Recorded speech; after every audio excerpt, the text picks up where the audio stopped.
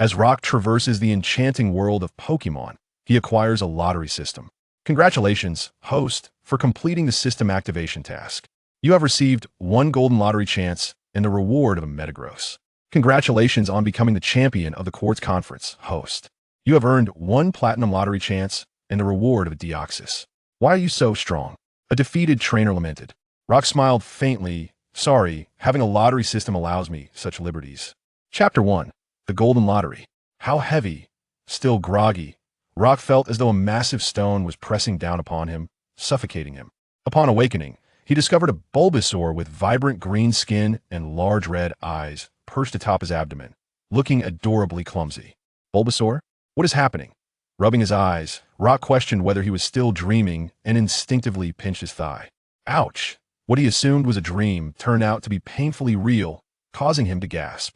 He then reached down to touch the Bulbasaur resting on his belly. It felt soft and flesh-like, nothing like the plastic he had imagined. As he stroked it, the little creature nudged his hand with its head. This Bulbasaur is alive. Have I crossed over?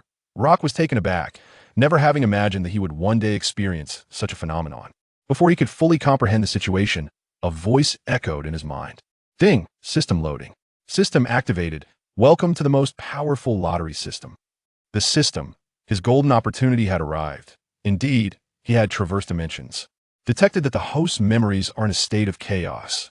Initiating memory sorting function. The system seemed aware of Rock's disorientation and began to organize his memories. A torrent of recollections flooded his mind, presenting him with a flurry of images. League Intern Inspector, Team Rocket, errors, suspension for review, and so forth. After a prolonged moment of contemplation, Rock exhaled. Ah, so that's how it is? After several minutes, he finally sorted through his memories. The individual he had become, also named Rock, was an intern inspector for the Kanto League in the Pokémon world. On his first day, his predecessor had taken him to pursue a Team Rocket member, but due to the Bulbasaur being paralyzed by fear from a Gyarados, a breach in their defense occurred, allowing a minor Team Rocket leader to escape as a consequence.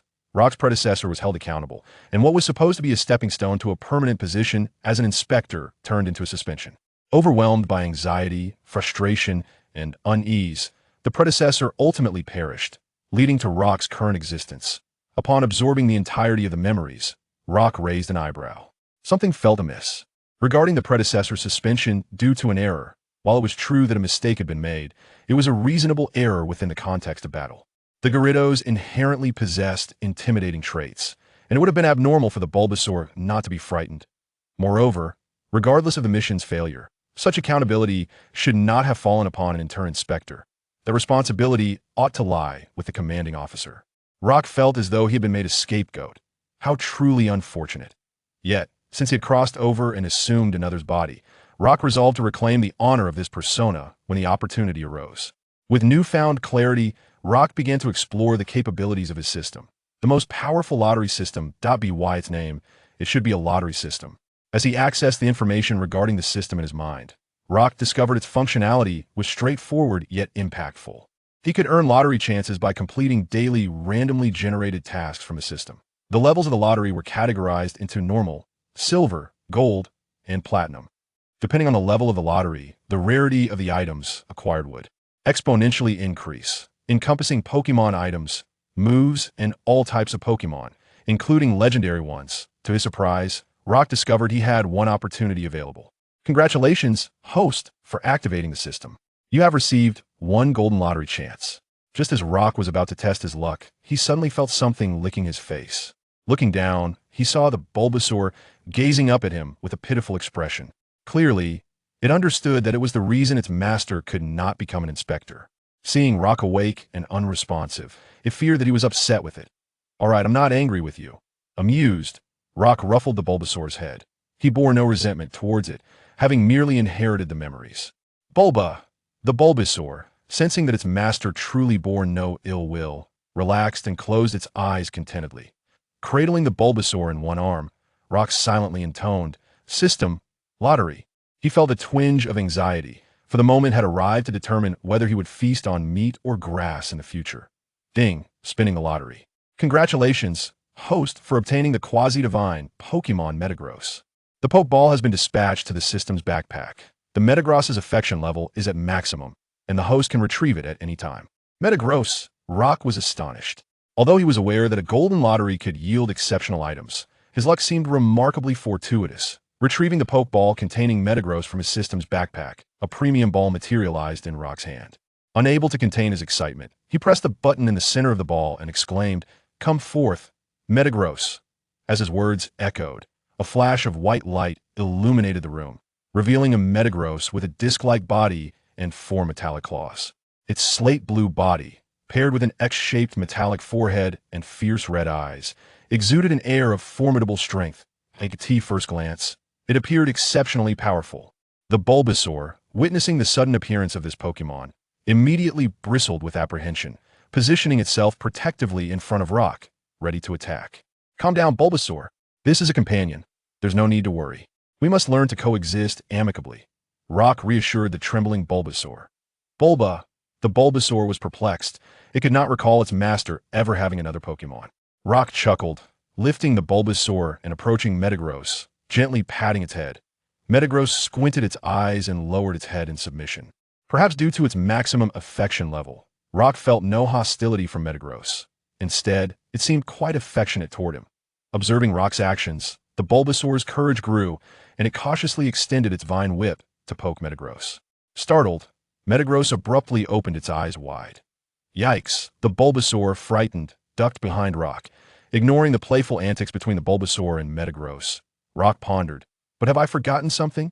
He felt a nagging sense that he had overlooked something important. Buzz. Just then, Metagross, sensing that the room was overly cramped and uncomfortable, lifted itself into the air. Gazing at the wreckage of furniture crushed beneath Metagross and the disarray of the room, Rock buried his face in his hands in despair. Damn it, he finally understood what was amiss. Chapter 2, Professor Oak. He ought to venture out to a more spacious locale. With the furniture now largely crushed, how long must he toil to tidy up? Fearing that the Metagross might further damage other belongings, Luo Yuan hastily returned the Metagross to its Pokeball. After a considerable effort to restore order to the room and clear away the wreckage, the sudden ringing of a telephone interrupted him. "HM, who could be calling at this hour?" Upon answering, a robust voice resonated through the line. "Luo Yuan, regarding the Pokédex you mentioned earlier, I have it ready for you. Just come by when you have the time." The voice sounded eerily familiar, and Luo Yuan felt a spark of recognition. The mention of the Pokédex prompted him to sift through his memories, quickly deducing the identity of the caller. "Professor Oak, I see." It turned out that his predecessor, disheartened by the bleak prospects of becoming a Pokémon inspector, had preemptively secured an alternative path, having previously attended a Pokémon summer camp organized by Professor Oak. He had thus earned the qualification to embark on his journey as a novice trainer this year. This meant that even if he chose not to pursue the role of inspector, he could still travel as a Pokémon trainer. In light of this, Luo Yuan fondled the Pokeball containing the Metagross, contemplating that resigning from his position as an inspector to embrace the life of a dedicated Pokémon trainer might not be such a bad idea. Having encountered numerous chaotic events, he felt little inclination to continue laboring for the League. Thus, it was decided. With this thought, Luo Yuan's mood lifted, and he began preparing lunch for Bulbasaur and Metagross. At the Kanto headquarters of the Pokémon Inspectorate on the Quartz Plateau, Ishihara Kurai observed the young man before him with a furrowed brow, his expression rife with conflict. "Have you truly made up your mind to relinquish your status as an intern inspector?" He was aware that this young man ranked among the more promising trainees in the current intern cohort. However, following a recent assignment where he had allowed a minor Team Rocket leader to escape, he had been met with disciplinary action, leaving his future status pending evaluation. To his surprise, the young man was now intent on resigning. "I've made my decision," Luo Yuan affirmed with a nod. "I fear I can no longer fulfill the role of Pokémon inspector." "Is it because of the recent reprimand?" Ishihara inquired. He was somewhat privy to the details surrounding the incident, realizing that the commander responsible for the operation had connections to a powerful family within the League. Fearing that a failure would tarnish his prospects for advancement, he had shifted the blame onto Luo Yuan, the intern, resulting in Luo Yuan's unwarranted misfortune. Upon hearing Ishihara's question, Luo Yuan merely smiled and remained silent. His expression conveyed a clear message. "Do you not possess any understanding of the circumstances at play?" Recognizing that the young man was resolute, Ishihara sighed and signed off on the resignation letter. "If you require assistance in the future, do not hesitate to reach out. I shall do my utmost within my capabilities." Handing the document to Luo Yuan, he continued, "The reprimand has been issued, and I cannot alter the situation. so I wish to make amends in some way. Who knows what lies ahead? Luo Yuan replied with a smile. Ishihara chose not to elaborate further. In a somber atmosphere, Luo Yuan completed the resignation formalities. Upon exiting the headquarters, he resolved to make his way to Professor Oak's research facility. With the new trainers set to embark on their journeys tomorrow, he felt it prudent to collect his Pokémon without delay. What do you think, Bulbasaur? He asked his companion, who regarded him with a bemused expression, tilting its head adorably. Haha. Luo Yuan chuckled at its endearing demeanor. Just as he prepared to continue on his path, a group of individuals suddenly blocked his way. Hey kid, halt! One of the ruffians, clad in the garb of a delinquent, shouted as he approached. Luo Yuan glanced at the group, unfamiliar with these troublemakers. Kid, you must be Luo Yuan. Before he could respond, the leader of the gang called out. I am indeed Luo Yuan, but who might you be? He sensed their intentions were far from benign. You don't need to know who we are. Someone sent me to deliver a message. Shut your mouth and refrain from speaking out of turn. The ruffian threatened. Oh, I would be quite interested to know who instructed me to remain silent. Luo Yuan raised an eyebrow, a hint of amusement crossing his face. He surmised the origins of their intimidation. His predecessor had no enemies, thus eliminating the possibility of personal vendetta. It was evident that their warning was related to the incident where he had been unjustly blamed. They were likely concerned about the repercussions of him revealing the truth and tarnishing their reputation. If he were in their position, Luo Yuan might entertain similar thoughts. However, he found their choice to resort to intimidation through thuggery utterly disagreeable. You dare mock me? Are you courting death? The ruffian's fury ignited, his face flushed with anger. According to some obscure data sources, delinquents were often impulsive and quick to anger, with even minor grievances escalating into violent confrontations. Luo Yuan sensed that his conflict with them was not inconsequential. Thus, to safeguard against any unforeseen circumstances, he placed a hand on the advanced poke ball at his waist. Believing Luo Yuan was preparing to fight, the leader gestured, and his gang members unleashed their Pokémon. Rattata, Ekans, and Coughing. Over 10 Pokémon suddenly filled the street, causing bystanders to scatter in fear. Did you just mock us? The ruffian leader asked, clearly ready to resort to violence. Chapter 3, The First Mission. Upon hearing the ruffian's words, Luo Yuan chuckled. Mock you? No. Let us consider this. In broad daylight, unleashing Pokémon to threaten a former Pokémon inspector. Do you truly consider yourselves of sound mind? With a sardonic smile, he pointed to the crowd around them who were dialing emergency services. The police will likely arrive any moment now. If I were you, I would flee post-haste to avoid capture. The ruffian leader paused, glancing around, his expression shifting dramatically. Indeed, there were individuals calling for the authorities. While delinquents might be hot-headed, they were not devoid of intelligence. When they had initially confronted Luo Yuan, they had not considered the ramifications, but his words struck a chord of truth. Should they be apprehended for openly threatening a Pokémon inspector, albeit one who had resigned, they could face months of incarceration, and life within those walls would be far from pleasant. Their associates might not come to their aid either. We're out. After much deliberation, the leader shot Luo Yuan a venomous glare before deciding to retreat. Luo Yuan made no move to stop them. Engaging with a band of fools would only diminish his own stature. He longed to have a word with the individual who had cast blame upon him, who had the audacity to send thugs to intimidate him, as if he were without temper. However, at that moment, a notification chimed within Luo Yuan's mind. Ordinary mission, teach the delinquents a lesson. The actions of these delinquents violate the law and severely disrupt your peace of mind. They deserve an appropriate reprimand. Therefore, defeat them decisively. Mission completion reward. 1. Ordinary lottery draw. Luo Yuan's expression shifted instantaneously from nonchalance to solemnity. With a stern expression, Luo Yuan charged towards the departing gang of delinquents, exclaiming, You think you can just leave after throwing threats without consulting me? The leader of the gang, sporting a pompadour, sneered, Are you trying to stop us, kid? Do you really believe that your timid Bulbasaur, which would cower at the sight of an old man, can intimidate us? The rest of the gang erupted into mocking laughter. Go ahead and try, Luo Yuan retorted, feeling a surge of annoyance, particularly at the derisive comment about his Bulbasaur. Although his intention to confront them stemmed from a system mission, it was evident that these ruffians would only become more brazen if not taught a lesson. The system was correct. People like them deserved a proper reprimand. Bulbasaur, hearing the taunts, was equally infuriated. You better scram with your Bulbasaur, or else you'll regret it. The Pompadour leader, believing he held the upper hand, was no longer interested in banter. He suspected that Luo Yuan was merely stalling for time, waiting for Junsha to arrive and capture them. At the gang's signal, two of their members, Abo Snake and Gaston, approached Luo Yuan menacingly, intent on intimidating him. Had this been the old Luo Yuan, he would have cowered in fear, but he was no longer the same. Calmly, he retrieved a pokeball from his waist, casting it towards the laughing gang. "Control them, Metagross," he commanded. In an instant, a massive turquoise metallic Pokémon materialized before the gang, its colossal form nearly occupying a third of the street. With its crimson eyes, metallic body, and razor-sharp claws, it exuded an intimidating presence. What struck terror into the gang was not merely its appearance, but the realization that they were utterly immobilized. Aside from blinking and opening their mouths, they had lost all control over their bodies. "What have you done?" The Pompadour leader gasped in horror. "This sensation of losing control is quite tormenting, isn't it?" Luo Yuan replied nonchalantly. "Don't worry, I have no intention of causing you any serious harm.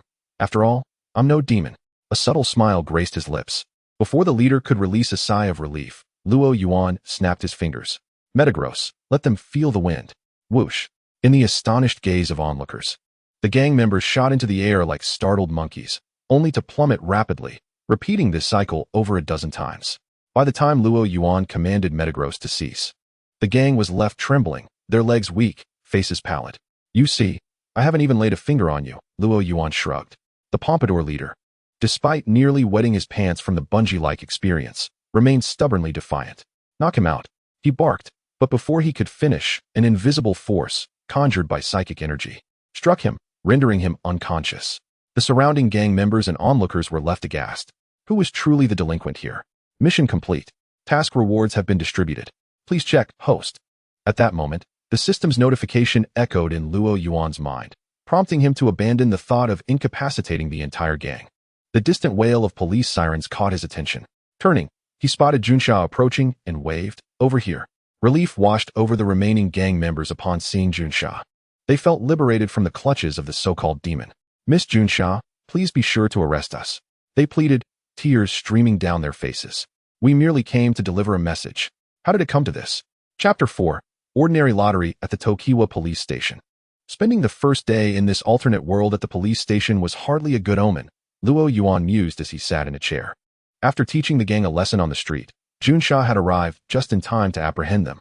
However, as a key witness, Luo Yuan was inevitably summoned to give a statement. Lost in thought, he noticed Junsha approaching with a cup of coffee, which she set on the table.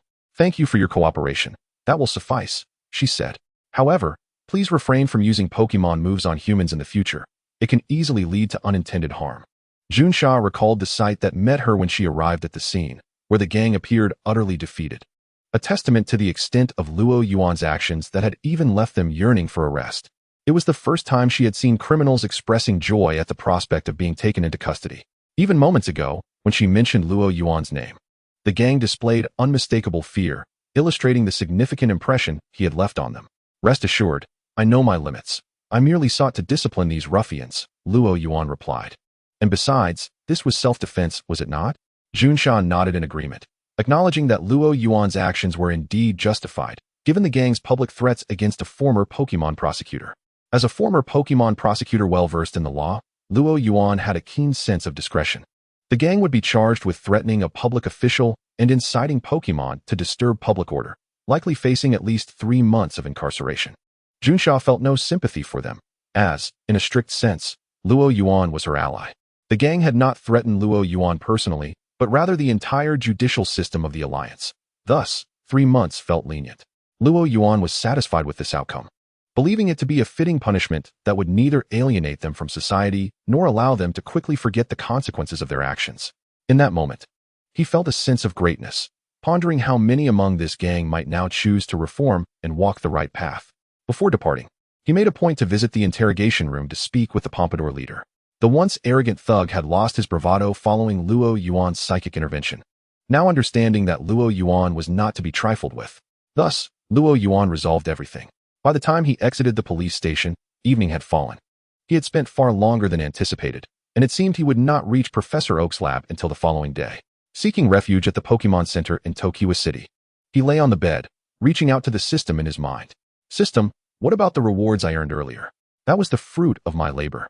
Remaining lottery attempts. 1 ordinary lottery. Would you like to proceed? Let's do it." With the experience of Metagross fresh in his mind, Luo Yuan was eager to discover what the ordinary lottery might yield. Lottery in progress. Congratulations, host. You have acquired basic Pokémon breeding knowledge. The prize has been stored in your backpack. What is this breeding knowledge? The name alone left Luo Yuan perplexed, prompting him to inquire further with the system. Basic Pokémon breeding knowledge includes various methods for raising Pokémon. System evaluation. Do not expect to become a master Pokémon breeder. It will merely assist you in being a competent caretaker. This system certainly had a sense of humor, Luo Yuan thought, his lips twitching at the commentary. Nevertheless, it was a resource he would utilize, for both his past self and his current self were primarily informed about Pokémon combat, leaving him woefully uninformed on the subject of breeding. With this knowledge, at the very least, he could avoid inadvertently neglecting his Pokémon. Time to learn. With a quiet mantra in his heart, Luo Yuan suddenly felt an overwhelming influx of information surge through his mind. The preferred food combinations for Bulbasaur, the precautions to take while massaging Charmander, and methods to assist Squirtle in cleaning itself, among countless other details. The sheer volume of knowledge flooded his consciousness, and it took him a full 10 minutes to regain his composure. Is there truly such depth to Pokémon nurturing? Before his transmigration, Luo Yuan had always believed that as long as he fed the Pokémon regularly, that would suffice.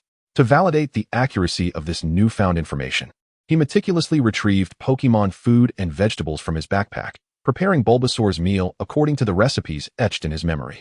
To his astonishment, he watched as the notoriously finicky Bulbasaur devoured a meal that would typically require 2 servings. It dawned on Luo Yuan just how invaluable this information was. Upon further reflection, he realized it encompassed an entire methodology for raising Pokémon, far from the dire portrayal suggested by the system. He mused that he could now confidently sit for the Pokémon breeder qualification examination. It seemed there had been some misunderstanding regarding the basics of Pokémon care.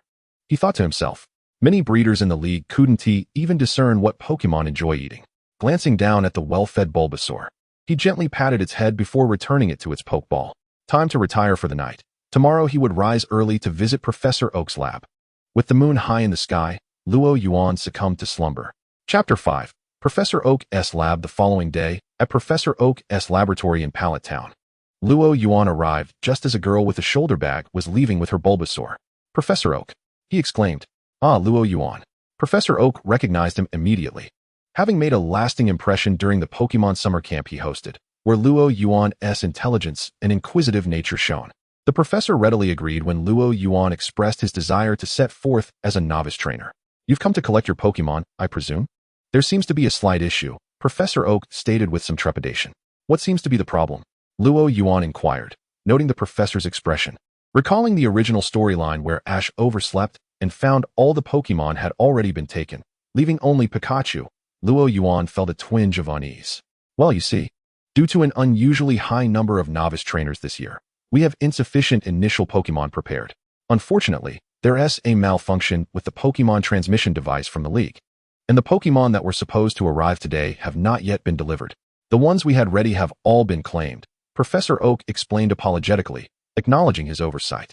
What a stroke of bad luck, Luo Yuan mused. No initial Pokémon. So be it, he happened to already have a Bulbasaur. Since there was no need to insist on an initial Pokémon, he felt at ease knowing he had the system to rely on. Wait, that's not what I meant. Professor Oak hurriedly waved his hands as he sensed Luo Yuan had misunderstood. I do have 2 other Pokémon available, but they have rather challenging temperaments. If you're willing to accept them, you may choose them as your starter Pokémon. Professor Oak produced 2 Pokeballs, placing them on the table. If you prefer, you can wait until the transmission device is repaired, and I can send your initial Pokémon to you then. What are these 2 Pokémon? Luo Yuan inquired, curiosity piqued. One had to be Ash's infamous Pikachu, the formidable yet temperamental creature that struggled against even the weakest of starters. But what could the other be? Come forth, Professor Oak commanded, releasing the 2 Pokémon. With a loud pop, 1 yellow and 1 brown Pokémon materialized in the lab. The yellow one was, of course, Pikachu, who was currently turning its head away, displaying a clear unwillingness to cooperate. The other Pokémon had long ears, a coat of brown fur, and fluffy hair around its neck and tail, with large eyes and short legs, making it irresistibly adorable. Pikachu and Eevee? Luo Yuan remarked. Indeed, Professor Oak confirmed. This Pikachu has a strong aversion to humans and is likely to shock anyone who approaches. As for this Eevee appears quite normal, Luo Yuan noted, not wanting to usurp Ash's Pikachu. After all, Eevee had been grooming itself since its release, behaving like a typical Pokémon. As he crouched down to pet Eevee, it deftly dodged his hand and shot him an indignant glare. You can see for yourself. This Pikachu dislikes humans, and Eevee is far too aloof and unresponsive to commands. They are not suited for novice trainers. If it proves too difficult, you can always return once the transmission device is fixed. Waiting was out of the question. It was simply not an option. Luo Yuan, eyeing the haughty Eevee, pondered for a moment before retrieving an array of ingredients from his backpack and concocting a meal based on the food Eevee most adored. Professor Oak questioned, puzzled by Luo Yuan's actions as he began preparing the dish. Of course, to win their acceptance, Luo Yuan replied, placing the specially crafted Pokémon food before Eevee. Eevee. Sniffing the air, Eevee's nose twitched as it expressed a glimmer of desire. However, it eyed Luo Yuan warily. Fear not, Eevee. Do have a taste, Professor Oak encouraged, sensing Luo Yuan's intent to forge a bond through food. Upon hearing the professor's words, Eevee could no longer resist its yearning and took a tentative bite. Then, it was as if a dam had burst. The entire plate of Luo Yuan's specially prepared food vanished in an instant. Eevee then stood up and approached Luo Yuan, resolutely settling beside him as if to declare him its new long-term benefactor. Impressive, Professor Oak remarked, giving Luo Yuan a thumbs up. I had no idea you possessed such skills. The intricacies of Pokémon breeding were profound, and while Professor Oak was dedicated to Pokémon research, his expertise in breeding was limited. Witnessing Luo Yuan sway Eevee's allegiance with just a plate of food left him astounded. To capture a Pokémon's heart, one must first seize its stomach, Luo Yuan smiled. Professor Oak, observing the still aloof yet steadfast Eevee by Luo Yuan's side, smiled as he handed the Pokeball to Luo Yuan. Then, I entrust Eevee to you.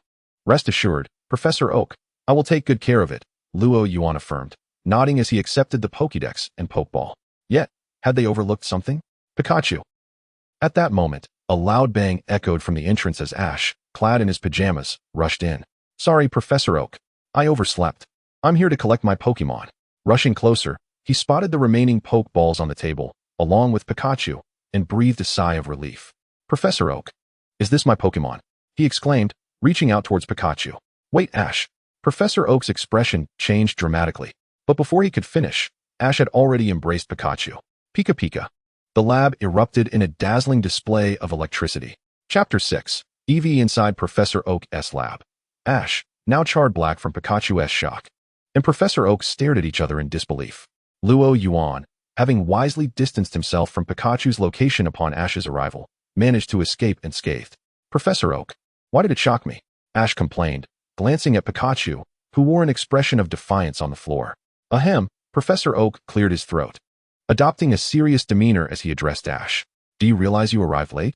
On this momentous day, you actually arrived late, and all the Pokémon have already been claimed. As he spoke, Professor Oak cast a frantic glance at Roy. Roy's lips twitched slightly. It seemed Professor Oak was attempting to persuade Ash to cooperate. Upon hearing Professor Oak's words, Ash immediately grew anxious. Professor Oak, are there truly no Pokémon left? Professor Oak shook his head with a sigh. All the Pokémon have been taken by this year's new trainers, and Roy's Eevee is the last one. Only then did Ash notice another person in the laboratory. Are you Roy? As a fellow participant in the Pokémon summer camp, Ash was familiar with both Roy and Gary, recalling moments when they were chased by a flock of Pidgeys. Ash, it's been a while, Roy greeted him. Didn't you just pass the League's intern prosecutor exam? What are you doing here?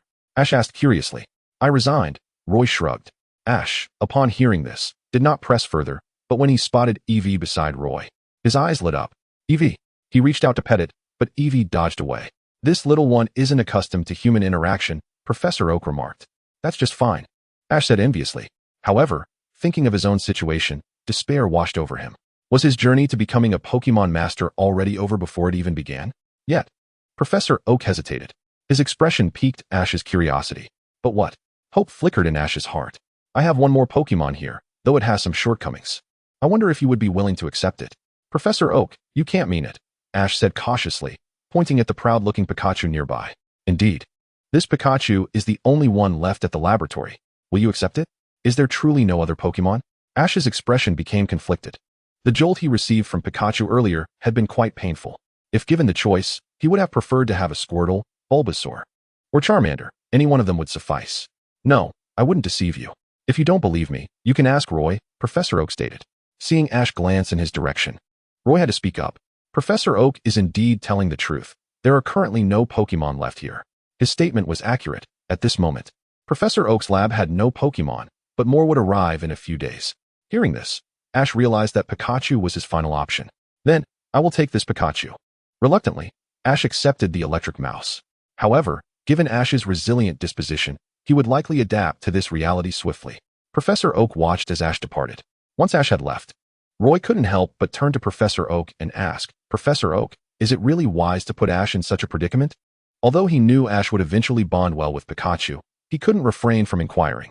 That Pikachu has exceptional potential, and Ash's passion for Pokémon is genuine. "I believe he will be able to win over that Pokémon," Professor Oak replied. "Of course, if he cannot find a way to coexist with Pikachu. Once the teleportation device is repaired, I can provide him with another Pokémon." Roy understood. Professor Oak had indeed considered the matter thoroughly. Poor Ash remained oblivious, truly believing that Pikachu was his only option. "Well then, Professor Oak, I shall take my leave." Having secured the Pokédex and his starter Pokémon, it was time for him to depart. "Haha, I wish you a safe journey.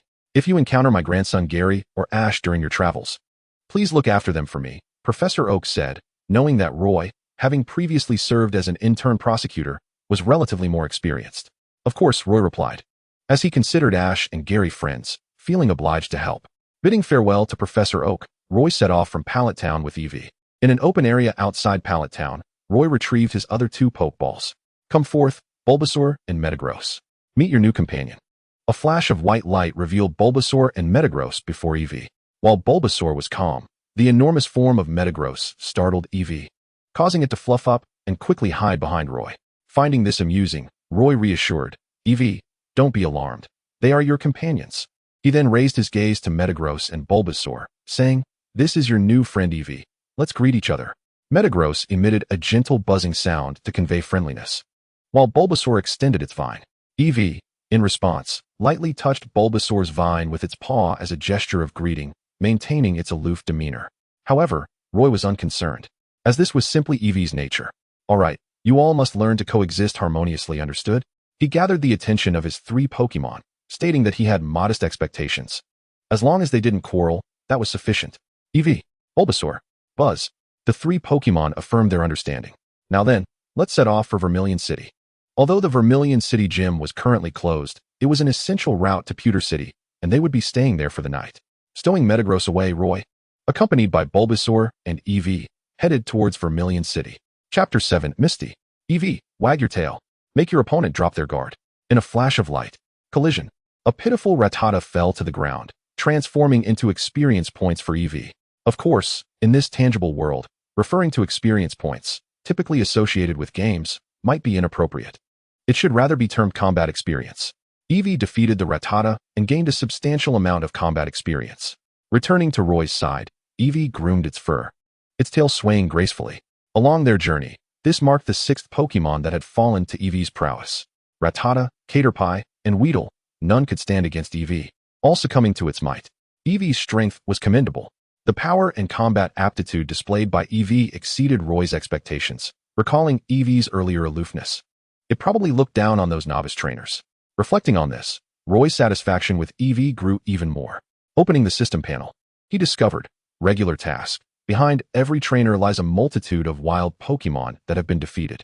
Task content: defeat 50 wild Pokémon before reaching Vermilion City, 650. Task reward: 1 regular lottery draw. This was a task refreshed by the system earlier, and it was precisely due to this task that Roy had extended his hand towards these feeble wild Pokémon. 50 Pokémon. It was quite the hassle. It had taken him over an hour to find these 5 Pokémon. The others either fled upon seeing him or ignored his provocations and refused to battle.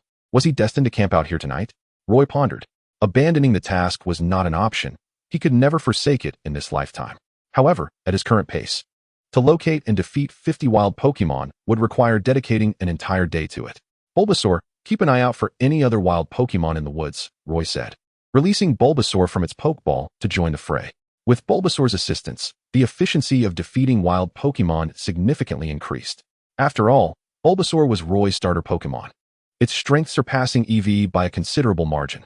As the Bulbasaur deftly ensnared a fleeing Rattata with its vine whip, poised to deliver a finishing blow with its leaf blade. A sudden rustling from the nearby thicket caught their attention. Who goes there? Luo Yuan inquired. Beside him, Eevee perked up its ears in alertness. In the wild, Pokémon often ambushed unsuspecting humans, so exercising caution was prudent.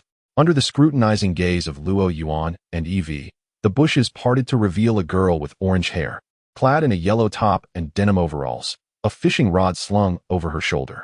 She approached Luo Yuan and asked, "Hello. Have you seen a boy riding a bicycle accompanied by a Pikachu?" "Codon," Luo Yuan thought, taken aback. He immediately recognized her as Misty, the protagonist from the original series of the TV anime. From her words, it seemed she was searching for Ash, who had presumably absconded with her bicycle. According to the plot, Ash was currently being pursued by a flock of Spearow. "I haven't seen him, but I believe I might know the boy you mentioned," Luo Yuan replied, though he had indeed not laid eyes on Ash. "You know him? That's wonderful." Misty sighed in relief. "He took my bicycle, and I must get it back. Can you help me contact him?" Luo Yuan internally mused that it was unlikely she would reclaim her bicycle, but refrained from voicing his thoughts. He shook his head.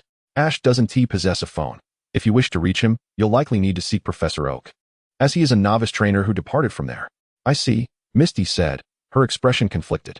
Observing her hesitation, an idea struck Luo Yuan. "How about this? Allow me to accompany you in your search for him." He recalled the Spearow chasing Ash. If he could eliminate them, he might fulfill his own mission. Moreover, Professor Oak had entrusted him with Ash's safety, and he couldn't stand idly by while Ash was in peril. Misty, however, did not respond with enthusiasm, but rather with suspicion. "You're not some nefarious individual seeking to ensnare innocent girls, are you?" To her, Luo Yuan was merely a stranger, and such an unsolicited invitation raised her suspicions. Luo Yuan sighed. "Do I really appear to be a villain? Even if my previous life was that of a league prosecutor, I assure you I bear no resemblance to a wrongdoer." Misty scrutinized him from head to toe. "You seem quite dubious." To avoid any unwarranted misunderstandings, Luo Yuan produced his Pokédex to validate his identity. Realizing her error, Misty blushed and quickly apologized. "All right, follow me. If we delay, your bicycle may face further misfortune." With that, Luo Yuan, amidst Misty's astonished gaze, tossed a luxury ball containing a Metagross. The colossal creature emerged, instantly toppling 2 trees and startling a multitude of wild Pokémon. "That's the quasi-legendary Pokémon, Metagross from the Hoenn region," Misty exclaimed, recognizing the formidable creature. As one of the heirs of the Cerulean Gym, it was only natural for her to be familiar with such a renowned Pokémon. "Are you not a novice trainer?" She began to doubt again. "Are you coming or not?" Luo Yuan asked, having leapt onto Metagross. After a moment's contemplation, Misty realized she had little choice. If Luo Yuan were indeed a villain, she doubted she could contend with him. Resolving her uncertainty, she grasped Luo Yuan's arm and climbed onto Metagross. "Let us go, Metagross. We must locate a boy with a Pikachu." With a hum of understanding, Metagross ascended into the sky, soaring high above as they searched for their target, quickly locking onto it and speeding away. At that very moment, Ash stood with arms outstretched before Pikachu, shouting defiantly at the Spearow to intimidate them. Chapter 8, Pokémon Center. Ash attempted to fend off the Spearow. However, the inherently aggressive nature of Spearow meant they were far from intimidated by Ash's bravado. Chirp! The flock of Spearow, as if receiving a command, dove toward Ash in unison. Pika! Pikachu, deeply moved, leaped in front of Ash, ready to sacrifice itself for its trainer. Just as the situation seemed dire, a voice echoed from above. "Metagross, use Psychic." Ash recognized the voice, but before he could ponder its identity, he witnessed the very air above him distort as an unseen force enveloped the oncoming Spearow. The entire flock, as though struck by a sledgehammer, plummeted from the sky like raindrops. "Remarkable," Ash gasped, his mouth agape as he beheld the spectacle. "Pika!" Pikachu shared his astonishment. Their gaze shifted skyward to the majestic Pokémon floating above, along with Luo Yuan. How is it Luo Yuan? And when did he become so powerful? Defeated wild Pokémon, 5250. Received 1 ordinary lottery draw. Lower the altitude, Metagross, Luo Yuan instructed as he and Misty dismounted. "Are you all right?" he asked. "Thanks to you, Luo Yuan," Ash exclaimed, nearly in tears. For Ash, who had barely stepped out of his home before being pursued by a horde of Pokémon, Luo Yuan's arrival felt nothing short of miraculous. "It's nothing, merely a coincidence that I encountered your creditors and heard you were in danger," Luo Yuan indicated towards Misty, who was inspecting her bicycle. Ash's expression froze. Speaking of the bicycle, he recalled the incident when he had inadvertently crashed it down a slope. Indeed, as Misty righted the bicycle, its front wheel was severely bent. "My bicycle." Misty was taken aback, shooting an angry glare at Ash. Ash felt the weight of embarrassment, fully aware of his wrongdoing in not only taking someone else's bicycle, but also damaging it. "We can discuss the bicycle later," Luo Yuan interjected, attempting to mediate. Pikachu seems to be in a bit of trouble. Should we take you to the Pewter City Pokemon Center? Luo Yuan glanced at Pikachu, who bore numerous scratches from the Spearow's attacks, and after bravely leaping in front of Ash, appeared to be in dire straits. Right, Pikachu. Ash hurriedly scooped up the weakened Pokemon. Luo Yuan, please help me. Metagross can't accommodate so many passengers. Let me take Pikachu to the Pokemon Center first, and you can follow Misty later. There was simply no way for Metagross to carry 3 individuals and a bicycle. However, leaving Misty behind was not an option. Hence Luo Yuan proposed this compromise. Ash nodded fervently, trusting Luo Yuan, then looked down at Pikachu in his arms. Pikachu, be a good Pokemon. Let Luo Yuan take you to the Pokemon Center for treatment. I'll be there shortly. Pikachu, though weak, nodded in agreement. Ash's selfless act had already earned its respect as a trainer. Please don't shock me, Pikachu. After receiving Pikachu from Ash with a cautionary remark, Luo Yuan leapt onto Metagross, who soared towards the Pewter City Pokemon Center. A rainbow arched across the sky behind them. By the time they arrived at the Pokemon Center, the weather had cleared. The enormous Metagross descended from the heavens, instantly drawing countless gazes. Given its imposing form, it was bound to be the center of attention wherever it went. What Pokemon is that? It looks so impressive. It seems to be a quasi-legend from the Hoenn region. I want one.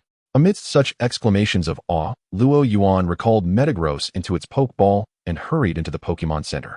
Luo Yuan hastily approached the reception desk and addressed Joy.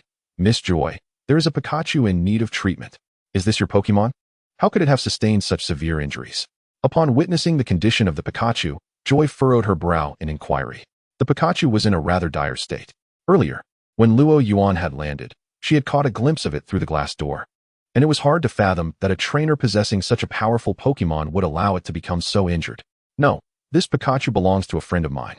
In light of the urgency, I brought it here for treatment, and he will arrive shortly, Luo Yuan explained. He was determined to avoid taking the blame for the situation. I see, then leave it to me. Joy nodded and called for a Chansey, ushering the Pikachu into the operating room. Is the Pikachu going to be alright? Luo Yuan inquired. Given the timely arrival, there shouldn't be any significant danger. Thanks to the advanced technology in the Pokemon world and the healing techniques that incorporate Pokemon abilities. As long as it isn't dead on the spot, there is a substantial chance of revival even if it has just a breath left, Joy reassured him. Thank you very much, he replied. You're welcome. It is my duty, Joy responded. While the Pikachu was undergoing emergency treatment, Joy continued to attend to other trainers. With nothing to do, Luo Yuan settled onto a sofa in a corner. System, display my lottery chances. Remaining lottery chances for the host. Regular lottery 1, silver lottery 0, gold lottery 0, platinum lottery 0. Gazing at the zeros, Luo Yuan felt a twitch at the corner of his mouth. There's no need to display what I don't possess anymore. Display settings have been modified. Luo Yuan was quite pleased with the system's perceptiveness and silently thought, System, lottery. Lottery in progress. Congratulations to the host for winning. Chapter 9, the Team Rocket Trio. Lottery in progress. Congratulations to the host for winning the item Metal Coat. Metal Coat? Luo Yuan echoed the system's notification. Metal Coat is an item that allows certain Pokemon to evolve. I'm aware of that. As a devoted Pokemon fan, Luo Yuan certainly knew that the Metal Coat was the key item for evolving Scyther into Scizor and Onix into Steelix. And it also enhances the attack power of Steel-type Pokemon. Not a bad result from this lottery. Although the item he drew this time was not as impressive as last time, it was still quite decent. The Metal Coat was relatively rare, as evidenced by the scarcity of Scizor and Steelix. Winning the Metal Coat would be beneficial, whether to have Metagross carry it to enhance its Steel-type moves or to use it in the future to evolve Onix and Scyther. Just as Luo Yuan was pondering where in Kanto he might catch Scyther and Onix, the doors of the Pokemon Center burst open, and Ash rushed in, closely followed by a breathless Misty.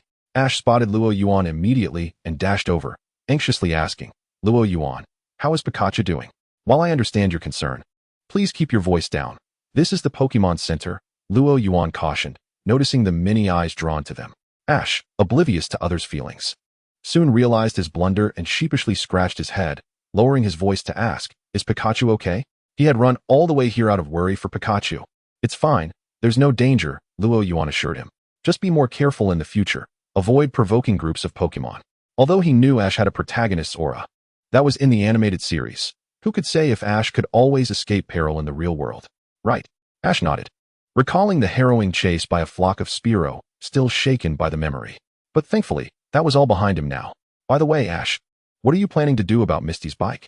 Luo Yuan inquired, noticing Misty, who was still catching her breath while leaning on her damaged bicycle. Yes, return my bike. Misty interjected. She had previously inspected her bicycle and found that the entire front wheel was ruined, the frame severely bent and deformed. Essentially, the bike was beyond repair. I'll pay for it, Ash lamented, his spirits dampened. Misty's expression softened at Ash's responsibility, even if he was reckless and often disregarded others' feelings. However, before she could fully appreciate his sincerity, Ash followed up with, "But I don't have any money." "What?" Misty exploded at Ash's words. "But please rest assured, I will repay you slowly." Ash's apology was earnest, yet it did little to quell Misty's ire. Just as Misty was about to say more, the doors of the Pokémon Center erupted with a loud bang. The trainers resting inside were startled, many small-hearted individuals fleeing in panic. A thick cloud of smoke enveloped the entrance, sealing off the Pokémon Center. Accompanying the white smoke was a chorus of raucous laughter. "Ha! Who goes there?" Ash instinctively called out. Luo Yuan felt a twitch at the corner of his mouth. The classic line was coming. "Who goes there?" A male voice responded.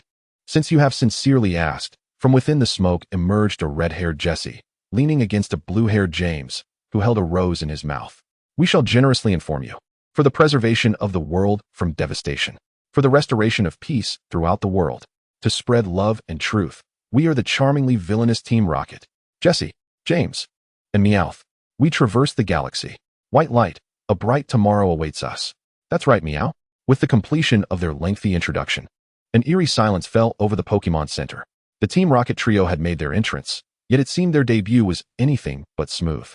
The tension in the air was palpable, broken only by the sound of the smoke bomb hissing as it released its contents.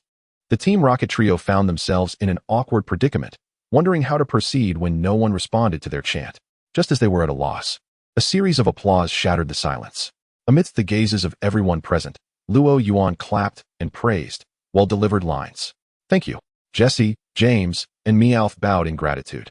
After their thanks, they sprang up, and together Jesse and James threw their Pokeballs. "In gratitude, hand over your Pokémon. Team Rocket is here to collect. Everyone, surrender your Pokémon immediately. Team Rocket." Many trainers turned pale at the mention of the name. "Run!" someone shouted, triggering a stampede towards the exit. The mere mention of Team Rocket was sufficient to instill fear in the trainers.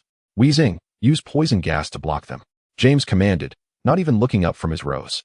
With a swift motion, Weezing expelled a dense cloud of toxic gas, sealing off the entrance and trapping all the trainers inside. Pidgey, Whirlwind, blow away the poison gas. Finally, a trainer remembered they still had Pokémon and threw a Pokeball, shouting. Seeing this, Jesse remained unfazed and called out, "Arbok, Poison Sting." A barrage of poisonous needles shot towards the freshly released Pidgey. Swish, swish, swish. Pidgey was struck all over by the poisonous needles, plummeting to the ground. "Pidgey." The trainer rushed to scoop up the fallen Pidgey. Hiss. All trainers who witnessed the scene drew in a sharp breath, silently retracting their hands that had instinctively reached for their Pokeballs. The Rocket team was far beyond our capacity to confront. "Where is Miss Junsha?" one trainer exclaimed. Luo Yuan, what is the Rocket team?" Ash inquired. At that moment, Ash's question seemed so jarringly out of place amidst the desperate cries of the trainers. Chapter 10, Optional Mission. Luo Yuan was momentarily taken aback by Ash's query, realizing suddenly that Ash appeared to be unfamiliar with the Rocket team. "Fool. The Rocket team are the villains who specialize in stealing others' Pokémon." Misty interjected from the side. "Villains?" Ash responded, a look of vigilance crossing his face. Luo Yuan remarked, "Your reflexes are alarmingly slow. Indeed, we are the villains." Musashi and Kojiru took pride in their notoriety. They stood defiantly in front of the gathered trainers, smirking. "Hand over your Pokémon, swiftly." An Arbok ensnared a Rattata, its desperate cries mirroring those of the trainers present. For the trainers at the Pokémon Center, who could barely be called Pokémon trainers and were more akin to Pokémon caretakers, the sight of Arbok and Weezing was akin to an insurmountable chasm. "I will not surrender Pikachu to you," Ash declared boldly. "How laughable, kid. Who would care about such a common electric mouse?" Musashi scoffed. Kojiru chimed in, "Exactly. What we seek are precious Pokémon." Luo Yuan chuckled. "What a delightful warning. Hey, kid, what are you laughing at? Don't think that if you applaud us, we'll let you go. Hand over your Pokémon." Musashi, irritated by Luo Yuan's mirth, barked. "Me? Are you certain?" Luo Yuan was taken aback by Musashi's intent to target him. "Yes, you." With Musashi's command, Arbok straightened its body, glaring menacingly at Luo Yuan. "Let us see if you possess the strength to back that up." Luo Yuan smirked, casting a dismissive glance at the trio from Team Rocket. I dare say. You three are utterly pathetic. You little brat, seeking your demise.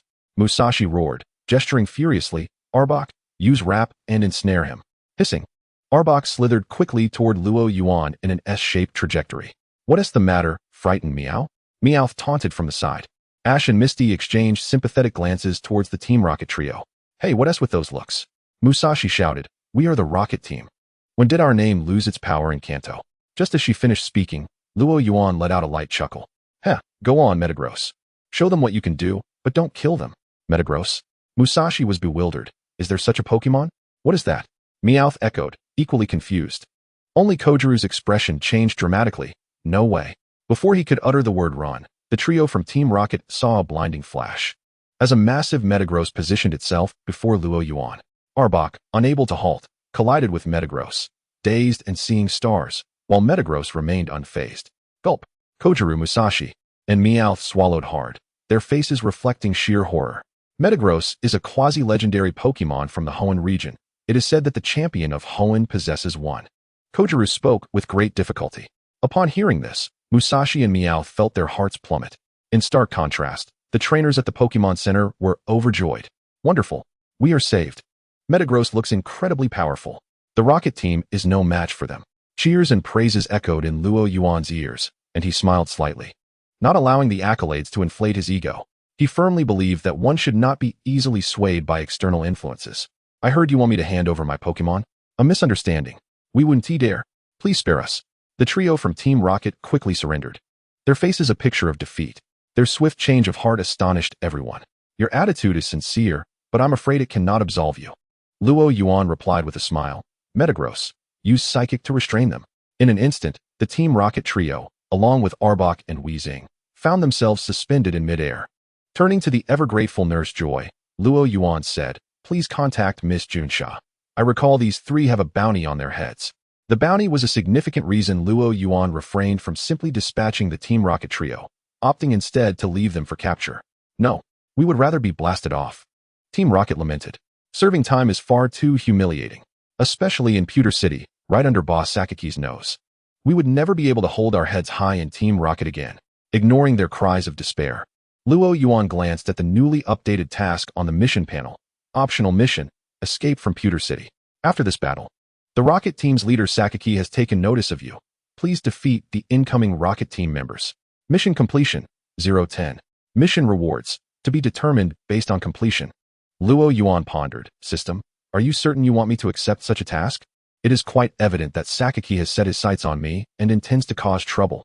He was uncertain why Sakaki had taken an interest in him, whether it was simply due to his victory over the Team Rocket trio, the strength he had displayed, or perhaps his former identity as a Pokémon prosecutor. Regardless, being targeted by Sakaki, the boss of Team Rocket, was not encouraging news. Never mind. Surely even Team Rocket wouldn't dare to act brazenly under the watch of the police station. With that thought, Luo Yuan welcomed the approaching Miss Junsha with a smile.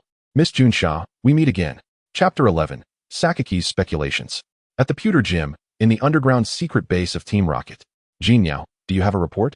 Sakaki reclined against a large sofa, stroking the head of his Persian as he observed the short-haired woman in glasses who entered. The woman, Jinyao, was Sakaki's secretary. Boss Sakaki, Musashi, Kojiru, and Meowth's mission has failed, Jinyao reported. Sakaki paused in his petting of Persian. What was the reason? Although Musashi and Kojiru were incompetent, the trainers at the Pewter City Pokémon Center were, in Sakaki's eyes, even less than worthless. Hence, such a minor task should not have encountered failure. They encountered a trainer of formidable strength during their mission. Jinyao emphasized the word formidable. Formidable? Jinyao nodded yes. The Pokémon they used was the quasi-legendary Metagross from the Hoenn region. Upon hearing Metagross, Sakaki's brow furrowed. Metagross? Have we investigated the identity of this trainer? The use of Metagross, one of the most renowned Pokémon, often indicated affiliation with the Zabuchik family, who controlled the majority of Beldum, Metong, and Metagross in Hoenn, with the representative being the Hoenn champion, Zabuchik Daigo. Thus, Sakaki immediately associated this incident with the Zabuchik family. Could it be that the Zabuchik family and Devon Corporation are planning to make a move in Kanto? Sakaki speculated.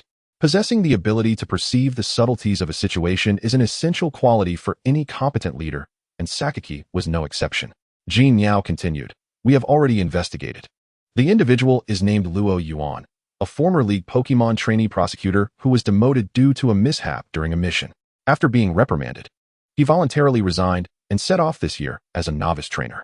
No connections to the Zabuchik family have been discovered. Demotion, resignation, novice trainer. Sakaki stroked Persian's head thoughtfully. This was entirely contrary to reason.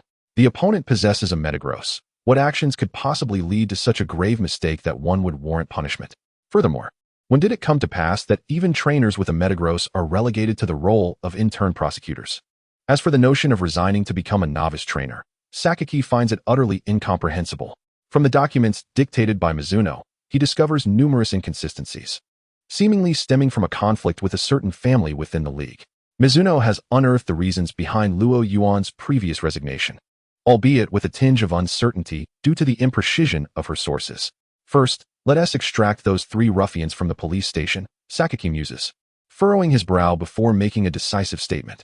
Regardless of the circumstances, the trio of Musashi must be retrieved. Although they may lack intellect, the identities of both Musashi and Kojiro are not easily forsaken. As for that individual named Luo Yuan, he shall be tested. Sakaki is convinced that a former Pokémon prosecutor, possessing a Metagross, would not resign without cause only to become a fledgling trainer. Coupled with the recent surge of activity from his underlings in Team Rocket, he suspects that this may be part of the League's scheme against them. Such tactics are not unprecedented. At times, the League orchestrates for certain prosecutors to feign dissatisfaction, resign, and infiltrate Team Rocket as moles to gather intelligence. Thus, Sakaki remains vigilant. Indeed, Boss Sakaki, Mizuno replies promptly.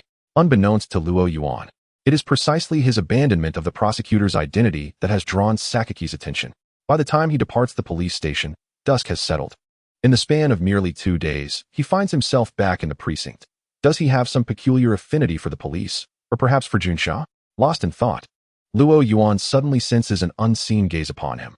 Instinctively glancing back, he discovers the street behind him utterly deserted. Luo Yuan frowns. His instincts have always been remarkably accurate. Turning forward once more, the sensation of scrutiny resurfaces. He twists around again, yet the street remains devoid of any anomaly. Something is amiss. Luo Yuan keenly perceives the truth. Someone is tailing him. Maintaining a facade of composure, he advances, swiftly navigating the labyrinthine streets, ultimately finding himself in an unfamiliar alleyway. Abruptly halting, he declares, "No need to hide. Come out." Silence ensues, broken only by the whispering wind, as if no one were present.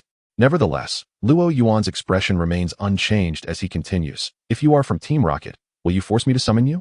Given the previous mission refresh, he needn't ponder. It could only be Team Rocket pursuing him. Accompanied by applause, the air shimmered, and a figure materialized at the opposite end of the alley. It was a woman, her short hair framing her face, adorned with earrings. Her curvaceous figure clad in a distinctive gray, form-fitting skirt uniform emblazoned with the emblem of R, standing out even in the twilight. This female Team Rocket officer was accompanied by a surskit, which she had just concealed using its abilities. "You managed to uncover my trail, it seems." Just as Boss Sakaki surmised, "You are no ordinary trainer," the female officer remarked upon her appearance. Although Luo Yuan had long suspected he was being followed by Team Rocket, her words left him bewildered. What has Sakaki speculated? In what way am I not ordinary? He remained oblivious to Sakaki's conjectures regarding some grand conspiracy of the League, leaving him somewhat dazed. Chapter 12, Team Rocket Officer Sham. Observing Luo Yuan's expression, the female officer smirked. "Feigning ignorance? No matter. I shall extract every ounce of information you possess." With that, she retrieved a pokeball from her pocket. "Remember my name, Officer Sham of Team Rocket." She deftly pressed the button on the mini pokeball, causing it to enlarge before she tossed it. "Go Hippowdon." In a flash of crimson light, a pink Pokémon with a colossal shell atop its head emerged in the alley. Hippowdon, the evolved form of Drowsy after utilizing its King's Rock, possesses remarkable intelligence and instinct. Unlike its predecessors, Luo Yuan's mind flooded with knowledge about Hippowdon. Is it truly a testament to Team Rocket's prowess that they have acquired such a rare Pokémon? Humanity has yet to unlock the secrets of Drowsy's evolution into Hippowdon, and as wild Hippowdon are notoriously difficult to capture, they are indeed a prized Pokémon. However, Sham did not respond, but rather scoffed. "Humph, if you think you can buy time, you are sorely mistaken. This area is already surrounded by Team Rocket." As Sham spoke, several Team Rocket members, accompanied by their Pokémon, emerged from the alley behind Luo Yuan, encircling him from all sides. Beedrill, Arbok, Weezing, and Zubat, all aggressive Pokémon of Team Rocket. 1, 2, 3, 9, 10 in total. Luo Yuan counted, confirming the exact number matched the 10 individuals specified in the system's mission. 10 of you are more than sufficient to deal with me. Surrender your Metagross and divulge your origins, and I may let you off easy. Sham purred, caressing her earring. With Hippowdon in front and an abundance of henchmen to assist, she felt victory was assured. Do you truly believe you have one? Do you think you can still resist? Sham retorted. As she spoke, Hippowdon's eyes shimmered with a blue luminescence, an invisible psychic force attempting to ensnare Luo Yuan. Perceptive to the psychic energy, Luo Yuan immediately unleashed the Pokeball containing his Metagross. Metagross. Vibrations rippled through the air as the Metagross, larger than an automobile, manifested in the alley. The psychic force from Hippowdon collided with Metagross, dissipating harmlessly. Luo Yuan swiftly mounted his Metagross as it ascended into the sky. Sham's heart dropped. No? He's attempting to flee. Everyone, attack. Hippowdon, use Psychic. At the command of their leader, the Team Rocket members urged their Pokémon to pursue. Beedrill, use Poison Sting. Zubat, Supersonic. Arbok, Iron Tail. Moreover, one Team Rocket member retrieved a device resembling a rocket launcher from his bag, aiming it at Luo Yuan. This was a specialized capture net designed for ensnaring large wild Pokémon. However, before he could pull the trigger, the soaring Metagross made a sudden turn, not fleeing, but charging directly towards the pursuing Team Rocket members. Watch out. Sham realized with dread. She had been deceived. Luo Yuan had no intention of retreating. It's too late. Luo Yuan chuckled. Observing the chaos below as Team Rocket's Pokémon floundered in confusion due to Metagross's unexpected maneuver. Under Luo Yuan's command, Metagross delivered a bullet punch, striking a Beedrill that failed to evade, sending it crashing to the ground, rendered unable to battle. The remaining Pokémon, witnessing this display, were struck with terror, fleeing in all directions. Damn it! Hippowdon, use Water Pulse. In a desperate attempt to salvage the situation, Sham ordered Hippowdon to join the fray, hoping to restrain Metagross and provide her subordinates a moment's respite. Hippowdon nodded, extending its small arms as the pink crystal atop its head glimmered, unleashing a water pulse directed at Metagross below. The location where the colossal Metagross is about to descend is precisely here. Observing the ripples of water emanating from the King Hippo, Luo Yuan, seated upon the back of the Metagross, remained unperturbed. With a calm demeanor, he retrieved another Pokeball from his waist. Bulbasaur, use Leaf Blade. He commanded. There's no reason why you should encircle me while I can only deploy a single Pokemon. And Leaf Blade happens to be one of the only 3 Grass-type moves possessed by my Bulbasaur. In a flash of white light, Bulbasaur appeared in his arms. Bulbasaur. With a flurry of swishing sounds, over a dozen leaf blades shot forth towards the approaching waves of water. The leaf blades collided with the water waves, shattering upon impact. The level of Bulbasaur was still too low to contend with the King Hippo, but it was sufficient for the task at hand. With Bulbasaur's defense, Metagross not only had the time to deal with the retreating Arbok, but also executed Metagross, Light Screen. A shimmering wall of light intercepted the water waves, causing them to explode into a spray of droplets upon collision. Seizing the moment, Luo Yuan fished out 4 earplugs from his backpack and plugged them into Bulbasaur's ears and his own, before issuing the command. Metagross, metal sound. The piercing, shrill metallic resonance echoed through the alley, creating a cacophony that was both disorienting and excruciatingly painful. Chapter 13, King Hippo. The metal sound disrupted the subsequent moves of the King Hippo, leaving both humans and Pokémon within the alley in a state of agitation. In the realm of games, the effect of metal sound is to lower the target's special defense by 2 stages, but in this reality, the prowess of Pokémon is not merely reflected in numerical data.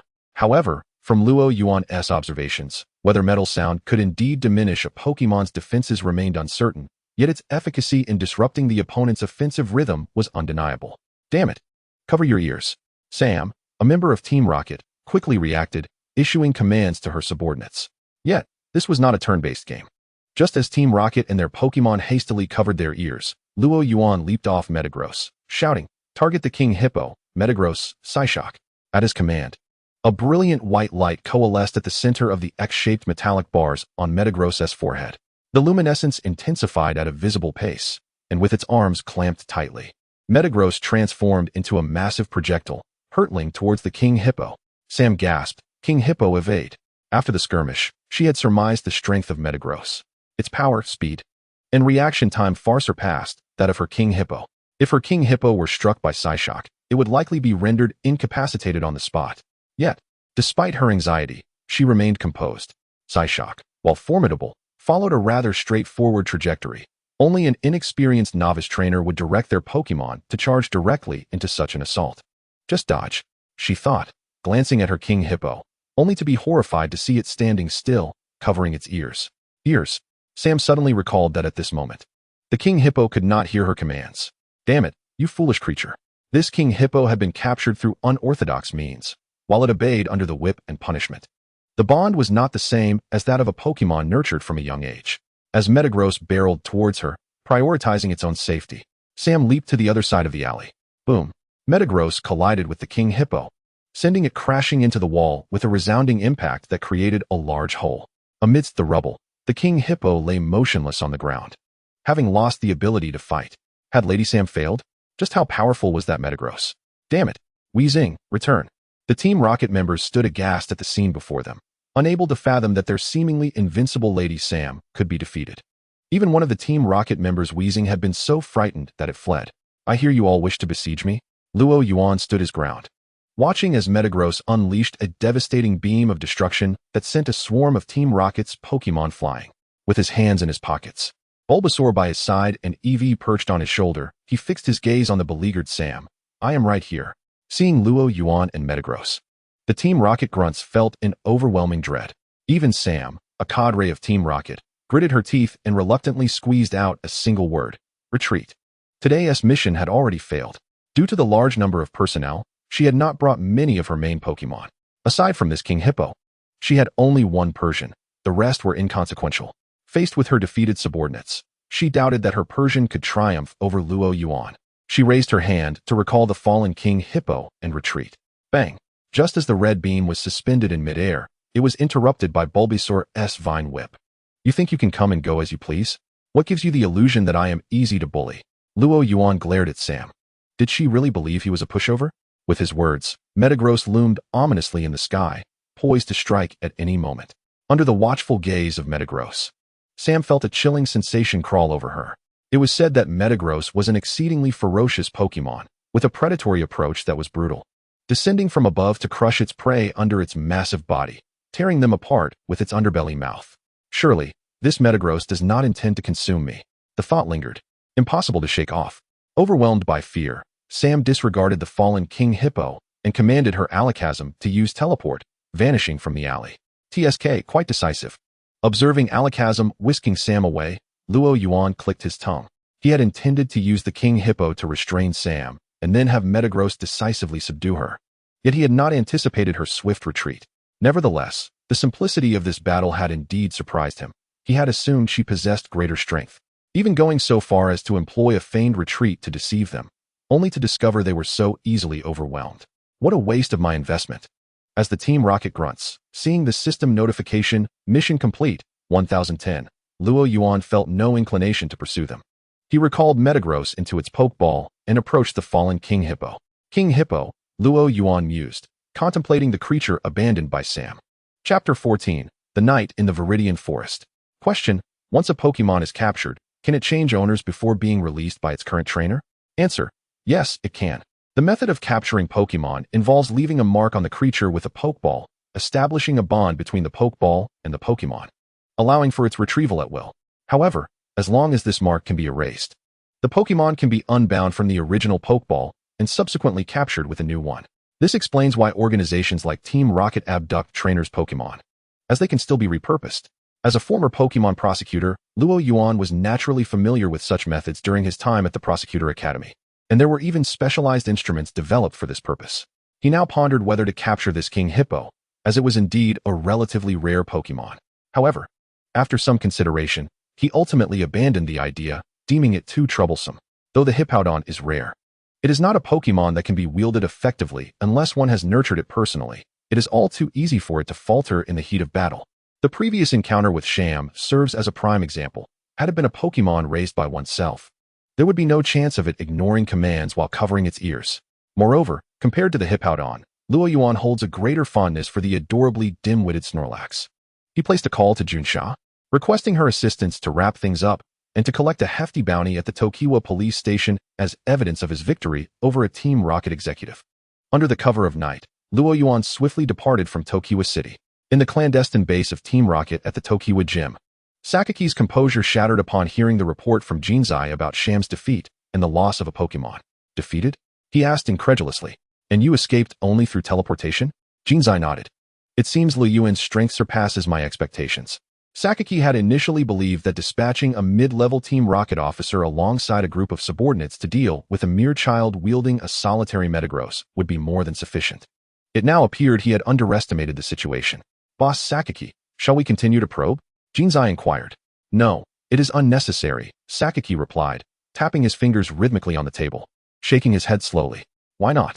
It is merely one individual, and Team Rocket spans the two major leagues of Chengdu and Kanto. Even the most renowned champion, Dato, would not intimidate us. There is no need, Sakaki mused, stroking the head of his Persian. It is the hidden adversaries that pose the true threat. Now that he has stepped into the light and revealed his strength, there is little to fear, as long as he does not engage in any underhanded tactics. Team Rocket's current might has no reason to dread any direct confrontation. Indeed, Jinzai responded. By the way, have those three fools been released on bail?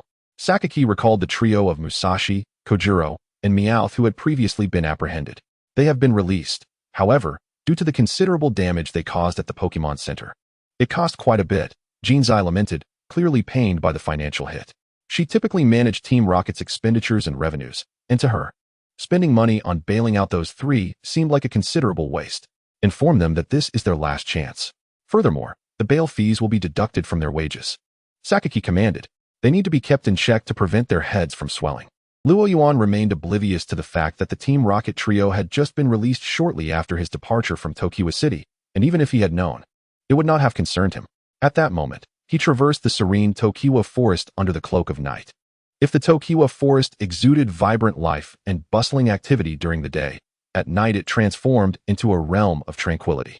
The bug-type and flying-type Pokémon that thrived in daylight succumbed to slumber, while nocturnal creatures like Rattata and Arbok emerged. There were even a few ghostly Pokémon lurking in the shadows. The dangers of the Tokiwa forest at night are palpable. Luo Yuan remarked as he directed his Bulbasaur to dispatch an Arbok that had lunged at him from the roadside bushes. This marked the 7th Pokémon he had defeated. No wonder Junsha had warned him to exercise caution before his departure. In any world, traversing the night roads is fraught with peril. Just as he pondered this, an eerie, disconcerting laugh echoed through the darkness. Turning around, he beheld a ghostly figure floating ominously behind him, its wide grin accompanied by a shrill cackle that was quite terrifying. A ghost? Luo Yuan's initial reaction was not fear, but curiosity. A ghost-type Pokémon, perhaps? Bulbasaur, use Leaf Blade. Despite Bulbasaur's evident trepidation at the sight of the ghost, it promptly responded to Liu Yuan's command. Seed. Bulbasaur mustered its courage and shouted at the specter, unleashing a flurry of leaf blades from its back. The blades sliced through the ghost's form, creating ripples, yet had no tangible effect. Gaha! The ghost approached Bulbasaur with a sinister laugh. Poor Bulbasaur, unaccustomed to such encounters, turned tail and leapt into Liu Yuan's arms, burying its head in his clothing, trembling in fear. Luo Yuan rubbed his chest, which ached from Bulbasaur's collision. He mused that it seemed he might meet his end not at the hands of the ghost, but rather by Bulbasaur itself. As the ghost drew nearer, the air grew increasingly frigid. Finally, Luo Yuan spoke. Enough with the charade. I recognize you, Jingars. Chapter 15, Jingars. Stop pretending. I recognize you, Jingars. Upon hearing Liu Yuan's voice, the ghostly figure, which had been drifting closer, froze momentarily, betraying a flicker of surprise before resuming its approach, feigning ignorance as if it had heard nothing. Luo Yuan observed the ghost's nonchalance and smirked. What a thick skin you have. He continued. Surely you do not believe I am merely testing you? Aside from the ghostly guise of Jingars, which specter would cackle like that? At Liu Yuan's words, Jingars could no longer maintain its facade. This human had genuinely recognized it. With a sudden distortion of the air, the once terrifying specter transformed into its true form, a Jingars composed of an unknown dark substance. Enveloped in a swirl of purple mist, with bulging eyes and two sharp fangs visible at its mouth. Under the veil of night, Jingars exuded an eerie, mysterious aura. Upon revealing its true identity, Jingars erupted into laughter, drawing closer to Luo Yuan. The purple gas surrounding it thickened, and it fixed its gaze upon Luo Yuan with an evil glint in its eyes, deliberately exposing its fangs in a display meant to instill fear. However, Luo Yuan remained unfazed, calmly assessing the Jengars before him. It was larger than the average Jengars, with a rich density of gas surrounding its form, and its eyes sparkled with determination, indicating a healthy development. Clearly, Luo Yuan was not intimidated by Jengars. He even had time to appreciate its growth. Gahaha, Jengars, a highly intelligent Pokémon that relished in frightening passersby for amusement, understood human language. Upon hearing Li Yuan's remarks, it became incensed, emanating an icy aura. Yet, to Luo Yuan, Jengar's demeanor held little menace. While many might find Jengars terrifying, to Luo Yuan, it appeared rather endearing. Is that all it takes to make you angry? Luo Yuan chuckled. He tossed the Ultra Ball in his hand. How about a battle, Jengars? If you lose, would you consider becoming my Pokémon? Luo Yuan entertained the notion of capturing Jengars. Its lack of immediate aggression towards humans indicated that it did not harbor animosity, suggesting it would be relatively easy to train. Its larger size hinted at excellent potential, making it a worthwhile candidate for nurturing. With Jengars practically presenting itself, Luo Yuan felt it would be remiss not to attempt capturing it. Gahaha! Jengars grasped Li Yuan's intent and seethed with rage. To Jengars, this human was not only unafraid, but sought to capture it, a transgression that could not be overlooked. Gah! Jengars exclaimed, and the purple gas surrounding it thickened, enveloping a vast area. It intended to teach this human a lesson, demonstrating that it was not to be trifled with. I am captivated by the depth of your gaze. Let us proceed, Metagross. Currently, he possesses 3 Pokémon, among which EV can only perform simple moves such as Tackle, Tail Whip, Leer, and Quick Attack. Bulbasaur is slightly more adept, capable of executing physical attacks like Seed Bomb, Razor Leaf, and Vine Whip. However, these abilities prove futile against the incorporeal Ghastly. Thus, Luo Yuan summoned Metagross. Although the Psychic-type Metagross is at a disadvantage against Ghastly's Ghost-type, it simultaneously counters Ghastly's Poison-type, making it the optimal choice. The arrival of Metagross is nothing short of awe-inspiring. Its colossal form and fierce aura startled many slumbering wild Pokémon. Upon seeing Metagross, the approaching Ghastly quivered, its eyes reflecting a palpable fear as if it were voicing its terror. However, this feeling was fleeting. Soon enough, Ghastly was engulfed by a sense of humiliation. As a Ghost-type Pokémon, it was utterly ashamed to be intimidated by the very target it sought to frighten. Ghastly regained its composure, ready to demonstrate its prowess to Luo Yuan. Hee.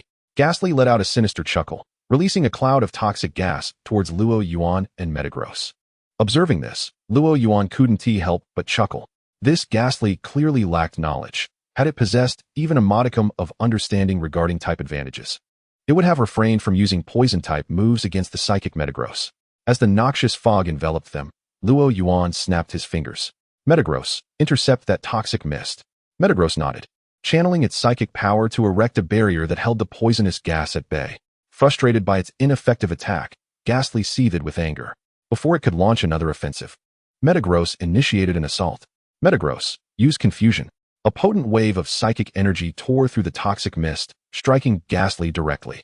The unprepared Ghastly was struck hard, emitting a cry of pain. Hee.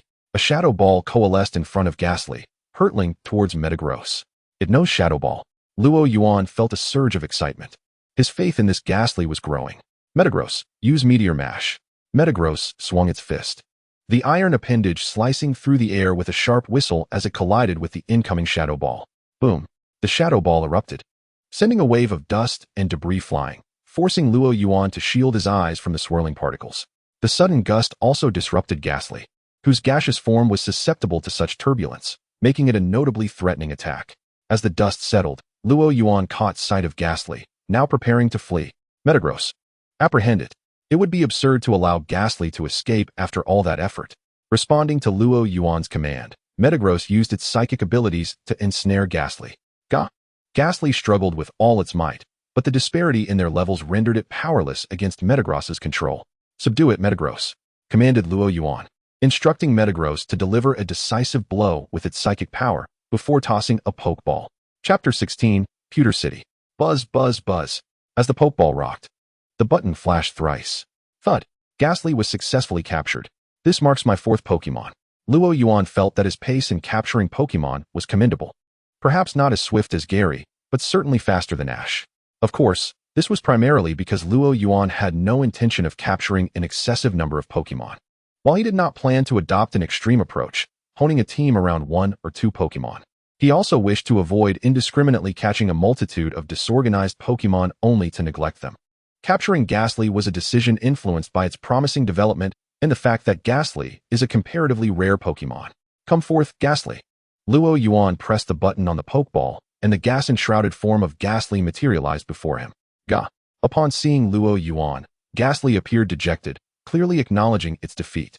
Wild Pokémon are typically quite innocent. Even cunning ghost types like Ghastly, after agreeing to a battle with Luo Yuan, would not renege on the outcome. Cheer up. There's no need to look so glum. We are companions now. Luo Yuan ruffled Ghastly's head. Now that Ghastly had become his Pokémon, Luo Yuan felt it crucial to foster a bond with it. Numerous examples attest that Pokémon in sync with their trainers exhibit greater strength in battles. And for Ghastly to eventually evolve into Jengar, establishing a rapport with Luo Yuan is essential. Upon hearing Luo Yuan's comforting words and sensing his kindness, Ghastly tentatively accepted the reality of its newfound allegiance. Gah! Ghastly nudged its head against Luo Yuan's palm. Its icy, slippery touch was quite pleasant. Now, let me introduce you to your companions. Luo Yuan released Eevee and Bulbasaur for Ghastly's acquaintance. Eevee was relatively composed, but Bulbasaur, the timid creature, quivered in fear behind Luo Yuan, refusing to emerge despite repeated calls. Luo Yuan sighed in exasperation. Bulbasaur's timidity had yet to be overcome. However, Ghastly seemed to take a liking to the frightened Bulbasaur, persistently attempting to nuzzle against it and occasionally adopting a ghostly form to frighten it further. Bulbasaur, in turn, dashed about in panic, incessantly calling out, "Bulbasaur, Bulbasaur. All right, enough mischief. Let us be on our way." By now, dawn was breaking, and Luo Yuan wished to reach the Pokémon Center in Pewter City for breakfast. He recalled Metagross and the excessively frightened Bulbasaur, allowing Eevee and Ghastly to accompany him as he continued along the path deeper into the Viridian Forest. As Luo Yuan departed, the area where Ghastly had battled Metagross fell silent once more. The frightened Pokémon returned, seeking suitable places to settle amidst the disheveled forest. The Viridian Forest reclaimed its tranquility. The next day, Pewter City. Luo Yuan advanced swiftly, his excellent sense of direction allowing him to traverse through the Viridian Forest that lay between Pewter City and Viridian City in a single night. Of course, the Viridian Forest was merely a small section of the vast expanse spanning between Pewter City and Cerulean City. The true Viridian Forest stretches across the Kanto and Chengdu regions, situated between Pewter City and Darkrai City, and is incredibly vast. Crossing it would take more than just a day or two. Ms. Joy, could you please heal my Pokémon? Luo Yuan handed over the Pokeballs along with his Pokédex to Joy. Of course, Joy politely accepted the Pokédex, scanned it through the machine, and returned it to Luo Yuan. The information has been logged. Which Pokémon require treatment? Bulbasaur, Eevee, and Ghastly. Luo Yuan presented the 3 Pokeballs to Joy. A day of rigorous training had left Bulbasaur and Eevee utterly exhausted, while Ghastly had yet to recover from its battle with Metagross. Though Luo Yuan could tend to them himself, having a professional like Joy care for them would undoubtedly expedite their recovery. Very well. Please return this afternoon to collect your Pokémon. After entrusting his Pokémon to Joy's care, Luo Yuan exited the Pokémon Center and began to explore the streets of Pewter City. Pewter City, due to its proximity to the mineral-rich MT Moon, is a city whose economy is predominantly supported by the mining industry. The city is not particularly bustling. After all, it is not a commercial hub like Goldenrod City, yet it is far from desolate. In contrast, Nibby City, reliant on its mining industry, suffers from somewhat poor air quality, though it remains within acceptable limits. The most common sight in the city is individuals donning miners' helmets, accompanied by various rock and fighting-type Pokémon. Due to their prolonged labor, these Pokémon exhibit impressive musculature. While standing in the city, as Luo Yuan contemplated seeking someone to inquire about the location of the Nibby Gym in preparation for his inaugural gym challenge, a voice suddenly interrupted his thoughts. "Hey kid, would you like a rock?" A middle-aged man called out in a rather sleazy tone, reminiscent of someone peddling dubious wares. Turning to look, Luo Yuan saw a scruffy-looking man sitting by the roadside, with a cloth spread out before him, showcasing a plethora of stones, each labeled with a price. Chapter 17, The Moss-Covered Rock. Rocks? Luo Yuan approached with curiosity. He had encountered vendors selling books and fruits, but this was his first experience with someone selling rocks. Upon reaching the man's stall, he was surprised to find that the individual was not the expected Wu Nong. Luo Yuan was aware of the storyline in the anime where Wu Nong sold stones, so he anticipated that the person who called out to him would be Wu Nong. But to his astonishment, it was not. This only piqued his curiosity further, aside from Brock, who was too timid to return home. There was indeed someone else in Nibi City selling rocks.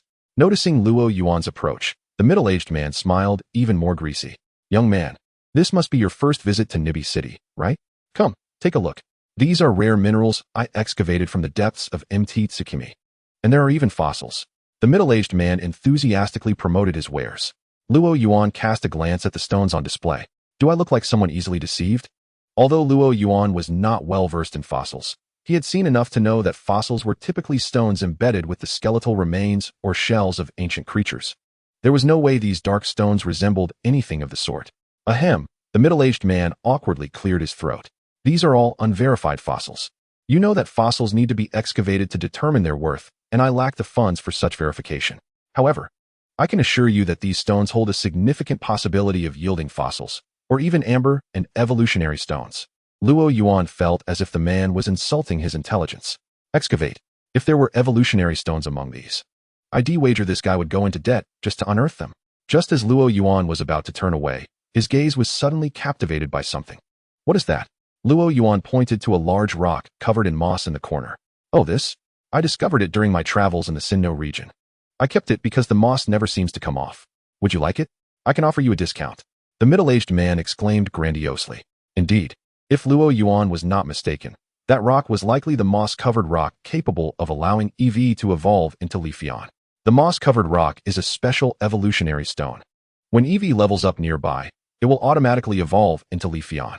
Its distribution is sparse across the Sinnoh, Unova, Kalos, Hoenn, and Alola regions, with no sightings in Kanto or Chengdu. Correspondingly, there exists an ice-covered rock that enables EV to evolve into Glacian.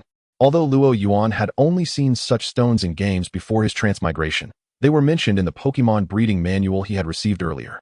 Combining his past life memories with the illustrated descriptions from the manual and the middle-aged man's narration, Luo Yuan was nearly certain that this was indeed the moss-covered rock that would facilitate EV's evolution. 10,000, right? I'll take it. Without hesitation, Luo Yuan paid the man and took the enormous rock, placing it into his space backpack. Feeling the backpack's weight remain unchanged, Luo Yuan marveled at the advanced technology within the Pokémon world. What manner of technological advancements led to the creation of such a spatial backpack? Seeing Luo Yuan's decisive payment, the middle-aged man was momentarily taken aback, then grew suspicious.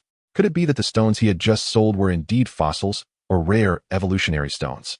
After all, 10,000 was neither a small nor a large sum in the context of the Pokémon world. The fact that this young man had so readily parted with his money raised a red flag.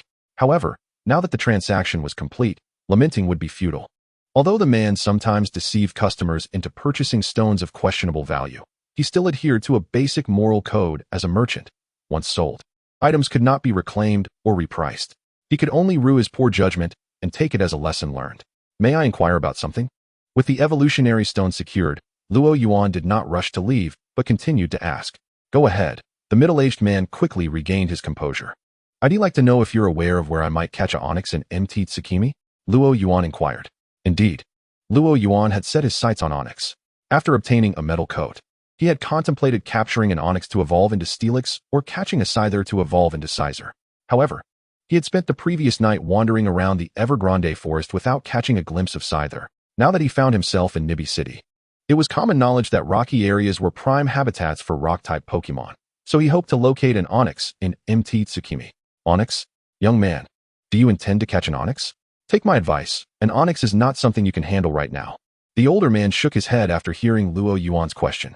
To him, Luo Yuan appeared to be a novice, having only been a trainer for a year or two. Encountering an onyx in the mountains would be akin to offering oneself as a meal. After all, while onyx was not ill-tempered, it was not a particularly docile Pokémon either. Rest assured, I won't be reckless. I'm merely inquiring on behalf of someone else. Do I look like that kind of fool? Luo Yuan replied. You do have a point. The middle-aged man recalled how decisively Luo Yuan had paid earlier, stuffing the stone into his bag. He was indeed sharp rather than foolish. In that case, it's no trouble to share. To the southwest of Mt. Tsukimi, there's a cave marked with warning signs. A onyx resides inside. The Nibi City Mining Association has offered a substantial reward for trainers to capture it, but thus far, no trainer has succeeded. The middle-aged man explained. If your friend wishes to catch an onyx, they can certainly give it a try, but they must be prepared. That onyx is quite formidable. Understood, thank you very much. After bidding farewell to the middle-aged man, Luo Yuan walked along the street. Gazing at the building adorned with the emblem of the Nibi City Mining Association at the city's center, as well as the distant Mt. Tsukimi. A chance to catch an onyx with a reward to boot? Where else could one find such an opportunity? Luo Yuan mused, tossing the pokeball containing the steelix in his hand as he made his way toward the Mining Association's building. While he was confident in his abilities, he intended to heed the middle-aged man's advice and gather information regarding the onyx. Chapter 18. The Onyx of Mt. Tsukimi. The Pokémon Mining Association. This was an organization that had not appeared in any of the anime Luo Yuan had watched in his previous life. However, this world is indeed a tangible realm, and it is entirely normal for certain aspects to go unrepresented in anime. The crowd is substantial. Upon entering the building that houses the Mining Association, Luo Yuan immediately beheld a spacious lobby filled with numerous individuals. Some were dressed in the garb of miners, while others, akin to Luo Yuan, donned the attire of trainers. Given the throng of people, the lobby was inevitably somewhat cacophonous. Luo Yuan was not particularly fond of such a noisy environment. Thus he quickened his pace towards the reception desk. "Good day, sir. How may I assist you?" a gentleman at the front desk inquired. Luo Yuan rested his hand on the counter and lightly drummed his fingers on the surface. "Could you please direct me to where I might inquire about the bounties? You can find that information here." The receptionist, seeing Luo Yuan's trainer attire, was not surprised. Many trainers visited daily to check the Mining Association's bounty tasks, and she skillfully handed him a document. "Here is a compilation of all current bounties." Luo Yuan perused the materials. The contents were diverse, encompassing protection missions, which involved recruiting trainers to safeguard mining personnel and equipment. There were also reconnaissance tasks, primarily aimed at enlisting trainers to explore areas that ordinary miners could not access, investigating the potential presence of rare minerals. Of course, the majority of tasks fell under the category of cleanup missions, which entailed eliminating threats. Miners inevitably encountered wild Pokémon residing in the vicinity while mining. While weaker creatures posed little concern, those that were aggressive and temperamental necessitated the intervention of Pokémon trainers. The mission Luo Yuan aimed to undertake involved capturing an onyx that had taken residence in a cavern, which was precisely this type of task. Soon, Luo Yuan found the page dedicated to onyx in the material provided. It briefly recorded relevant data about the Pokémon, indicating that this particular onyx was approximately twice the size of a typical specimen. Although in the realm of Pokémon, larger size does not always equate to greater strength. In the case of onyx, a larger size generally indicated a more formidable creature. Pointing at the image marked with the words "extremely dangerous" in red, he said to the receptionist, "I wish to accept this mission." The receptionist initially dismissed it, but upon seeing the image Luo Yuan was indicating, she could not suppress a gasp. "Sir, are you certain you wish to take on this bounty?" It was not without reason that she reacted this way. The task had been posted at the Mining Association for nearly half a year without any completion. Firstly, the onyx occupying the cavern was exceptionally powerful, and previous trainers who had attempted to undertake the bounty had suffered significant injuries. Secondly, due to the relatively low value of the cavern, there was division within the association regarding whether to deal with the onyx at all. After all, the onyx merely resided in a low-value cavern and typically did not attack humans, resulting in a meager bounty offered by the association. Consequently, strong trainers were reluctant to accept the task, while weaker trainers could not complete it, leaving the bounty unfulfilled for half a year. Luo Yuan was not versed in reading minds and was oblivious to the complexities surrounding the situation. He merely regarded the receptionist and inquired, "Is there a problem?" "This onyx is exceptionally powerful." She emphasized the word powerful. In her view, a young trainer like Luo Yuan stood little chance against such a formidable creature. After all, even the renowned Brock, a gym leader from Pewter City whom she had previously invited, had been unable to subdue that onyx. "I am aware. And I am strong as well," Luo Yuan replied with a smile. "Could you please assist me with the registration?" The receptionist, taken aback by Luo Yuan's confidence, decided not to deter him further. Could it be that this handsome trainer genuinely believed he could handle the onyx? As she watched Luo Yuan's departing figure, she pondered. At the Moonview Mountain Cave, despite it being midday, the cavern was quite cool. Following the map acquired from the Mining Association, Luo Yuan navigated through the intricate tunnels, grateful for his prior visit to the association. Otherwise, he would have been at a loss in such a complex terrain in locating the onyx. It should be just ahead. Turning a corner, Luo Yuan spotted the opening of a vast cave. Gripping the pokeball containing his Metagross, he stepped inside. Upon crossing the threshold, He found himself in a magnificent open cavern, spacious enough to accommodate 2 or 3 basketball courts. The surrounding rock walls bore clear signs of excavation. In the center of the cavern lay a colossal onyx, occupying a significant portion of the space, peacefully slumbering. This onyx is far larger than I had anticipated. Luo Yuan mused silently, observing the creature whose joints towered above him. However, this was fortuitous. A larger onyx generally indicated greater strength.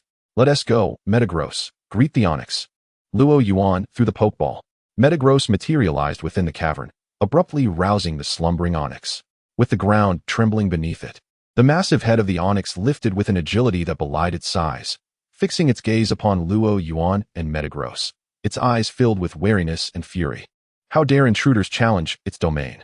The onyx opened its mouth and emitted a threatening roar towards Metagross and Luo Yuan, warning them to vacate its territory. Onyx, I have come to capture you. Let us engage in battle, Luo Yuan declared, unperturbed by fear. He was not one to engage in idle banter. In his view, to capture a Pokémon, one must first subdue it, then cultivate a bond. Unlike Ash, who relied on charm to forge connections before capturing Pokémon, Luo Yuan preferred to appeal to logic, physical logic. Chapter 19, The Battle for Capture. Pokémon possess considerable intelligence, while they do not speak. Those that have interacted with humans can generally comprehend human language. For instance, Luo Yuan's Jengar, having frequently startled passers-by, understood human speech. The onyx before him was equally aware of Luo Yuan's intent and immediately let out a furious roar. Many humans had previously attempted to capture it, but none succeeded. It was astonished that someone dared to challenge it again. Furious, the onyx raised its head, its robust body shifting within the open cavern. The onyx twisted its body, swinging its tail with a thunderous whoosh, its metallic tail glinting as it aimed a ferocious strike at the airborne Metagross. Iron Tail. The attack was inherently formidable, and when amplified by the onyx's massive physique, its intensity soared to unprecedented heights. Most trainers would likely be paralyzed with fear in the face of such an assault. However, both Luo Yuan and Metagross remained unfazed by the onyx's onslaught. Strength was Luo Yuan's assurance. Metagross, block it, Luo Yuan calmly instructed from behind. In response, Metagross anticipated the onyx's descending tail and did not evade. Instead, it boldly confronted the attack. With its forelimbs raised in an X formation before it, Metagross braced itself. Boom!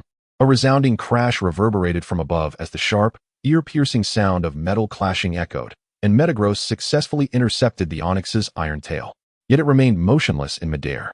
Observing this, the onyx was momentarily taken aback. It had encountered various trainers before, some stronger than others, but none had ever so effortlessly withstood its iron tail. Before it could contemplate its next move, Luo Yuan spoke first. Metagross, seize its tail. Why did he instruct Metagross to endure the onyx's iron tail? The answer lay here. A smirk graced Luo Yuan's lips. It was time for his counterattack. Upon hearing his command, Metagross crossed its forelimbs before it and with its hind limbs clamped down on the onyx's body like a vice. The sharp tips of its claws pierced into the onyx as though they were slicing through tofu. Metagross adhered firmly to the onyx's form. Roar! The onyx emitted a pained howl as Metagross's claws dug into its flesh. Even amidst this new world, understanding the nature of Pokémon remained perplexing. Luo Yuan watched as the onyx writhed in agony, attempting to extricate itself from Metagross's grip, its eyes flickering with an inscrutable expression. It was as if the onyx, composed entirely of stone, was capable of experiencing pain. Could it be that stones possess nerves? Luo Yuan was not a researcher. Such thoughts flitted through his mind before he quickly refocused on the entangled struggle between the onyx and Metagross. He commanded, Metagross, use Psychic. The Psychic type was the optimal means of attack in such a scenario. Upon receiving Luo Yuan's order, Metagross immediately exerted its power. The crimson eyes hidden beneath its massive metallic form transformed into a brilliant blue as an invisible force twisted upon the onyx. The onyx's body stiffened. Overwhelmed by a sensation akin to having its head trampled by 1,000 tauros, a wave of excruciating pain coursing through its mind. It repeatedly slammed its head against the ground, seeking relief from its torment. Yet, it was futile.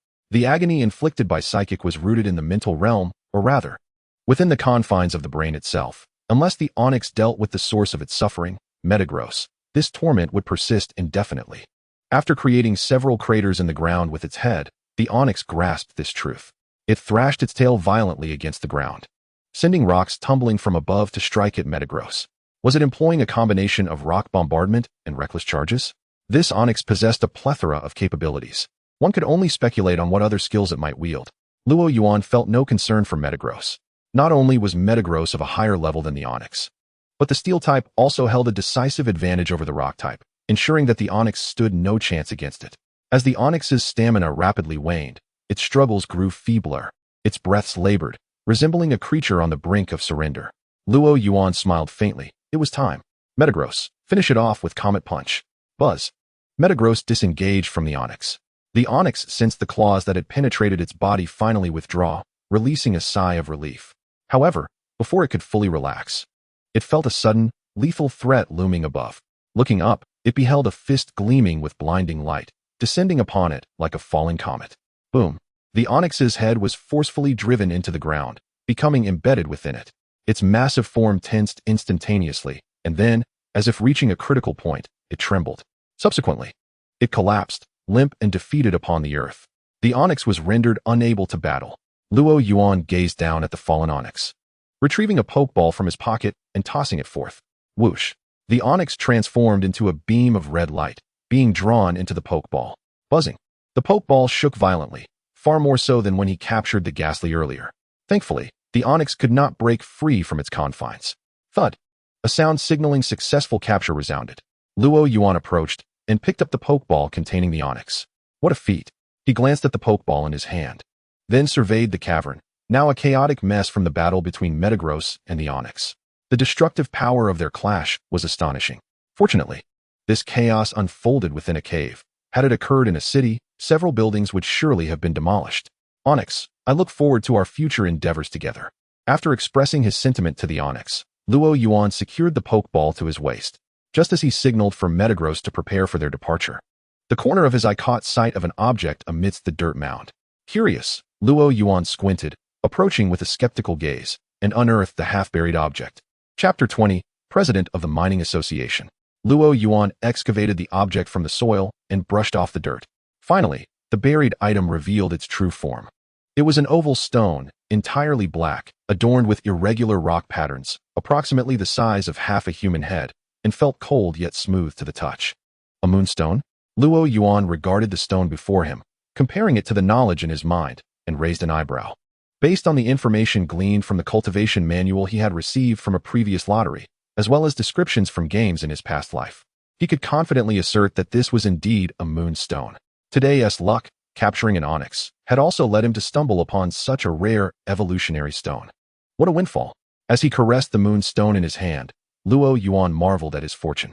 The moonstone was a notably rare evolutionary item. In contrast to the more commonly produced evolutionary stones such as thunder, leaf, fire, and water, which were controlled in quantity by certain families within the league, the moonstone was exceptionally scarce. Since moonstones did not exist in veins, they were only found in ruins and sparsely populated caves, making them highly valuable on the market. For instance, if this moonstone were to be cut according to standard sizes, it could yield at least 3 pieces suitable for the evolution of 3 Pokémon. If Luo Yuan chose to sell it, he was uncertain of the exact price, but it was certain that the combined value of these 3 moonstones would far exceed the bounty for capturing the onyx, sufficient to cover all his travel expenses before participating in the quartz conference. Placing the moonstone into his spatial backpack alongside the moss-covered rocks, Luo Yuan felt as though today was his lucky day. After a leisurely stroll, first discovering a moss-covered rock, then completing the bounty for the onyx, and finally unearthing a moonstone, his luck had reached unprecedented heights. With the pokeball containing the onyx in hand, Luo Yuan returned to Pewter City, not lingering longer in Moonlit Mountain. The evening was drawing near, and the nights on Moonlit Mountain were perilous, according to information from the Pokémon Mining Association. Swarms of Zubats had been known to attack humans recently, and Luo Yuan had no desire to experience such an encounter. Thus, swiftly returning to Pewter City to report his task was the wisest course of action. Hello, how may I assist you? The receptionist, head bowed as she organized files, inquired in a formulaic manner. The task has been completed, Luo Yuan stated plainly as he stood at the reception desk. The receptionist, not paying close attention to him, hastily took his ID card. All right, I will register your completion of the task to eliminate the onyx that was infesting the mine. Suddenly, the receptionist looked up, her eyes widening in surprise, her voice several pitches higher. Mr. Luo Yuan, Are you certain this is the task you wish to submit and not some other? The receptionist gazed at Luo Yuan in disbelief.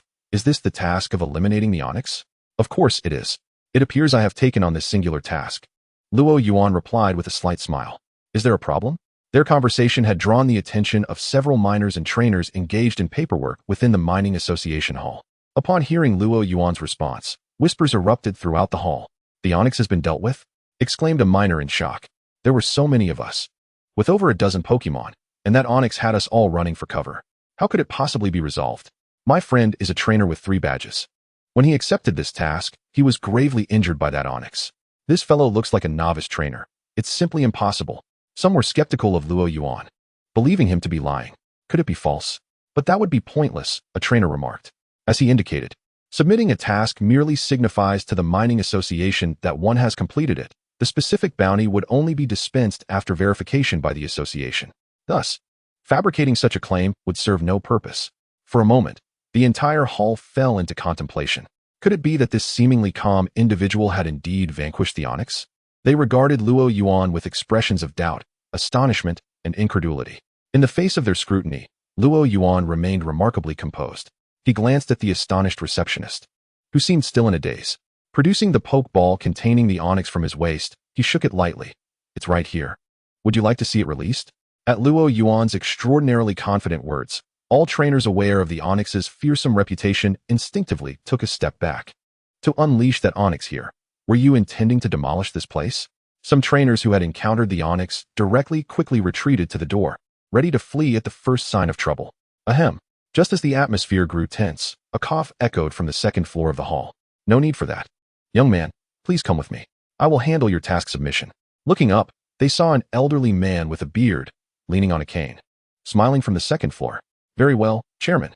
The receptionist, finally snapping back to reality upon hearing the elder's words, deeply bowed and returned Luo Yuan's identification card.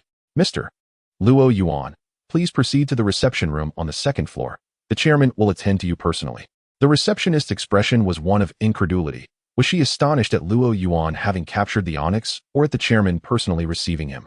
Luo Yuan accepted the ID card, glanced at the elder who had already vanished upstairs, nodded, and ascended the stairs. His composed gait and calm demeanor caused many of the trainers who had previously doubted him to reconsider their thoughts. Mining Association. Second floor. Reception room. Luo Yuan settled onto a plush sofa, a cup of red tea before him, facing the elderly man who had invited him upstairs, the chairman. You are the chairman of the Pewter City Pokemon Mining Association? Luo Yuan inquired after sipping his tea. Indeed, I am Yanair, the chairman of the Pewter City Pokemon Mining Association, the elder replied with a smile. Then, Chairman, what prompted your invitation for me to come upstairs? Luo Yuan did not consider himself the protagonist destined to encounter benefactors at every turn. If his assumptions were correct, the reason lay in his capture of the onyx. As he expected, the elder continued. I just received a report from an association member stating that the onyx that had been lurking in the southwestern cave of MT Moon has vanished. With your task submission causing quite a stir below, I specifically invited you up. What is it that the chairman wishes from me? Luo Yuan pondered the intentions of the chairman, named Yanair. Having already established that he was the one who dealt with the onyx, why the special invitation? Was it merely to recognize his impressive abilities? Luo Yuan speculated. Then he heard Yanair smilingly say, Indeed, there are matters I wish to discuss with you. Firstly, I wanted to meet the trainer capable of resolving that troublesome onyx. Secondly, Chapter 21, Conspiracy. Secondly what? Luo Yuan inquired. The chairman's smile was warm and inviting. Secondly, I require your assistance with a certain task. Upon hearing this, Luo Yuan paused slightly, feeling it a bit abrupt. To request his help upon their first meeting felt peculiar. After all, they were strangers. May I ask why you seek my help? Upon hearing this, Yanair seemed to realize the abruptness of his request. However, he merely continued. Given that you were able to defeat that onyx, I surmise your strength must be considerable. Hence my need for your assistance. Luo Yuan felt even more bewildered by Yanair's explanation. He had merely captured an onyx. While he may have displayed considerable strength, it was still uncertain. If the roles were reversed, and he were Yanair, he would not hastily judge a trainer's abilities based solely on their capture of an onyx before requesting their aid. A chairman of an association should not make such a fundamental error. Thus, he cleared his throat. I apologize, Chairman Yanair, but you may be disappointed. I will not be staying in Pewter City for long. I have matters to attend to. After challenging the Pewter Gym, I will be leaving. so I must decline your request. This entire situation reeked of peculiarity. Additionally, Luo Yuan had a natural aversion to complications, and given that he was not in need of money, he was disinclined to offer assistance. Very well. Seeing Luo Yuan's resolute demeanor, Yaner had no choice but to relent. The bounty for the onyx will be deposited into your account by tomorrow. Since accounts are linked to identification cards, there is no need for you to provide any additional information. Thank you. I bid you farewell. Luo Yuan did not linger and quickly departed the reception room. Once Luo Yuan had left, Yaner, seated in the reception room, narrowed his eyes, silently contemplating the door for a while. Then he picked up the phone. Boss Sakaki. This is Yaner. The task has failed. A moment of silence followed on the other end of the line.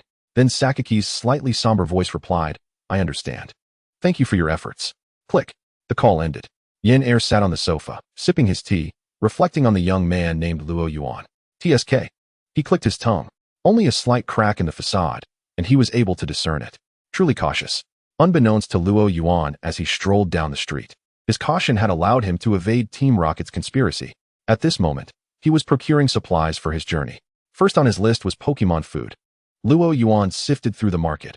As in this world, Pokémon are vital companions in human work, life, and learning, leading to a substantial market for Pokémon food.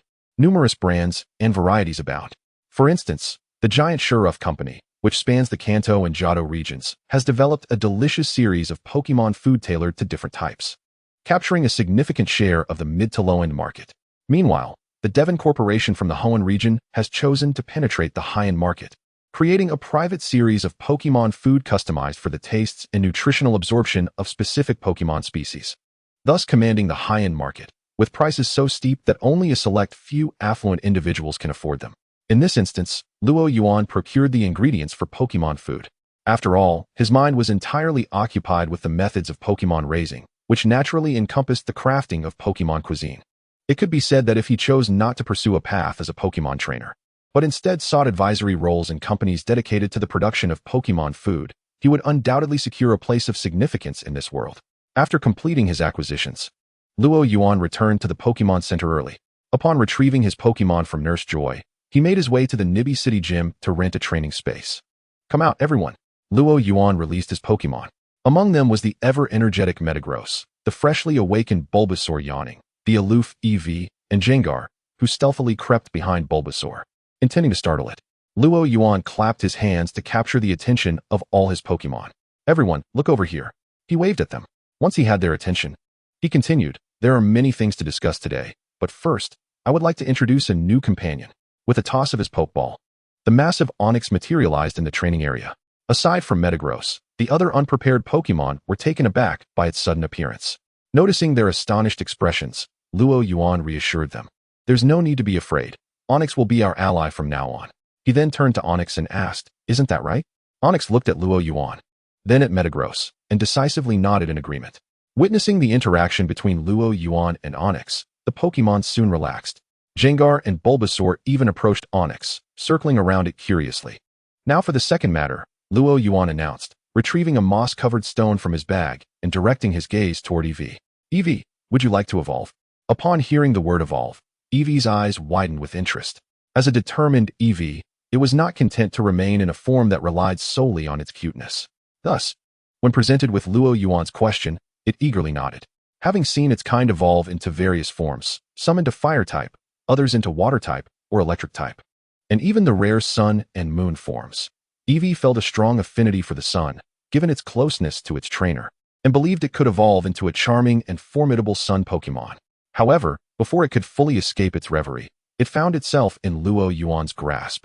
Placed gently against the stone, in a state of bewilderment, a piece of candy was inserted into its mouth. The candy was sweet and delightful. Suddenly, without warning, a radiant glow enveloped its body, signaling the onset of evolution. In the game, Eevee evolves into Leafeon when leveled up near a moss-covered stone.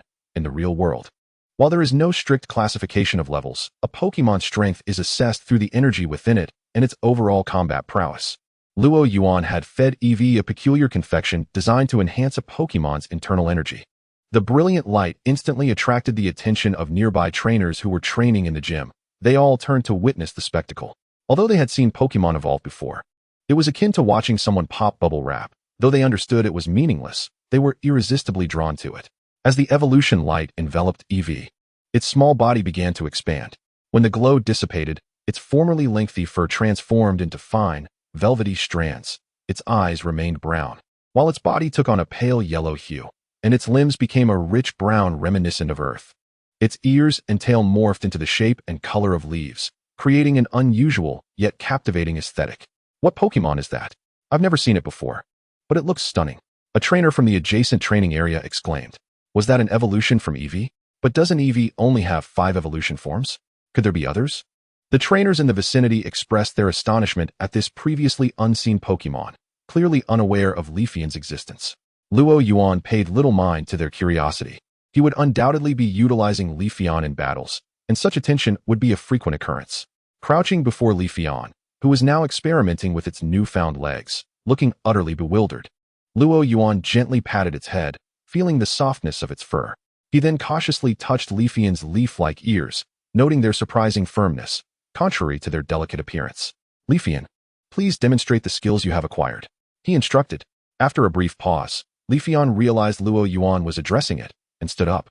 Its ears twitched slightly as 2 shimmering leaf blades shot forth, accurately cleaving a target in half across the training area. Leaf blade, Luo Yuan exclaimed, not surprised, as this skill was an innate ability gained upon Eevee's evolution into Leafeon. After a moment's hesitation, Leafeon curled its tail to its mouth and gently blew, producing a soft, lullaby-like melody from the leaves. Grass whistle. This skill possessed the power to lull Pokemon into slumber.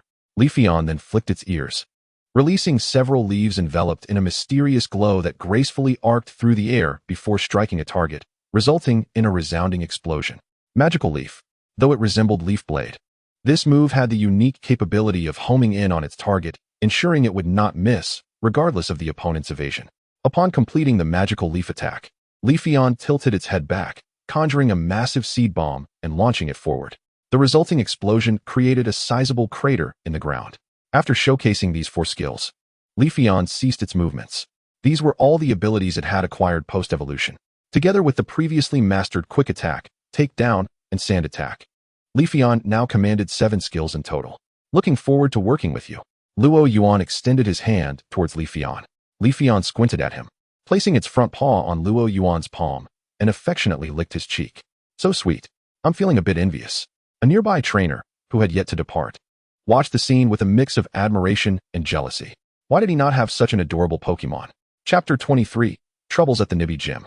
Some individuals may appear outwardly resplendent, yet behind the facade, they may not even possess a single Eevee. Regardless of the region, Eevee remains an exceedingly rare Pokemon.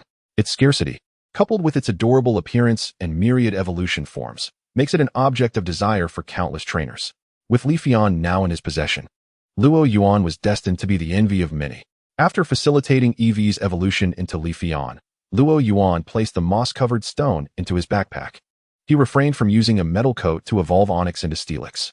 Firstly, Onix had only just been captured, and their bond was still in its infancy. Luo Yuan was hesitant to risk losing control over Onix should he evolve it prematurely. Additionally, Onix's current condition was not optimal. In a previous battle with Luo Yuan, the rocks that constituted the body of the Onix sustained considerable damage, necessitating time for recovery.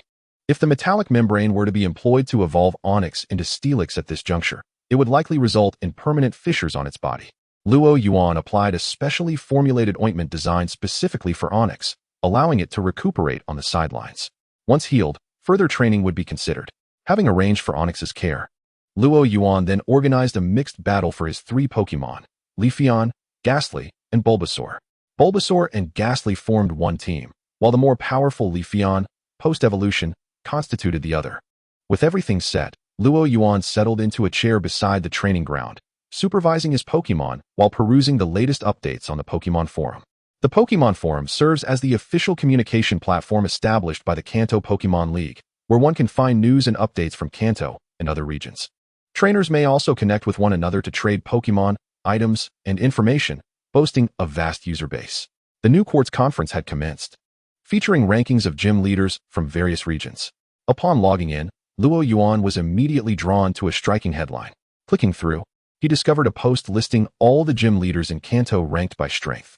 While such rankings are not uncommon, as they are often posted for the benefit of novice trainers, This particular post differed significantly from those Luo Yuan had previously encountered. The distinction lay in a detailed dossier concerning Brock, the gym leader of Pewter City. This document meticulously chronicled Brock's background, preferred strategies, and the Pokémon he typically employed, along with their specialized skills, information that was meant to be kept confidential. Though some novice trainers might question the authenticity of such a post, Luo Yuan, being familiar with the animated series, recognized the veracity of its contents. Whoever penned this clearly had the audacity to publish it, he mused, unable to suppress a sarcastic remark at the flood of supportive comments below the post. Although the League had not explicitly prohibited such actions, the confidentiality of gym leaders' information was an unspoken rule. The revelation of this information evidently lowered the difficulty for trainers challenging the gyms. While it might benefit weaker trainers, it was decidedly unfair to those of greater strength, as it diminished the gap in their abilities. Furthermore, it increased the workload for gym leaders and undermined the League's intent to select only the most capable trainers. Luo Yuan speculated that it would not be long before the League intervened to suppress such behavior. As anticipated, upon refreshing the page, he found the post had vanished. Despite the absence of the thread, Luo Yuan remained cautious. It was likely that someone had preserved the content, and he could foresee a surge of trainers flocking to challenge the Pewter Gym, making his own prospects for a smooth challenge quite uncertain. Moreover, he pondered the motives behind the poster's choice to single out Brock's information while neglecting others. It reeked of a conspiracy. Typically, gym leaders who successfully fend off challengers would not jeopardize their own interests by violating such rules, and the insights from failed challengers held little value. Thus, Luo Yuan concluded that someone was deliberately targeting the Pewter Gym. He could vividly imagine the scene of trainers streaming into the Pewter Gym the following day, but he remained puzzled as to why anyone would specifically aim to undermine it. Brock, the gym leader, was certainly not one to court trouble, and the Pewter Gym did not possess any particularly scarce resources. With these thoughts swirling in his mind, Luo Yuan succumbed to slumber. The following morning, prompted by the previous day's events, Luo Yuan arose early, setting out for the Pewter Gym before dawn. Upon his arrival, he discovered a trainer already waiting, and shortly thereafter, several more trainers joined the queue. The throng of eager challengers stood in stark contrast to the desolate scene of the previous day. Observing the lengthy line stretching for several meters, Luo Yuan marveled at the sheer number of trainers encircling the gym's entrance. Exchanging glances, those at the front of the line shared a sense of relief. The gathering of so many trainers naturally piqued the curiosity of passers-by. One bewildered trainer, unsure of the situation, inquired about the commotion, wondering if a special event was taking place at the Pewter Gym. With the assistance of another trainer, he learned of the dossier on Brock and promptly joined the queue. Luo Yuan felt an immense sense of gratitude for his early arrival. Had he come later, he surmised he might have had to wait at least half a month for his chance. Just as he was reveling in his good fortune, the first trainer emerged from the gym, exuding an air of triumph.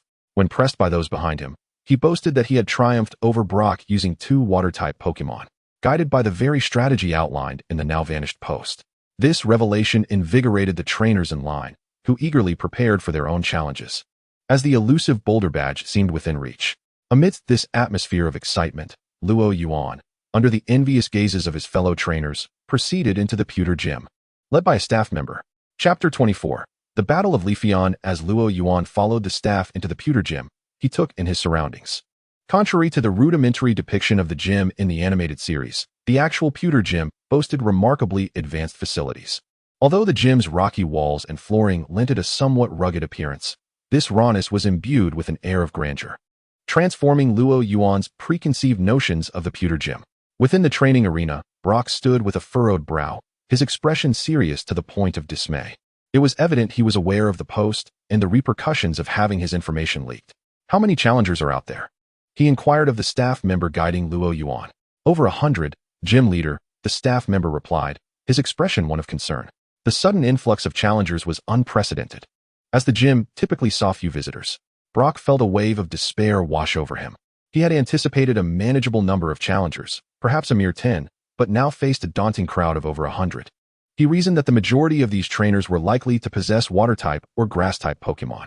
With so many water types, even a single water gun would be sufficient to inundate his gym. Observing Brock's dazed expression, Luo Yuan felt a profound sympathy for him. Such a predicament could unsettle anyone. It was simply unfortunate luck for Brock.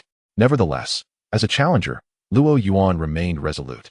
When may I commence my challenge? He inquired. Brought back to reality by Luo Yuan's question, Brock took a deep breath, reminding himself that he could not allow the reputation of the pewter gym to be tarnished on his watch. Lifting his gaze, he addressed Luo Yuan directly. The challenge may commence at any moment. The battle rules of the Nibi City Gym dictate a 2v2 format, wherein both the gym leader and the challenger are permitted to employ 2 Pokémon each. Throughout the encounter, the challenger may substitute their Pokémon, while the gym leader is unable to do so. Do you have any objections? In this battle, Brock resolved to give his all, showcasing his prowess. After all, a victory could well intimidate the trainers who wish to challenge him thereafter. With this thought in mind, Brock released his first Pokémon. Go Onix. He tossed the Pokeball, and a robust Onix materialized on the field. As a diligent and responsible gym leader, Brock's repertoire of Pokémon certainly extends beyond the Geodude and Golem depicted in the original narrative. This Onix stands as one of his most formidable Pokémon. He chose to deploy it not only to assure his triumph in this match, but also because his Geodude had previously succumbed in battle. Thud, thud. Onix pounded its chest with its short arms while raising its long arms high above its head. With 4 arms akin to those of a Machoke, Onix exuded an imposing presence. Now, send forth your Pokémon, Brock commanded. Luo Yuan nodded and retrieved his Pokeball from his pocket. To Brock's astonishment, he released a Leafeon. It was springtime, and the leaves adorning Leafeon's ears and tail resembled fresh buds, brimming with vitality and vigor. What Pokémon is this? Brock pondered, having never encountered such a creature before. While it bore some resemblance to the Eevee evolutions, Sunlight and Moonlight, the pale yellow fur and leaf-like green ears unmistakably identified it as a grass-type Pokémon. To his knowledge, none of Eevee's 5 evolutionary forms were of the grass type. Luo Yuan offered no explanation, instead gesturing towards the Leafeon on the battlefield and issuing a command. Leafeon, use Leaf Blade. Swish, swish, swish. 5 leaves launched forth from Leafeon's ears and tail, arcing through the air on diverging trajectories towards Onix. Luo Yuan had inadvertently discovered that Leafeon possessed an innate mastery over projectile-based attacks like Leaf Blade. While 5 leaves targeting an opponent was merely a small feat, Leafeon could, with full concentration, manipulate 10 leaves. However, such an endeavor lacked practicality, leading to the decision to utilize only 5 during battle. As the Leaf Blades surged towards Onix, the latter hesitated, momentarily bewildered. The 5 blades approached from different directions, effectively sealing off Onix's escape routes and locking it in place. Despite Onix's confusion, Brock remained composed. Having served as the gym leader for many years, his prowess remained steadfast. Onix, use Rock Tomb to block the Leaf Blade.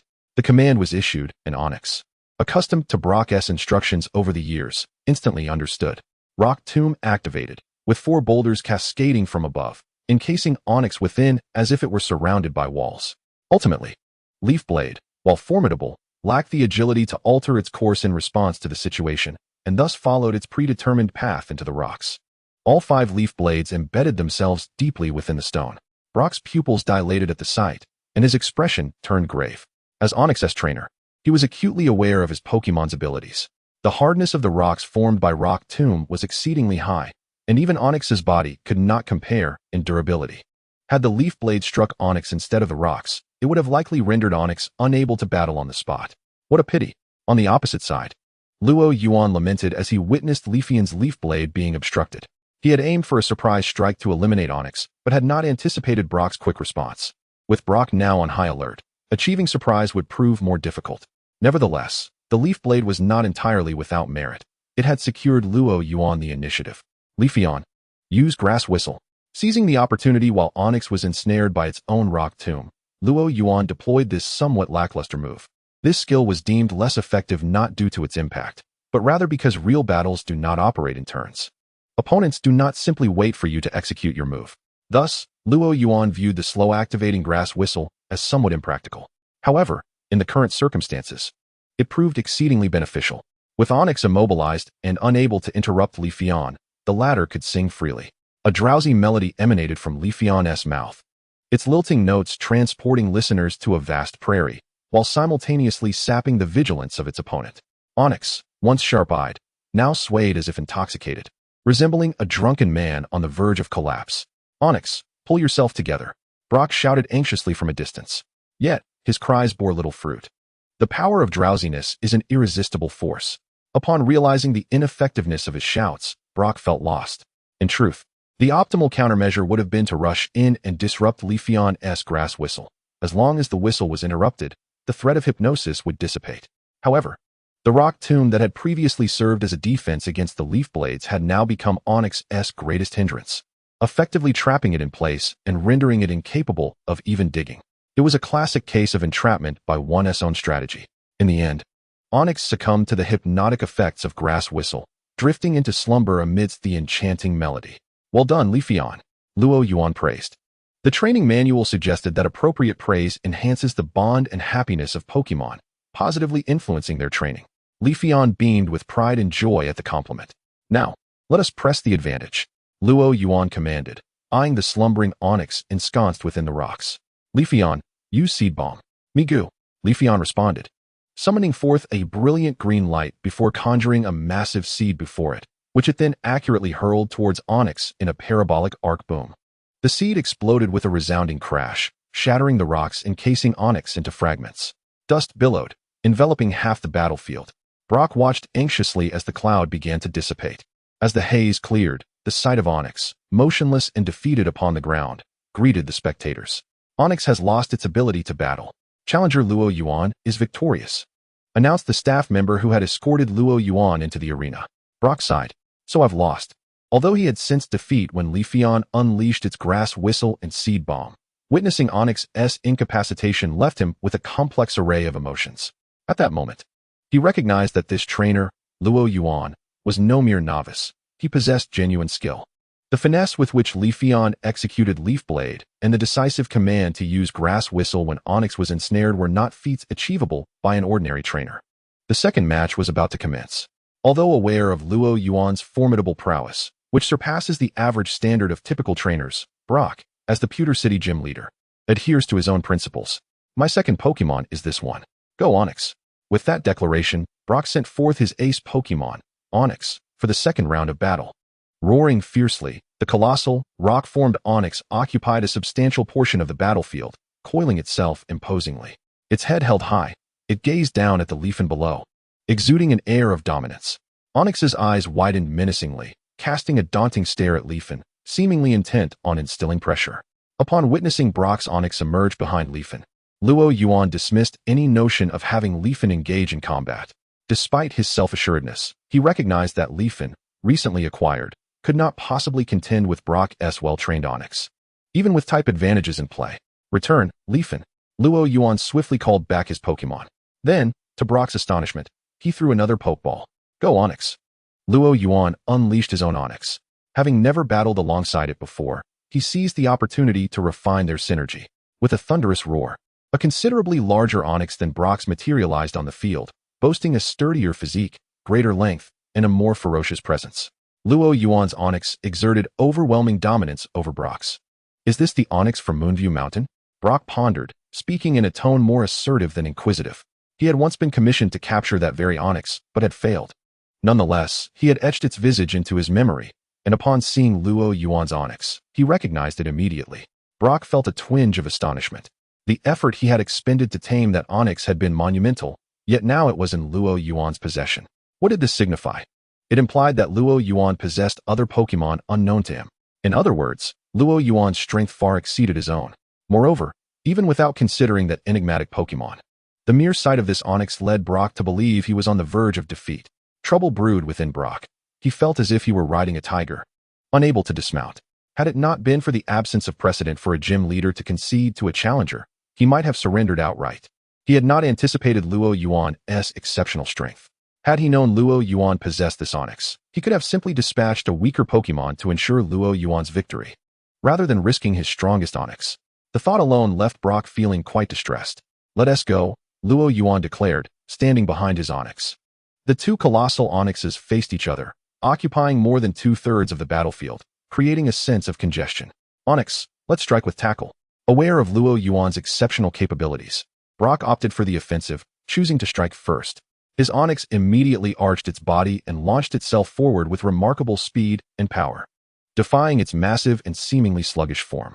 With a resounding whoosh, the giant Onyx accelerated towards Luo Yuan's Onyx. As an experienced Onyx trainer, Brock knew that battles between Onyxes were straightforward, relying on sheer physical strength and reaction speed. Luo Yuan, however, felt no fear. His Onyx was superior in both size and presence, leaving no reason for trepidation. Boom. The collision of the two Onyxes produced a thunderous sound, causing the entire gym to reverberate with the impact. The ground quaked violently, and various equipment resonated, causing the entire gym to tremble. Outside, trainers waiting in line stared in wide-eyed disbelief as the pewter gym suddenly shook. What is happening? Why is the gym shaking? One trainer inquired. Another, visibly frightened, responded. What kind of battle is taking place inside? It seems terrifying. Could it be Brock's Onyx causing such commotion? One trainer analyzed Brock's profile, surmising. Only an Onyx could create such noise. But what about Brock's opponent? To push Brock to this extent, how formidable must they be? What Pokémon did that newcomer unleash? As the murmurs of curiosity outside fell into silence, the trainers were left pondering. They had all approached with the hope of witnessing a spectacle. Yet now they found themselves in awe of Luo Yuan's prowess. Meanwhile, Luo Yuan and Brock were oblivious to the speculation outside, wholly engrossed in the battle at hand. The two Onyxes grappled, each striving to constrict the other, yet neither was able to prevail. Luo Yuan's Onyx wielded greater size and strength, while Brock's Onyx, though less powerful, exhibited superior agility. Each Pokémon had its strengths and weaknesses, leaving them at an impasse. Onyx, use Rock Tomb, Luo Yuan commanded. The Rock Tomb executed by his Onyx was of an entirely different caliber compared to the one employed by Brock's Onyx. Luo Yuan's Onyx extricated itself from the entanglement, unleashing a barrage of massive rocks from above, raining down upon its opponent. Brock, unwilling to confront the Rock Tomb head-on, promptly ordered, Onyx, dig. In an instant, Brock's Onyx burrowed underground, leaving only a gaping hole in its wake. Digging? Luo Yuan raised an eyebrow at this audacious maneuver. Did Brock truly dare to employ such a tactic? It struck him as perplexing, for did Brock not realize that Onyx, being a ground-type Pokémon, could indeed unleash Earthquake? Brock, in truth, was unaware. He had engaged in battle with Luo Yuan's Onyx when it was still a wild Pokémon, during which time his own Pokémon had also utilized Dig. Yet Luo Yuan's Onyx had not executed Earthquake. Thus, Brock believed that Luo Yuan's Onyx was incapable of such a move. A curious misunderstanding had ensued.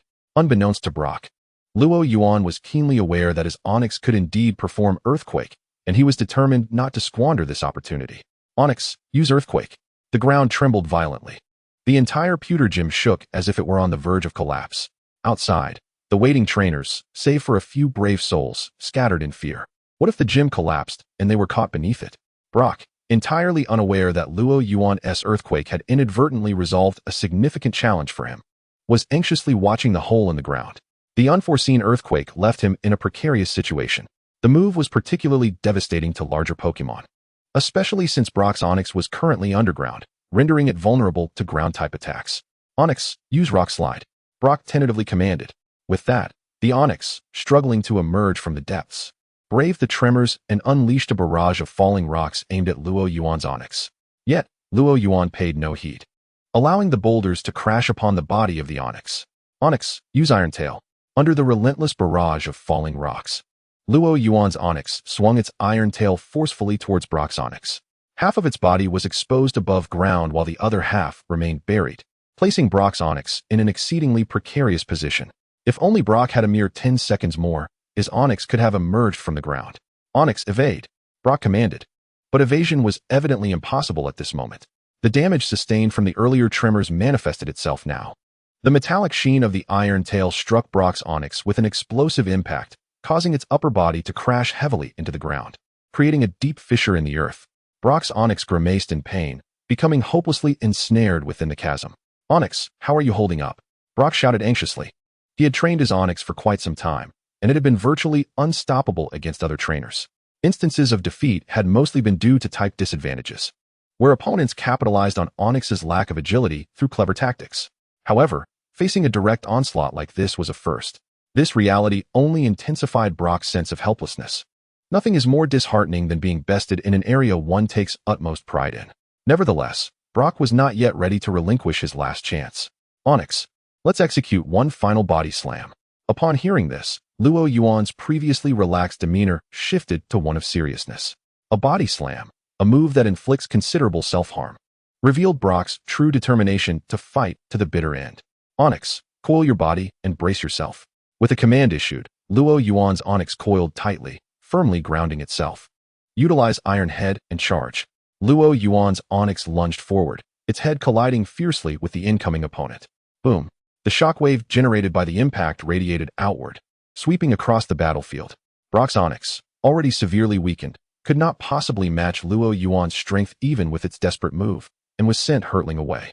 Crash! Brock's Onyx slammed into the ground, utterly incapacitated. The referee, witnessing the conclusion of the battle, cautiously approached to inspect Brock's Onyx before raising a flag. The Onyx has lost its fighting capability. Luo Yuan is victorious. The winner of this gym challenge is challenger Luo Yuan. Chapter 27. The Man Behind the Curtain. Defeated. Brock pondered to himself. Yet, he bore no resentment.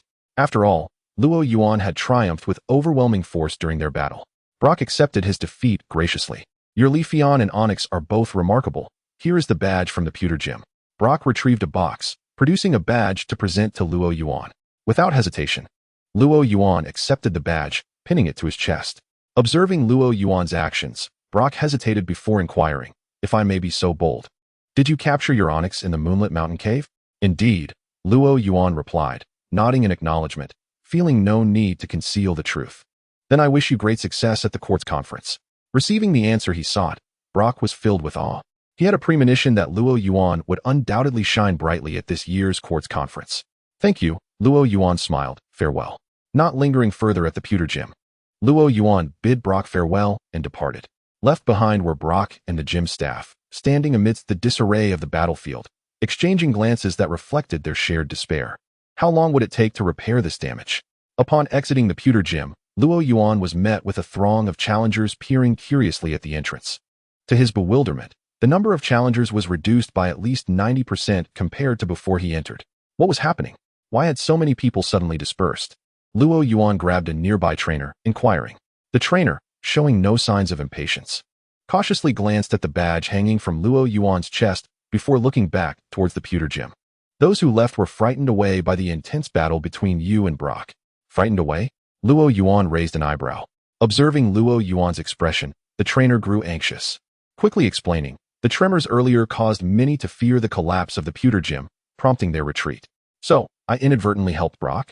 Luo Yuan mused, releasing the trainer. Yet, he thought little of it. His purpose in visiting the pewter gym was to obtain the badge, and now that he had it, lending a helping hand to Brock was a worthwhile bonus. With that in mind, Luo Yuan waved to the remaining trainers. The battle arena at pewter gym is currently under repair. If you wish to challenge the gym, please return tomorrow. Luo Yuan addressed the queuing trainers directly. The waiting trainers were momentarily taken aback by Luo Yuan's announcement. The battle arena was damaged? Some contemplated questioning further, but upon recalling the earlier commotion from the pewter gym, they found Luo Yuan's statement to hold some merit. Consequently, they lamented their ill-timed arrival and departed from the pewter gym. Observing the now deserted entrance of the pewter gym, Luo Yuan waved to the staff member who had just exited, gradually walking away amidst their appreciative gaze. After leaving the pewter gym, Luo Yuan initially intended to contact Professor Oak at the Pokémon Center before departing Pewter City for Cerulean City. However, halfway there, he abandoned this plan. Are you not coming out? You've been following me for so long. Standing on a shaded path, Luo Yuan called out behind him. He felt somewhat exasperated. How many times had it been now? Why did modern villains always fancy stalking? And yet, their stealth skills were so abysmally lacking. You noticed us. A woman clad in Team Rocket attire sprang from the underbrush. Even if you discovered us, you cannot escape today. How dare you attempt to thwart our plans? Boy, you're in big trouble. From the opposite side of the bushes leapt a man, equally clad in Team Rocket garb. They stood in a perfectly symmetrical formation. Team Rocket? Luo Yuan's brow furrowed. Haven't you learned your lesson from the last encounter? Do you still dare to trouble me? He had assumed that after their previous encounter, Giovanni would recognize his strength and refrain from sending more trouble his way.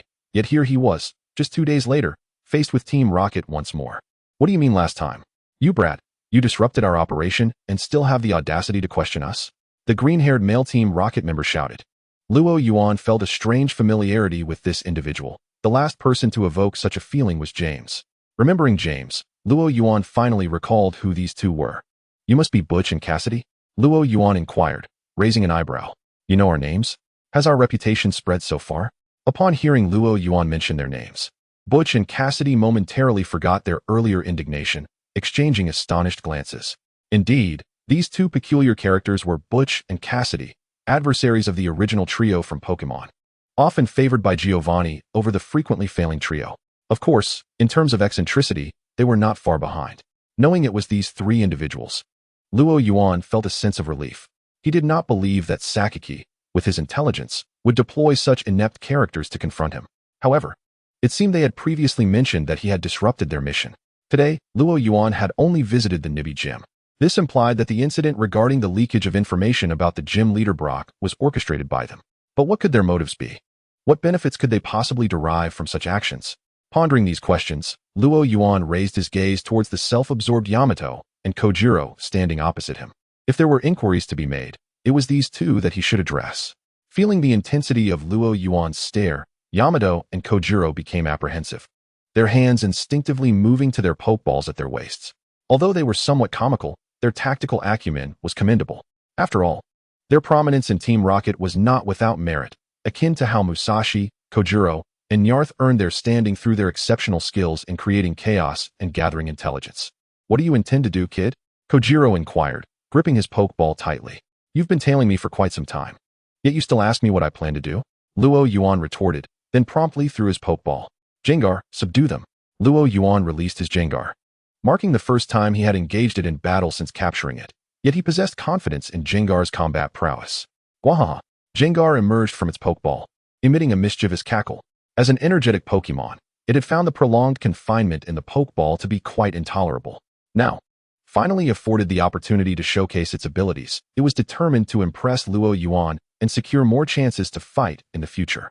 Opposite them, Yamato and Kojiro, as Team Rocket members, naturally utilized the standard Pokémon associated with their organization. To distinguish themselves from Musashi and Kojiro, they refrained from using Weezing and Arbok. Instead, Kojiro deployed a Rattata while Yamato sent forth a Zubat. Rattata, take out the enemy. The duo charged towards Luo Yuan's Jengar. Luo Yuan, witnessing their approach, covered his face in disbelief. Despite his efforts to underestimate their combat capabilities, he regrettably realized he had overestimated them. Kojiro's Rattata was likely their strongest Pokémon, which, in Luo Yuan's view, paled in comparison to Musashi and Kojiro's Arbok and Weezing. Not wishing to waste any more time with these two, Luo Yuan decisively commanded Jengar, use Toxic. Gwahaha! Jengar grinned, as a noxious purple mist enveloped it and surged towards both Rattata on the ground and Zubat in the air. The toxicity of Jengar's poison was formidable, and once inhaled, smaller Pokémon like Rattata and Zubat would likely succumb to incapacitation. Zubat, disperse the toxic mist. Yamato shouted urgently upon seeing the approaching fumes. Zubat nodded and vigorously flapped its wings. A gust of wind swept through, dispersing the toxic mist that had encircled Rattata and Zubat. Yet, before Yamato and Kojiro could rejoice, they suddenly noticed that Jengar, which had been hovering in the air, had vanished. Where is it? They frantically searched around. Luo Yuan smirked slightly, snapping his fingers. With a sharp crack, Jengar's form emerged from the shadow behind Rattata, resembling a phantom, grinning wickedly at the curious Rattata. It turned out that Jengar had cleverly utilized the cover of the toxic mist to meld into Rattata's shadow, remaining undetected by Kojiro and Yamato. Sensing Jengar's chilling gaze, Rattata turned its head just in time for Jengar to strike. Slurp! Jengar's long, pink tongue licked Rattata, sending it into a state of paralysis. Rattata! The brown Rattata shrieked in terror, its fur bristling in fright, as fear and shock were vividly etched across its face. The paralysis from Jengar's lick rendered Rattata completely stiff. Now, Shadow Ball, take advantage of its weakness. Luo Yuan would not grant Rattata a moment's respite. Ignoring Zubat's desperate rush to assist Rattata, he commanded Jengar to press the attack. Gwahaha! A purple-black sphere of energy quickly coalesced before Jengar. Once the Shadow Ball reached a third of Jengar's size, it was swiftly launched towards the incapacitated Rattata. Boom! The area where Rattata lay erupted in an explosion. The force of the Shadow Ball sending Rattata flying, its body collapsing as it lost consciousness and combat ability. Rattata. The entire sequence of Jengar's assault transpired in the blink of an eye.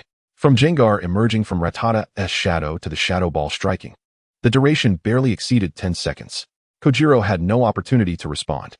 Grinding his teeth, Kojiro glanced at Yamato. We need to retreat. The strength of their opponent far surpassed their expectations. Rattata had been defeated in a mere encounter, leaving Kojiro with little hope of victory. Yamato wholeheartedly agreed with Kojiro's assessment and prepared to flee. However, Luo Yuan, intent on capturing them for interrogation, would not allow such an easy escape. Observing the two as they attempted to flee, he retrieved a Pokeball containing his Leafeon from his pocket. While he had intended to utilize Gengar primarily for experience, it did not mean he was limited to its use. Leafeon, use Leaf Blade to block their escape. Swish. 3 razor-sharp blades sliced through the air, forming a line that obstructed Kojiro and Yamato's path. Thought you could leave without consulting me? As Luo Yuan spoke, cold sweat began to trickle down the backs of Kojiro and Yamato. They exchanged a glance, both thinking simultaneously, this is bad. Disregarding their expressions of desperation, Luo Yuan commanded Gengar and Leafeon to encircle them. I will ask, and you will answer. Standing before them, he inquired, what is your objective regarding the Nibi Gym? Luo Yuan was genuinely curious. Why would Team Rocket target the Nibi Gym? To his knowledge, Brock had no particular enmity with Team Rocket, and he possessed no rare Pokémon. What could possibly motivate the organization to exert such effort against him? Upon hearing Luo Yuan's question, Yamato and Kojiro exchanged glances, remaining silent. It appeared they were hesitant to respond, possibly fearful of something. Luo Yuan raised an eyebrow. Their current demeanor revealed much about their situation. As members of Team Rocket, there are few individuals capable of eliciting such expressions from them. Only Sakaki and certain senior executives of Team Rocket can provoke such reactions. This implies that the scheme directed at the Nibi Gym was sanctioned by the upper echelons of Team Rocket. Luo Yuan, having devised a plan in his mind, cast a peculiar glance at the two ruffians, Xiao Sanlang and Yamato. Had they not pursued him, he might have remained oblivious to the connections at play. One could only wonder how enraged Sakaki would be to discover that their plans had been so carelessly divulged. The thought made Luo Yuan chuckle uncontrollably. Surrounded by Jengars and Leafeons, Xiao Sanlang and Yamato were startled by Luo Yuan's sudden laughter, feeling a chill race up their spines. This laughter was utterly terrifying. They exchanged glances, each finding fear reflected in the other's eyes. Unbeknownst to Luo Yuan, the two were growing increasingly fearful, though he found their reaction somewhat perplexing. He deemed it a positive development. He raised his voice, his tone grave. Repeat after me. Why exactly does Team Rocket target the Nibi Gym? I do not wish to ask a third time. At his gesture, Gengar inched closer with a sinister chuckle. My Gengar possesses hypnotic powers. If you wish to avoid the taste of nightmares, I highly recommend you divulge the truth. Prior to his journey, Luo Yuan had been a Pokémon prosecutor. Despite having only completed a brief internship, he had mastered the interrogation techniques essential for his role. Among these was the hypnotic nightmare technique, frequently employed by League prosecutors against particularly nefarious foes possessing crucial information. It was non-lethal, yet those who had experienced it were unlikely to desire a second encounter. Thus, it was perfectly suited for dealing with Yamato and Xiao Sanlang. I say, upon hearing about the hypnotic nightmares, Yamato and Xiao Sanlang could no longer remain composed. As members of Team Rocket, they were well acquainted with the terror of such techniques from their frequent encounters with League officials. Lacking the fervor to sacrifice their lives for Team Rocket, they began to spill their secrets under Luo Yuan's threat. Miss Jean Yao, secretary to Boss Sakaki, sent us to Nibi City to disseminate information about the Nibi Gym, luring numerous challengers. As for specific organizational actions, we are not privy to them, Xiao Sanlang confessed, pleading. I only know this much, please let me go. Ignoring Xiao Sanlang's pitiful expression, Luo Yuan called upon Gengar. Gengar, teach him a lesson. Gengar, undeterred by Xiao Sanlang's evident fear, obeyed Luo Yuan's command. It extended its long tongue and licked Xiao Sanlang's face. Goodness! Xiao Sanlang trembled, collapsing to the ground in a state of utter defeat, a stark contrast to his earlier confident demeanor when confronting Luo Yuan. Yamato shivered at the sight of Xiao Sanlang's transformation. When she noticed Luo Yuan's gaze shift towards her, she hurriedly exclaimed, I know, terrified that she would suffer the same fate as Xiao Sanlang. Miss Jean Yao instructed us to create chaos at the Nibi Gym to distract little Xiaojiang, while the main force has additional tasks at the Tsukimi Mountain. Indeed, there were further developments at play.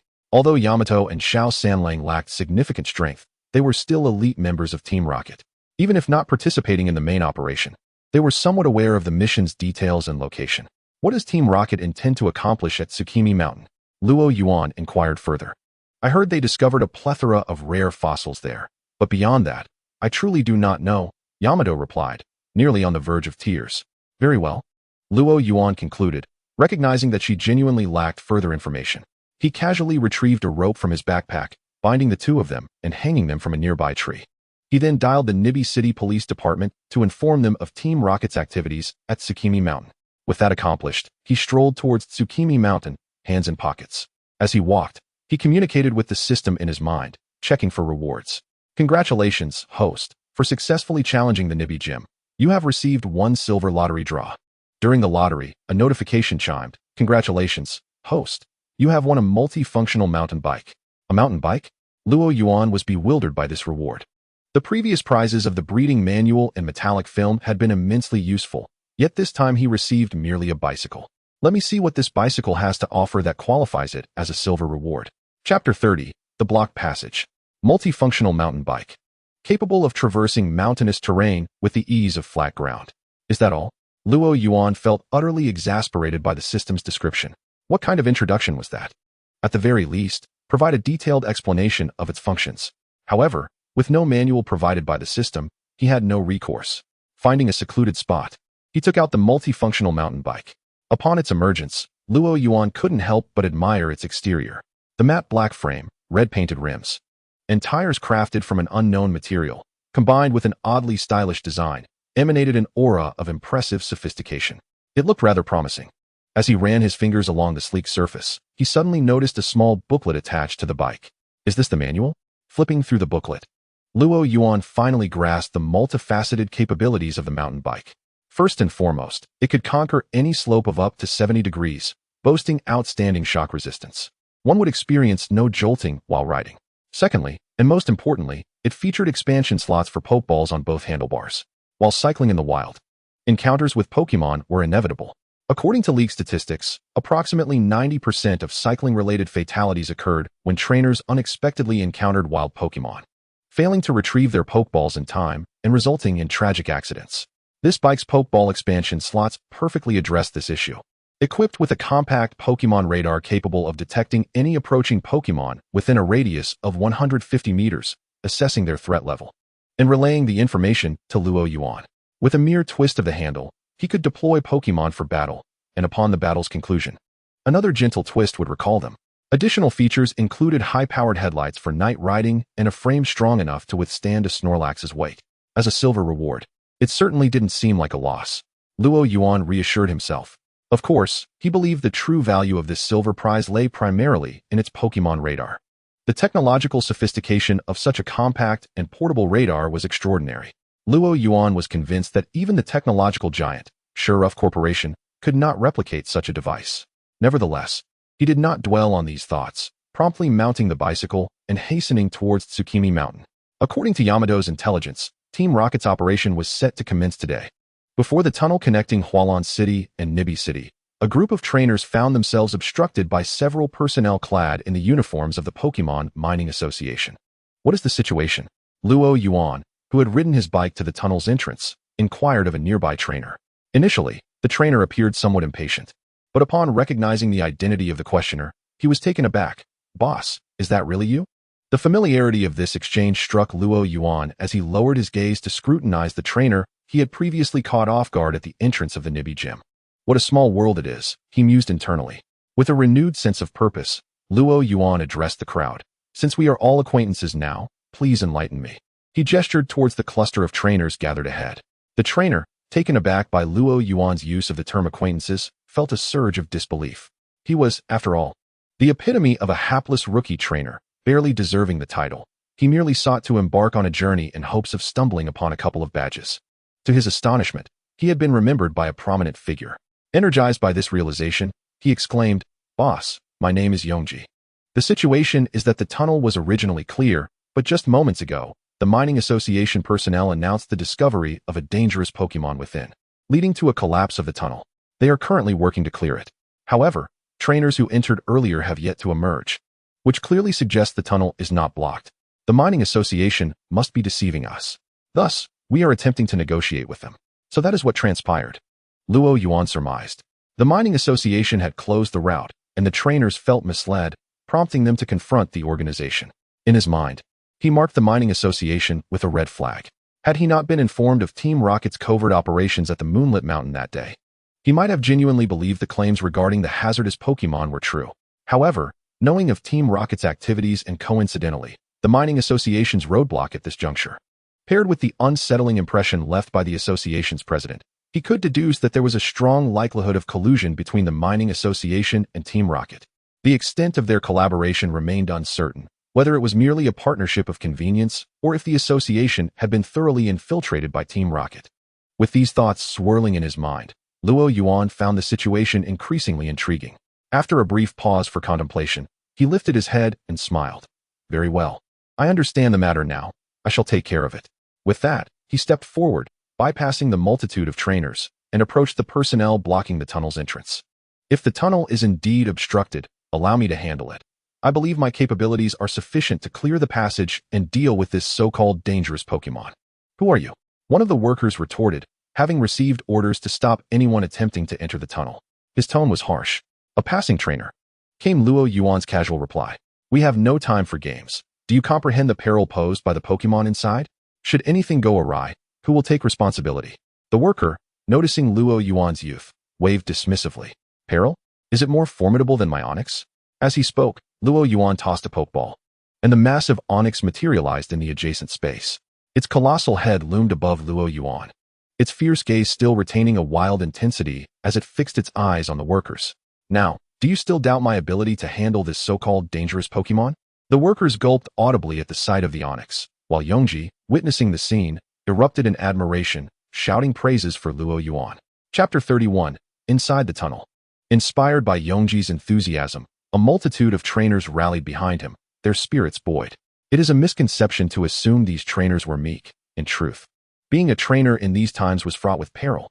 Many had met their demise at the hands of dangerous Pokémon in the wild, and one could argue that those who ventured forth as trainers possessed a measure of adventurous spirit. The reason they had initially engaged in mere discussion with the Mining Association personnel rather than charging through was simply due to their lack of strength. Now that Luo Yuan, evidently a formidable expert, had stepped up as their leader, they were eager to confront the Mining Association's representatives, who had arrogantly blocked their path. In an instant, with Luo Yuan at the helm and Onyx leading the charge, dozens of trainers stood resolute, their collective gaze fixed on the Mining Association personnel, creating an imposing spectacle. The workers, under the scrutiny of so many intense gazes, felt their resolve waning. They had been ordered to prevent anyone from entering the tunnel. Yet they had not anticipated such a formidable situation. Particularly, they pondered the origins of this young trainer with an Onyx. Was he perhaps the scion of a prominent family within the league? Exchanging glances, the workers realized that further obstruction was futile. Given the opposing strength, they could not hope to contain them. Rather than risking needless sacrifice, it would be wiser to allow passage and report to their superiors at the first opportunity. With this thought, the pressure exerted by the Onyx seemed less daunting. You may proceed, but do not blame us if you encounter danger, they issued their final warning. Hearing this, several trainers hesitated momentarily. However, who was Luo Yuan? He responded with a cheerful grin. Rest assured, even if the tunnel has collapsed, my Onyx could still bore a new passage through this mountain. The Mining Association workers visibly stiffened at Luo Yuan's words. Their discomfort stemmed from their inability to counter his assertion. As members of the Mining Association, they understood that he was entirely correct. Even if the moonlit mountain lacked a tunnel, an Onyx could indeed carve one out. After all, the tunnel connecting Nibi City and Hualan City had been expanded from a tunnel originally excavated by an Onyx. As the previously pompous workers fell silent and stepped aside, a wave of relief washed over the trainers who had long endured frustration, and they eagerly followed Luo Yuan into the tunnel. Once the last trainer disappeared from sight, the workers huddled together. What now? Our orders have been compromised. What should we do? You saw the look in that Onyx's eyes. If we dared to obstruct them, it would likely charge at us. If this escalates to the police, our identities could be scrutinized. Should we notify the captain? That seems to be the only course of action. Let us hope the captain does not lay too much blame upon us. With grim expressions, the workers dialed a number. Unbeknownst to Luo Yuan, who had just entered the moonlit mountain tunnel, his actions were swiftly reported. However, even if he were aware, it would matter little. He had no intention of concealing his presence. He possessed a myriad of methods to infiltrate the moonlit mountain undetected. Yet he deliberately chose the most straightforward and bold approach to charge in. Why? It was for the sake of the trainers rallying behind him. Confronting a group of Team Rocket operatives alone was unrealistic, as he was but one individual, and his Pokémon roster was insufficient to form a full team. Even with both Onyx and Metagross at his side, he could not cover all fronts. However, with the support of the trainers behind him, as well as the knowledge that Junsa from Nibi City was en route to the moonlit mountain, the situation changed entirely.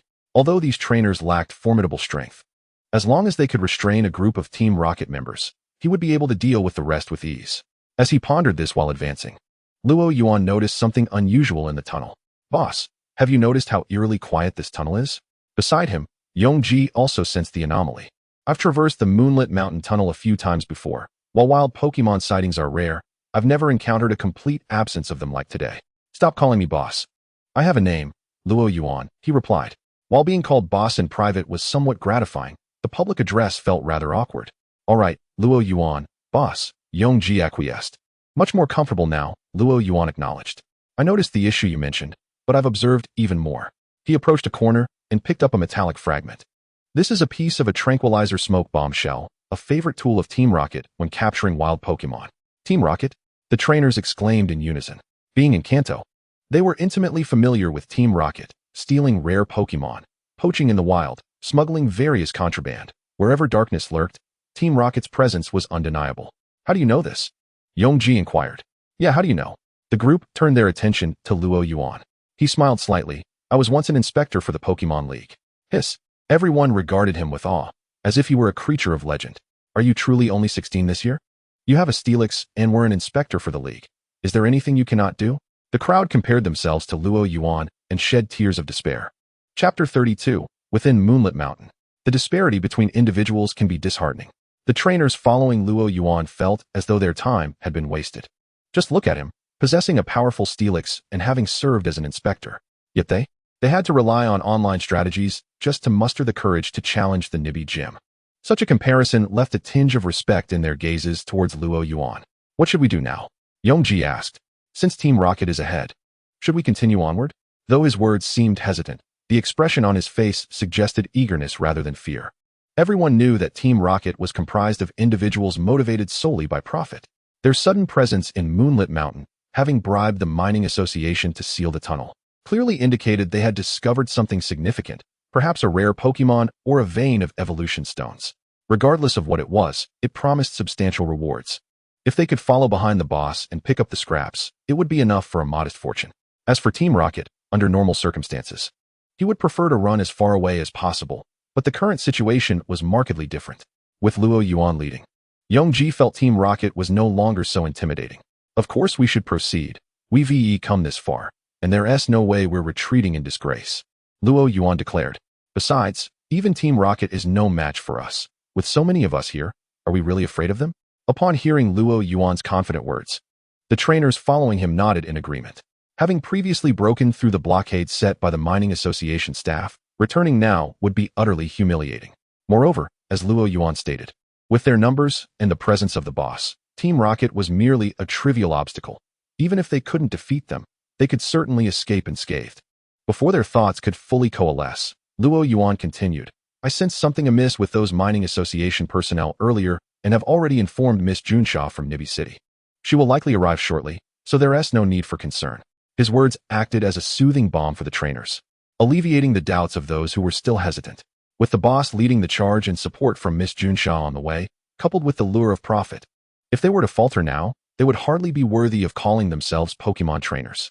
They may not possess great power, but even the most unremarkable fish can dream. Let us do it. We'll follow your lead, boss, one trainer exclaimed, with the others echoing his sentiments. In a secure environment, they were more than willing to confront Team Rocket. When boasting later, they could proudly claim to have battled against Team Rocket, seeing the trainer's spirits invigorated by his words. Luo Yuan nodded in satisfaction. Then let us go. We set forth. Leafeon, guide us. Retracting his Steelix, he dispatched the keen-nosed Leafeon and led a group of dozens toward Team Rocket's direction. Deep within Moonlit Mountain, a group of trainers clad in Team Rocket uniforms was directing their Pokemon to engage in destructive mining activities in a cave. Hurry up, extract the moonstones from here. A figure dressed as a Team Rocket officer shouted to the trainers below. Yes, Captain. The Team Rocket members promptly responded, commanding their Pokemon to demolish the rock walls with techniques such as Rock Smash, High Jump Kick, and Bullet Punch, revealing moonstones that were swiftly packed away by the prepared Team Rocket personnel. Thanks to the intel provided by Mr. President, the officer remarked to a nearby individual.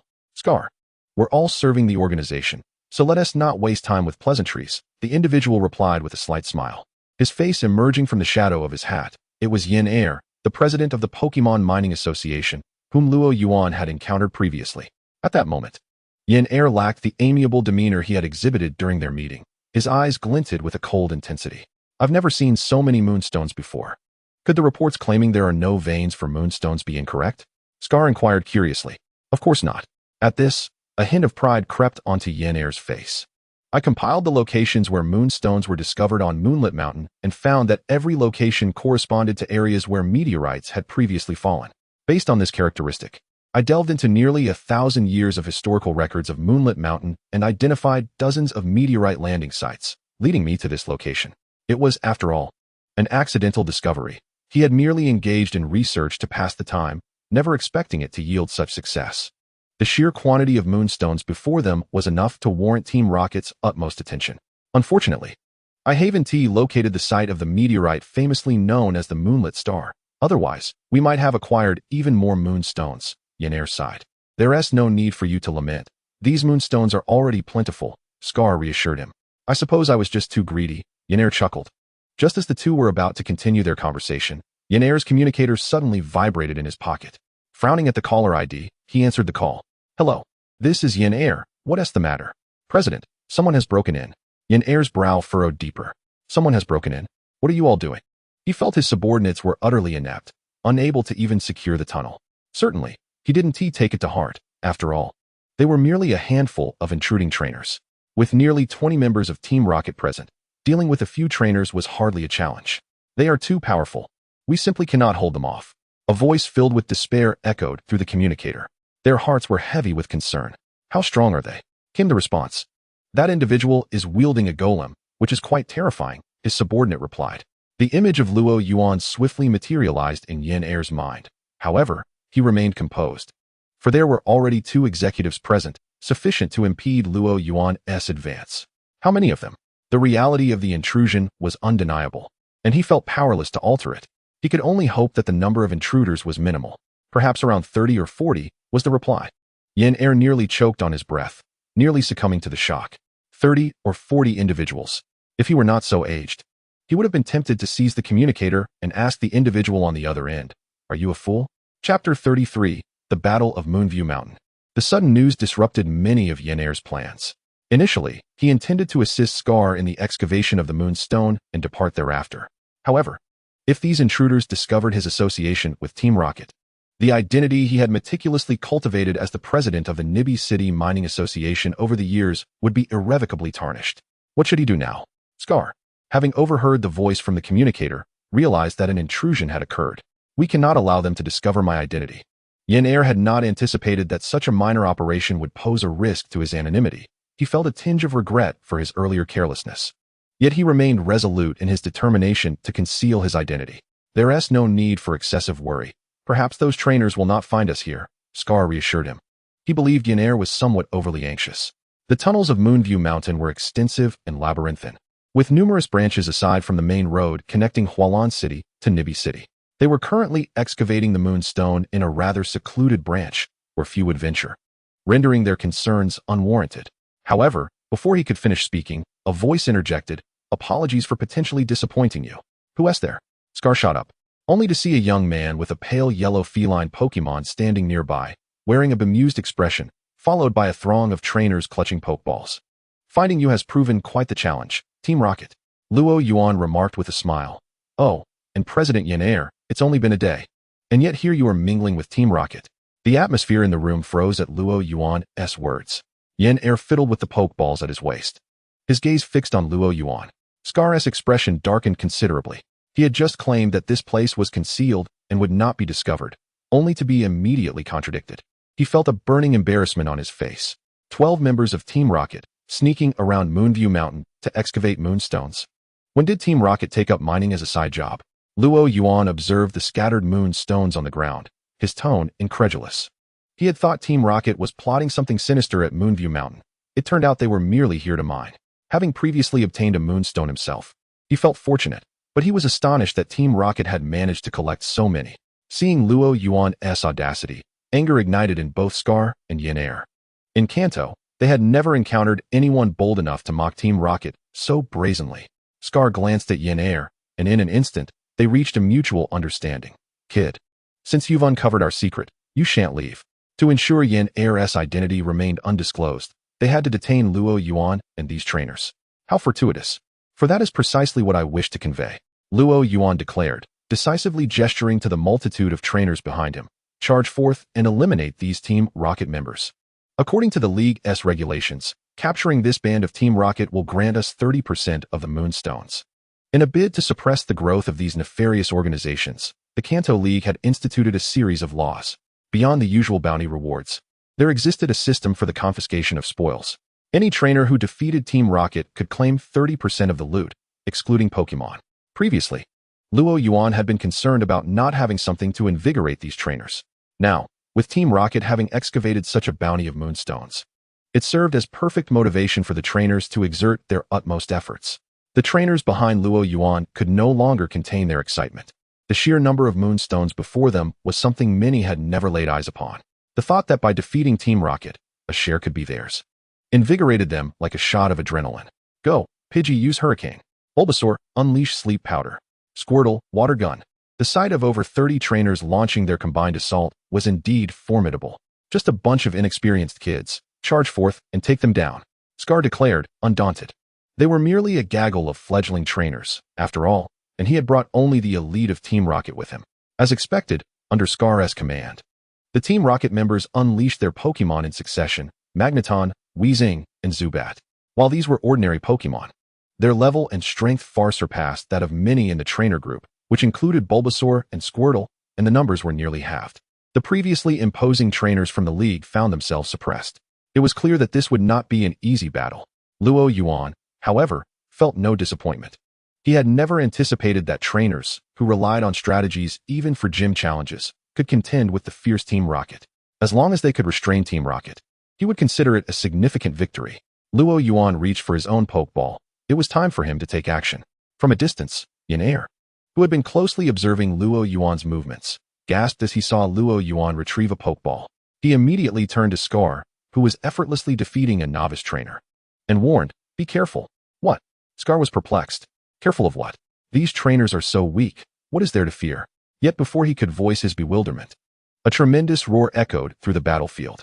A golem, much larger than a typical one, appeared amidst the clash between Team Rocket and the League trainers. With a sweep of its tail, it sent a Weezing, which had been preparing to self-destruct, crashing back towards Team Rocket's side. Boom! With a thunderous explosion, several of Team Rocket's Pokémon were left battered and incapacitated. Luo Yuan had successfully captured a formidable golem at Moonview Mountain. Only then did Yin Air's voice finally emerge.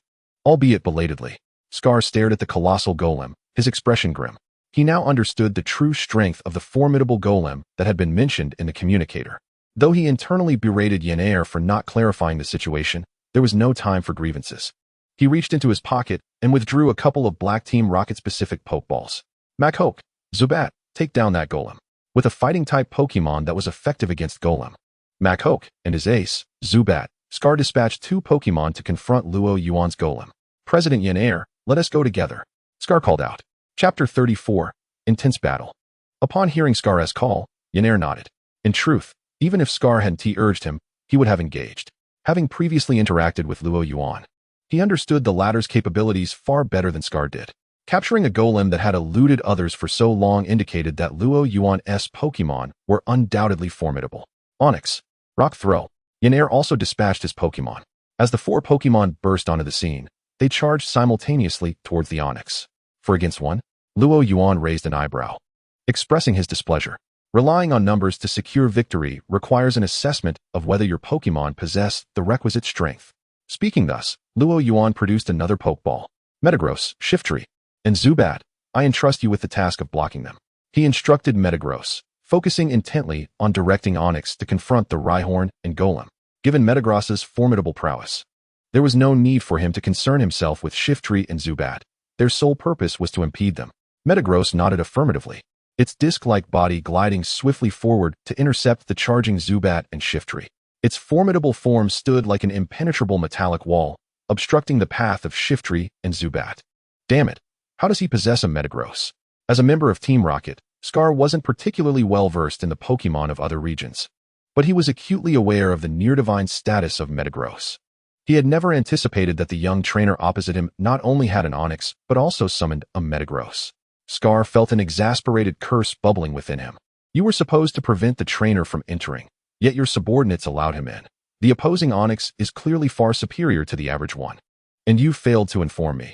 Now he even reveals a quasi-deity from the Hoenn region. Such crucial information, and you didn't think to notify me in advance. Were it not for his knowledge that Yen Air was a trusted confidant of Boss Sakaki, he might have suspected Yen Air was an undercover agent sent by the League. However, no matter how arduous life became, he must press onward.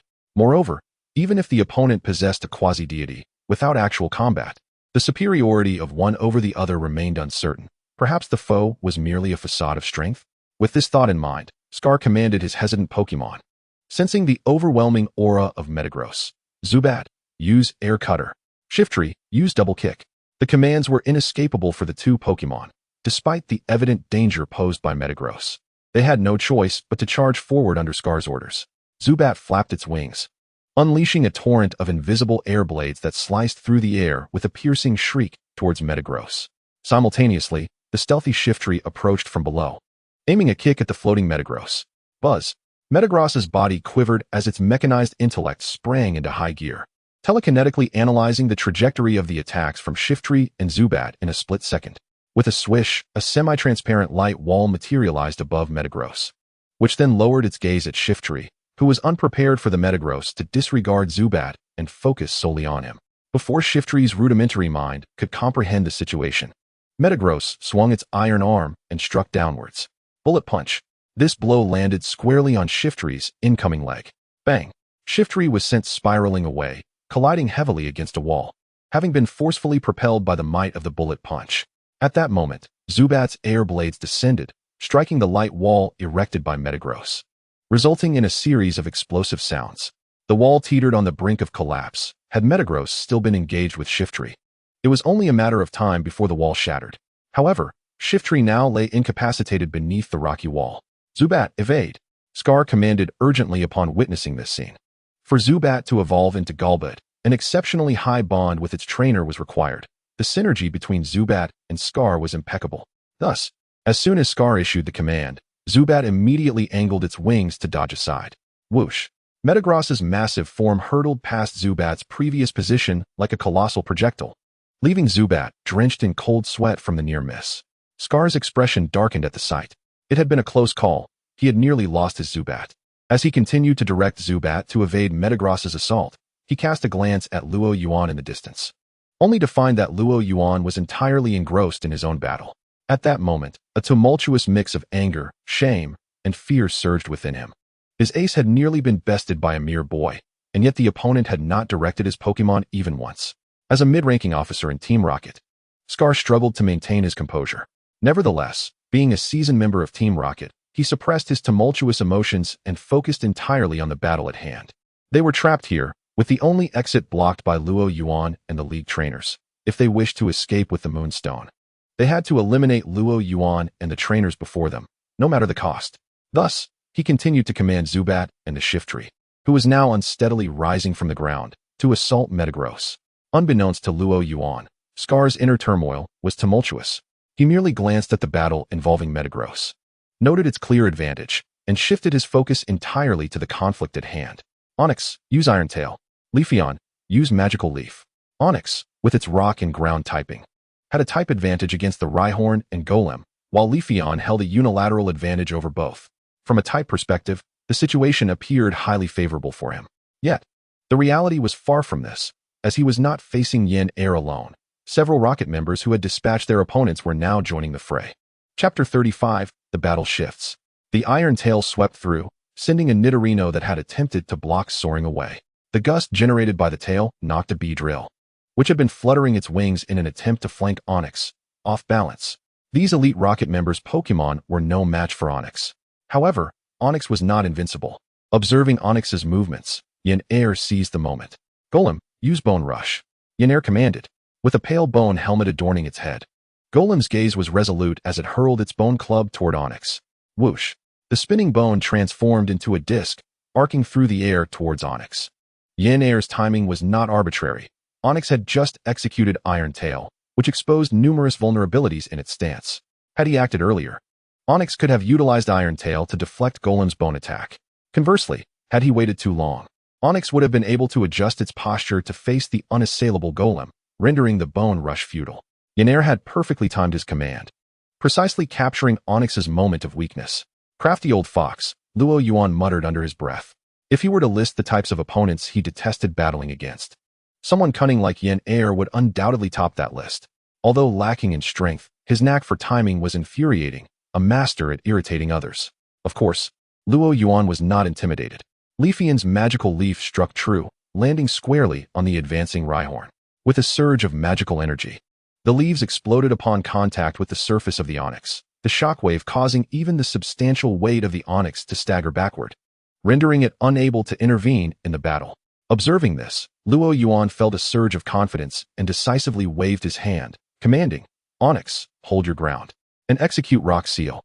There was no need to evade. The Bone Boomerang was hardly a formidable skill, although the ground-type move would indeed inflict additional harm on the Onyx.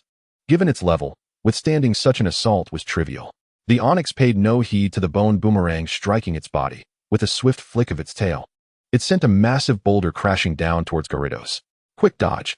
Gyarados darted left and right, but the stones raining from above fell relentlessly like a torrential downpour.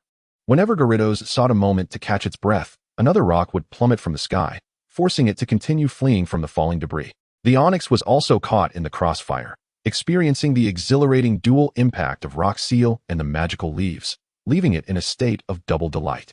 Yenair, watching the Onyx's relentless barrage of stones, felt his mood plummet. Luo Yuan was clearly relying on the Onyx's stamina to exhaust both the Onyx and Gyarados. Yet his two Pokémon lacked any means to turn the tide, gradually leading them toward an inevitable downfall. In contrast, Luo Yuan's spirits soared, especially as he observed Gyarados and Onyx scurrying for cover under the rock rain, while Yenair's expression soured, filling him with satisfaction. Fortune favors the persistent. If this continues, it is only a matter of time before my Onyx takes down both the Onyx and Gyarados, he thought. Damn it, everyone, attack that Onyx together. Yenair, seeing the situation grow increasingly unfavorable, reluctantly summoned the nearby Team Rocket members to encircle Luo Yuan. However, at that moment, they lacked sufficient manpower. Several Team Rocket members who had previously rushed to assault Luo Yuan had been eliminated by the Onyx's relentless attacks. And as Yenair continued to draw upon his remaining forces, Team Rocket's lineup against the ordinary trainers dwindled further. The tide of battle, once favoring Team Rocket, began to shift unfavorably. Did Yenair not realize that continuing to siphon manpower would tilt the scales of victory towards Luo Yuan, the representative of the Alliance trainers? Of course, he was aware. Yet, he found himself bereft of alternatives. If he were to lose to Luo Yuan, allowing him to gain the upper hand would worsen the situation. Team Rocket's only hope for victory lay in swiftly defeating Luo Yuan, regrouping, and then returning to deal with the Alliance trainers. Moreover, he had already notified his subordinates in Pewter City. Reinforcements should be arriving shortly. As Luo Yuan observed the encroaching Team Rocket trainers, he quickly discerned Yenair's intentions. Indeed, those who rose to positions of leadership within Team Rocket were not fools. They would not allow him to conclude the battle so easily. Yet, did he think he could alter his strategy? Luo Yuan chuckled softly. With a snap of his fingers, the Onyx abruptly ceased its movements, and the deluge of falling rocks came to a halt, just as Yenair exhaled. Believing Luo Yuan was preparing to switch from offense to defense in light of the encirclement, the Metagross, which had been mercilessly pummeling Shuckle and Zubat, suddenly abandoned its pitiful opponents and charged towards them at an accelerated pace. Like a shooting star, Metagross's silver-gray body collided with a blocking Abra, then barreled directly into the unsuspecting Onyx. Boom! The relaxed expression on Onyx's face twisted into one of agony as its spherical form was sent hurtling through the air, astonishingly propelled by Metagross. Gulp! Both Alliance and Team Rocket trainers alike gasped at the sight. What kind of strength was required to launch an Onyx, a Pokémon of such stature, into the air? In that moment, their gazes towards Luo Yuan were filled with awe. Chapter 36, Breakthrough and Pursuit. Everyone was taken aback by the sudden entrance of Metagross. The earlier skirmish involving Metagross, Shuckle, and Zubat had not seemed so fearsome. One Team Rocket member stammered, glancing up at the relentless barrage of blows raining down from Metagross, before hastily lowering his head. Not worth the trouble, not worth the trouble. Did they not see that even Yenair's Pokémon was being soundly defeated? This Metagross was clearly beyond what a low-ranking Team Rocket member could contend with. It was wiser to feign ignorance. Onix, damn it, what are you waiting for? Attack! Seeing his Pokémon battered and bruised at the hands of Metagross, Yin Air grew frantic, shouting at the Team Rocket members who stood frozen nearby, devoid of the earlier confidence they had exuded. The Team Rocket members, now gripped by a sense of dread towards Metagross, were reluctant to engage Luo Yuan. Although they were part of Team Rocket, their Pokémon were their very foundation in this world. They were not willing to sacrifice them heedlessly. Yet, despite their reluctance, who would dare defy Yin Air, a cadre member? The hierarchy within Team Rocket was rigid, and disobeying a superior's orders would be far worse than facing defeat at Luo Yuan's hands. Abra Steel Wing, Rattata, Hyper Fong. Gritting their teeth, the Team Rocket members commanded their Pokémon to charge at Metagross, attempting to employ a strategy of overwhelming numbers. Hey, you pathetic Team Rocket miscreants. Do you think you can disregard us? Yuji, observing the Team Rocket's impending assault on his leader, shouted, "Everyone, let's join forces and take down these Team Rocket scum. Don't let them disrupt Luo Yuan." They had not yet lost their fighting spirit. How dare this band of Team Rocket think they could dismiss their presence? Charge! Let them witness our might. Teach these Team Rocket members a lesson. A chorus of Alliance trainers rallied behind Yuji, shoulder to shoulder, directing their Pokémon against Team Rocket. The Team Rocket members, initially reluctant to engage Luo Yuan, were suddenly filled with glee at this unexpected opportunity. It was a chance to evade organizational reprimand while avoiding confrontation with the monstrous Metagross, a double victory. After all, Yin Air was not their direct superior. They had little concern for his opinions. As a result, the Team Rocket Pokémon, under their trainers' commands, swiftly turned and clashed with the Alliance trainers, igniting a fervent battle. Whether some Team Rocket members were intentionally stalling to avoid fighting Metagross is a detail we shall cheerfully overlook. In the distance, Yin Air trembled with frustration, counting on these Team Rocket members for salvation. "You all," he stuttered, pointing at the distant Team Rocket members, unable to articulate his anger.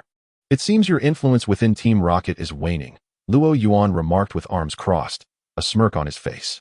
"Even these Team Rocket members refuse to heed your commands." At Luo Yuan's taunt, Yin Air's anger flared. "Don't get too smug." But before he could finish, the ground shook with a resounding crash as Metagross delivered a devastating blow, rendering the Onix unconscious. Its rocky body was marred with cracks of various sizes, and its once compact head was now swollen, lending it an almost comical appearance. With a swift sweep of its tail, the Onix sent Gyarados, a creature already diminutive, flying as it struck home. After the bone boomerang was knocked down by the Onix, the bone helmet that adorned Gyarados' head shattered, rolling across the ground in an uncertain fate. "How dare you speak to me when you are clearly at a disadvantage?" remarked Luo Yuan, observing the Galarian bird struggling to rise after a prolonged period. "Was it not you who initiated the conversation?" Yin Air cursed inwardly, though he was wise enough not to voice his thoughts. His expression darkened, feeling as though his cultivated composure over the years had been utterly shattered. At that moment, Scar, previously overwhelmed by the Metagross and questioning his existence, hurried over and exchanged a meaningful glance with Yin Air, implying a retreat. Yin Air surveyed Luo Yuan, glanced at the fainted Pokémon on the ground, and finally regarded the Rocket members who were ineffectively treading water. "Let us depart," he declared, recalling the incapacitated Onix and Galarian bird, following Scar as they led the way to escape. This time, they faced a complete debacle, with even Yin Air's identity laid bare. However, he remained undeterred. Given his experience, he was confident that upon returning to Team Rocket, he could easily reclaim his standing. A fierce determination welled up within him. Once he gathered enough support upon rejoining Team Rocket, he would ensure Luo Yuan faced the consequences. Scar shot a glance back at Luo Yuan and made a throat-cutting gesture. "Next time we meet, you shall witness the true power of Team Rocket," he proclaimed, signaling his subordinates. The Rocket members, engaged in a skirmish with the Alliance, dared not feign compliance this time, unleashing Pokémon such as Weezing and Spoink. With a whoosh, smoke enveloped the area. Amidst the cacophony of explosions, the tunnel trembled, and in the ensuing panic of the Alliance trainers, over a dozen members of Team Rocket surged towards the exit. Do you think you can escape after offending me?" Luo Yuan had anticipated this. Onix, Metagross. With a swift motion, he commanded both Pokémon to flank the fleeing Rocket members, disregarding the smoke and the occasional self-destructing Pokémon that flickered through the haze. From above, unexpectedly, Luo Yuan pursued with unyielding resolve. As Metagross and Onix closed in, Yin Air urgently urged, "We must take flight." Scar nodded, each grasping a foot of the Zubat as they ascended rapidly. Zubat, Scar's trusted Pokémon, deftly maneuvered through the air, evading the boulders hurled by Onix. Yet, evading Onix did not equate to escaping Metagross. The psychic Metagross had already locked onto their positions, its rapidly processing mind calculating every conceivable escape route with infallible accuracy. Just as despair began to settle in, the sound of hurried footsteps echoed from the tunnel ahead. Reinforcements. My call for help has arrived, Yen Air exclaimed with delight, directing his enthusiasm towards Scar. Chapter 37, The So-Called Reinforcements. Scar, upon hearing Yen Air's words, felt a surge of hope. Today had been exceedingly unfortunate. Not only had he failed to accomplish the mission assigned from above, but his subordinates had also been nearly wiped out, and now he himself was at risk of capture. Thank goodness. Scar turned to Yen Air, harboring admiration for him. Indeed, experience prevails. Though his entrapment in the tunnel was due to Yen Air's subordinates failing to secure it, it seemed that Yen Air, a seasoned member of Team Rocket, was dependable in critical moments. Without Yen Air's reinforcements, they would surely have fallen into Luo Yuan's grasp. Have your men intercept Metagross. Scar was not one to mince words. To him, as long as they could successfully escape, the loss of a few subordinates was inconsequential. Agreed. Yen Air felt no reluctance. It was time to utilize the subordinates he had nurtured for so long. Even if captured, he could later pay for their release given the opportunity. Zubat soared swiftly towards the direction of the footsteps, which grew increasingly closer. Yen Air shouted, "Quick! Help me block that one behind." His words were abruptly cut off, as if a rooster's crow had been silenced mid-call. What's wrong? Scar, who had just been directing Zubat to evade another attack from Metagross, looked at Yen Air in confusion. Hadn't everything been fine just moments ago? Following Yen Air's gaze downward, Scar beheld a group of individuals accompanied by Pokémon blocking the tunnel. However, these were not the subordinates they had envisioned, but rather a contingent of police officers clad in uniforms. What is happening? How did the reinforcements turn into the police? Is Yen Air deceiving me? As Scar's suspicions mounted, the officers below were similarly taken aback. They had received a directive to apprehend Team Rocket. Yet how did the president of the Nibi City Mining Association end up here? The leader, Junsha, paused upon seeing Yen Air. Though unsure why he was in cahoots with Team Rocket, she knew that they could not be allowed to take action. Freeze. Release your Pokémon. Junsha commanded the two. Scar's expression shifted dramatically. His eyes flickered before he promptly hurled his Pokeball. He had no intention of sitting idly by and being captured by the police. Go, Shavarang. Use double kick and clear a path. Under his command, the already weary Shavarang charged towards Junsha. Junsha, poised and ready, called out, Herdier, use flamethrower. A burst of flames swept through, forcing Shavarang to evade rather than confront it. Just as Scar prepared to direct his Pokémon to continue the fight, a tremendous crash reverberated from the back of the tunnel. Boom. Riding Onix, Luo Yuan had caught up. Entering the fray, Luo Yuan directed the airborne Metagross. Metagross. Use Psychic and target the Zubat at a 40-degree angle in front of it. Although Metagross could anticipate Zubat's evasive maneuvers, it lacked the clarity of timing that Luo Yuan, as an observer, possessed. An invisible force surged forth. Zubat, flying forward, would not sit idle. It swiftly veered to the side. However, as soon as it moved, Luo Yuan's second command reached Metagross's ears. Metagross, teleport to Zubat's right side and use Bullet Punch. Metagross executed Luo Yuan's directive with unwavering precision, without a hint of hesitation. Consequently, as it instantaneously materialized to Zubat's right, it witnessed the Zubat, bearing both Scar and Yen Air, barreling towards it as if delivering itself directly into Metagross's maw. Zubat. Evade. Scar's heart raced as he saw Metagross suddenly appear beside them, its fist raised to strike. But how could the burdened Zubat escape? Perhaps if it were alone. Such agile maneuvers could be executed, but with both Yen Air and Scar weighing it down, Zubat, despite flapping its wings frantically, was irresistibly pulled toward Metagross by the sheer force of inertia. Bang! As anticipated, Metagross's fist struck Zubat, sending it crashing to the ground like a kite severed from its string, leaving Scar and Yen Air in a disheveled heap.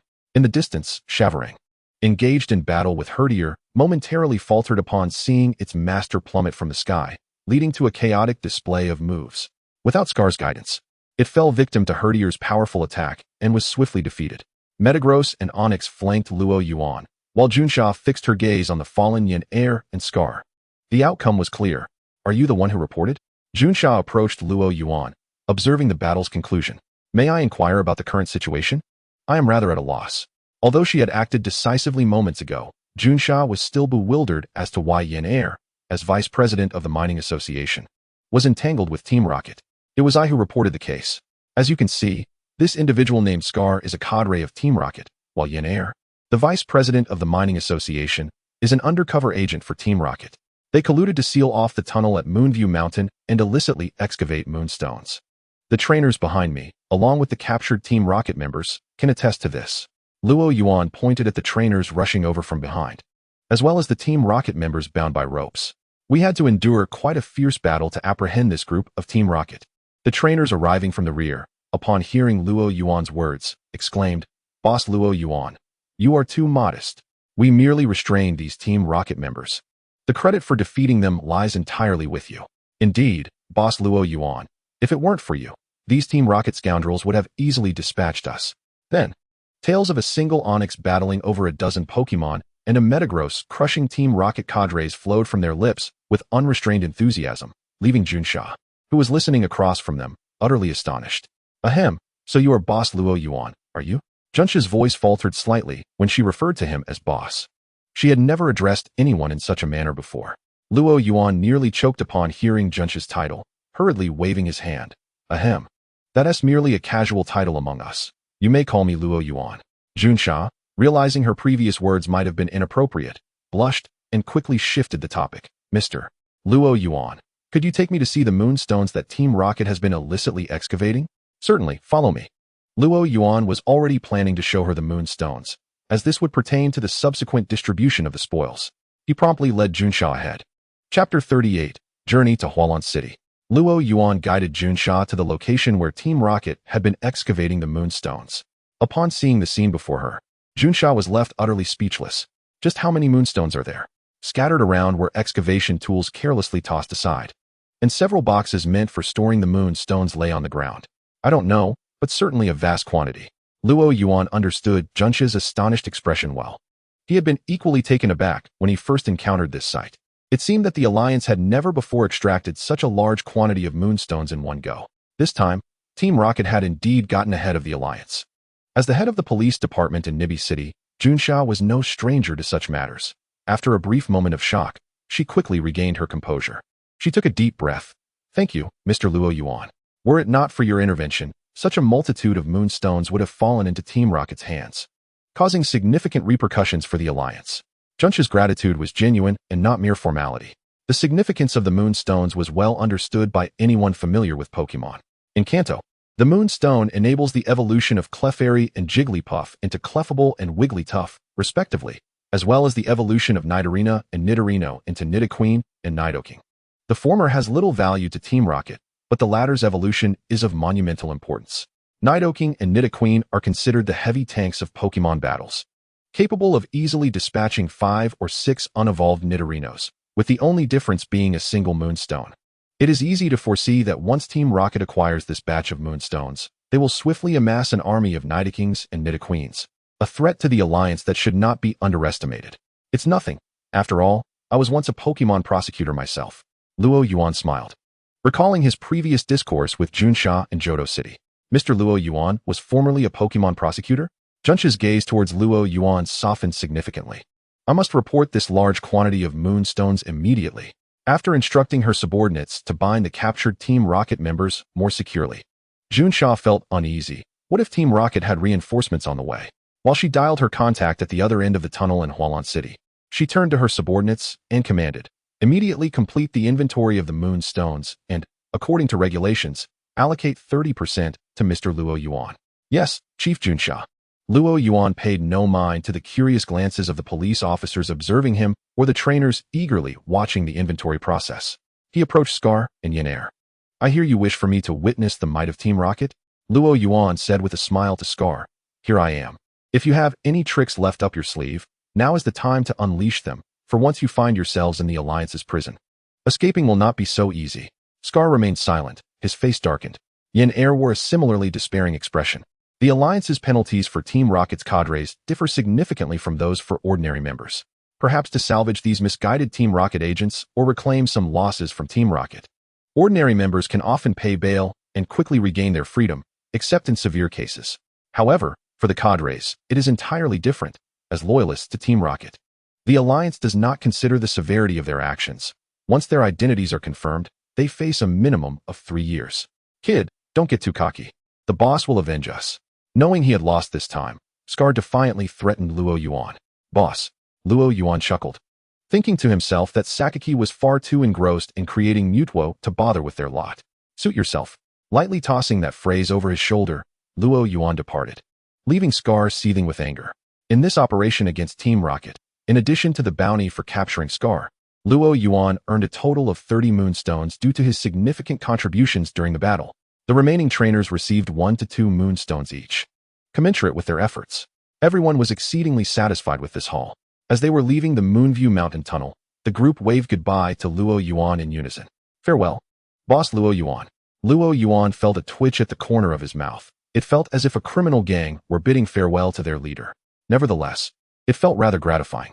Waving back in farewell, Luo Yuan embarked on his journey to Hualan City. However, I say you there. Luo Yuan glanced at the persistent Yuji following closely beside him. I am heading to challenge the gym. Why are you tagging along instead of going home? Yuji, the first to acknowledge Luo Yuan as his boss, had not departed with the other trainers, but continued to follow Luo Yuan. Feeling somewhat embarrassed upon hearing Luo Yuan's words, Yuji replied, Boss Luo Yuan, I too intend to challenge the gym. Challenge the gym? It was not that Luo Yuan looked down upon him. He had noticed Yuji during their battle in the tunnel, and to put it gently, he was not particularly strong. Yuji was well aware of his own level of strength. Yet he felt no shame. Yes, I am going to challenge the gym. I may be weak, but the Hualan gym is even weaker.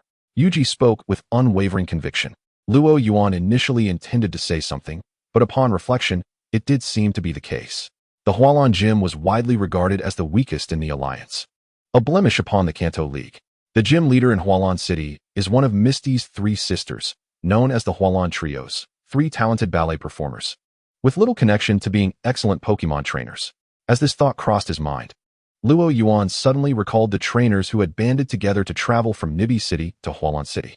He inquired, You lot aren't planning to seize the opportunity to obtain the Hualan badge while the Nibi gym is closed, are you? Yuji, upon hearing this, looked astonished. You guessed that, boss? Indeed.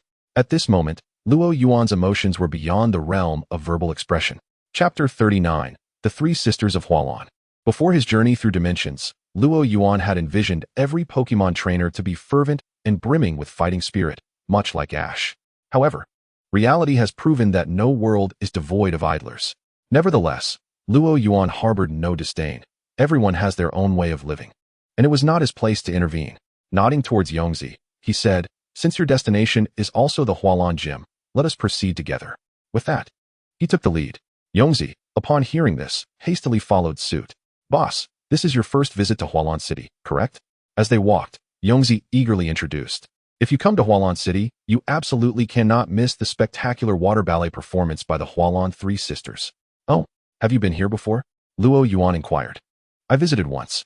I witnessed the water ballet performance by the Hualan 3 sisters, and they were simply enchanting, Yongzi replied, somewhat entranced by the memory.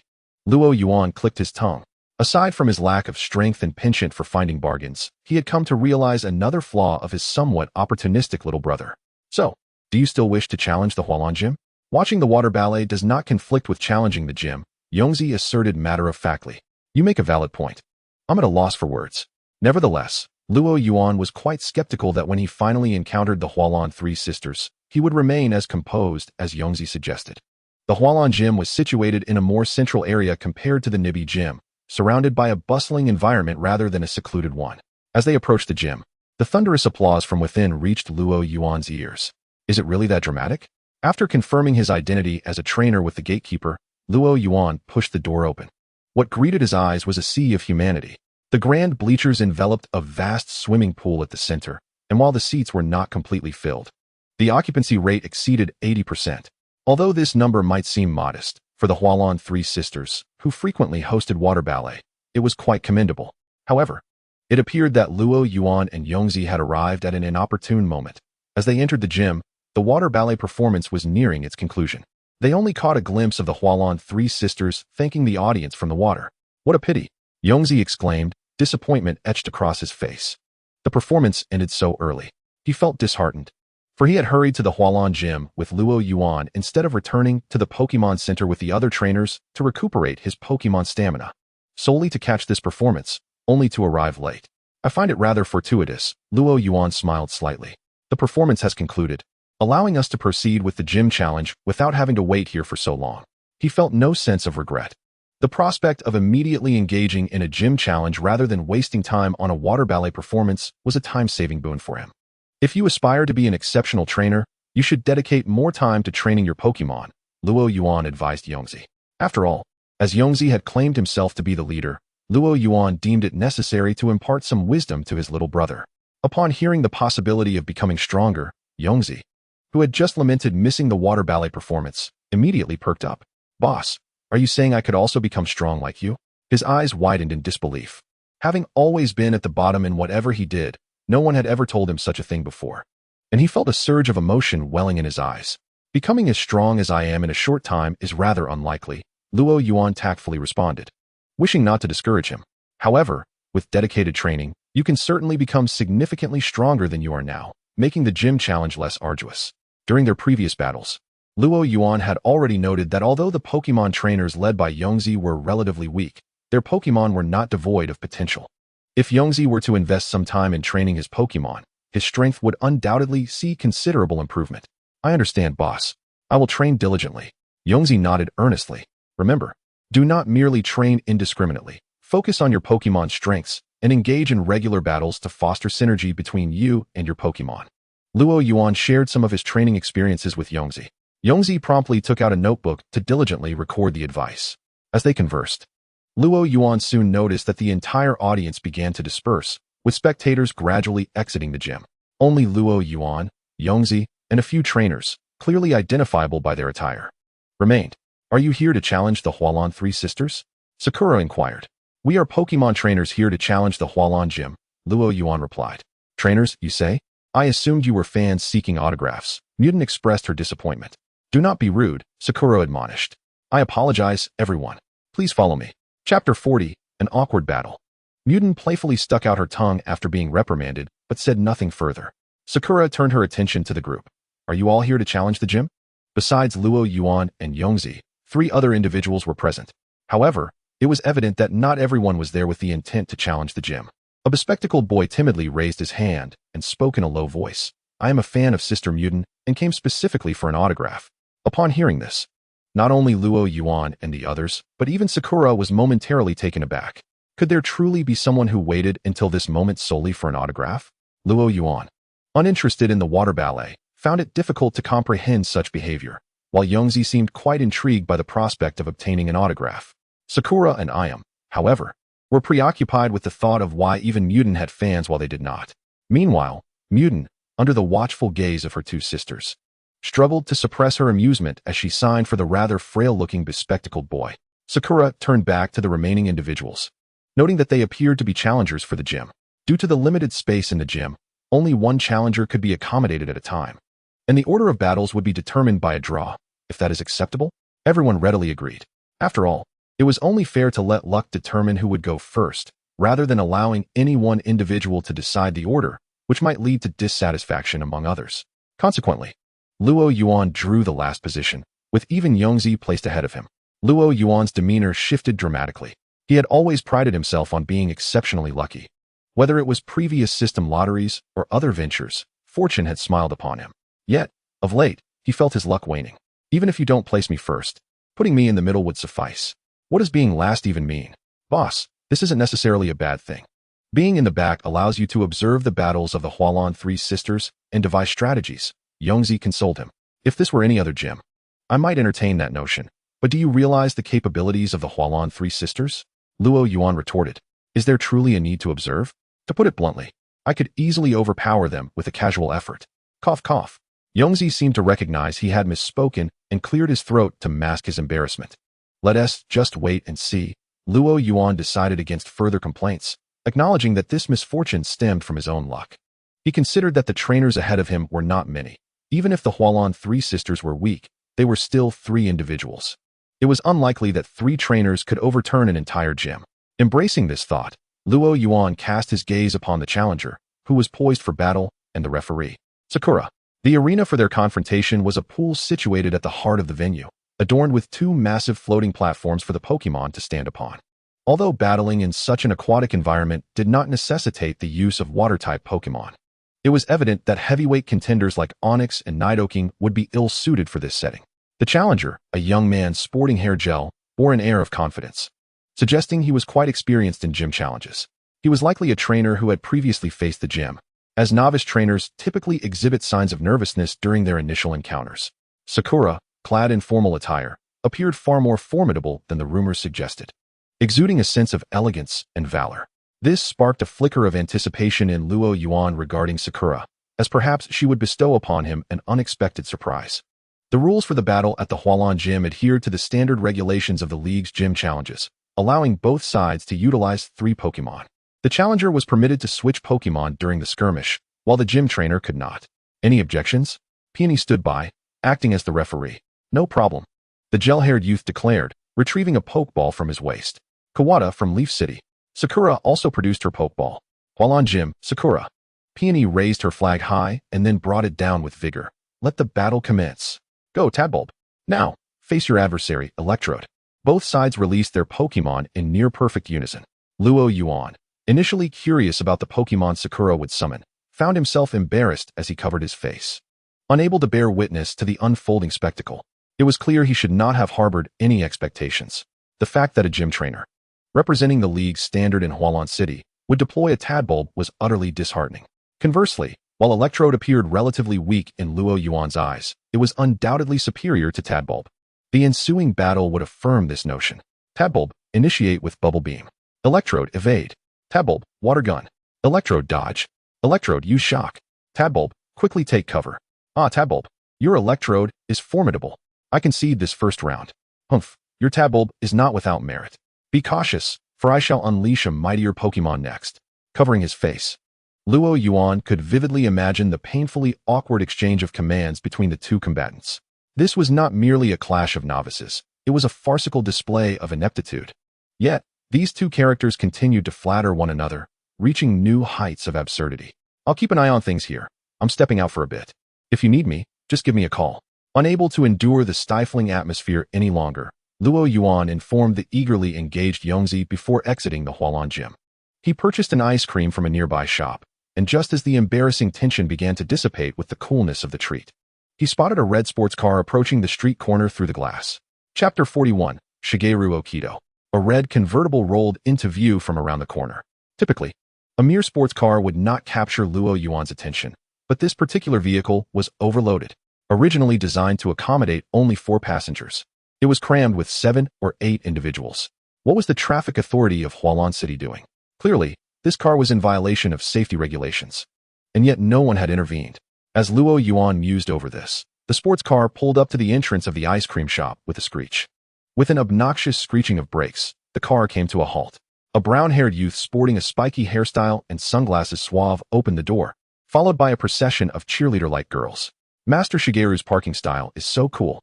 Master Shigeru even stopped to buy us ice cream. How touching. A chorus of chirpy voices filled the once quiet ice cream shop. Shigeru? Luo Yuan squinted to examine the spiky-haired youth surrounded by a throng of admirers. Who else could it be but Shigeru Okido, the grandson of Professor Okido? His memory seemed to be faltering.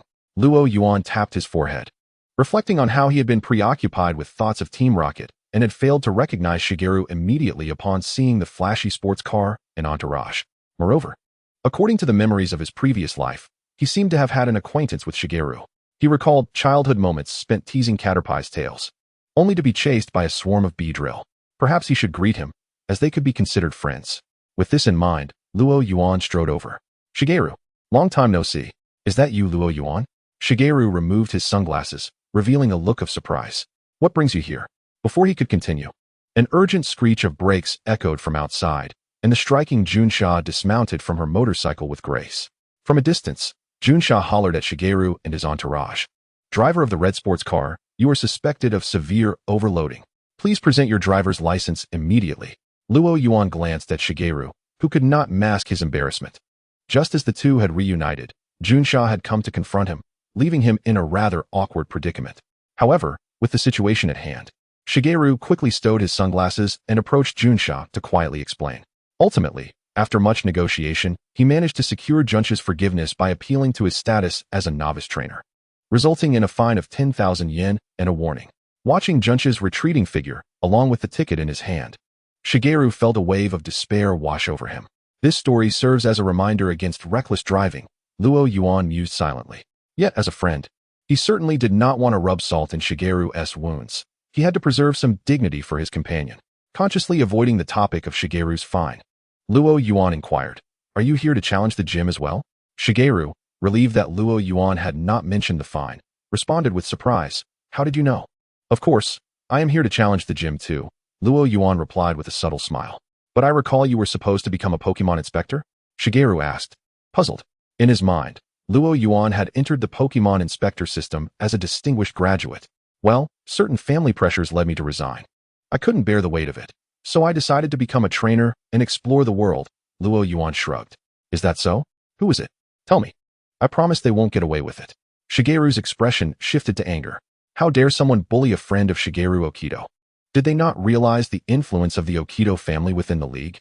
"Rest assured, I will take care of that grievance in due time. You needn't worry about it." Luo Yuan appreciated Shigeru's willingness to defend him, but truly did not regard the individual who had tried to sabotage him as a significant threat. He could confront Team Rocket without hesitation, and such minor nuisances would be dealt with in due course. Seeing that Luo Yuan genuinely bore no malice, Shigeru relaxed and playfully punched Luo Yuan's shoulder. "So, how many badges have you acquired?" "1, the gray badge from the Nibi Gym." Hearing Luo Yuan's response, Shigeru, eager to boast, felt a twinge of disappointment. "Well, I have one too, but I will definitely secure the blue badge from the Hualan Gym before you," Shigeru declared with unwavering determination. "Oh," Luo Yuan smiled slightly. "You may want to temper your expectations. Today, numerous challengers have gathered at the Hualan Gym, and the queue has commenced. I have already taken my place in line, which means you are destined to be behind me." Shigeru gazed up at the sky. "No way. I want a queue too." Having bought ice cream for his girlfriends, Shigeru swiftly tugged at Ryo and dashed towards the Hualan Gym. At the Hualan Gym, Yuji exclaimed, "Hey, boss, what brings you back? It's not your turn yet." Upon seeing Ryo and Shigeru suddenly rush in, Yuji inquired, "This is my friend Shigeru. He is here to queue as well," Ryo introduced, gesturing towards Shigeru before pointing at Yuji, "And this is my newly acknowledged junior." The two exchanged greetings. "Yuji, how far along are we?" Ryo asked. "This battle is nearly over, and then it will be my turn." However, what?" Ryo urged. "It appears the Hualan sisters have no Pokémon left to battle." Yuji replied. "Miss Sakura has only this last Pokémon remaining. Miss Iams are all at the Pokémon Center. And Miss Peony still has 3 Pokémon. So what does that mean?" Ryo felt a sense of foreboding. "It means that once I finish my challenge, boss, you may not be able to continue," Yuji said, clearly feeling a bit awkward as he spoke. Chapter 42, Dining.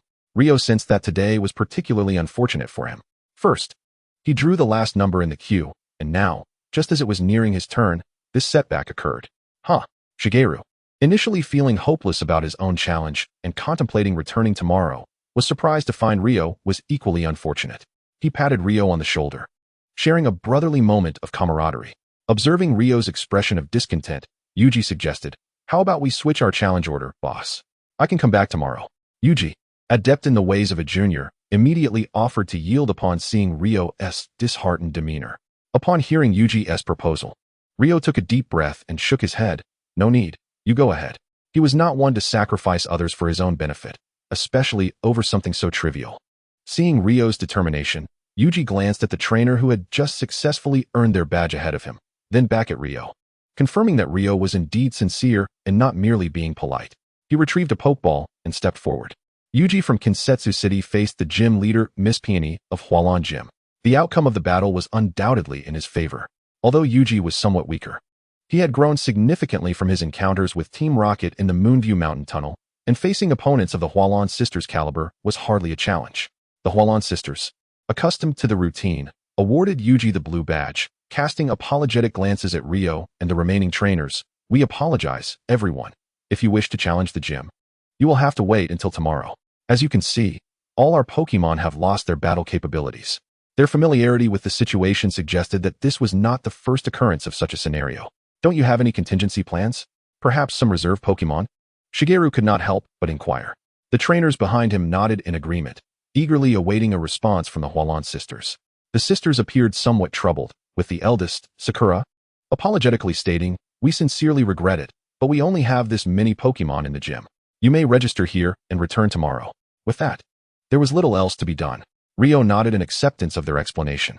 He was in no hurry to leave Hualan City and found it quite pleasant to stay for a few days to admire its scenery. After confirming the gym's opening hours for the next day and bidding farewell to Yuji, Rio and Shigeru sought a restaurant to resolve their lunch dilemma. "Rio, are you truly not considering becoming a Pokémon inspector? After studying for so many years, wouldn't resigning mean all your efforts were in vain?" Shigeru asked, lounging on the sofa. "There's nothing to miss," Rio shrugged. "Being a Pokémon trainer is quite enjoyable. It offers freedom.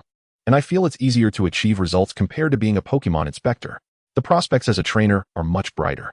Advancement as a Pokémon inspector often takes years and requires the accumulation of substantial merits. In contrast, a Pokémon trainer, provided they possess sufficient strength, can swiftly become a gym leader, an Elite Four member, or even a champion, which is decidedly more liberating than being an inspector." "That is certainly true," Shigeru agreed wholeheartedly. Examining the numerous prominent figures in the league, the vast majority were renowned trainers in their youth, not to mention the likes of Professor Oak, who was quite celebrated as a trainer during his early days. If it weren't for that, why would he forsake the advantageous position of being Professor Oak's grandson to become a Pokémon researcher instead of pursuing a career as a Pokémon trainer? "By the way, have you heard about that incident?" Shigeru inquired, sipping his juice. "What incident?" Rio responded. "The one regarding the discovery of a large number of moonstones in Moonview Mountain." Shigeru explained. "I heard it involved Team Rocket and the president of the Pokémon Mining Association in Nibi City. Apparently, a group of trainers clashed with Team Rocket there, resulting in the capture of a Team Rocket officer." "I'm aware," Rio replied nonchalantly. "Oh, weren't you just in Hualan City? How do you know?" Shigeru looked bewildered. He had intended to boast about his knowledge, but was taken aback that Rio was already informed.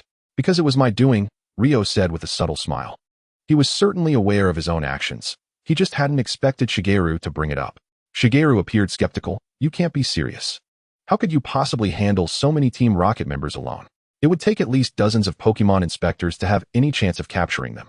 Although Team Rocket was slightly inferior to the League in strength, when it came to evasion tactics, they were undoubtedly among the best. To capture so many members, the League would need to deploy an equal force of elite trainers. "You don't believe me?" Rio inquired with a hint of amusement. "Of course I don't," Shigeru retorted. As he spoke, he glanced at Rio, only to find him wearing a serious expression. "Surely not. Could it truly be your doing?" Initially thinking Rio was joking, Shigeru began to doubt himself upon seeing Rio's earnest demeanor. It was rare for Rio to appear so serious. Could it be that capturing so many Team Rocket members was indeed his achievement? Rio smiled faintly and reached into his backpack. With a thud, he placed a moonstone on the table, followed by a second, a third, and continued until 5 moonstones were laid out before him. He then turned to Shigeru. At that moment, Shigeru's mouth hung agape, utterly astonished. Chapter 43, The Battle with Shigeru. It was truly you? Though, by normal reasoning, he found it hard to believe that Rio alone could have thwarted so many Team Rocket members. The evidence of the moonstones before him forced him to reconsider. "What benefit would I have in deceiving you?" Rio countered. Shigeru pondered for a moment and realized the truth in Rio's words. He had never believed Rio would lie to him. His prior questions had merely stemmed from shock. "I never anticipated that you were the one who captured that group of Team Rocket members," Shigeru exclaimed, marveling at the feat. Capturing a Team Rocket officer was a significant accomplishment even among a group of League inspectors, yet Rio had achieved it. He couldn't help but wonder how those who had pressured Rio into resigning would feel, perhaps a bit embarrassed. "Just to clarify, it wasn't solely me. Over 30 trainers assisted in capturing Team Rocket," Rio chuckled. Enough. There's no need for such modesty. Don't you have an inkling of the strength of the trainers in the League?" Little Mew waved his hand, interrupting Luo Yuan's words. As the grandson of Professor Oak, Little Mew was far more aware of the current state of the League than Ash, who remained blissfully ignorant. The Quartz Conference had only recently concluded, and many competent trainers were still returning from the Quartz Plateau. Moreover, even if some trainers possessed impressive strength, Little Mew had every reason to doubt their ability to contend with the executives of Team Rocket. Furthermore, judging by the number of moonstones on the table, it was clear that Luo Yuan had exerted considerable effort to acquire such a bounty. "Let us engage in a battle. I wish to witness your true prowess," Little Mew suddenly exclaimed, as if a thought had struck him, his enthusiasm palpable. Luo Yuan was not taken aback by Little Mew's challenge. for it was entirely consistent with his character. However, he found the timing a bit perplexing. Now, I've only just finished my meal and haven't had the chance to digest. He replied, Indeed, now is the moment. There is no time to waste. I had already reserved a training venue before coming to the Hualan gym, Little Mew declared briskly, dragging the still digesting Luo Yuan to the battleground located in the outskirts of Hualan City. Must you be in such a hurry? Engaging in vigorous activity post-meal can lead to gastric distress, Luo Yuan remarked, exasperated. Now that we are at the training ground, are you not afraid? Little Mew teased, deliberately provoking Luo Yuan. Luo Yuan merely responded with a dismissive heh, crossing his arms. Are you planning for a 1v1, 3v3, or 5v5 battle? Regardless of your choice, I shall acquiesce. Upon hearing Luo Yuan's confident declaration, Little Mew hesitated momentarily. 3v3. Each trainer will use 3 Pokémon, and substitutions are not permitted during the battle. Little Mew ultimately decided on a 3v3 match. Although he had captured numerous Pokémon, only 3 were capable of being his mainstays in battle. Very well. Shall we commence? Luo Yuan inquired of Little Mew. Commence. Little Mew gestured to his support team, one of whom approached the referee's position, taking up the small flag used for officiating. The combatants are Master Little Mew from Pallet Town and Luo Yuan from Shallow Red City. If Luo Yuan recalled correctly, the original inhabitant of this body hailed from Shallow Red City. The rules of the match are a 3v3 elimination format, with no substitutions allowed. The battle begins now. As the announcement concluded, both Luo Yuan and Little Mew simultaneously released their Pokeballs. Leafeon, go! I entrust you with this, Pidgeotto, the elegant Leafeon, adorned with a light yellow body and topped with slender red feathers, faced the formidable Pidgeotto, both Pokemon materializing on the battlefield almost in unison. Oh, there's a battle. Let us go see. Many trainers, initially training their Pokemon, gathered around, forming a circle around the contest. What Pokemon is that Leafeon? Little Mew, perplexed, inquired of Luo Yuan as he scanned the creature with his Pokédex, but to no avail. During battle, one must not divulge information about their Pokemon to the opponent. Luo Yuan replied with a smile. TCH, if you want to tell me, I shall observe for myself, Little Mew retorted, adopting a nonchalant demeanor. In the next moment, he decisively commanded, Pidgeotto, use Peck. Pidgeotto, seemingly accustomed to Little Mew's commanding style, flapped its wings and accelerated towards Leafeon like a dart, aiming to catch Luo Yuan and Leafeon off guard. However, Luo Yuan was already prepared. His approach to battle was always meticulous. The instant the referee's flag fell, Luo Yuan's senses heightened. Leafeon, evade. Under Luo Yuan's guidance, Leafeon nimbly leapt aside, dodging the descending Pidgeotto. Boom. Pidgeotto's peck struck the ground, creating a deep crater, a testament to the force behind the attack. Not bad, Little Mew, Luo Yuan remarked, observing the power of Pidgeotto's strike. Such a seemingly ordinary peck can yield such might. Of course, you're just being a sore loser, Luo Yuan. Little Mew began to retort, but was interrupted as Leafeon flicked its ears and tail, unleashing a trio of leaf blades directed at Pidgeotto. The leaf blades sliced through the air with an ear-piercing whir. Pidgeotto, dodge. Little Mew commanded urgently. Realizing the gravity of the situation, Pidgeotto took flight to evade the incoming leaf blades. Chapter 44. The use of Seed Bomb. Do you think Leafeon's leaf blade is something you can simply evade? Luo Yuan smiled, watching Pidgeotto struggle to gain altitude. Swish, swish, swish. The 3 leaf blades, guided by an invisible thread, arced gracefully through the air towards Pidgeotto. Pidgeotto's rapid ascent successfully evaded the first leaf blade, but was struck by the subsequent 2. A tuft of red feathers drifted down from the sky as the leaf blades grazed Pidgeotto's head, nearly shearing off its plumage, transforming the once mighty bird into a comical sight. Little Mew stared in shock at the sight. Pidgeotto. Then, as if jolted back to reality, he shouted at Luo Yuan, Luo Yuan. Cough, cough, my apologies. Entirely an accident, Luo Yuan replied, unable to suppress his mirth at Pidgeotto's predicament. It was indeed an accident. Leafeon had aimed for Pidgeotto's wings, but due to Pidgeotto's erratic movements, it had exposed its head to the leaf blade's trajectory. You're still laughing? Little Mew's temper flared upon seeing Luo Yuan's expression. Yet, it was difficult for Luo Yuan to contain his amusement, especially with the onlookers already chuckling. However, Little Mew was unfazed. Witnessing Pidgeotto's current state, he felt compelled to retaliate. Pidgeotto, use Hurricane. Are you serious now? Luo Yuan noted Little Mew's earnest expression and reined in his laughter, directing Leafeon to battle. Leafeon, Magical Leaf. A multitude of leaves shot towards Pidgeotto, only to collide mid-air with Pidgeotto's Hurricane. merging into a swirling green tempest. Despite Leafeon's efforts to maintain control over the magical leaves against the force of the hurricane, the sheer area of impact was overwhelming, and given Leafeon's level, it found itself at a disadvantage. The situation seems unfavorable for Leafeon, murmured one of the watching trainers. Even without type advantages, flying types held a significant edge over other types of Pokémon, particularly against non-flying ones. This sentiment was echoed by many trainers present. Little Mew, hearing their discussions, displayed no change in expression. He regarded it as a matter of course. Although he had allowed Luo Yuan's Leafeon a slight advantage due to his earlier oversight, under the circumstances of type advantages, Pidgeotto held a considerable edge over Leafeon. As the magical leaves began to slip from the control of the Leaf Spirit amidst the tempest, Luo Yuan resolutely commanded, "Leaf Spirit, let the magical leaves explode."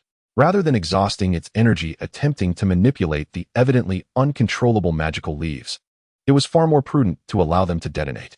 "Migu," the Leaf Spirit chirped softly, fully in accord with Luo Yuan's directive. It had already discerned its inability to govern the magical leaves ensnared in the fierce storm. It merely hesitated on what to do next. Under the Leaf Spirit's command, the magical leaves erupted in a cacophony of explosions. Boom, boom, boom. A series of detonations resounded, the shockwaves dismantling the once ferocious storm, transforming it into a chaotic whirlwind. These turbulent currents posed a significant challenge for the BB bird, which was spiraling through the skies. The BB bird was tossed about by the frenzied gusts, presenting an opportune moment for the Leaf Spirit on the ground to suddenly conjure a seed bomb. Leaf Spirit, launch the seed bomb with your tail. During this period, Luo Yuan had been training the Leaf Spirit in the use of its steel tail. Although the training had yet to yield complete success, initial results were promising. In a flash of silver light, the Leaf Spirit's tail glimmered, and with a powerful leap, it struck the freshly formed seed bomb skyward. The target, of course, was none other than the BB bird ensnared in the tumultuous winds. Would it hit its mark? The onlooking trainers found themselves momentarily dumbfounded by the Leaf Spirit's maneuver. Given the seed bomb's size and weight, it was generally employed against larger, more cumbersome Pokémon. Using it against a flying type like the BB bird was an unprecedented approach. Watch out, BB bird. Upon witnessing the seed bomb's descending parabolic arc, Xiaomao remained unconcerned. His thoughts aligned with those of the surrounding trainers. His BB bird could hardly be struck by such an unwieldy attack, and thus he merely offered a caution to his Pokémon. As the seed bomb arced downward, the BB bird deftly navigated through the chaotic air currents to evade the impending strike. At that moment, Luo Yuan snapped his fingers. Leaf Spirit, adjust the trajectory of the seed bomb with Leaf Blade. Adjust the trajectory of the seed bomb midair? What sort of sorcery was this? As the spectators, along with Xiaomao, wore expressions of confusion, the Leaf Spirit on the ground unleashed 3 swift leaf blades. The blades soared through the air, swiftly approaching the falling seed bomb. And the onlookers beheld in astonishment as the leaf blades gently tapped the seed bomb at 3 distinct points. The seed bomb, which was veering off course, recalibrated itself and plummeted directly toward the BB bird. Boom. This time, the BB bird could not evade the Leaf Spirit's assault. The seed bomb's sudden alteration of its trajectory took the BB bird by surprise, compounded by the interference of the swirling winds, resulting in a direct hit. As the BB bird plummeted from the sky like a severed kite, the Leaf Spirit, without needing Luo Yuan's prompt, unleashed Magical Leaf. Whoosh, whoosh, whoosh. The magical leaves shot forth, and amidst the ensuing explosions, the BB bird crashed to the ground, charred and rendered incapable of battle. Astounding, gasped the onlooking trainers in unison. They had anticipated that the Leaf Spirit seed bomb would miss its target, believing it a foregone conclusion. Yet, they were taken aback by the Leaf Spirit's ability to forcibly redirect the seed bomb in midair, striking the BB bird. This feat involved far more than a mere nudge. It encompassed intricate geometric principles, making the Leaf Spirit's execution all the more astonishing. How had this Leaf Spirit been trained? All the trainers gazed at Luo Yuan, eager to seek his guidance on training Pokémon once the competition concluded. If their Pokémon could master such techniques, it would greatly enhance their challenges against gym leaders. Xiaomao. The members of Xiaomao's support team, witnessing the BB bird's defeat, immediately fell despondent, as if they themselves had lost the match rather than Xiaomao. Please send out your second Pokémon. The referee, unfazed, earnestly instructed Xiaomao. As she completed her phrase, her cheeks flushed as she added, "Go for it, Xiaomao. Don't let that guy defeat you." Luo Yuan was left bewildered. How had he become that guy? Nonetheless, he remained focused, attentively observing Xiaomao as he prepared to summon his second Pokémon. You won the first match, but the second won't be so easy. My second Pokémon is this, Xiao Mao declared earnestly, amidst the adoration of his female supporters, as he sent forth his second Pokémon. A fierce-looking Houndour materialized, glaring intently at the leaf spirit, baring its teeth and emitting a low, threatening growl. Houndour, gasped a trainer in astonishment. To capture such a rare Pokémon is remarkable. Another trainer, lacking faith, expressed disbelief. The Houndour appeared formidable indeed. Houndour? Luo Yuan furrowed his brow. In all honesty, Houndour posed a significant threat to the leaf spirit. The leaf spirit had already expended considerable energy battling the BB bird, and now faced a swift, type-advantaged opponent. Luo Yuan felt little confidence in victory. After weighing his options, just as the referee was about to announce the start of the match, Luo Yuan recalled the leaf spirit. It was merely a friendly match. He did not wish for his impeccably groomed leaf spirit to be scorched by Houndour. Xiao Mao regarded Luo Yuan with confusion. He had intended to avenge the fallen BB bird with his Houndour. Why had Luo Yuan withdrawn the leaf spirit? My leaf spirit is out of stamina. I concede this match, Luo Yuan smiled. Uffed. Xiao Mao clutched his heart, feeling an urge to spit blood. He felt as though he had swung his fist with all his might, only to find it striking nothing but air. This sensation was maddening. Yet, with Luo Yuan having conceded, he found himself powerless to alter the outcome. Xiao Mao could only cast a resentful gaze at Luo Yuan. What on earth have you been studying at the Prosecutor School all these years? Luo Yuan simply smiled, offering a cryptic expression for Xiao Mao to ponder. Amid Xiao Mao's frustration, Luo Yuan released his second Pokémon. Jengar, this battle is yours. Emerging from the shadows, cloaked in dark mist, Jengar displayed its sharp fangs while emitting a sinister chuckle. Jengar. Xiao Mao immediately became tense. Ghost-type Pokémon were notoriously difficult to contend with. The previously intimidating Houndour shivered upon sighting Jengar. Ugh! Its low growl transformed into a whimper. And Houndour's tail, once held high, drooped as fear flickered in its eyes. With just a glance, Luo Yuan recognized that this Houndour was afraid of ghosts. Xiao Mao noted this too, utterly flabbergasted that his newly acquired Houndour, which had exhibited such prowess in all aspects, would harbor a fear of ghosts. The atmosphere grew exceedingly awkward. How am I supposed to fight now? Xiao Mao gazed at the cowering Houndour, a look of utter desolation etched upon his face. He pondered whether today was indeed his day of misfortune. First, he received a ticket from Miss Junsha for overloading. Then discovered that the gym leader had no Pokémon left to battle, suffered defeat against Luo Yuan, and now, to his dismay, realized that the Houndour he had regarded as his ace was terrified of ghosts. No more fighting, I concede. Even someone like Xiao Mao, who rarely surrendered, found his enthusiasm for battle extinguished. Luo Yuan did not press him further. Thus, their friendly match concluded with an anticlimactic whimper. As the spectators saw there would be no battle to witness, they dispersed. Some trainers rushed over to inquire about Luo Yuan's training secrets for his Leafeon, but he casually dismissed them, allowing the training ground to return to its former tranquility. Luo Yuan, could you do me a favor? Xiao Mao approached him earnestly. Chapter 46. It was clearly my turn first. Help you with what? Luo Yuan replied, puzzled. Knowing Xiao Mao's character, he was not one to easily ask for assistance. Thus, this sudden request piqued his curiosity. Help me train Houndour.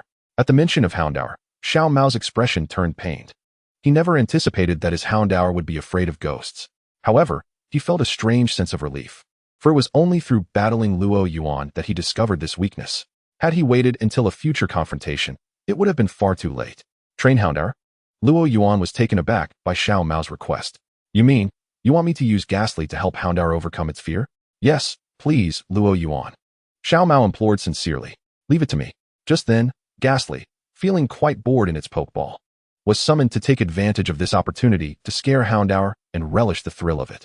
Xiao Mao, blissfully unaware of Luo Yuan's mischievous intentions, felt grateful for his friend's willingness to help. Houndour, go and get acquainted with Ghastly. With soothing words, Xiao Mao placed the visibly terrified Houndour in a room with the cackling Ghastly. Listening to Houndour's whimpers and Ghastly's maniacal laughter from behind the door, Luo Yuan couldn't help but smirk. This training method is rather crude, isn't it? Yet, as the grandson of Professor Okido, Xiao Mao must have his reasons for training Pokémon this way. Luo Yuan refrained from questioning him, but the curiosity bubbled within Xiao Mao, who wished to flaunt his knowledge. Aren't you curious why I placed Houndour with Ghastly? Xiao Mao hinted. Not particularly. Observing Luo Yuan's bemused expression, Xiao Mao sighed, knowing that unless he spoke up, Luo Yuan would remain indifferent. Reluctantly, he lowered his pride and explained, You must be aware of the League's current research on Pokémon personalities. Personality? Yes, I'm familiar with it. In the realm of Pokémon, a Pokémon's personality can affect its stats, influencing whether it leans towards offense or defense.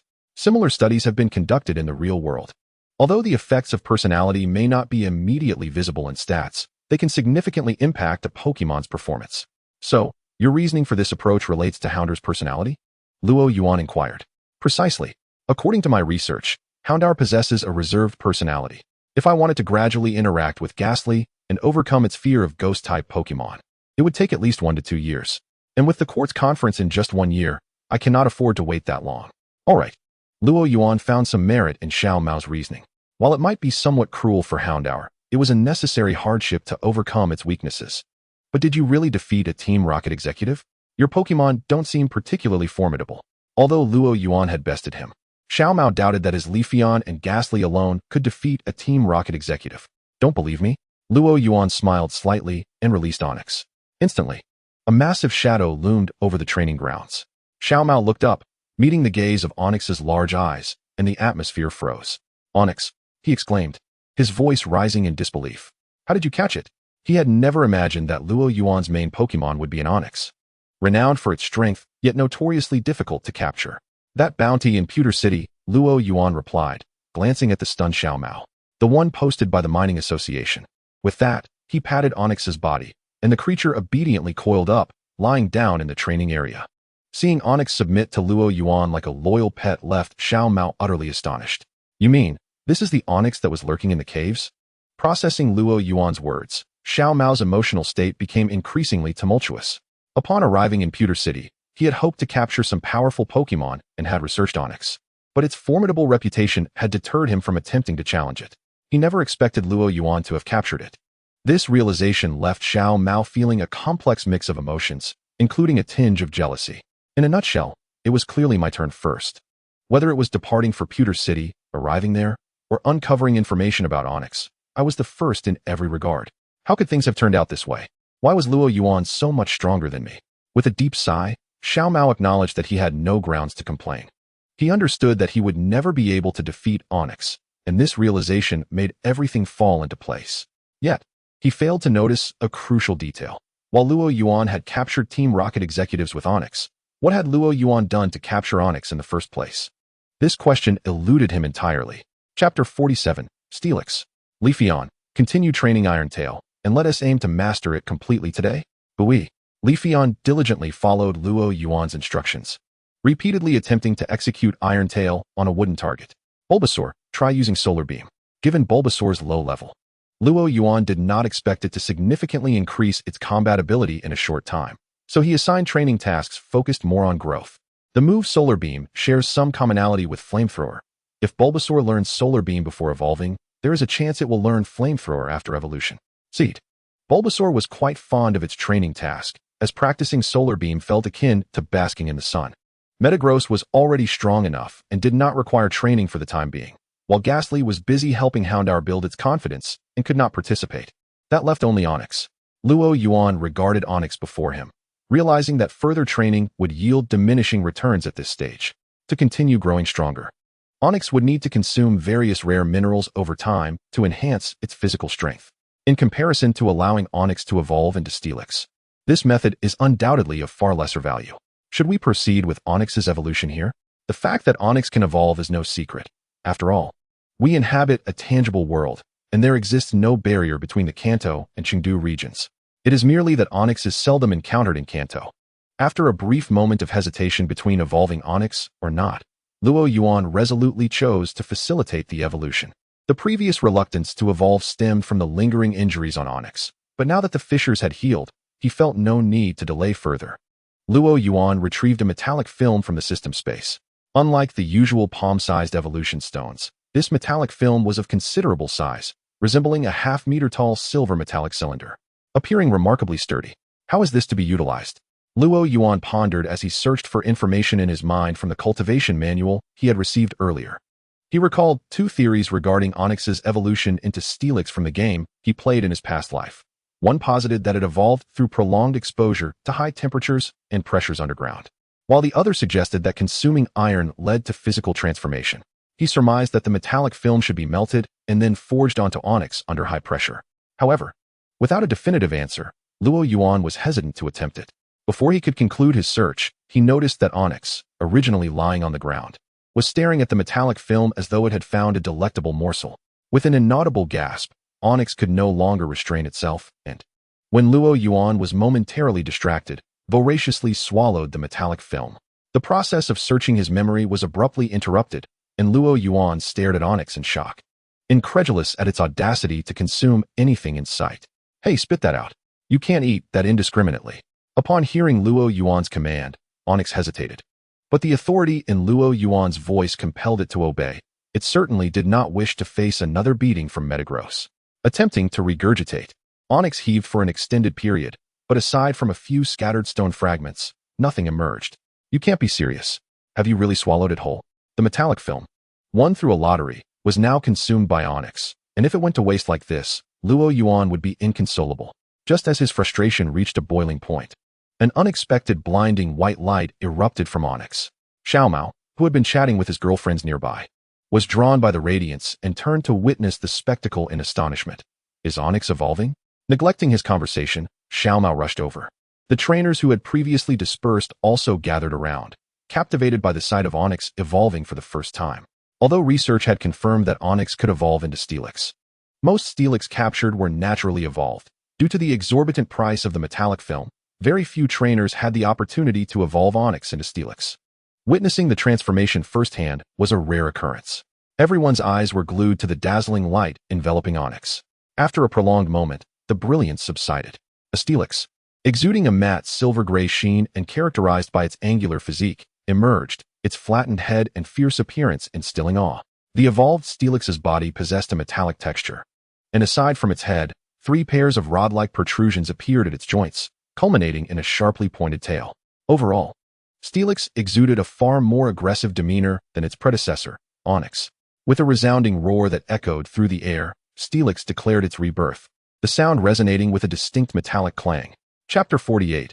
Before the Hualan Gym, onyx had suddenly evolved into steelix, its body gleaming with a metallic luster and boasting a formidable appearance that evoked envy among the observing trainers.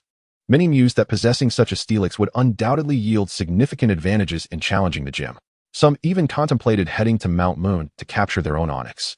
Steelix. Luo Yuan, how on earth did you acquire the metallic film? Xiaomao exclaimed, incredulous. His astonishment was not unfounded. He too owned a metallic film, a precious gift from his father before embarking on his journey, said to have cost a small fortune. He had always cherished this metallic film, hoping to evolve a scyther into a sizer. To his surprise, Luo Yuan had managed to use a metallic film to evolve onyx right before him. It was a serendipitous find, Luo Yuan replied with a smile. You are incredibly lucky, Xiaomao admitted, his envy palpable, devoid of any pretense. Despite being contemporaries among Pokémon trainers, Luo Yuan had already evolved into steelix, while Xiaomao was still grappling with the fears of his Houndour. Are you envious? Luo Yuan inquired. Absolutely, Xiaomao blurted out. Still enveloped in envy, Luo Yuan replied. Your envy won't yield results. As Xiaomao's expression darkened, Luo Yuan feigned ignorance, assisting steelix in acclimating to its new form. The following morning, Luo Yuan and Xiaomao walked through the streets of Hualan City, making their way toward the Hualan Gym. Do you really need to rise this early, Luo Yuan? Xiaomao yawned, sporting dark circles under his eyes, looking utterly fatigued. Of course I must get up early. Do you want to relive yesterday's events? What if the Hualan sisters are defeated again? Would you prefer to wait until tomorrow? After pondering, Xiaomao reluctantly nodded. All right, you make a valid point. He was naturally an impatient person. Waiting another day would drive him to despair. Here we are. The gates of the Hualan Gym loomed ahead. However, the scene was markedly different from Xiaomao's expectations, primarily in terms of the number of people present. Why are there so many? Xiaomao exclaimed, noticing dozens of trainers heading toward the gym entrance, seemingly faster than he and Luo Yuan. His frustration mounted. Despite his early start, a crowd had formed. Was this some sort of conspiracy against him? What should we do, Luo Yuan? Xiaomao instinctively glanced at Luo Yuan, seeking a solution. However, he discovered that Luo Yuan was already striding ahead. I've got this, Luo Yuan called out, waving to familiar faces ahead. Hey everyone, wait up. Hey Luo Yuan. What are you doing? Are you about to? Xiaomao assumed Luo Yuan intended to confront the trainers, hastily interjecting. While he was the grandson of Professor Okido and a well-off individual from Kanto, Xiao Mao bore none of the typical vices associated with the wealthy, except for perhaps a tendency to overindulge. Yet, before he could finish his thought, he witnessed a scene that nearly made his eyes pop out. The trainers approaching the Hualan gym, upon hearing Luo Yuan's call, displayed no signs of anger. Instead, they wore expressions of admiration. "It's Big Brother Luo Yuan. You're here to challenge the gym too? Big Brother, you go first." A chorus of flattery surged forth, overwhelming Xiao Mao. What is going on? Do they know Luo Yuan or something? No matter how he pondered, he could not fathom why so many trainers were addressing Luo Yuan as Big Brother. Luo Yuan simply smiled in response. "Good morning, everyone." As Luo Yuan engaged in amiable banter with the trainers, Xiao Mao stood by, utterly bewildered. What was going on? "Are you all well acquainted with Luo Yuan?" he inquired of a nearby trainer. "You don't know?" The trainer, observing Xiao Mao's perplexed expression, replied with a tone of pride. "Luo Yuan is a super expert. He previously led us in a formidable battle against an entire squad of Team Rocket Up on Moonview Mountain, even some of their executives. We hold him in the highest esteem." Moonview Mountain and Team Rocket. From this, Xiao Mao began to grasp the situation. Essentially, Luo Yuan had led these trainers to triumph over Team Rocket, earning their admiration and transforming them into his fervent fans. Their current behavior mirrored that of fans encountering their idol. Luo Yuan, that fellow. He had always taken pride in his entourage, yet he had quietly amassed such a legion of admirers without fanfare. Contemplating this, Xiao Mao felt a twinge of melancholy. Why did it suddenly feel as though he was being comprehensively overshadowed? While Xiao Mao was lost in thought, Luo Yuan returned. "All right, let us begin." The crowd parted, granting passage for Luo Yuan and Xiao Mao into the Azure Blue Gym. "Miss Sakura, we come to challenge the gym." Chapter 49, Kingler. The gym challenge now commences, with the challenger being the newcomer trainer Luo Yuan from Shallow Red City, and the opposing trainer being Sakura, the gym leader of the Azure Blue Gym. The battle rules adhere to the 3v3 standard gym dueling format, with Peony serving as the referee. Sakura maintained her striking and poised demeanor. However, knowing Sakura's capabilities, Luo Yuan would not be deceived by her appearance this time. Given that the Azure Blue Gym specialized in water-type Pokémon, Luo Yuan had no need to concern himself with type disadvantages. He promptly released a Pokeball containing a Bulbasaur. "Bulbasaur, you shall take on the first battle." This was a rare opportunity for Bulbasaur to level up, as aside from the weak wild Pokémon in the wilderness and those pesky bug-catching boys in shorts, there were few trainers of such low caliber. Bulbasaur displayed an enthusiastic spirit, having watched Leafy, Onix, and Metagross effortlessly defeat their opponents from within its Pokeball. Bulbasaur had developed a longing for combat and victory. Kingler, arise. With a flourish, Sakura summoned a Kingler, which possessed more aggression and strength compared to its pre-evolution, Krabby. "Kingler? I recall you only had a Krabby before. Has it evolved?" Luo Yuan inquired. "Indeed. After yesterday's battle, my Krabby has evolved. I am no longer as weak as before. Obtaining a badge from me will not be a simple task." Sakura's confidence soared with her Kingler's evolution, though she and her sisters preferred water ballet over Pokemon battles. Being labeled as the weakest gym leader in Kanto and frequently losing had taken its toll. Previously, her reluctance to train her Pokemon resulted in continual defeats at the hands of challengers. Now that her Krabby had evolved into Kingler, she felt this battle might restore some dignity to her role as the leader of the Azure Blue Gym. Luo Yuan smiled faintly at her words, unable to deny the amusing naivety of believing a single Kingler could best him. Even if Bulbasaur faltered, he had Leafy and Metagross at his disposal. Unaware of Luo Yuan's inner musings, Sakura, brimming with enthusiasm, commanded, "We will attack first. Kingler, use Water Pulse." Unlike the earlier Krabby that only knew Water Gun, Kingler had learned several powerful moves upon evolution. Water Pulse utilized the vibrations of water to strike the opponent, with a chance of causing confusion. As Kingler unleashed a sizable water jet toward Bulbasaur, Luo Yuan couldn't help but scoff. "Are you attempting to water my Bulbasaur with a water-type move?" Attacking a grass type with Water Pulse was not only futile, but also risked exposing Kingler's position. Were he in her position, he would have skillfully concealed himself underwater, then sprung a surprise attack using Kingler's formidable pincers. Such a tactic would undoubtedly outperform a straightforward Water Pulse assault. Bulbasaur, however, did not await Luo Yuan's guidance. With a powerful leap, it bounded from one floating platform to another, its vines extending to ensnare Kingler beneath the water's surface. Sakura, evidently unprepared for this unexpected turn of events, shouted, "Kingler, quickly evade." Perhaps by a stroke of inspiration, Kingler skillfully propelled itself from the water. evading Bulbasaur's vines with a graceful leap. Having been swift even as Krabby, the Pokédex noted that Krabby could swim upstream at 5 knots due to its well-developed fins. Now evolved into Kingler, its agility had only improved. Well dodged, Sakura exclaimed in delight. However, before she could bask in her joy, Bulbasaur launched a barrage of seeds from its bulb, like bullets being fired. The seeds struck Kingler midair, disrupting its balance and transforming what should have been an elegant dive into a clumsy splash. With a resounding splash, water sprayed several meters high, drenching Sakura, who had been caught in a moment of exuberance, leaving her soaked and resembling a drowned rat. Her jubilant expression froze as she experienced a whirlwind of emotions. Joy turned to despair, and back again.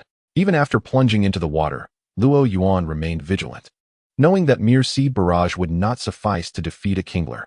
While the trainer may have been weak, Kingler itself was formidable, capable of easily piercing rock with its sharp pincers. Now, Bulbasaur, bind it with your vines, Luo Yuan commanded, immediately obeying. Bulbasaur's vines, akin to 2 green water serpents, swiftly coiled around Kingler, who was momentarily dazed from the seed attack. In a flash, Kingler found itself ensnared. Kingler! Sakura cried out as the vines lifted Kingler from the water, holding it aloft despite its thrashing attempts to escape. Leech Seed. Bulbasaur expelled a seed from its bulb, attaching it to Kingler, sealing the outcome of the battle. Kingler, having left the water, possessed little combat capability, effectively determining the winner. Soon, the ensnared Kingler began to bubble in the air, signaling its defeat. Sakura, now deflated, exhibited a visage of disappointment. The cruel extinguishment of hope was far harsher than never having had it at all. A hint of guilt washed over Luo Yuan as he observed Sakura's crestfallen demeanor, stroking his chin contemplatively. Chapter 50, The Blue Badge. Certainly, the fleeting thought of guilt merely flickered across his mind. The match was far from over. In the second round, Luo Yuan resolved to continue employing Bulbasaur. Meanwhile, Sakura, after recalling her Goldfish King, found herself ensnared in a dilemma. Should she choose the Tadbulb or the White Sea Lion? Luo Yuan, with his keen sense of hearing, caught her indecision from a distance. In truth, it would matter little what she chose, he mused silently. However, uttering such words would be exceedingly hurtful, and Luo Yuan's emotional intelligence was not so lacking as to voice them outright. At last, after much internal conflict, Sakura gritted her teeth and released her second Pokeball. Tadbulb, summon the fighting spirit you displayed yesterday and seize this match. It seemed she had not yet surrendered. Yesterday's fighting spirit? Luo Yuan was momentarily taken aback, recalling the scene he had witnessed on the sidelines, where Tadbulb and Electrode exchanged blows in a clumsy display. 2 dark lines appeared on his forehead. Was Sakura equating his prowess with that of those previous trainers? Such a dismissive view of him was rather insulting. Determined to showcase his abilities and avoid being underestimated, he promptly directed Bulbasaur at the onset of battle.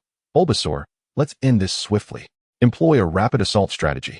The rapid assault strategy was a tactical approach Luo Yuan had meticulously devised for his Pokémon, characterized by relentless offensive maneuvers designed to disrupt the opponent's rhythm, allowing him to capitalize on their confusion and deliver a decisive blow.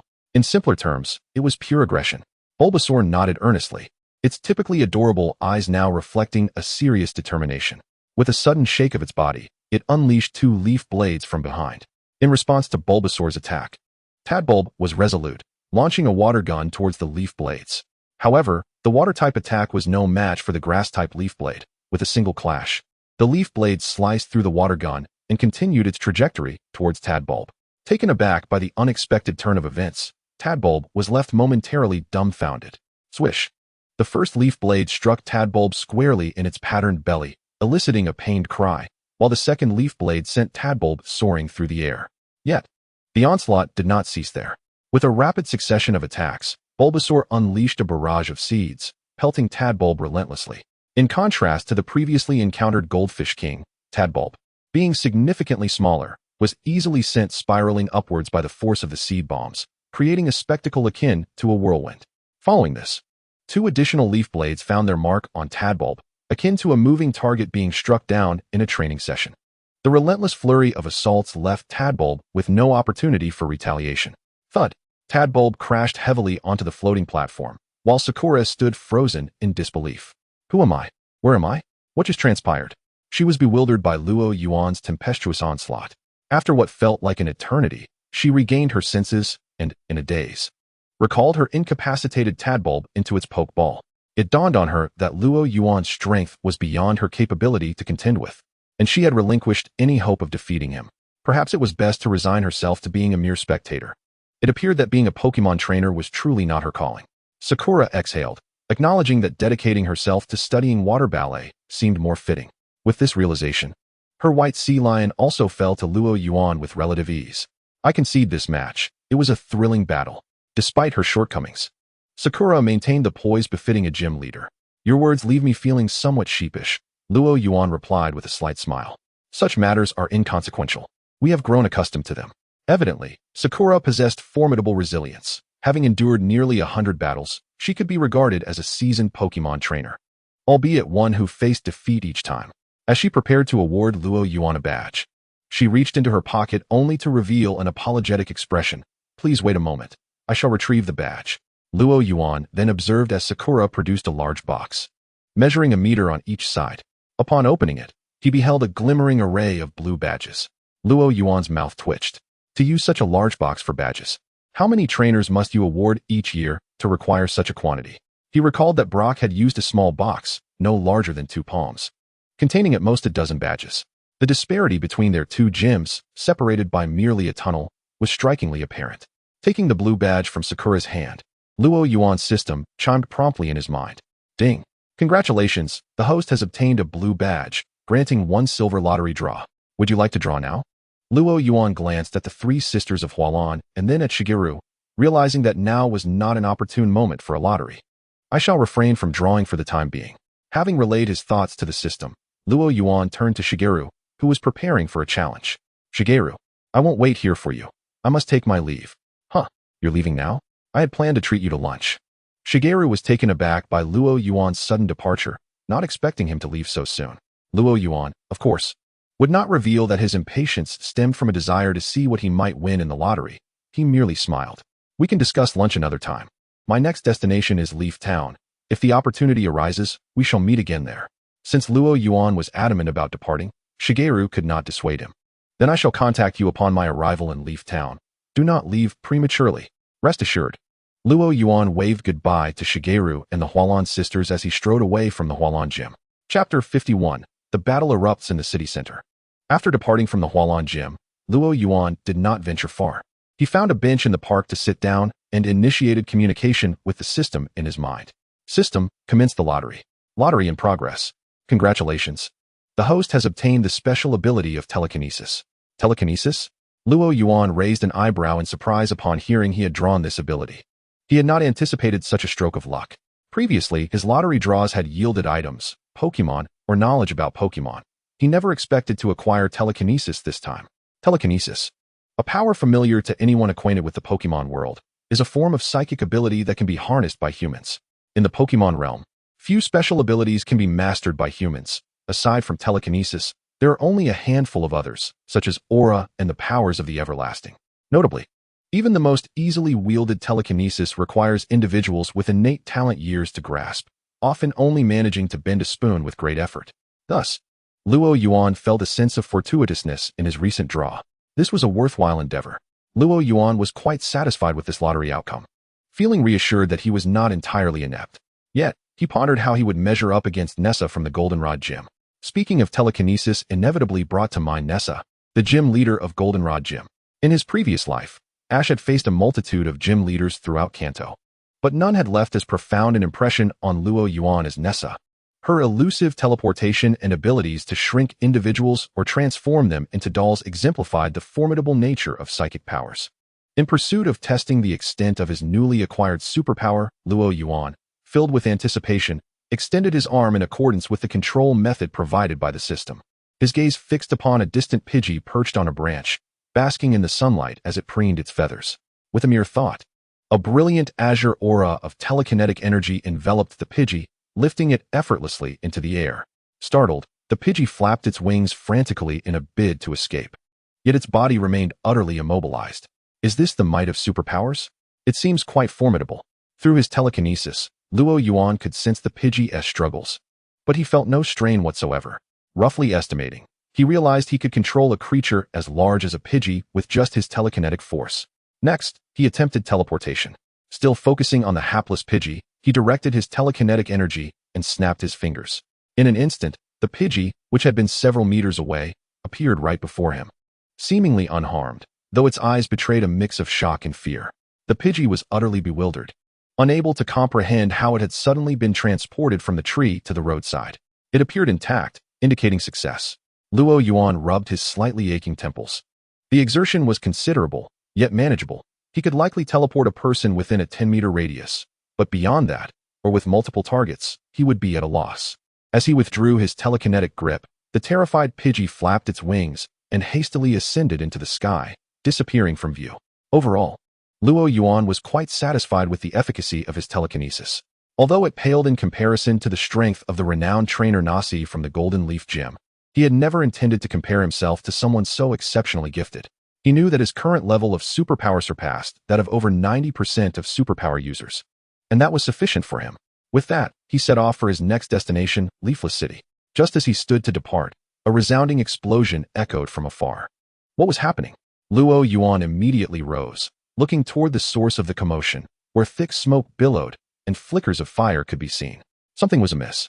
Jun Xiaolong crouched behind cover, feeling utterly despondent. This day should have been one of celebration. Thanks to a group of trainers, she and Jun Xia from Nebula City had successfully apprehended a notable trainer from Team Rocket and unmasked a spy embedded within the league. Due to the need for personnel to purge Team Rocket's presence from the city, the task of escorting the prisoner had fallen upon them from Hualan City. She had anticipated that after handing over the prisoner to the Pokémon prosecutor from the Quartz Plateau, she would receive a bonus and a delightful vacation. Yet unexpectedly, what should have been a foolproof transfer had gone awry. A large contingent of Team Rocket had suddenly appeared in the heart of Hualan City, catching her and the prosecutor off guard. How infuriating. Why was Team Rocket here? Jun Xiaolong glared at the Team Rocket members, her expression darkening. With so many of them in Hualan City, she felt the weight of responsibility upon her shoulders.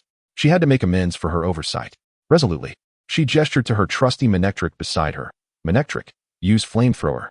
The Manectric sprang forth from its cover, unleashing a torrent of searing flames toward an approaching Arbok. Chaba! The Arbok shrieked, its charred body exuding the aroma of grilled meat. However, before Jun Xiaolong could revel in her victory, two loud booms erupted from the opposite side. Zing! Team Rocket, witnessing their Arbok fall to Manectric's attack, wasted no time in firing two capture nets at the Manectric. This was bad. Jun Xiaolong's expression tightened. These were Team Rocket's capture nets. There was no time to instruct Manectric to evade. The nets exploded midair, transforming into a large web that ensnared both the Manectric and an unsuspecting Pidgey, rendering them immobile. Immediately, two Arbok lunged forward, simultaneously expelling corrosive liquid toward the ensnared Pokémon. Manectric. Fortunately, the Manectric, having undergone extensive training, remained calm despite being trapped. It retaliated by blasting a flamethrower skyward, causing the corrosive liquid to evaporate and morph into a cloud of acidic mist that marred its beautiful coat. After managing to break free from the capture net, the Manectric sought refuge behind cover, wary of exposing itself again.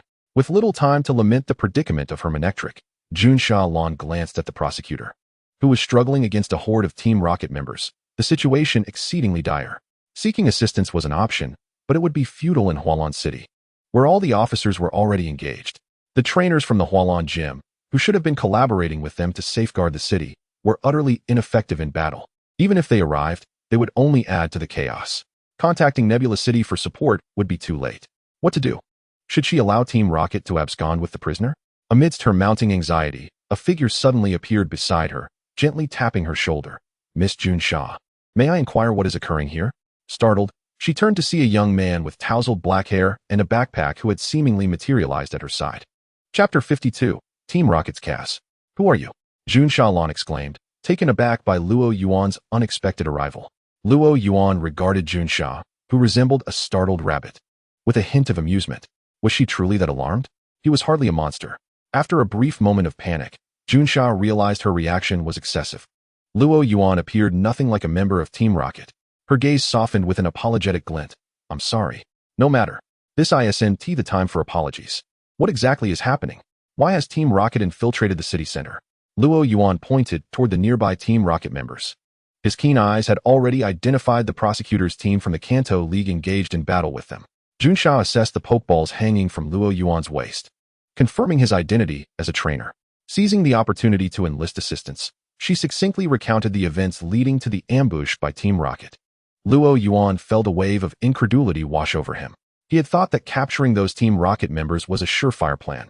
He never anticipated such chaos would ensue. Observing Luo Yuan's silence, Junsha felt a pang of shame. Her performance, alongside that of the entire Hualan Police Department, had been utterly inadequate.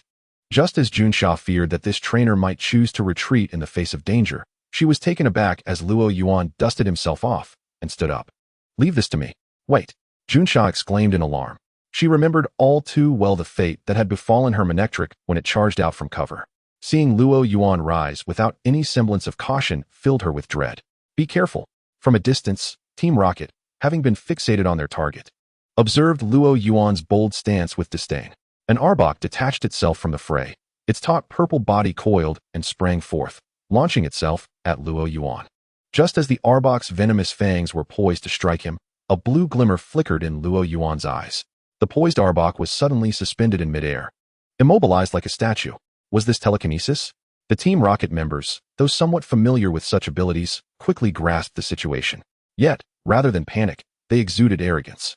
"Young man, if you do not wish to meet your demise, I suggest you swiftly vacate the premises and refrain from obstructing the operations of Team Rocket." This is a common tactic employed by Team Rocket. Whenever they encounter trainers who impede their activities, they assert their name as a means of intimidation. Fearing trouble or the inability to contend with Team Rocket, many trainers choose to retreat, paralyzed by the threat of retaliation. But who is Luo Yuan? Would he be intimidated? A smile crept across Luo Yuan's lips as he replied, "Do you know what became of the last Team Rocket member who uttered such words to me?" Without waiting for the Team Rocket member's response, he gestured toward the transport vehicle guarded by numerous inspectors behind him. "They are all inside." The commander of this operation from Team Rocket, initially dismissing Luo Yuan as just another boastful trainer, changed his expression upon scrutinizing Luo Yuan closely. "Damn it, it's Luo Yuan." Everyone braced themselves. Upon hearing this name, the members of Team Rocket recoiled in shock. While the name might not be well known among ordinary trainers or even Team Rocket members, it resonated powerfully with those involved in this prison break operation. Intelligence reports indicated that it was this very Luo Yuan who had apprehended their cadre and over a dozen elite members, leading them to believe he had departed, only to find him still in Hualan City, and now confronting them. "Oh, you've recognized me? Has my reputation within Team Rocket grown so formidable?" Realizing the fear he instilled in Team Rocket, Luo Yuan surmised that he had caught the attention of Sakaki. Being remembered by Sakaki suggested the possibility of him personally addressing Luo Yuan in the future, albeit a remote one. Observing the apprehensive expressions on the faces of the Team Rocket members, Luo Yuan felt a surge of satisfaction. The fear they exhibited was quite gratifying. He was so close to rescuing Sika.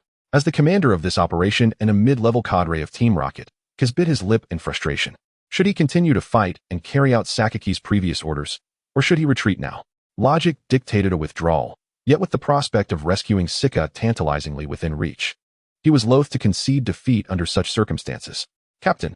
His subordinates awaited Kaz's command.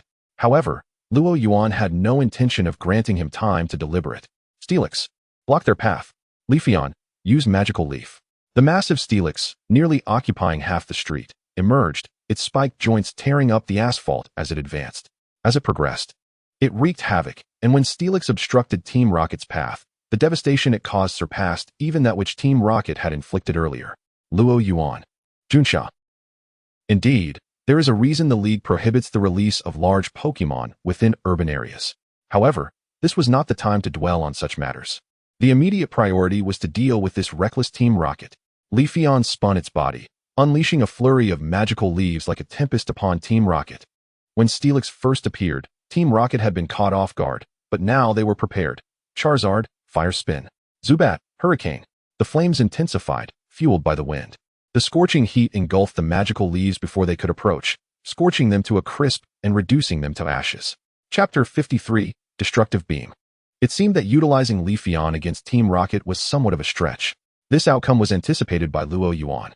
Although Leafeon was his strongest Pokémon aside from Metagross and Onix, he had trained it for too short a time. Its level and skills had yet to catch up. Of course, given time, Leafeon would undoubtedly grow stronger, especially since it had been less than half a month since Luo Yuan acquired it. Thus, from the outset, he had not placed his hopes solely on Leafeon. Leafeon, return. Metagross, use Destructive Beam. Luo Yuan commanded Metagross. This Pokémon was his mainstay against Team Rocket. Upon seeing Metagross, Kaz's pupils constricted, and he exclaimed, "Oh no, it's Destructive Beam. Quickly evade." He immediately instructed his Pokémon, Tyranitar, defend. Then he swiftly took cover behind Tyranitar. Just as his figure vanished behind Tyranitar, Metagross unleashed the Destructive Beam without mercy. The sky darkened ominously, as if the world was reduced to the solitary, annihilating hue of the Destructive Beam. The raging energy tore through the air, relentlessly cleaving through the fire spin that obstructed the street. Boom. The moment the fire spin collided with the Destructive Beam, it burst like a bubble. Zubat and Charizard, positioned behind the fire spin, were sent flying by the explosive aftermath of the Destructive Beam, their bodies charred and rendered incapable of battle. Tyranitar, attempting to shield itself, crossed its arms in front of its body to withstand the force of the Destructive Beam. The scorching energy seared Tyranitar's arms until they glowed red. Its legs, firmly anchored to the ground, were pushed backward by the tremendous force of the Destructive Beam, struggling to maintain their stance. The energy that could not dissipate accumulated in Tyranitar's arms until it reached a critical point and exploded. The thunderous boom and shockwave shattered countless windows along the street, eliciting screams from ordinary citizens sheltering indoors. Team Rocket members, caught off guard by the blast, were hurled away, sustaining varying degrees of injury. Even the inspectors positioned on the opposite side of the street were affected. Fortunately, as they were not directly in the line of fire, they escaped with minimal harm. As the smoke cleared, Junsha peered cautiously from behind cover at the scene unfolding on the street. The thoroughfare was now a desolate wreck, reminiscent of a battlefield's aftermath. The only figure still standing was Luo Yuan. 30 meters away, lying on the ground, was the incapacitated Tyranitar, its body sprawled backward. Gulp. The inspectors, covered in dust from the explosion, exchanged glances, their expressions a mix of shock and disbelief. Their astonishment was warranted. Luo Yuan's display of power was nothing short of terrifying, particularly since they were aware of his past dealings with Team Rocket prior to escorting the prisoners. They knew the reason he had resigned from his position as an intern inspector. Such strength could rival that of past champions of the Indigo Conference, if not surpass it. No, I sensed that Luo Yuan may be even stronger. How could someone of such caliber face repercussions for a mere mistake? There must be a conspiracy at play. Some inspectors began to concoct a narrative of an exemplary inspector being framed, forced to resign due to circumstances beyond their control. For them, it was entirely illogical for such an outstanding Pokémon trainer to resign due to disciplinary action. Thus, a conspiracy was surely involved. Unperturbed by their speculations, Luo Yuan fixated his calm gaze upon the corner of the street. Come out. I refuse to believe that a prominent cadre of Team Rocket could be defeated by a single blow from me. Surely, those who ascend to such ranks have faced numerous battles. While he held immense confidence in Metagross's strength, Luo Yuan had not yet deluded himself into believing that he could take down a mid-level Team Rocket cadre with a single strike. Luo Yuan, you are even more formidable than your intelligence suggested. Kaz emerged from the shadow of the fallen Tyranitar, regarding Luo Yuan with a gaze that mingled wariness, trepidation, caution, and an indelible trace of fear. Intelligence? Has your rocket team taken to collecting intelligence on me? I must admit, I feel rather honored. Luo Yuan smiled faintly, feigning indifference. However, internally, he heightened his vigilance. The rocket team had evidently taken special interest in him, establishing a dossier on his profile. It seemed that the rocket team, or rather Sakaki, held him in considerable regard. This was not particularly good news. Kaz observed Luo Yuan's unchanging expression and couldn't help but smirk internally. To him, Luo Yuan was the type who failed to comprehend the terrifying nature of the rocket team and their leader, Sakaki. They had encountered numerous individuals of this sort in the past, and without exception, they all fell beneath the hands of Sakaki and his senior executives. Contemplating this, Kaz surveyed his surroundings. It appeared today would mark a setback for the rocket team. Next time, you certainly won't be so fortunate. Rocket team, retreat. But scarcely had he uttered the words when a fierce wind swept from behind him. Instinctively turning his head, he beheld a massive metallic tail sweeping toward him. Chapter 54, Ishida's Invitation. Kaz's last moments of consciousness were frozen in time as the metallic tail struck. Luo Yuan observed Kaz being knocked unconscious by the steel snake's iron tail, clicking his tongue. Did he truly believe that his earlier verbose remarks were mere idle chatter? They were, in fact, a deliberate ploy to attract Kaz's and his subordinates' attention, while he discreetly signaled the steel snake. In that fleeting moment when Kaz and the rocket team's guard was at its lowest, the steel snake executed a decisive sweep, clearing the field. Is this truly the same rocket team that had previously dominated us? Why does it feel as though these individuals are so feeble in Luo Yuan's presence? The onlookers, having witnessed Luo Yuan effortlessly dispatch these rocket team inspectors, were left in a state of stunned disbelief. Luo Yuan recalled his giant gold monster and instructed the steel snake to block the rocket team's escape route, then addressed the dazed inspectors. Stop standing there. Hurry and apprehend these rocket team members. At the sound of Luo Yuan's call, the inspectors finally snapped back to reality. Understood, displaying commendable professionalism. They swiftly and methodically handcuffed the incapacitated rocket trainers. Luo Yuan paid little heed to the rocket team members. Instead, he turned to the awestruck Junsha, who emerged from her hiding place.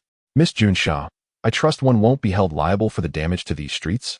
Upon hearing Luo Yuan's question, Junsha, initially expecting something of great significance, let out a chuckle.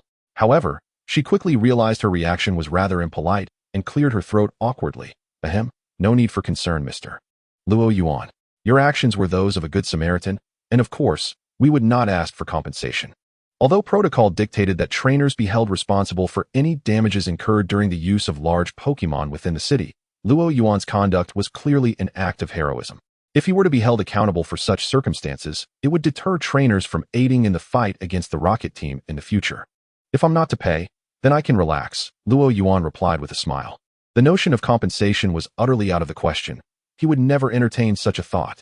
Junsha couldn't help but laugh at Luo Yuan's demeanor, which complimented his words. With the steel snake's pokeball secured at his waist, the Pokémon inspectors had finished dealing with the captured rocket members, placing them alongside the previous batch in the transport vehicle. A square-jawed, upright inspector approached Luo Yuan. Greetings, I am Ishida, the commander in charge of this transport operation. I sincerely thank you for your assistance today. Luo Yuan replied with a smile. It's nothing. I was once a Pokémon inspector myself. I couldn't just stand by and do nothing upon witnessing such a situation. Moreover, the individuals the rocket team sought to rescue were those I had captured. Allowing them to succeed would surely be a blow to my pride, so there is no need for thanks. Ishida shook his head. You are far too modest. While he acknowledged Luo Yuan's humility, the mere fact that he had rushed to aid them upon encountering so many members of the rocket team demonstrated an exceptional quality. Moreover, this was set against the backdrop of Luo Yuan having departed from the Pokémon inspector team for reasons unknown. What spirit is this? It is the spirit of humanitarianism. Though his understanding of Luo Yuan was limited, he could discern from this incident that Luo Yuan possessed admirable qualities absent in many current trainers and even some Pokémon inspectors. Particularly after witnessing Luo Yuan's modesty despite his achievements, Ishida's regard for him grew considerably, leading him to believe that there must be more to the story of Luo Yuan's departure from the League's inspector ranks. Unbeknownst to Luo Yuan, during their brief exchange, Ishida had already conjured a multitude of thoughts in his mind. He sensed that the inspector commander before him appeared to hold him in high esteem. Just as Luo Yuan was feeling somewhat perplexed, Ishida hesitated for a moment before tentatively speaking. I wonder if you might be interested in rejoining the inspector ranks? To once again become a formal Pokémon inspector? He stressed the word formal for emphasis. I have some connections within the League, and if you are willing, you could rejoin the inspector team directly as a formal inspector. At these words, the inspectors diligently cleaning the battlefield displayed expressions of astonishment. A formal inspector. It was worth noting that even among the inspectors present on this mission, a significant portion remained in their internship phase, just as Luo Yuan had been prior to his resignation. Becoming a formal Pokémon inspector was no simple feat. Even long-trained interns faced rigorous assessments and reviews to advance. Now, their commander was directly inviting a former inspector to return as a formal member. Thank you for the kind offer, but I believe I'll pass. Being a Pokémon trainer is quite satisfactory, Luo Yuan replied with a smile. He felt it would be foolish to abandon the leisurely and promising path of a Pokémon trainer to become a Pokémon inspector, burdened with daily tasks and responsibilities. Engaging in the maintenance of world peace was a task he could undertake casually. If it were to become an everyday obligation, he would surely lose his sanity. Upon hearing Luo Yuan's refusal, a flicker of regret crossed Ishida's eyes. Very well, he felt a profound sense of loss. Having witnessed Luo Yuan capture a rocket team executive firsthand, he was certain that Luo Yuan's strength surpassed his own by a considerable margin. With Luo Yuan's presence, their chances of success in future conflicts against the rocket team would undoubtedly improve significantly. They would no longer be as helpless against the rocket team as they currently were. However, with Luo Yuan's firm rejection, Ishida felt it inappropriate to press further. At this moment, All his ire was directed at the individual responsible for Luo Yuan's resignation. Damn it! What could have led to Luo Yuan's departure from the inspector position? He resolved to leverage his connections to investigate thoroughly and uncover the culprit. Today, they had succeeded in driving Luo Yuan away. Who could say if they would push away other exceptional talents in the future? He was determined to root out this traitor hidden among them. Is there anything else? If not, I shall take my leave. Not wishing to be the center of attention amidst the gathering crowd, Luo Yuan stated. Nothing else, Ishida sighed, then bowed deeply to Luo Yuan. Once again, thank you for your selfless assistance. I merely acted on impulse, Luo Yuan replied, and with that, he departed with his Bulbasaur in tow. Junxiao watched Luo Yuan's retreating figure, somewhat entranced. Though his appearance had been brief, he had left an indelible impression on her heart. As she gazed at Luo Yuan's figure disappearing at the end of the street, a sense of loss enveloped her. Suddenly, Luo Yuan's voice echoed beside her. I almost forgot. Make sure to transfer that Kaza's bounty to my account. My account number is. Upon hearing this, Junxia instantly felt invigorated and saluted in the direction Luo Yuan had departed, exclaiming, yes. Chapter 55, Yongzi and Xiaoming. Who would have thought that mental energy could be utilized in such a manner? As he walked towards his next destination, the desolate city of Dry Leaf, Luo Yuan was in remarkably high spirits. He had momentarily forgotten to mention the bounty to Junxia before leaving, and rather than jostling through the crowd again, he had opted to experiment with his newly acquired mental energy to see if he could communicate from a distance. To his surprise, it had indeed been successful. Luo Yuan couldn't help but marvel at the utility of mental energy. With the ability to manipulate objects, teleport, and transmit messages, he pondered what else was beyond the capabilities of this power. He resolved that in his spare time, he should not only train his Pokémon, but also hone his extraordinary abilities. Lost in thought, he suddenly noticed a large crowd gathered ahead. What could have happened? It was quite uncommon to see such a gathering on the road. Clearly, something significant had transpired. Driven by curiosity, Luo Yuan squeezed into the throng, only to spot a familiar figure. Yongzi. Just yesterday he had bid farewell to this fellow, and here he was again. However, Yongzi's current predicament seemed rather dire. He was engaged in a battle and was clearly at a disadvantage. Luo Yuan scrutinized Yongzi's opponent, who appeared somewhat familiar, as if he had encountered him before. With his dismal green hair and a prematurely aged appearance, he carried a backpack and was utilizing a Sandshrew as his Pokémon. Just as Luo Yuan was on the verge of recalling who this unfortunate green-haired youth was, a voice drifted into his ear. Xiaoming, the beast tamer, is truly formidable. Luo Yuan felt a surge of frustration. Just as he was about to piece it together, the answer was revealed to him, leaving him in a state of vexation. After managing to calm his emotions, he overheard a nearby trainer continue. Yes, this must be his 92nd victory. He has practically dominated the Huahuan region without rivals. Only these ignorant out-of-town trainers dare challenge Xiaoming. The praise for Xiaoming was palpable in their words. Luo Yuan remained non-committal, having read the original story. He acknowledged that Xiaoming possessed some prowess, as not every trainer could maintain a personal arena with over 90 consecutive victories. However, to claim he had vanquished all challengers in Huahuan was somewhat excessive. As he contemplated, Luo Yuan watched the fierce battle between Yongzi and Xiaoming. The clash was intensely competitive, reaching a critical juncture. Yongzi had chosen a Budu, a fitting choice for a novice Pokémon trainer. Typically, with both Pokémon in their initial forms and not significantly differing in levels, Budu, which had an advantage against the ground-type Sandshrew, should have been the one to dominate. Yet, contrary to expectations, Sandshrew held the upper hand, with Budu, which should have countered it, seemingly struggling. This discrepancy could be attributed to the power levels of the Pokémon involved. Xiaoming's Sandshrew displayed superior speed, adaptability, and physical strength compared to Budu. However, the most pivotal factor was the disparity in the trainer's command skills. It could be said that while Yongzi's command level resembled that of an elementary school student, Xiaoming's was at least that of a high school or even university student. Of course, Luo Yuan believed that Xiaoming still fell short compared to himself. At that moment, Xiaoming flicked the whip in his hand, prompting Sandshrew to retreat and evade Budu's rapid flurry of slaps, creating distance between them. Just as the onlooking trainers, along with Yongzi, anticipated that Xiaoming was backing down, Luo Yuan's gaze sharpened. Xiaoming is preparing for a decisive strike. Although he had only been observing for a brief period, as a trainer with considerable tactical acumen, Luo Yuan could discern the telltale signs in Sandshrew's movements. Previously exhibiting a fierce offensive, Sandshrew began to retreat without sustaining significant damage, which struck Luo Yuan as suspicious. While an ordinary person might consider it a trap, Yongzi, with his limited intellect, likely wouldn't ponder such complexities. True to Luo Yuan's expectations, Yongzi, upon witnessing Sanshrew's withdrawal, grew excited and commanded Budu to charge forward. Budu, the opponent is frightened. Seize this opportunity and use Leaf Blade. Swish, swish, swish. The leaves flew forth. Budu's Leaf Blade lacked the finesse of a Leafeon. Its trajectory straightforward and rigid, easily discernible to any moderately skilled trainer. As anticipated, Xiaoming saw through Budu's attack. He promptly ordered, Sandshrew dig.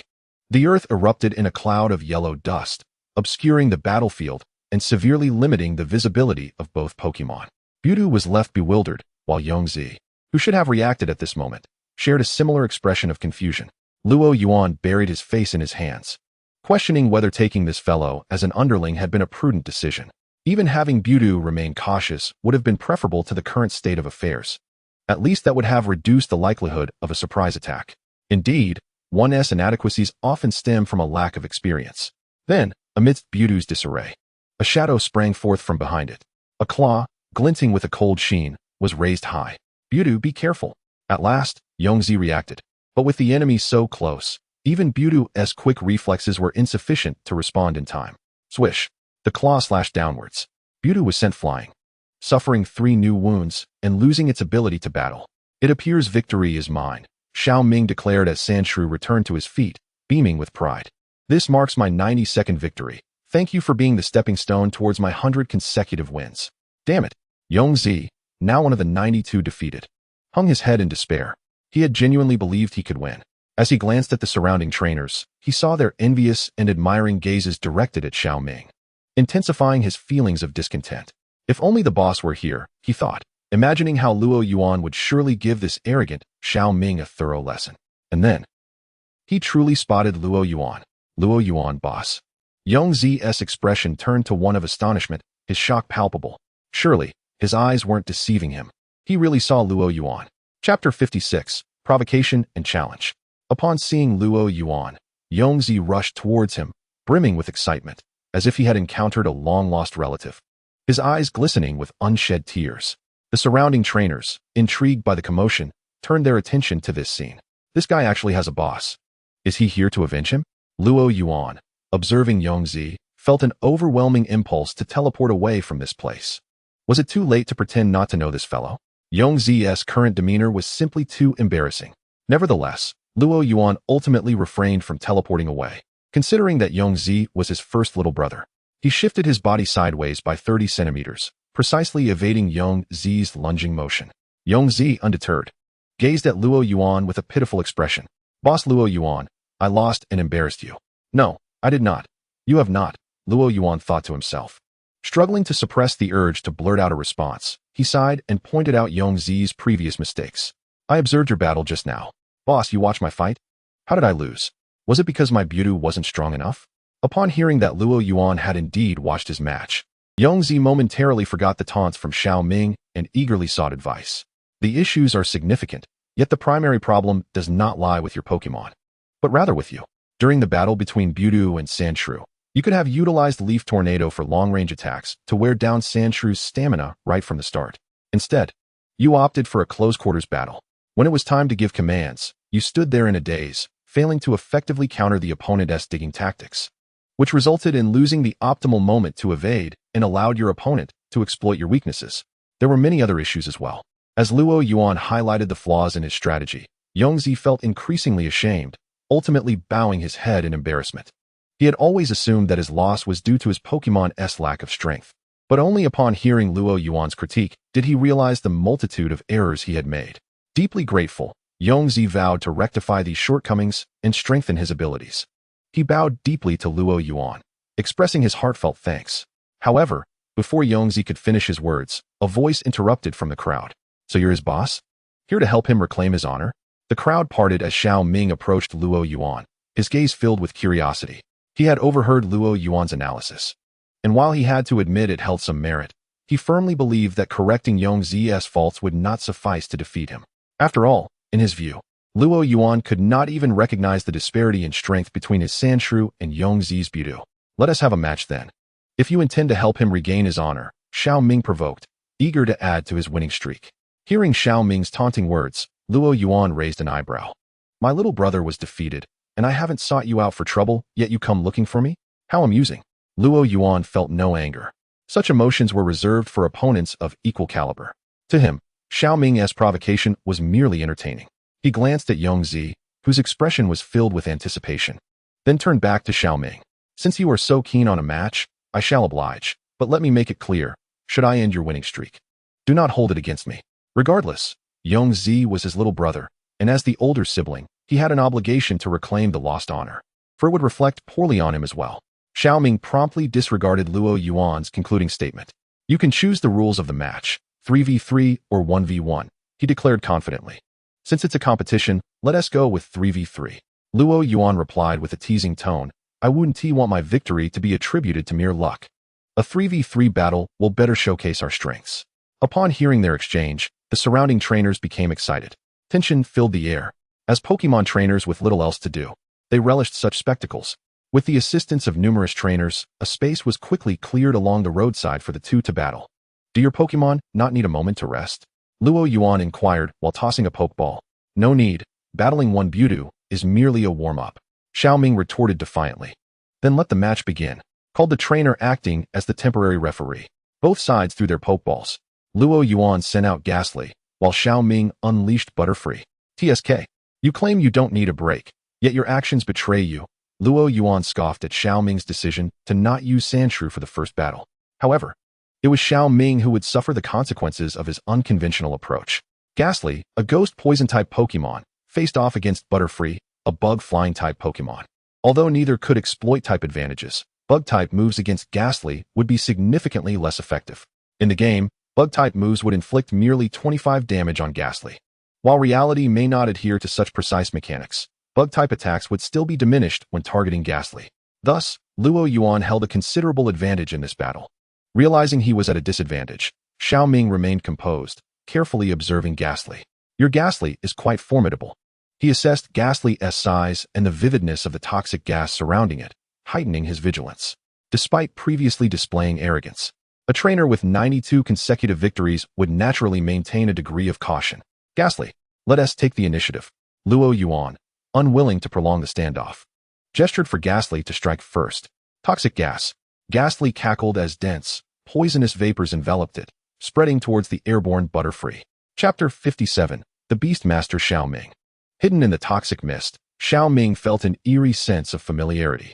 Is he attempting to employ my tactics, cloaking himself in the fog to approach Butterfree? When Xiao Ming realized Luo Yuan was using his own strategy against him, he couldn't help but scoff. If Luo Yuan thought he could succeed with such an approach, he was mistaken.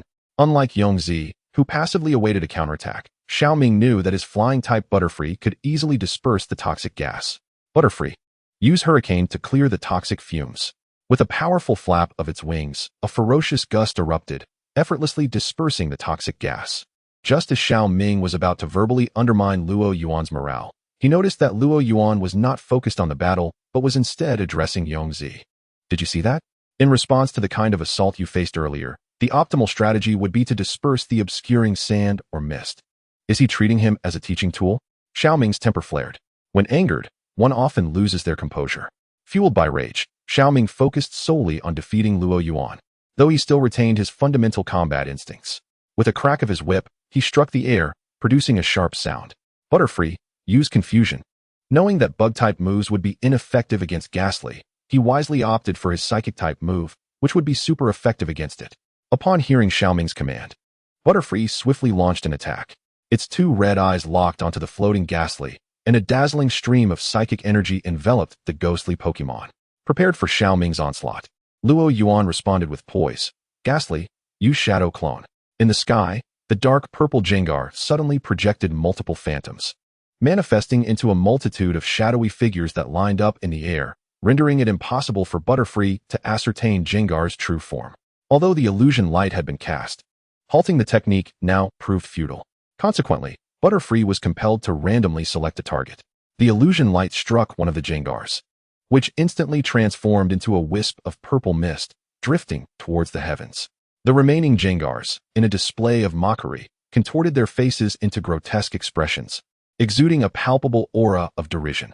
Enraged, Butterfree unleashed another illusion light towards the myriad Jengars, yet once again, it merely hit a phantom. Observing this, Xiaoming urgently cautioned Butterfree, urging it to remain calm and not succumb to anger, suggesting the use of a fierce gale to disperse the shadowy duplicates. Although Butterfree heeded Xiaoming's advice, the results were far from satisfactory. Anger, unlike other emotions, does not simply dissipate if left unexpressed once it takes root. This was starkly evident as Butterfree unleashed its fierce gale, evidently exerting all its might. The tempest howled, causing the multitude of Jengars to sway precariously in the sky. Amidst the Jengars' panicked expressions, both Butterfree and Xiaoming watched as the shadowy figures dissolved one by one, until none remained. What had transpired? Where had Jengar vanished? The trainers spectating the battle between Luoyuan and Xiaoming were perplexed. After dispelling the shadowy duplicates, Jengar's true form should have been revealed, yet it seemed to have disappeared entirely. Where could Jengar have gone? They echoed Xiaoming's unvoiced query. Had the legends been true, that Jengar was a Pokémon composed of gas? And had it simply been dispersed in the recent fierce gale? Xiaoming, however, was unwilling to accept such folklore, especially upon witnessing Liyuan's unperturbed demeanor, further solidifying his belief that Jengar was merely hiding. His keen eyes swept the battlefield, confident that Jengar was concealed somewhere within the vicinity. Butterfree, with its compound eyes, possessed exceptional vision, significantly enhancing its accuracy in targeting. However, this very capability meant that it seldom encountered situations where it could not locate its opponent. The frustration of failing to find Jengar, coupled with the simmering anger from earlier mockery, compounded into a sense of agitation. Butterfree flapped its wings vigorously, unleashing a silver whirlwind laced with phosphorescent powder, attempting to uncover the hidden Jengar, yet it could not even catch a glimpse of its shadow. As Butterfree gradually lost its vigilance, Luoyuan, aware that the moment had arrived, smiled faintly and snapped his fingers. Jengar now? At his command, a pitch-black figure suddenly emerged from the shadows beneath Butterfree. Jengar, with wide eyes and a cackling laugh, shot upwards like a cannonball, aiming directly for Butterfree. Butterfree, be careful. Jengar is in your shadow. Xiaoming, who had been fervently searching for Jengar's whereabouts, immediately noticed the Pokémon's presence and promptly warned Butterfree. He recalled Jengar's ability to become invisible, but had overlooked the fact that it could also conceal itself within shadows. Butterfree, upon hearing Xiaoming's instruction, failed to react swiftly. Had this been at the start of the battle, it would have undoubtedly responded promptly. However, the current state of Butterfree left Xiaoming disheartened. It could not evade the collision, and Jengar struck it squarely. Although Jengar's form was primarily gaseous and lightweight, the sudden impact sent Butterfree spiraling through the air. In the chaos, Jengar latched onto Butterfree, extending its pink tongue, cackling maniacally as it licked Butterfree. Butterfree. Xiaoming watched in horror as his beloved Pokémon fell into paralysis, plummeting towards the ground. This was Jengar's licking attack, capable of inducing a paralyzed state in its opponents. Xiaoming had never encountered such a scenario before. Previously, it was always Butterfree using paralysis powder to incapacitate others, and it had never experienced paralysis itself. Thud. Butterfree crashed onto the ground with a muffled thud. Unyielding, Jengar conjured a shadow ball before launching it towards the downed Butterfree. Boom. Following a violent explosion, Butterfree lay bruised and unconscious, rendered incapable of continuing the battle. The temporary referee immediately declared, Butterfree is unable to battle. Jengar is victorious. A wave of astonishment rippled through the onlooking trainers as they witnessed Xiaoming's anticipated victory crumble so decisively in the first match. The promise of a 93-game winning streak seemed utterly shattered. Had he chosen a 1v1 battle, this match would already be a loss. Some trainers remarked incredulously. While they marveled at Xiaoming's swift defeat, they simultaneously expressed awe at Liyuan's prowess. Who was this trainer? Why had they never heard of him in Hualan City before? At that moment, it was Yuki's turn to step forward, boasting to the surrounding trainers, "My boss, Luoyuan, is the man who took down Team Rocket." Ah, so that was it. The trainers around him suddenly understood. He was a formidable figure who had vanquished Team Rocket, which explained his remarkable strength. Consequently, the admiration that had previously been directed at Xiaoming shifted to Luoyuan. Defeated, Xiaoming felt a burning sensation on his face as he listened to Yuki's exultant cheers. This was the first time he had felt so powerless against an opponent. Initially, he had believed victory was assured, but now a seed of doubt had been planted in his mind. He questioned whether he could indeed win this battle. This opponent possessed formidable strength. Gritting his teeth, Xiaoming finally recognized that Luoyuan was not merely a Pokémon strategist limited to theoretical knowledge. The fact that Luo Yuan could command Jengar to conceal itself beneath Butterfree's shadow without uttering a word showcased his extraordinary skill. Such a profound connection with his Pokémon, akin to a telepathic bond, was something Xiaoming had yet to achieve despite many years of training. Moreover, it seemed that Luo Yuan had even triumphed over Team Rocket. In the trainer community, that was a testament to both strength and courage. Realizing Luo Yuan's capabilities were no trifling matter, Xiaoming set aside his earlier disdain and adopted a more cautious approach. Now it's your turn, Sandshrew. This opponent is formidable. Proceed with caution. Xiaoming sent forth his ace, Sandshrew, determined to reclaim victory in this battle. Oh, you're deploying your trump card in the second match. But do you truly intend to use Sandshrew against my Jengar? Luo Yuan inquired with a curious tone, eyeing Xiaoming's Sandshrew with keen interest. Standing opposite Xiaoming, Luo Yuan finally had the opportunity to scrutinize Sandshrew closely. Its robust physique, particularly its well-developed limbs, indicated a clear history of rigorous training. Its skin gleamed, and the shell on its back appeared as if it had been polished, signaling that this Sandshrew was in excellent health and high spirits. I underestimated you before, allowing you to claim the first battle. That will not happen again, Xiaoming declared solemnly. In his view, deploying his ace, the Sandshrew, made this match a foregone conclusion. I shall await the outcome with bated breath. Luo Yuan, upon hearing Xiaoming's words, merely smiled, neither affirming nor denying. The second match officially commenced. As soon as the referee's voice faded, Sandshrew and Jengar sprang into action simultaneously. Whoosh! A shadow ball grazed Sandshrew's body, soaring into the distant sky. Crash! A massive boulder plummeted from above, easily evaded by Jengar. Their initial tentative exchanges proved to be evenly matched. Chapter 58, Devious Tactics. Having observed the battle between Yongzi's Trumpet Bud and Sandshrew, Luo Yuan felt he had a fair understanding of Sandshrew's capabilities. He believed his Jengar would easily triumph over Sandshrew in a direct confrontation. However, once Jengar engaged Sandshrew in earnest, Luo Yuan realized he had somewhat underestimated Xiaoming. Xiaoming's Sandshrew, truly his trump card, displayed formidable prowess despite having previously battled Yongzi's Trumpet Bud and managed to hold its ground against Jengar. In the midst of the fray, Jengar and Sandshrew brushed past one another. Jengar's shadow ball erupted with explosive force, sending Sandshrew staggering backward, while Sandshrew's rock slide compelled Jengar to dodge frantically. The intense battle captivated the onlooking trainers. After retreating, Sandshrew unleashed a sandstorm. Within the swirling tempest, Jengar's body, composed of toxic gas, became somewhat indistinct, and the dense gravel, propelled by the fierce winds, inflicted considerable damage upon Jengar. It appeared that Sandshrew held the upper hand. Jengar seemed to be in a precarious situation. I too sensed that Luo Yuan might be on the verge of losing this round, as the observing trainers murmured amongst themselves. They believed Jengar was likely to lose, given the apparent trouble it was in. Xiaoming, however, gazing at his panting Sandshrew, did not share the optimism of the onlookers. Rather, he felt the situation was dire. This was not to say that Sandshrew was faltering. On the contrary, it had maintained excellent form throughout the battle, showcasing commendable offense and defense, even managing to inflict damage on Luo Yuan's Jengar. While Jengar had consistently maintained its offensive momentum, it had failed to deal any harm to Sandshrew. Yet, Luo Yuan discerned a grave issue, one that only became apparent after Jengar's encounter with Sandshrew. Jengar's exceptional characteristics. Although the Ghost Poison type combination did not inherently counter Sandshrew's ground type, the crux of the matter lay in Jengar's gaseous composition, rendering many physical attacks ineffective against it, inflicting negligible damage. Xiaoming noted that several times during the battle, Sandshrew had seemingly been poised to strike Jengar, only to miss due to Jengar's immunity to physical assaults. Additionally, Jengar's levitation rendered many of Sandshrew's moves, such as Sand Tomb, entirely ineffective. Conversely, during its offensive maneuvers, Sandshrew had come perilously close to being incapacitated by Jengar's emanating toxic gas. This was a troubling trend. Jengar's attacks posed a threat to Sandshrew, yet Sandshrew lacked effective countermeasures. If Sandshrew continued to expend its stamina, a defensive lapse could result in a devastating blow. How could this battle proceed? Jengar could strike Sandshrew, yet Sandshrew could not reach Jengar. Xiaoming maintained a calm facade, though internally he was anxious.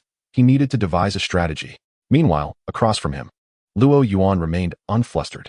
He had anticipated the current scenario when Xiaoming deployed Sandshrew, hence his pointed inquiry regarding Xiaoming's certainty in using Sandshrew against his Jengar.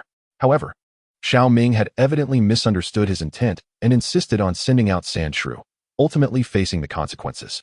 It was time to counterattack. The reason Luo Yuan had allowed Jengar to engage Sandshrew independently was to assess the effectiveness of his recent training, aimed at enabling Jengar to fight autonomously. The results were now evident, and the training had proven quite successful. Now that Sandshrew had inflicted damage upon Jengar, which was notably vulnerable in terms of stamina, Luo Yuan could no longer permit Sandshrew to assault Jengar unchallenged. He too needed to prepare for a counteroffensive. With his gaze fixed on the clash between Jengar and Sandshrew, Luo Yuan's mind raced as he rapidly formulated a tactical approach targeting Sandshrew. Jengar, use Mud Bomb, Luo Yuan commanded. His sudden order left the surrounding trainers momentarily stunned. It was only when the purplish-black mud bomb arced through the air toward Sandshrew that the onlookers began to react. Such an attack should be easily evaded, they thought. Why would Luo Yuan issue such a directive? The watching trainers began to question the validity of Luo Yuan's command.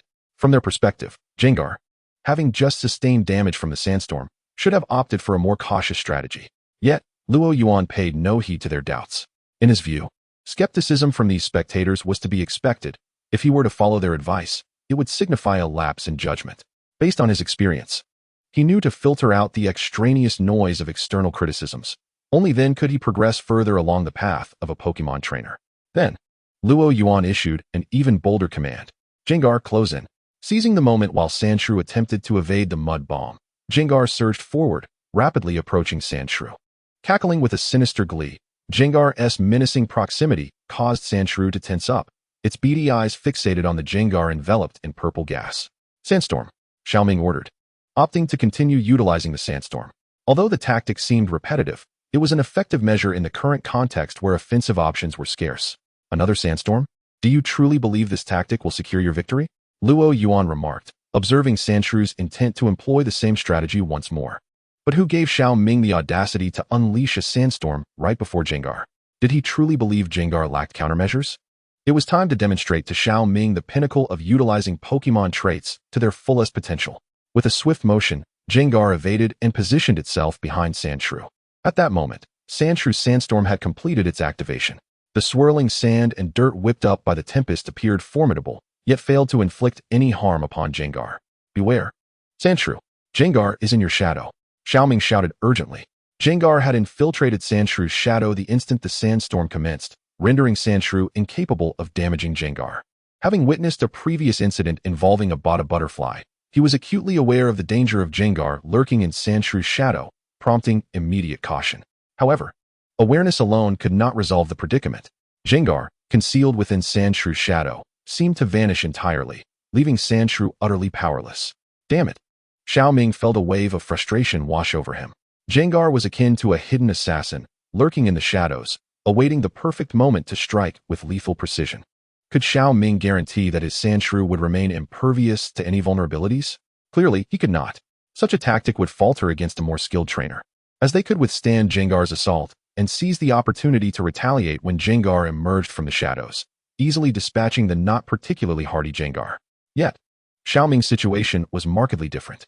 The disparity in strength between the Sandshrew and the Ghastly was negligible, compounded by the former's lack of effective offensive capabilities.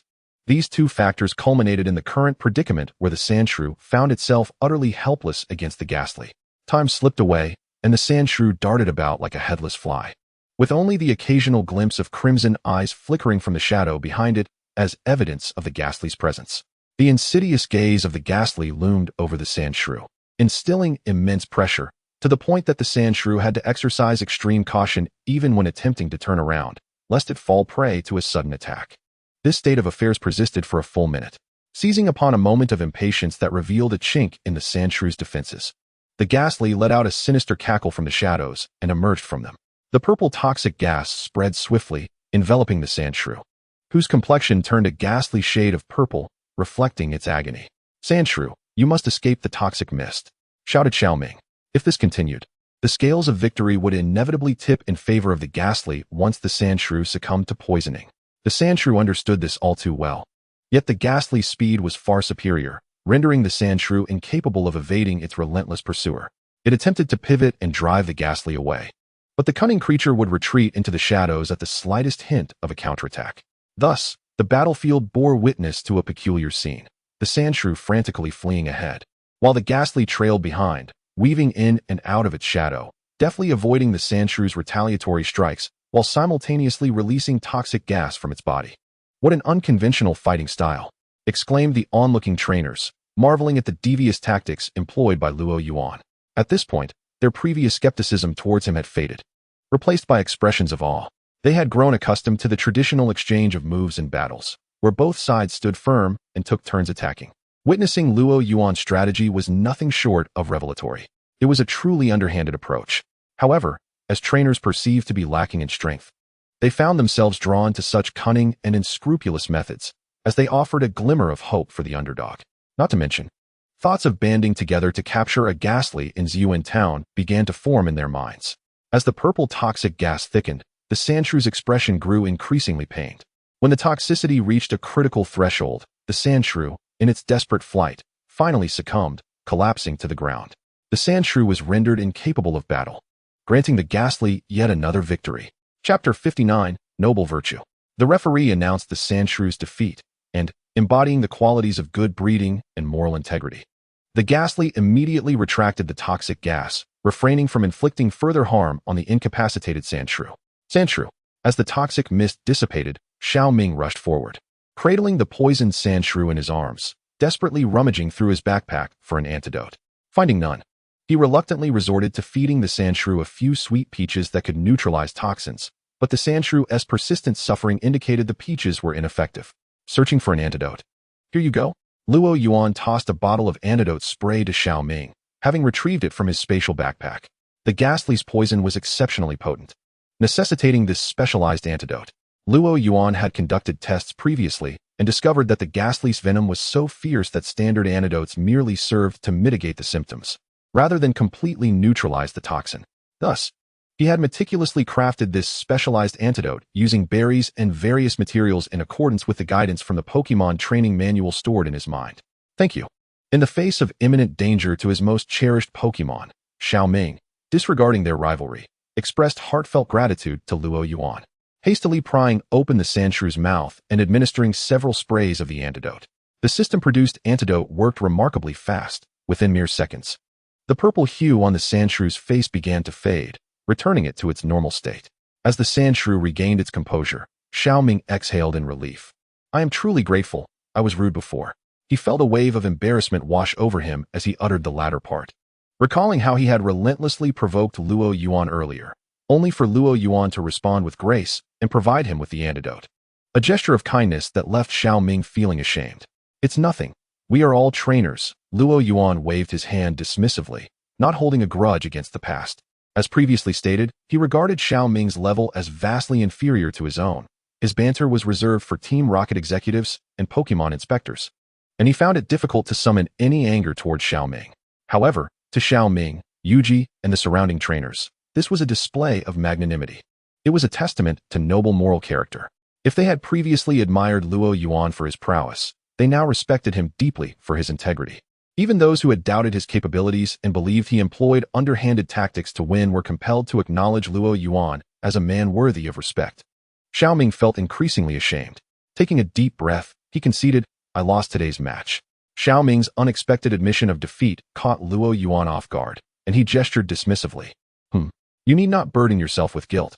I too look forward to our next battle," Luo Yuan stated, relishing the thrill of dominating weaker opponents, particularly those like Xiao Ming who possessed a modicum of resistance.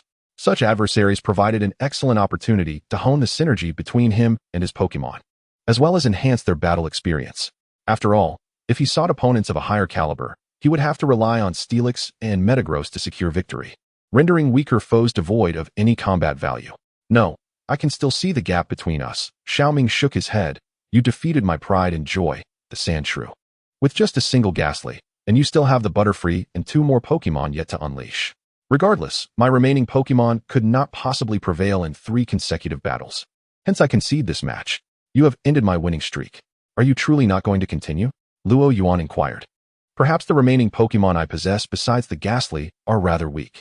He felt a twinge of regret. It was challenging to find an opponent suited for his style of play, so he continued to entice Xiao Ming to fight on. "I won't. Moreover, my Sandshrew requires treatment at the Pokémon Center." Xiao Ming presented a perfectly valid reason. Realizing that Xiao Ming had no intention of battling him for a third time, Luo Yuan sighed. Very well. The surrounding trainers observed this exchange with a sense of admiration. Look, what a remarkable individual. Their opponent voluntarily concedes while urging him to continue. In a world where treachery often prevails, where could one find such a commendable trainer? Of course, they remained oblivious to the fact that Luo Yuan simply felt a sense of regret over his lost opportunity to send his Bulbasaur into battle, as it would not have the chance now. Xiao Ming's winning streak was halted at 92 victories. Strangely, however, he felt no sense of loss, but rather a sense of relief, pondering why his voluntary concession brought such a feeling of relaxation. Perhaps this is the daunting pressure Luo Yuan exerts on me. Xiao Ming mused. With this thought in mind, the announcement of Luo Yuan's victory over Xiao Ming echoed, signaling the conclusion of this hour-long battle. Luo Yuan, I shall strive to train harder, to challenge the gym, and when the quartz conference commences, I will challenge you once again on the quartz plateau. Xiao Ming issued a challenge to Luo Yuan. Although his streak of victories had come to an end and he had not achieved 100 wins, Xiao Ming resolutely decided to embark on his journey. If we happen to meet at the quartz conference, I shall give it my all, Luo Yuan remarked with a smile. By the way, let me show you my Steelix and Metagross. You wouldn't feel despair, would you? Of course, the latter part of his statement was merely a thought he kept to himself. As the atmosphere remained harmonious, the onlooking trainers gradually dispersed. Most of them headed towards Ziyuan town, foreshadowing that the ghost-type Pokémon there would soon have an abundance of targets to play with. Simultaneously, Luo Yuan's reputation began to spread throughout the entire league, bolstered by the presence of the onlookers. A tale of a remarkable trainer wielding a Jengar and possessing exemplary virtues started to circulate among the new trainers in the Kanto region. Chapter 60. Pokémon Academy. Luo Yuan remained oblivious to the growing legend surrounding him within the Pokémon trainer community. At that moment, he stood before a forest, swatting away a Pidgey that had swooped down to snatch the sweet fruit from his hand, while scanning his surroundings. A peculiar sense of familiarity washed over him. It felt as though he had been here before. He had never physically visited this place, which led him to believe that his previous incarnation must have. Gazing at the faintly visible structures nestled in the mountainside, he realized this must be the Pokémon Academy. Reflecting on the memories of his past life, he recalled that the Academy was indeed a prestigious institution, renowned for its elitist education based on survival of the fittest. In the original tale, Ash and his companions had stumbled upon the Academy, resulting in a series of conflicts with its students. Interestingly, Luo Yuan discovered that his previous self had also attended the Pokémon Academy for a period of time, albeit as a transfer student. Delving deeper into his memories, his expression grew increasingly perplexed. What an oddity this was. A person's memories are vast, and despite spending considerable time understanding his predecessor's recollections, he had only skimmed the surface. Upon further examination of his past experiences at the Academy, Luo Yuan realized that his predecessor's time there had not been particularly pleasant. As a transfer student, he struggled to keep up with the curriculum and found himself languishing at the bottom of the class, often subjected to subtle bullying. Incidents of trash being tossed beneath his seat, his Pokémon being intentionally harmed during battle training, and constant mockery were commonplace. In a conventional school, such matters could be addressed with the intervention of teachers. However, at this elite institution, where competition was rife, teachers refrained from intervening unless physical altercations ensued. This laissez-faire attitude fostered a twisted culture among the students, with some self-proclaimed strong individuals even rationalizing their cruelty as tough love. Ultimately, his predecessor could no longer bear the pressure and withdrew, subsequently enrolling in the Pokémon Prosecutor Academy, where he discovered his own talents in that field. Did bullying exist even in the world of Pokémon? Luo Yuan felt a surge of discontent. He had initially believed that his predecessor's only adversary was the superior who had unfairly blamed him within the prosecutor's office, not realizing the extent of his predecessor's grievances. Though these experiences were not his own, having inhabited this body, Luo Yuan felt compelled to rectify the injustices faced by his predecessor. His previously good mood had been marred by these troubling reflections. He was now decidedly displeased, and when it came to such matters, he would never allow himself to be wronged. Looking up at the Pokémon Academy, shrouded in mist on the mountainside, Luo Yuan stroked his chin, a faint, enigmatic smile gracing his lips. So, you think you're students of the Pokémon Academy? Well, I, Luo Yuan, have returned. With that, he followed the path etched in his predecessor's memories, stepping into the fog. The practical combat class concluded for the day, and students were instructed to swiftly return to their classrooms with their Pokémon. Standing before the entrance of the Pokémon Academy, Luo Yuan arrived just as the battle lessons were ending. A group of students clad in matching uniforms clustered together, making their way toward the teaching building. Upon noticing Luo Yuan approaching, a wave of curiosity washed over their faces. The Pokémon Academy, situated in a remote mountain area and under strict management, was seldom visited by outsiders. Today, however, an unexpected guest had arrived, one who appeared to be of similar age to them. As the students of the Pokémon Academy observed with intrigue, a figure emerged from the crowd.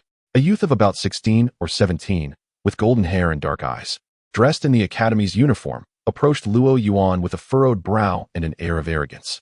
"This is the Pokémon Academy. Outsiders are not permitted to approach," he declared as he reached the entrance. Luo Yuan regarded the boy with a sense of familiarity. Upon closer inspection, he realized this was none other than a former acquaintance who had bullied his predecessor during their time at the academy. "Outsider? I am no mere outsider," Luo Yuan replied. The golden-haired youth, named Hao Er, frowned at Luo Yuan, deep in thought, before seemingly recalling something. "You are Luo Yuan? You actually returned?" He scrutinized Luo Yuan with a condescending gaze.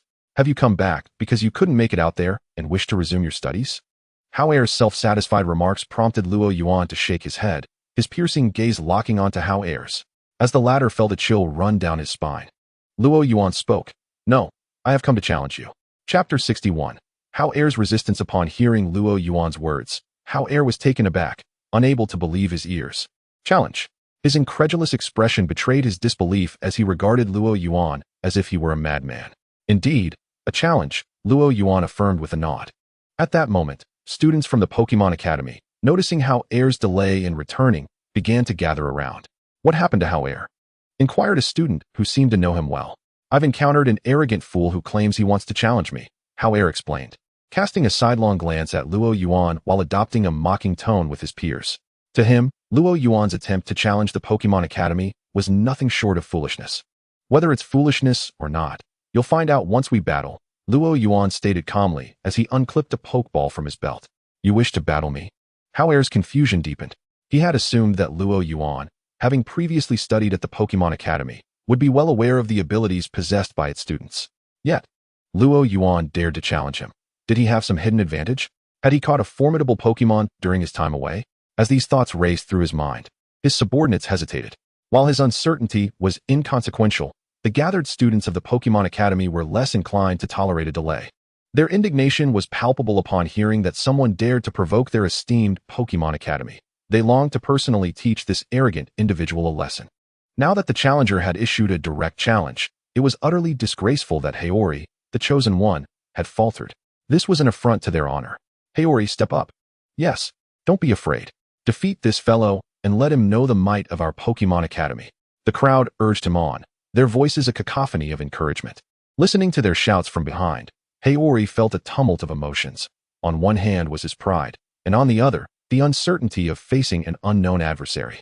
After much deliberation, he steeled himself and retrieved a Pokeball. "Let us do this."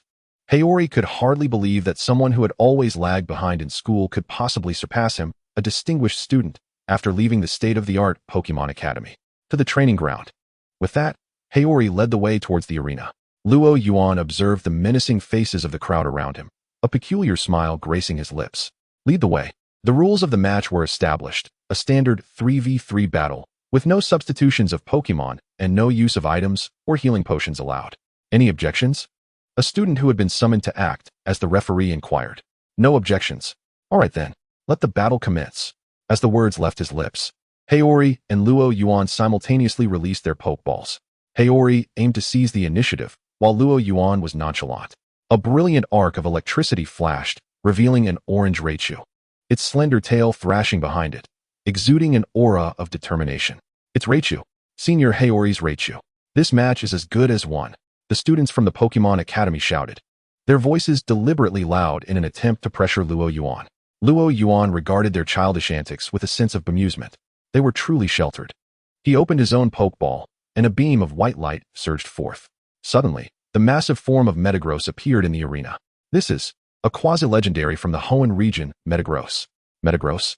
How does he possess a Metagross?" The onlookers erupted in astonishment at the sight of Luo Yuan's Pokémon. "What is happening? How does he have a quasi-legendary Pokémon like Metagross?" Haori's heart raced at the sight of Metagross. He may not have encountered one before, but he had certainly studied it in the Academy's courses on quasi-legendaries. However, He never anticipated facing one in such a setting. How could he possibly compete? As a trainer educated in the elite Pokémon Academy, Hiyori was acutely aware that there existed an insurmountable chasm between quasi-legendaries and ordinary Pokémon. The mere thought of battling a quasi-legendary sent shivers down his spine. Simultaneously, he felt a flicker of confusion. His memory should not have failed him. Luo Yuan was supposed to be that perennial underachiever, so how could this underachiever command such a powerful Pokémon? But now, many factors were beyond his control. Standing there, he represented the dignity of the entire Pokémon Academy. If he fled without a fight, he would undoubtedly be forever branded with shame. Thus, Hiyori gritted his teeth, resolving to give it his all. Even in defeat, he would do so honorably. What if he managed to win? Perhaps this Metagross was merely for show. With newfound determination, Hiyori called out, "Raichu, let's go." Thunderbolt. Raichu's tail flicked, and a powerful bolt of electricity erupted from its cheek pouch, striking towards the floating Metagross above. "Metagross, block it." Metagross crossed its arms in front of itself, forming a faint blue barrier. The fierce thunderbolt could not even graze Metagross, dissipating into thin air without leaving a trace. Raichu, Iron Tail. With ranged attacks failing, Raichu leaped high into the air, its tail glowing white as it aimed to strike down on Metagross. Metagross, Psychic. With a glint in its eyes, Metagross unleashed its formidable psychic power, freezing Raichu in midair as if time itself had halted. "Raichu, break free." Hiyori's heart sank at the sight of Raichu ensnared. Just as he feared, Metagross's arm glimmered with white light before crashing down on the suspended Raichu. Boom! Raichu plummeted to the ground, creating a sizable crater. Raichu is unable to battle. Metagross wins. The referee announced the result in a panic, taken aback by how swiftly the first match had concluded. Curse it, too strong. Hiyori gazed at Luo Yuan and Metagross, despair washing over him. He understood Metagross's might, yet he had believed his Raichu could hold its own for several rounds. To be dispatched in mere moments was overwhelming. How pathetic. Where's your second Pokémon? Luo Yuan maintained his previous demeanor, showing no signs of elation. The earlier victory seemed inconsequential to him. In truth, the battle had barely served as a warm-up for him and Metagross. Clenching his teeth, Hiyori summoned his second Pokémon. Go. Charizard. A deep crimson Charizard, with sharp claws, materialized on the field. If memory served him right, Metagross was a steel psychic type, which meant Charizard's fire type should have an advantage.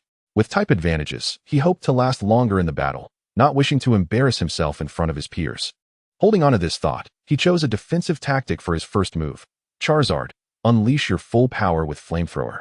Charizard opened its mouth, unleashing a torrent of blazing orange flames that coalesced into a towering vortex of fire, sweeping towards Metagross. Metagross, use Bullet Punch. Unfazed by the approaching inferno, Metagross swung its iron arms, sending a cascade of gleaming bullet punches racing toward the incoming fire vortex. Bullet Punch. Surely it could hold its ground, Hiyori thought to himself. The power of Bullet Punch was not particularly strong, relying instead on overwhelming numbers. Charizard's Flamethrower had been meticulously trained to withstand typical attacks, and Hiyori believed this instance would be no exception. But just as that thought crossed his mind, a massive explosion erupted. Boom! The bullet punches collided with the Flamethrower vortex, resulting in a thunderous blast. The fire vortex disintegrated as if made of paper, the relentless bullet punches raining down upon Charizard, leaving it battered and bruised. Charizard, evade. Hiyori had not anticipated such an outcome. Witnessing Charizard's dire state, he cried out in alarm.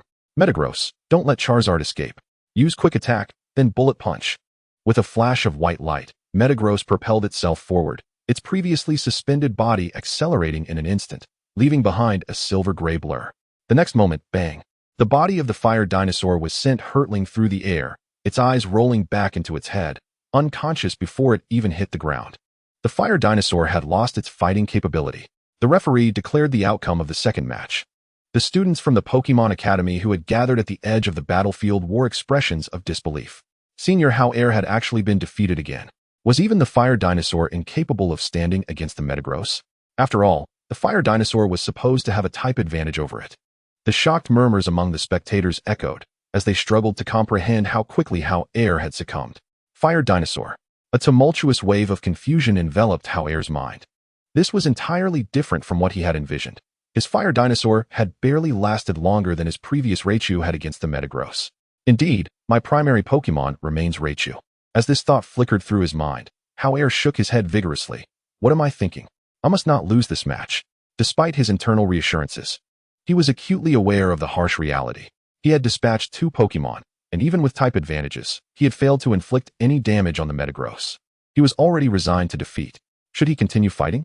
Luo Yuan observed Hao Er's despondent demeanor and spoke up. He felt somewhat speechless.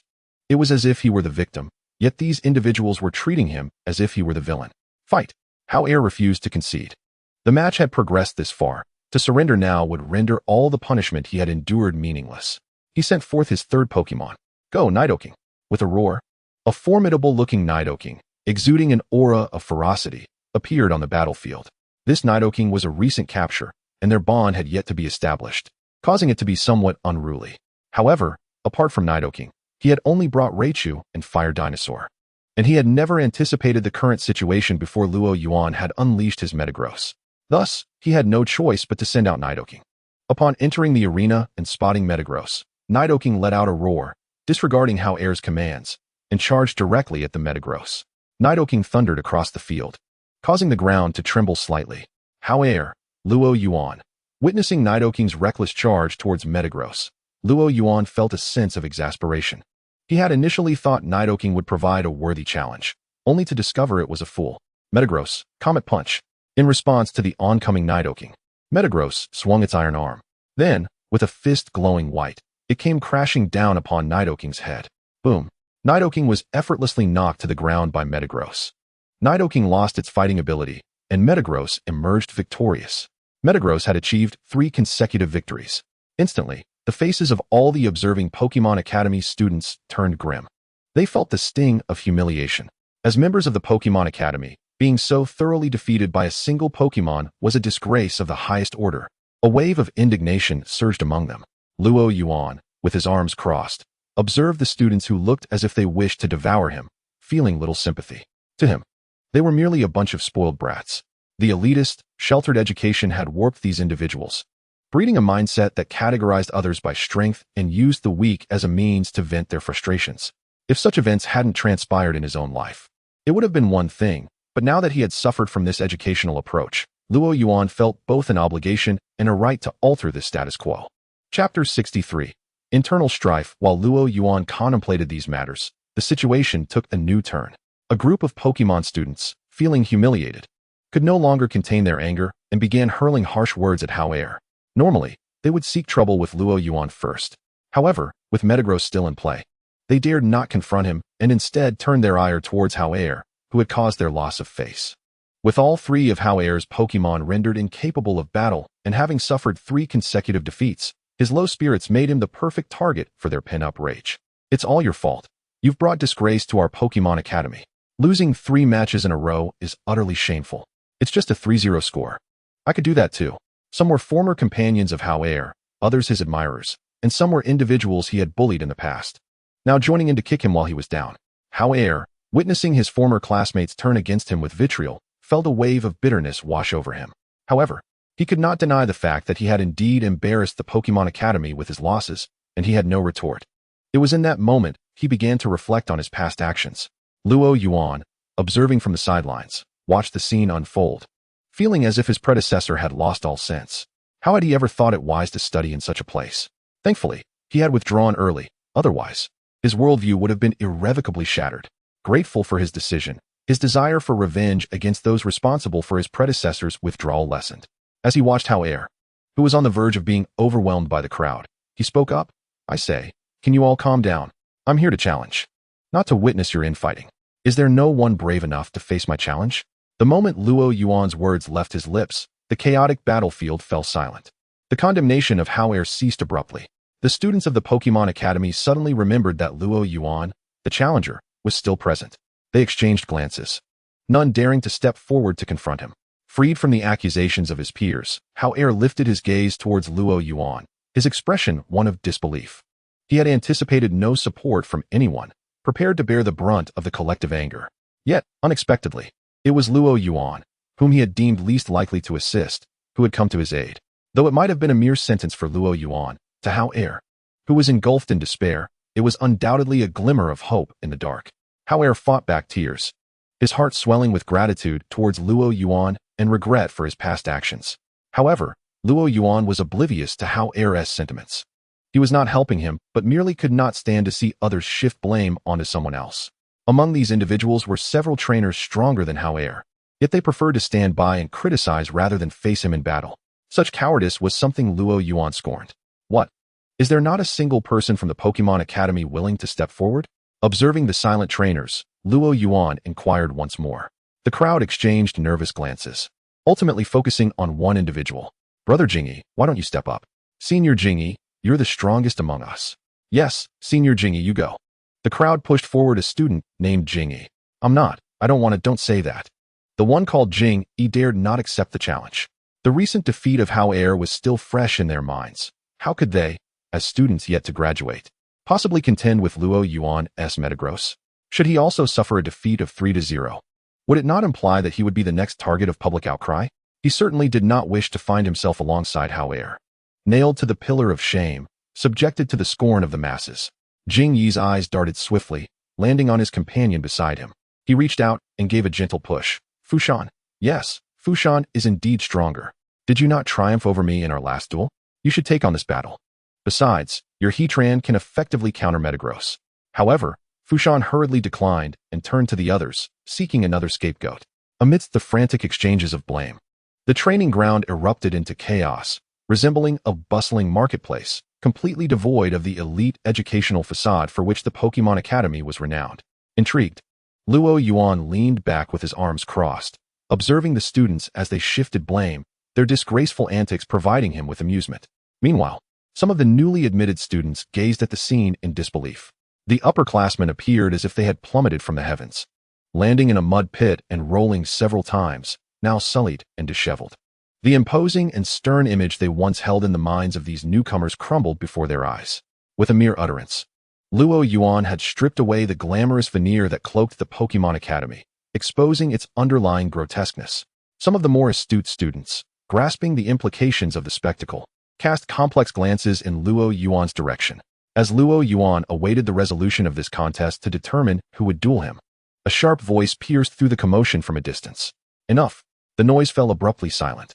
Luo Yuan turned to see a girl with chestnut hair, clad in the Pokémon Academy uniform, her visage strikingly beautiful, calling out to them from afar.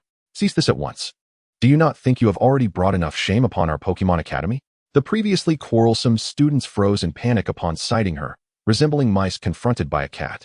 In unison, they exclaimed, Lady Side-Eye? The newcomer was none other than Yudo Side-Eye.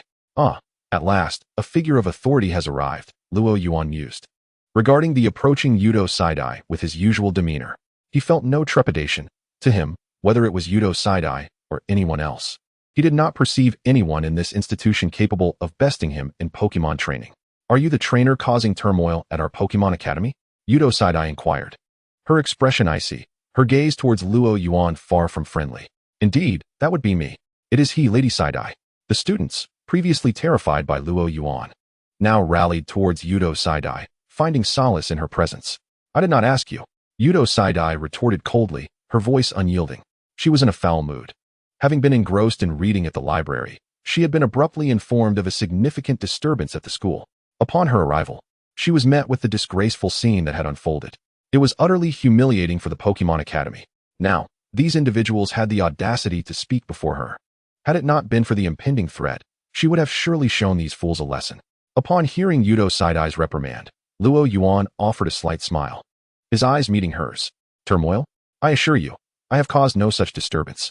I merely followed the proper procedures to challenge your institution. Since my arrival, I have engaged in a formal 3v3 battle with the students here, uttering no words of insult. If you deem this to be chaos, then I cannot accept such an accusation. Humph.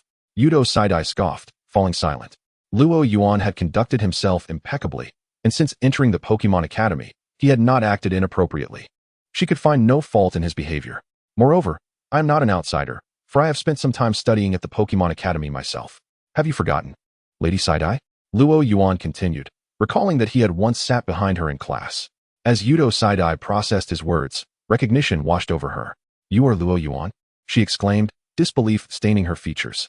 She had recognized him, yet the Luo Yuan in her memory was a quiet, reserved boy with poor academic performance, an underachiever in stark contrast to her status as an exemplary student. Though she had occasionally taken note of him, she had never closely observed him. It was astonishing that he had sought her out and now commanded such a formidable Metagross. As their conversation unfolded, Yudo Side-Eye's gaze flicked towards the Metagross floating beside Luo Yuan, a flicker of caution crossing her countenance. In the time since we last met, the underachiever has evidently evolved into a powerful contender. However, I must ask, if you once studied at our Pokemon Academy, why come here to issue a challenge? It makes no sense. That, my dear, is a question best directed at Hao-Er, Luo Yuan replied, gesturing toward the corner where Hao-Er squatted, too timid to speak lest he draw attention to himself. What is going on? Yudo Side-Eye's eyes narrowed as they fell upon Hao-Er, who stiffened under her gaze. With a mix of regret and awkwardness, he stammered, Lady Side-Eye, back then, due to Luo Yuan's poor performance, we provided him with some inappropriate guidance. He then turned to Luo Yuan, bowing deeply. I sincerely apologize for our previous actions. Yudo Side-Eye instantly grasped the situation. She was aware of some of the unspoken rules at the Pokemon Academy. She understood that students with poor grades often faced bullying from their more successful peers. However, she had not anticipated that such matters would escalate into such a significant disturbance. You came here because of that, she surmised. Indeed. My visit to the Pokemon Academy today is solely due to that incident, Luo Yuan admitted candidly. I happened to pass by, recalled the past grievances, and felt somewhat displeased. So I decided to confront the matter. He spoke with a casual demeanor. Yet, to Yudo Side-Eye and the other students of the Pokemon Academy, this was an utterly absurd situation. Their disgraceful behavior had left the entire Academy's reputation in tatters, all because he felt a minor annoyance during his passing. It was almost too much to bear. Suppressing her rising anger, Yudo Side-Eye glared at Luo Yuan, gritting her teeth. Are you satisfied now? If so, could you kindly take your leave? She perceived Luo Yuan as exceedingly dangerous. To bring his Pokemon into their academy merely out of dissatisfaction was utterly outrageous. Satisfied? Certainly not. A challenge must have a beginning and an end. While I might feel content, the system has just issued a task, preventing my immediate departure. Random task: defeat Yudo Side-Eye to earn 1 bronze lottery chance. Though the reward was merely a basic bronze-level lottery, Luo Yuan recognized that even the smallest morsel was worth pursuing. What do you intend to do? Yudo Side-Eye resolved to call security the moment Luo Yuan made any unreasonable demands. As a prestigious academy, the security forces of the Pokemon Academy were formidable. Let us have a battle, and I shall refrain from using Metagross. Should you emerge victorious, I will keep today's events confidential. It was a tempting proposition. Should the events of the day become public knowledge, the repercussions for the Pokemon Academy would be catastrophic. If Luo Yuan could indeed keep the matter under wraps, the fallout could be minimized significantly. However, she did not immediately acquiesce. It was prudent to clarify certain matters in advance. What if we were to lose? A public apology would be rather straightforward, remarked Luo Yuan. Saint Dai decisively agreed. The Pokemon Academy bore some fault in Luo Yuan's situation. His request was entirely reasonable, even generous, leaving her with no grounds to refuse. Saint Dai and Luo Yuan positioned themselves on opposite sides of the battlefield. The referee remained the same as before. The battle rules were set for a 2v2 match. Is that acceptable? Luo Yuan inquired of Saint Dai. A 1v1 battle would be rife with unpredictability, and should the opponent resort to dishonesty, it could become troublesome. Yet, he did not wish to invest excessive time in a 3v3 or 6v6. Hence his choice of a 2v2 format. No objections from Saint Dai, of course. Then let both parties prepare. The match commences. Upon the referee's declaration, both sides simultaneously released their Pokeballs. Go, Cub 1. Onward, Bulbasaur. Luo Yuan sent forth Bulbasaur, while Saint Dai deployed Cub 1, adorned with a white skull helmet. With Steelix poised in the background, Luo Yuan felt at ease sending Bulbasaur into the fray for some experience gain. Bulbasaur, use Vine Whip. Swish, swish. 2 vines shot forth from Bulbasaur's back. Cub 1, evade, then use Bone Club. Chapter 65, Bulbasaur evolves. At the command from Saint Dai, Cub 1 executed an agile backflip to dodge the incoming vines, then hurled the bone it had clutched since the start of the battle. The bone spun rapidly, tracing an arc in the air as it targeted Bulbasaur. At that moment, Bulbasaur found itself hindered, unable to withdraw its vines. Just as the bone was about to strike, Bulbasaur, use Seed Bomb, aim for the airborne Bone Club. Rat-a-tat-tat. A barrage of seeds launched skyward. How could Seed Bomb possibly hit a Bone Club soaring through the air? This is madness. It seems Lady Saint Dai is guaranteed victory in this first round. I share that sentiment. Victory is assured. The onlookers at the edge of the battlefield buzzed with excitement. If Lady Saint Dai could triumph over this vexatious opponent, it would restore some honor to their Pokemon Academy. But is that truly possible? Luo Yuan never engaged in reckless endeavors. Amidst the incredulous expressions of the spectators, Bulbasaur's seed bomb accurately struck the bone club in midair. Crack, crack. The seeds collided with the bone, producing a crisp sound. Although many seeds were initially deflected by the high-speed spinning bone club. As the bone drew nearer to Bulbasaur, the resistance increased. Ultimately, the bone club lost its momentum in the sky, deflected by Bulbasaur's seed bomb. Cub 1, realizing the situation, became frantic. The bone was vital to Cub 1, akin to a second life. Without hesitation, it dashed towards where the bone would land. A splendid opportunity, Bulbasaur. Use Leaf Blade. Bulbasaur called out, launching several sharp leaves from its side. Cub 1, rushing towards the bone, found itself fully exposed to the attack. Cub 1, block it with your bone. Cub 1 endured several Leaf Blade hits, ultimately retrieving the bone from the ground, swinging it to deflect the remaining leaves. After utilizing both Seed Bomb and Leaf Blade, Bulbasaur was somewhat winded, its offensive momentum faltering. Cub 1, use Swords Dance. Seizing this moment, Cub 1 brandished its bone and executed Swords Dance right where it stood. Saint Dai's timing was impeccable, allowing Cub 1 to use Swords Dance at this juncture effectively thwarted Luo Yuan's immediate countermeasures.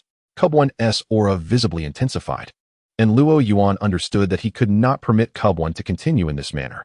Bulbasaur, unleash Solar Beam. Luo Yuan commanded decisively. Solar Beam was a move he had diligently trained Bulbasaur to master. Following his previous battle with Xiaoming and a subsequent training period, Bulbasaur had finally learned this technique. Bulbasaur immediately gathered its energy, the bulb on its back swelling dramatically as a radiant light coalesced behind it. Saint Dai could scarcely believe that Luo Yuan's Bulbasaur would wield Solar Beam. Shouldn't that move be reserved for Bulbasaur's evolution into Ivysaur or even Venusaur? Just how advanced is this Bulbasaur? Quickly, stop Bulbasaur. Saint Dai urgently called to Cub 1. As a top student at the Pokémon Academy, she understood all too well the devastating power of Solar Beam and knew that allowing Bulbasaur to unleash it would spell disaster for her Cub 1. Cub 1 halted its Swords Dance, disregarding whether it could retrieve the bone, and attempted Bone Club once more. Whoosh! The Bone Club flew forth. Yet, it was ultimately too late. In the next instant, amidst a blinding flash, Solar Beam erupted from the bulb on Bulbasaur's back, engulfing both the Bone Club and Cub 1. Due to the brief charge time and Bulbasaur's inherent strength, the Solar Beam did not last long. However, that brief moment was more than sufficient to incapacitate Cub 1. As the Solar Beam dissipated, all that remained on the battlefield was Cub 1, slightly charred. Cub 1 is unable to continue the battle. Bulbasaur is the victor. The referee announced the outcome of the match. Saint Dai bit her lip, remaining silent as she recalled Cub 1. The onlooking students were equally hushed. They began to ponder a pressing question. Could Lady Saint Dai truly emerge victorious? They had initially believed that as long as Luo Yuan refrained from using Metagross, victory was within reach, only to find themselves disillusioned once more. Wait, look! Suddenly, a student shouted, pointing at the battlefield. Everyone turned their gaze. They beheld a radiant white light emanating from where Bulbasaur had been standing. That is, the light of evolution. Bulbasaur is evolving. The students of the Pokémon Academy exchanged glances, their emotions a tangled mix. Luo Yuan was not surprised. Calculating the time, Bulbasaur was indeed due for evolution.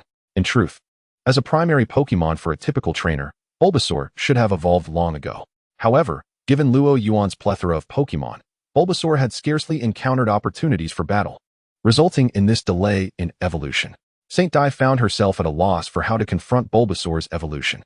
Should she take solace in the fact that her Cub 1 lost to a soon-to-evolve Bulbasaur, or should she feel indignation at Bulbasaur evolving atop her defeated Cub 1? Pondering this, she watched as Bulbasaur's evolution neared completion, transforming into Ivysaur. The light waned, revealing a significantly larger form, the bulb on its back blossoming into a budding flower. The evolved Ivysaur appeared more mature than its previous incarnation, its gaze sharper and more commanding. Ivysaur. Luo Yuan beckoned, and Ivysaur promptly rushed to his side, nudging its head against his palm. After a prolonged interaction, Luo Yuan withdrew his hand and turned to face the awkwardly positioned Saint Dai. Let us continue the battle. What is your second Pokémon? After a prolonged wait, Saint Dai was filled with resentment and resolved to secure a victory. She retrieved a Pokeball from her waist, declaring, "My second Pokémon shall be this." Chapter 66, Rapidash vs. Ivysaur. With determination, Saint Dai hurled her Pokeball. With a resounding pop, the ball opened, revealing a Rapidash engulfed in searing flames. The moment Rapidash entered the arena, the temperature surged dramatically. Even from a distance, Luo Yuan felt a wave of heat wash over him. Rapidash presented quite a challenge. While his own was merely decent, it was not exceptional. Had it been another Pokémon, Luo Yuan would have had numerous strategies to secure victory. However, winning this match with the freshly evolved Ivysaur proved to be a daunting task. Go, Shengdai. You must win this battle, cheered the onlookers. Rapidash, defeat Ivysaur. The stark contrast of attributes sparked hope among the students of the Pokémon Academy. Nonetheless, considering Luo Yuan's prowess, they refrained from making overly confident remarks about certain victory. It must be acknowledged that Luo Yuan's challenge brought some merit to the Academy and its students, imparting lessons in humility and tempering their arrogance. Regardless, he resolved to press on. After some contemplation, Luo Yuan decided to continue the battle with Ivysaur. So what if I am at a disadvantage? I have faced similar challenges before. A truly skilled trainer's success is never dictated solely by type advantage. If I were to switch Pokémon every time I encountered a disadvantage, then what kind of Pokémon trainer would I be? Feeling the fire of determination within Luo Yuan, Ivysaur mirrored his resolve. Shengdai, observing Luo Yuan's confidence, felt a pang of anxiety. Could he genuinely believe he could overcome the type disadvantage? However, time was short for her to dwell on such thoughts. As the referee's flag was already raised, the battle begins. Ivysaur, take the initiative and use Leaf Blade. Ivysaur shook its body, launching a flurry of leaf blades toward Rapidash. Unlike its pre-evolution, which could only produce 5 or 6 blades at a time, Ivysaur unleashed over 20 sharp leaves in a single attack. Yet, Rapidash remained unfazed. Rapidash, use Flamethrower. It bellowed, spewing fire that coalesced into a wall of flames, effectively consuming the leaf blades. The flames then transformed into a fiery vortex, propelling Rapidash toward Ivysaur. Ivysaur dodged, then used Vine Whip to grab the rocks on the ground and strike Rapidash. Engaging head-on was clearly unwise. Luo Yuan knew that even without direct attacks, Rapidash's proximity would scorch Ivysaur with its flames. Fortunately, remnants from the earlier battle with Metagross provided ample stones. Ivysaur seized the rocky debris with its vines, hurling them toward Rapidash. The stones varied in size, some as large as a human head, creating an effect akin to a rock slide. Moreover, Ivysaur threw the stones with all its might, ensuring that their force rivaled that of a landslide. Rapidash was forced to retreat, evading the onslaught. Rapidash, use Flamethrower. Shengdai, realizing close combat was futile, decisively shifted to a ranged assault. Rapidash unleashed a stream of fire extending over 10 meters, reaching the far end of the arena. Ivysaur, evade. Then use Poison Powder. Ivysaur darted sideways, and at the same time, the flower bud on its back erupted, releasing a cloud of toxic powder. The wind was fortuitously blowing from Ivysaur towards Rapidash, enveloping the latter in the noxious haze. Quickly burn away that poison powder. Grass-type Pokemon's Poison Powder, Sleep Powder, and Stun Spore were notorious for their disruptive nature, and few trainers had escaped their effects unscathed. Shengdai, having fallen victim to these moves in the past, approached the Poison Powder with caution. Rapidash minimized the intensity of its flamethrower, redirecting it to incinerate the cloud of poison. Just as Shengdai began to breathe easier, she glanced up to a scene that filled her with alarm. Luo Yuan was accumulating energy for a solar beam, while Rapidash was distracted by the poison powder. Luo Yuan observed Shengdai's flustered expression with a faint smile. This was precisely his strategy.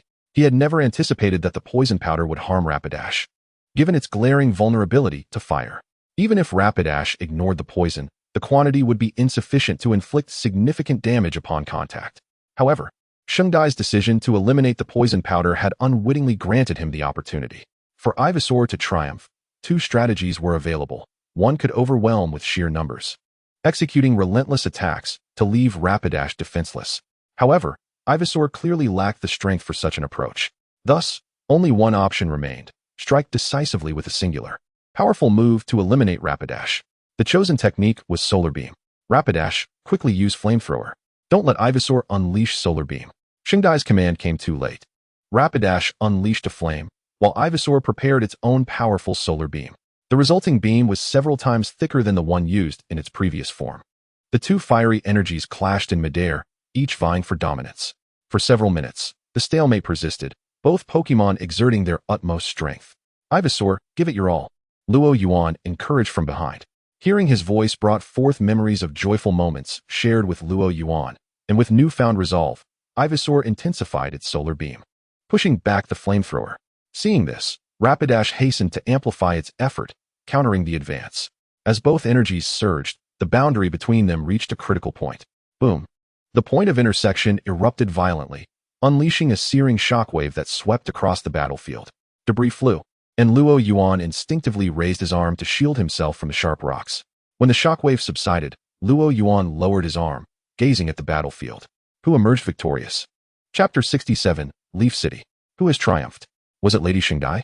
Quick look! The students at the edge of the arena were more anxious than either Shengdai or Luo Yuan. The outcome of the battle between Ivysaur and Rapidash held significant implications for their reputations. At that moment, both Pokémon appeared severely weakened.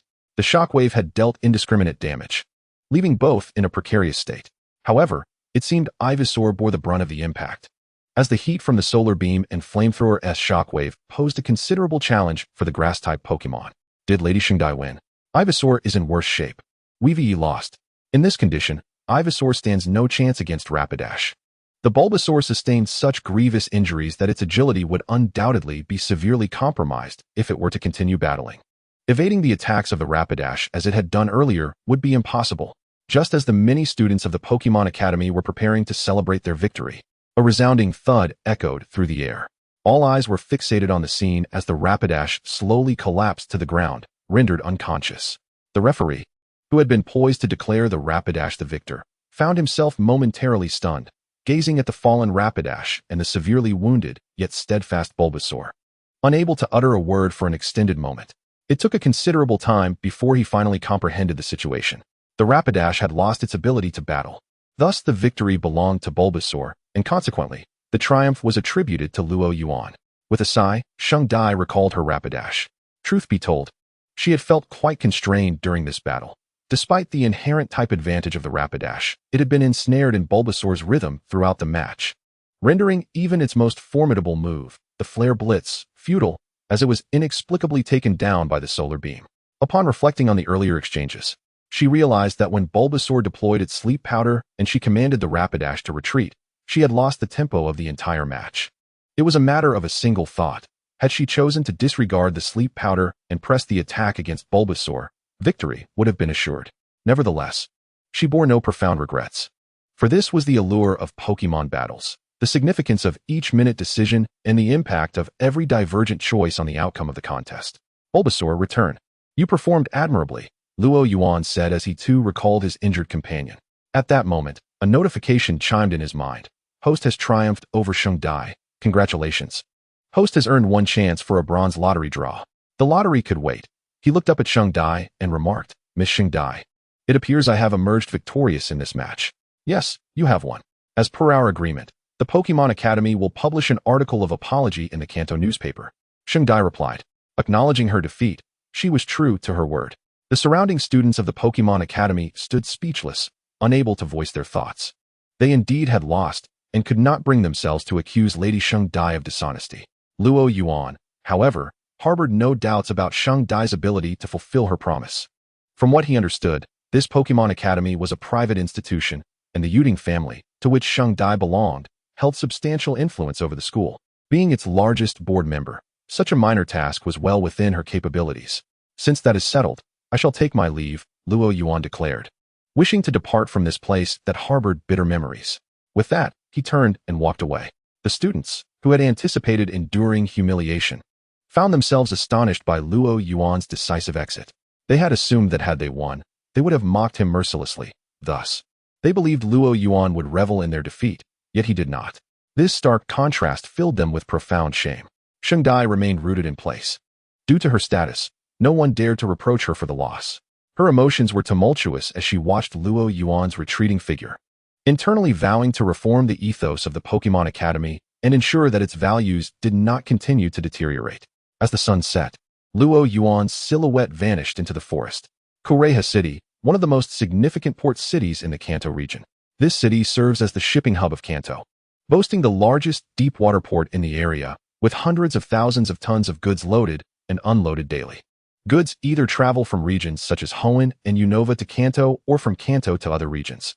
After several days of travel, Luo Yuan finally arrived in Kureha City. This was utterly different from his expectations. Observing the bustling Kureha City before him, he realized that the scene was entirely unlike what he had envisioned. A nearby uncle, carrying a fishing rod and holding a bucket, noticed Luo Yuan's astonishment and chuckled. Young man, this is your first time in Korea City, isn't it? It must be quite different from what you imagined. It is indeed quite different, Luo Yuan admitted. He had envisioned Korea City as a smaller town, reliant on passenger transport. Yet what he beheld was far from that. Most people share this misconception. The name Korea City evokes a sense of decay and decline, leading many to assume it is a backward, desolate place. However, due to the recent expansion of the Shuruf Corporation and the discovery of various rare minerals, Korea City has become increasingly prosperous, the fishing uncle remarked with pride, his tone imbued with a sense of local pride. Luo Yuan smiled, recognizing the sentiment. After all, everyone tends to believe their hometown is the best. So, uncle, are there any interesting places in Korea City? I would like to explore. There are plenty of interesting spots. But in my opinion, the most enjoyable place is the seaside resort. It's where you can see many beautiful women, the uncle said, a knowing gleam in his eye. Ahem, what do you mean, uncle? I'm still young. I don't understand, Luo Yuan replied, sensing the conversation veering into uncomfortable territory.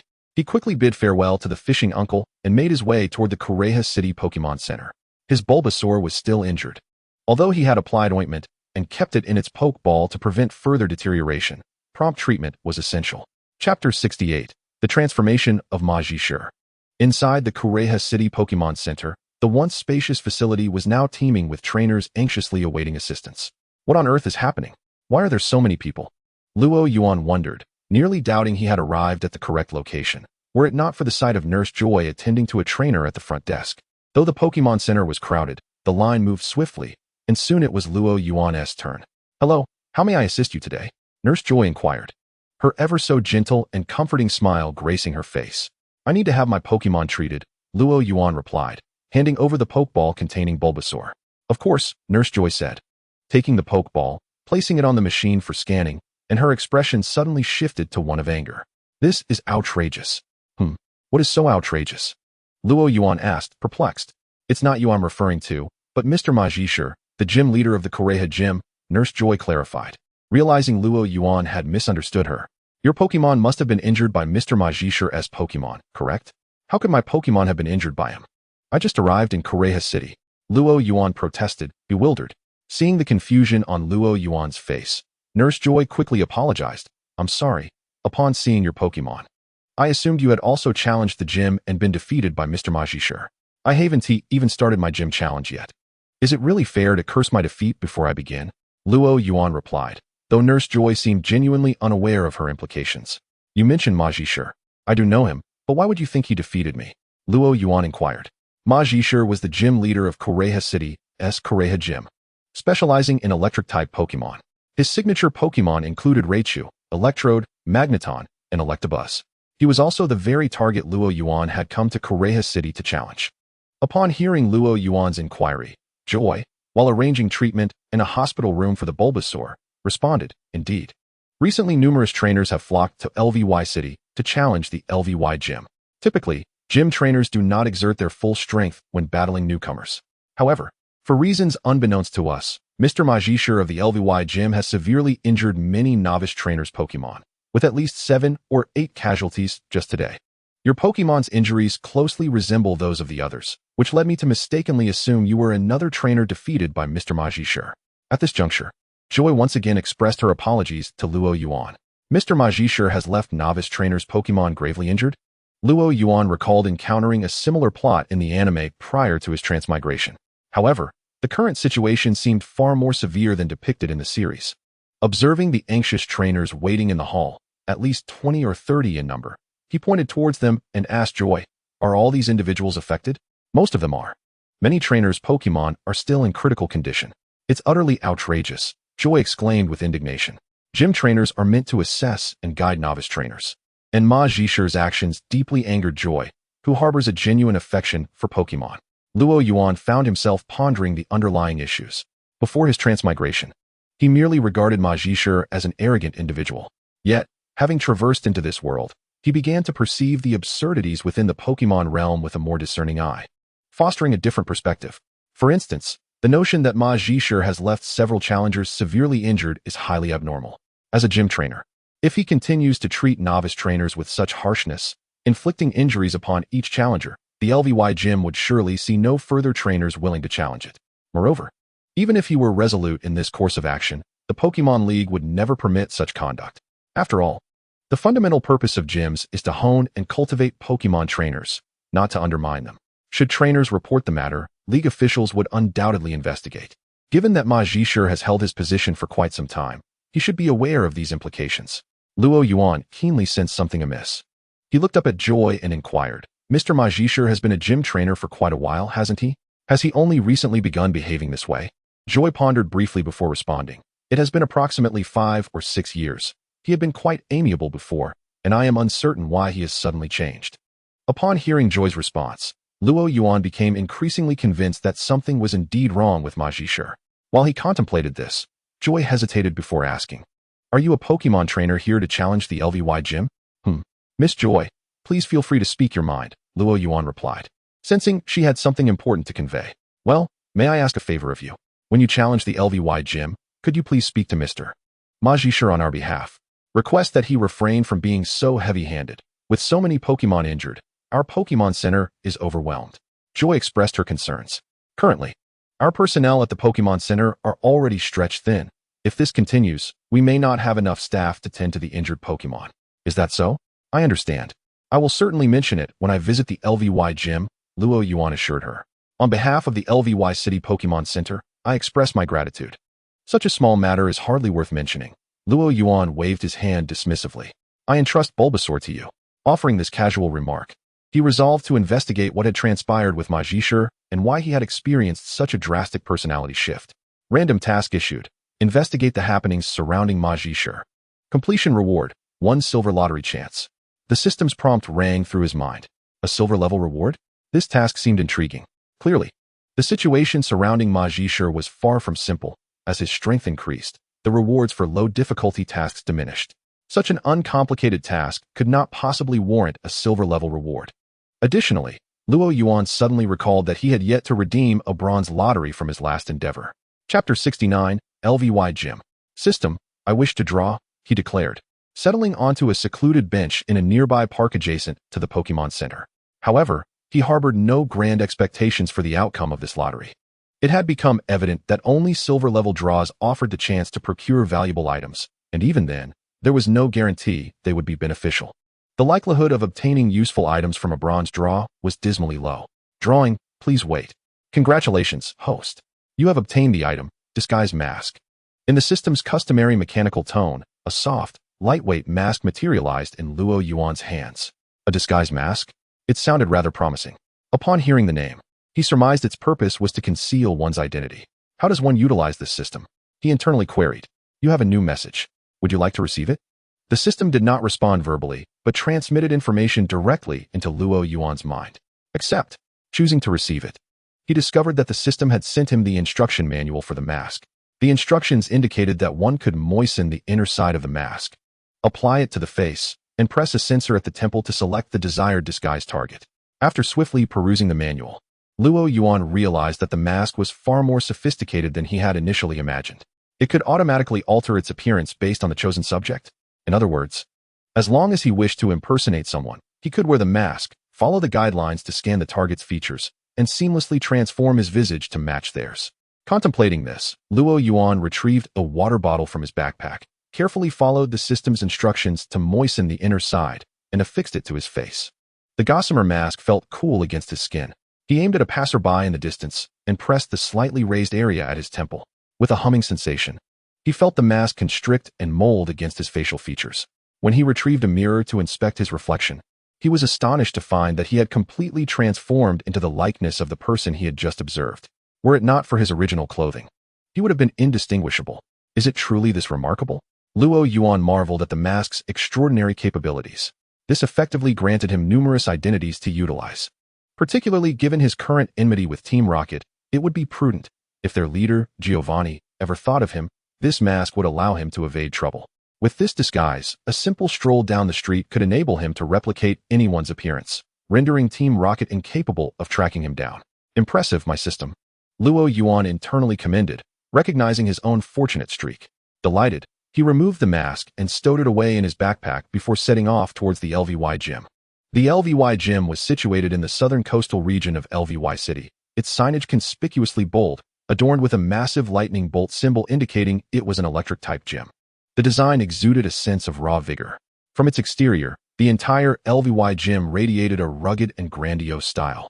Coupled with Luo Yuan's understanding of gym trainer Ma Jishe, his mental image of the LVY gym became all the more vivid. The entrance of the dojo was devoid of any queue, presenting a stark contrast to the bustling scenes previously witnessed at the Nibi and Hualan dojos. As he pushed the door open, a receptionist was already awaiting him. "Greetings, I am a trainer here to challenge the dojo. My name is Luo Yuan." The receptionist momentarily froze upon seeing Luo Yuan, a flicker of inscrutable meaning flashing in her eyes. Having suspected that the Kureha dojo harbored issues, Luo Yuan keenly discerned the shift in her expression. Feigning ignorance, he inquired, "Is there something on my face?" The receptionist quickly regained her composure, offering a polite smile as she replied, "Apologies, I was momentarily distracted. Please follow me." As he trailed behind the receptionist, Luo Yuan's gaze became contemplative. If he was not mistaken, she had indeed recognized him. Previously uncertain about the Kureha dojo's integrity, he now felt assured that something was amiss.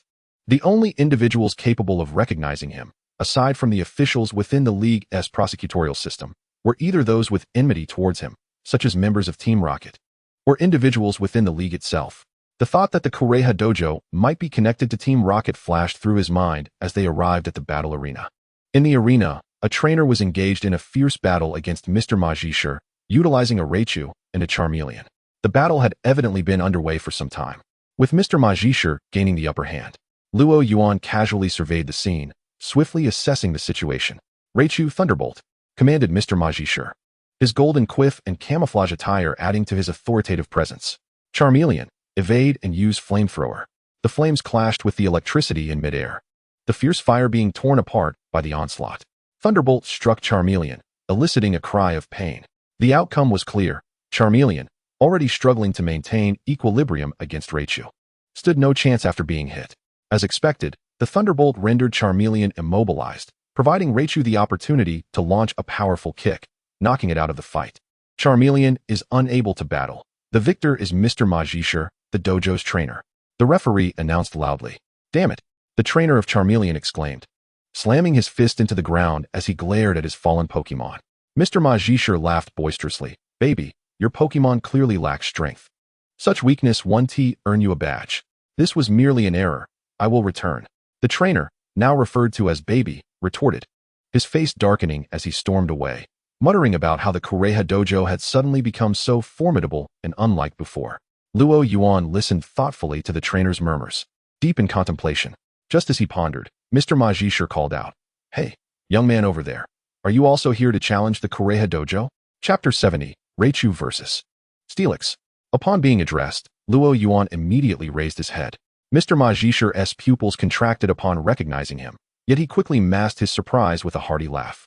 "Baby, are you here to challenge the Kureha dojo too?" Luo Yuan met Mr. Ma Jishe's gaze, certain that he had not been mistaken. Mr. Ma Jishe recognized him. Moreover, the earlier battle raised significant concerns, as, in Luo Yuan's estimation, the trainer who had just battled Mr. Ma Jishe should have possessed enough skill to earn a badge. Typically, dojo trainers would allow challengers to pass in their assessments, as the League's intention in establishing dojos was to evaluate trainers rather than engage in fierce battles with novices. Yet, Mr. Ma Jishe allowed Raichu to defeat that trainer, suggesting substantial issues within the Kureha dojo. Contemplating these thoughts, Luo Yuan maintained an impassive exterior, presenting himself as a confident trainer. "Indeed, I have come to challenge the Kureha dojo. However, I must respectfully disagree with your BABY remark. I am Luo Yuan from Shallow Red City." As he spoke, he observed the expressions of Mr. Ma Jishe and the dojo staff. Unsurprisingly, he noted an unnatural shift in their demeanor upon hearing his name, which piqued his interest further. Approaching the spot where the Charmeleon trainer had stood, he asserted confidently, "Shall we commence the challenge now? Do you require a moment to rest?" "Mr. Ma Jishe?" Mr. Ma Jishe, taken aback by Luo Yuan's readiness, found himself at a loss for words. "Can you not feign sincerity in your politeness? Do you truly expect me to take a break?" Nevertheless, he maintained his composure, embodying the role of a gracious dojo trainer. Suppressing his irritation, Mr. Ma Jishe responded with a hearty laugh, "Of course. My Raichu is always ready for battle." The league stipulates that dojo trainers cannot refuse challenges from trainers without valid reasons. Should a challenger be denied, they may contact the league's complaint hotline. Then let us begin, Luo Yuan declared. The referee, having witnessed the agreement between the dojo leader and the challenger, promptly took his place at the judging table. The match begins. The competitors are Mr. Ma Zhishir, the dojo trainer of Kureha Dojo, and Mr. Luo Yuan, a challenger from Shallow Red City. Both competitors, please prepare. Both Luo Yuan and Mr. Ma Zhishir tighten their grips around their pokeballs. Let the battle commence. Go, Raichu. Mr. Ma Zhishir unleashed his Raichu. Luo Yuan raised his head, a knowing smile gracing his lips as he replied, Go forth, Steelix. Without hesitation or unnecessary theatrics, Luo Yuan released one of his strongest Pokémon, Steelix. With a thunderous crash, Steelix's massive form struck the ground, causing the entire Kureha Dojo to tremble slightly, its roar resonating throughout the steel-framed arena. Allow me to introduce my Steelix. Luo Yuan said with a smile. I believe your Raichu resembles more of a baby in comparison. Upon hearing Luo Yuan's words, Mr. Ma Zhishir glanced at his Raichu, then at the towering Steelix, his expression darkening. Raichu, he called out, and Raichu turned to him, nodding without a hint of fear. Now, Raichu Thunderbolt. Following Mr. Ma Zhishir's command, Raichu leaped into the air, unleashing two powerful currents of electricity that converged mid-air and struck toward Steelix. While Steelix's size conferred certain advantages, it also posed disadvantages, particularly in evading such assaults. Mr. Ma Zhishir aimed to exploit this, intending for Raichu to outmaneuver Steelix. Steelix, use Protect. Yet, Luo Yuan remained entirely unfazed in the face of the incoming Thunderbolt. With a single command, Steelix swiftly placed its tail before itself, a green luminescence shimmering across its body. The Thunderbolt struck, but was effortlessly deflected by the thin green shield. Seizing the moment, Steelix swung its tail with tremendous force, crashing it down towards Raichu. A resounding boom echoed as Steelix's tail struck the ground, creating a significant crater and scattering debris. Amidst the swirling smoke, Raichu leapt forth. Clearly having evaded the previous strike of Steelix's iron tail, for the serpent's assault proved too clumsy. Raichu, unleash Thunderbolt once more, Ma Zhishir urged, resolute in his belief that the efficacy of this maneuver diminishes with each subsequent attempt. He doubted Luo Yuan's Steelix could consistently execute the defense needed to withstand Raichu's Thunderbolt. Raichu, another brilliant arc of golden electricity, surged forth. Steelix, maintain your defense. The serpent's tail once again shielded its form, successfully repelling the Thunderbolt. However, unlike before, Steelix did not follow up with Iron Tail, opting instead for Rock Tomb.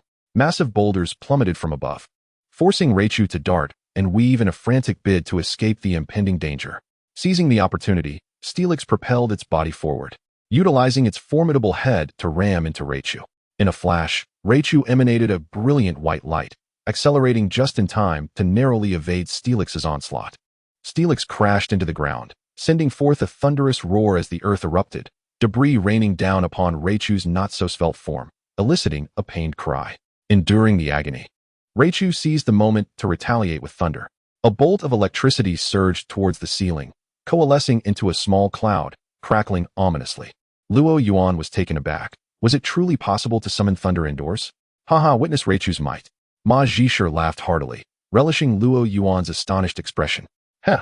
Luo Yuan merely retorted with two words, questioning whether Ma Zhishir thought him a fool, standing idly while a charged attack requiring preparation was unleashed. Steelix dig, he commanded. As the serpent burrowed into the earth, leaving only a darkened hole behind, accompanied by a cacophony of rumbling sounds. Ma Zhishir's countenance shifted from dark to pale. Dark due to the thunder's failure to connect, and pale as he pondered the cost of repairing the gym after Steelix's excavation. The continuous rumbling from beneath the ground caused Ma Zhishir's heart to bleed. Although the league allotted funds annually for gym maintenance and trainers' salaries, the budget was finite. With Ma Zhishir's aggressive combat style, repairs were a constant necessity, and now, with Steelix's burrowing, he dreaded the state of the gym's foundation. Not all challengers employed digging tactics so vigorously. For instance, Pokémon like Diglett and Dugtrio would not provoke such extreme concern. Steelix's massive size, however, warranted significant repairs. Unbeknownst to Luo Yuan, or perhaps he simply did not care, as it was not his money being spent, Steelix swam through the subterranean depths of the Leaf Gym. And one must commend the structural integrity of the facility, which had yet to succumb to collapse. At that moment, Raichu, having lost its target, found itself in a state of confusion. Steelix, Iron Head. Luo Yuan commanded, and Steelix erupted from the ground, its colossal head striking Raichu with tremendous force. Taken by surprise, Raichu's expression reflected a mix of bewilderment and pain from the violent impact. Acting instinctively, Raichu unleashed Thunderbolt, but the effect on Steelix was negligible. Raichu, Ma Zhisher shouted urgently. Dodge. As a skilled gym trainer, he knew that Iron Head was merely the precursor to a more devastating offensive. While sustaining damage from Iron Head was manageable, the subsequent assault must be avoided at all costs. The thought was sound, yet reality proved harsh. Raichu, propelled into the air by Steelix's charge, found itself suspended without a point of leverage, rendering evasion impossible. Steelix granted no quarter, swiftly executing a sweeping tail attack that sent Raichu crashing into the ground. A double strike. If Raichu had maintained some awareness after the Iron Head, it was now rendered dazed by the impact. Slamming into the ground, Raichu's mind was clouded. Save for the sensation of pain. Steelix, Mountain Crush. Boom. A resounding crash echoed as Steelix's massive form descended, silencing Ma Zhisher's cries for Raichu. Witnessing Raichu lie motionless beneath Steelix, Ma Zhisher's mouth opened in disbelief, his mind swirling in confusion. Was this truly the end? He struggled to comprehend that his once reliable Raichu had succumbed so swiftly. Clinging to a shred of hope, he glanced at Steelix. Under Luo Yuan's direction, Steelix moved aside, revealing the unconscious Raichu beneath. The referee, a Leaf Gym student, swallowed hard. It was his first time witnessing a challenger so fierce, vanquishing what he believed to be an invincible gym leader. Noticing the delay in the referee's announcement, Luo Yuan turned to him, urging, "Declare the result." "Ah yes, right away." The referee, jolted into action, declared, "Raichu is unable to continue." Given Raichu's state, even the referee could not bias the outcome in Ma Zhisher's favor. "Mr. Ma Zhisher, it appears my Steelix is the superior combatant," Luo Yuan remarked with a subtle smirk, still miffed by Ma Zhisher's earlier reference to him as baby. Ma Zhisher's expression darkened as he retorted, "Do not be too proud. Winning by type advantage is hardly commendable." Steelix's ground typing severely countered Raichu, and Ma Zhisher sought solace in this justification for his loss. For a gym trainer to utter such words is quite audacious, Luo Yuan observed, fixing a gaze on Ma Zhisher. Realizing he had spoken out of turn, Ma Zhisher, feeling flustered under Luo Yuan's scrutiny, sent forth his second Pokémon.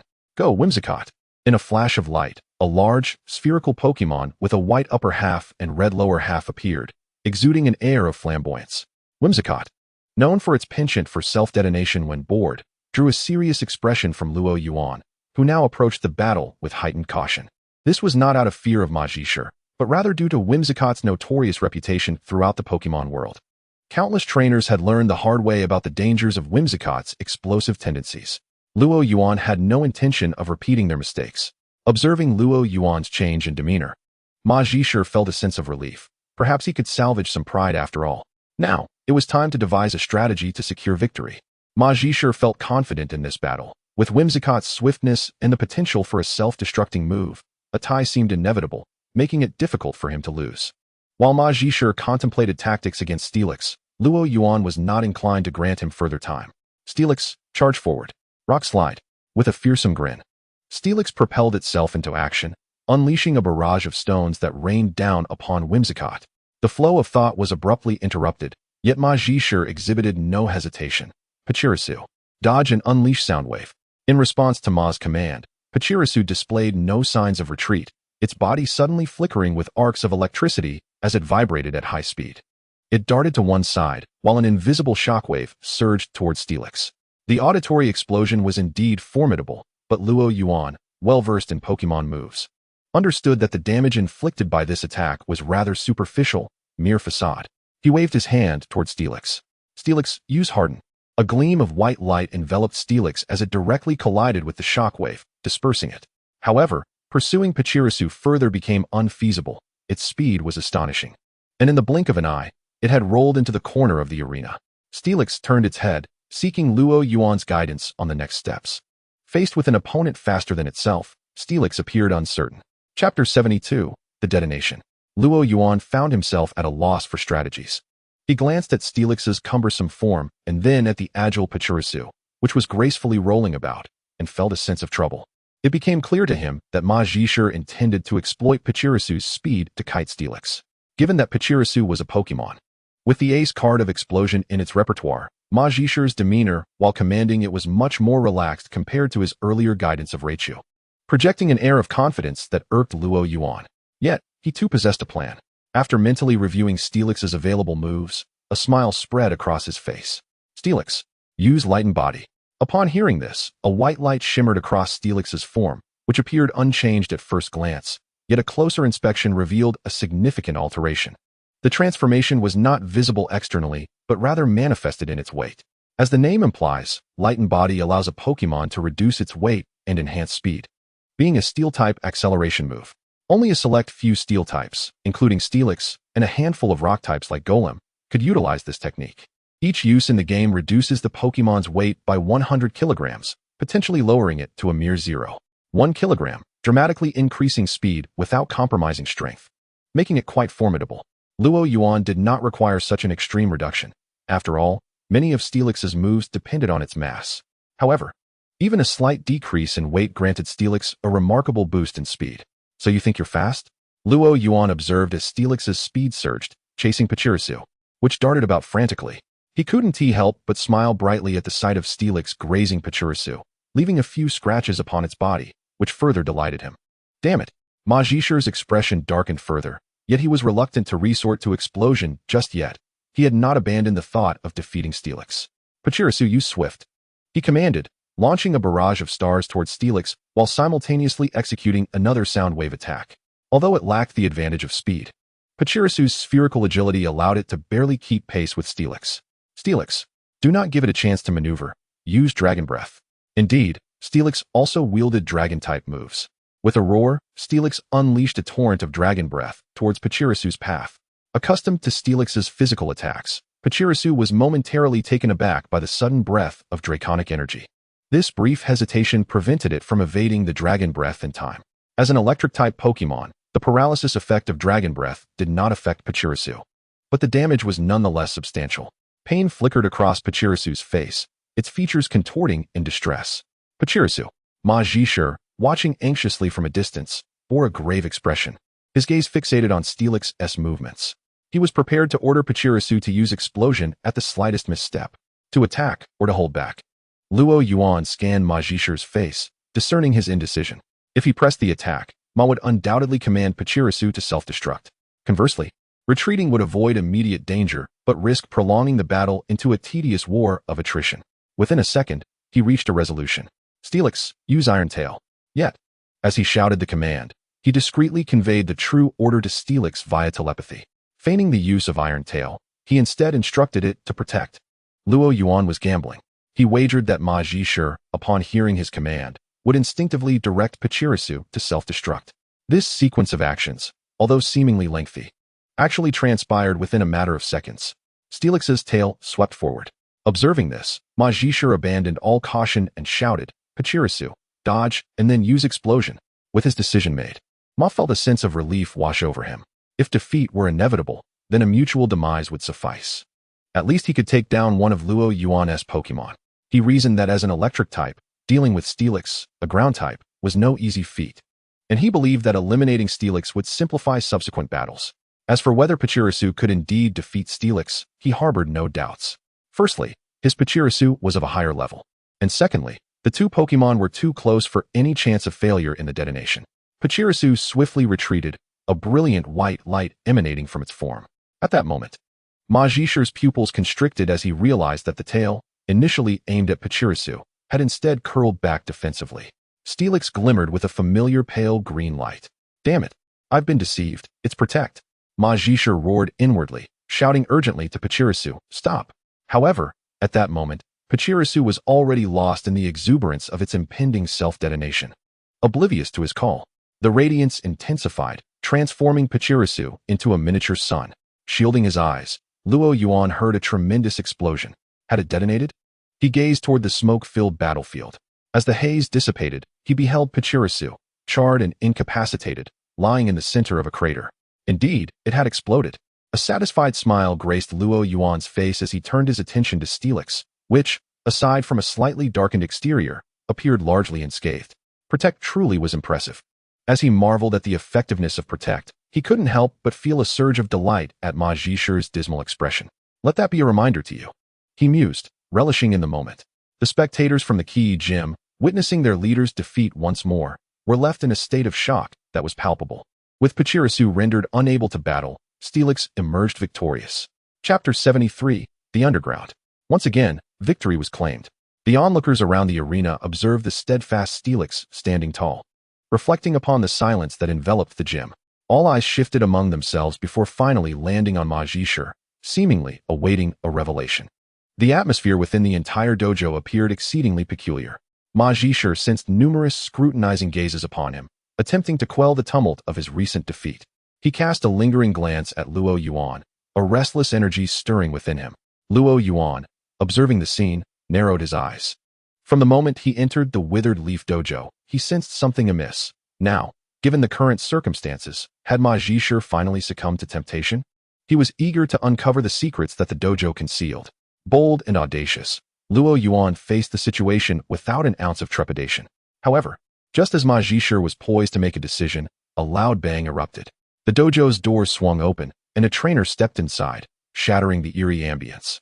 Instantly, all eyes shifted to the newly arrived trainer, who trembled under the weight of so many gazes, nervously inquiring, is this a bad time? The pressure of being the center of attention was overwhelming. Indeed, it was rather untimely, Luo Yuan mused internally. He glanced at Majishur, who had managed to suppress his earlier impulsive urges, reverting to his rugged and boisterous persona as a dojo trainer. Had he arrived just a moment later, he might have discovered the secrets hidden within the Withered Leaf Dojo. Alas, Majishur had now faltered. Come, let us continue, he declared, tossing out his third Pokémon.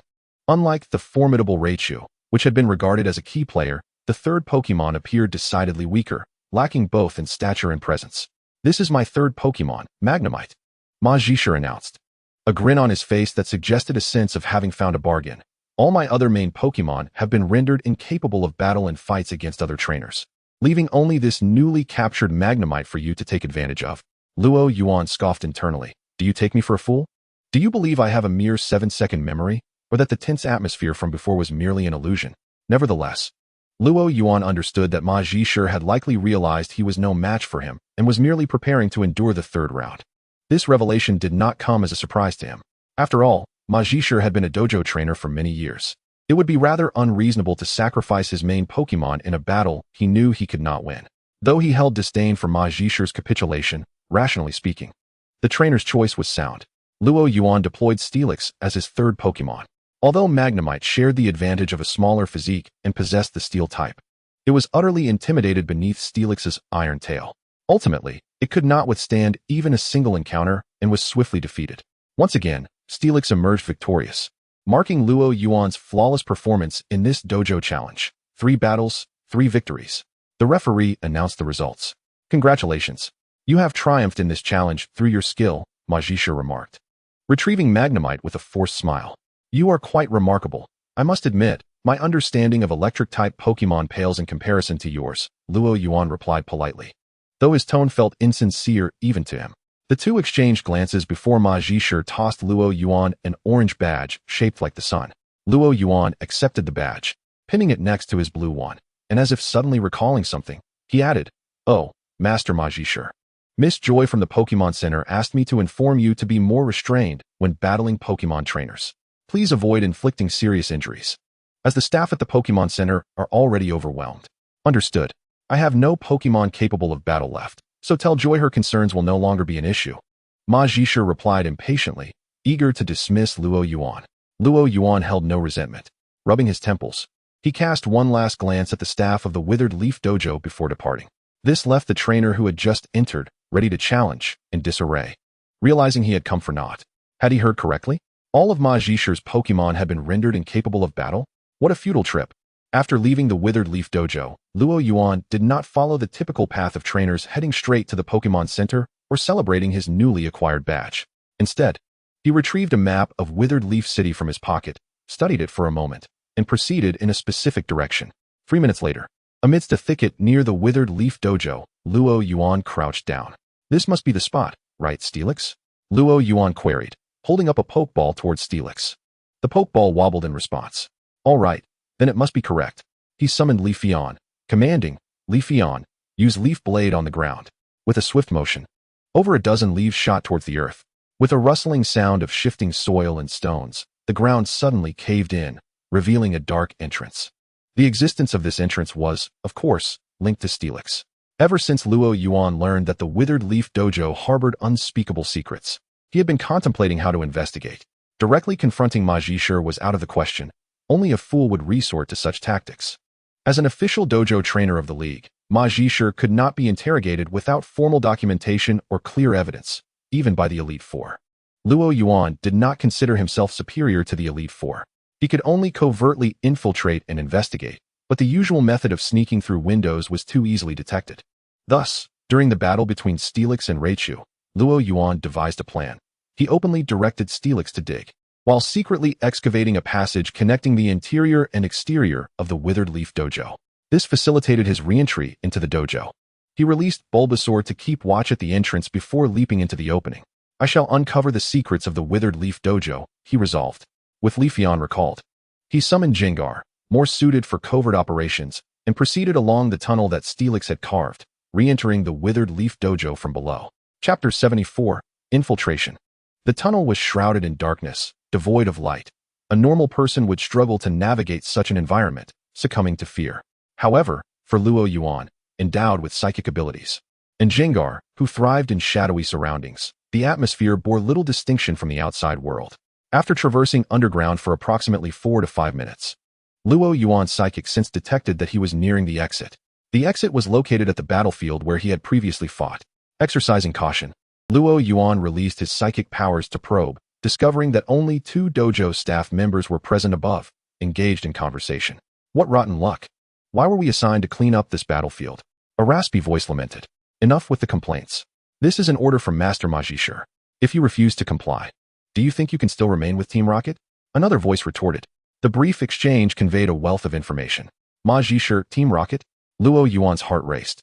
He realized he had stumbled upon something monumental. Although he had previously speculated about Ma Jishe's connections to Team Rocket, those were merely conjectures influenced by the Pokémon special manga he had read before traversing into this world. In that series, aside from Sakaki, the gym leader of Tokiwa, Ma Jishe of the Withered Leaf Dojo, Natsum of the Kinsetsu Gym, and Aki of the Yusokubo Gym were all executives of Team Rocket, while Shaba of the Honglian Gym was even involved in the creation of Mutuo. Yet he never anticipated that Ma Jishe was indeed affiliated with Team Rocket. Is it possible that the world I have traversed is not that of the Pokémon anime, but rather a realm amalgamated with special episodes of the anime? As these thoughts swirled in his mind, Luo Yuan continued to listen intently. Hey, did you hear about that Luo Yuan? He's truly formidable. Having consecutively defeated so many of our Team Rocket executives, a raspy voice remarked. Indeed, his prowess is evident from the intelligence we've received. That Steelix aside. There's even a Metagross. That's a quasi-legendary Pokémon. The tone of envy was unmistakable in the speaker's voice. And what does it matter if it's a quasi-legendary? The raspy voice retorted disdainfully. Even with such power, this time, he's finished. Have you heard any news? Hee. My cousin is part of the special operations team in Jubilife City. I was chatting with him earlier, and he mentioned that the operation in Leaf Green City is being taken very seriously. What does that have to do with Luo Yuan? How can it not be related? I've heard that Boss Sakaki seems to have dispatched senior executives for this mission. Senior executives? Indeed, personally deployed.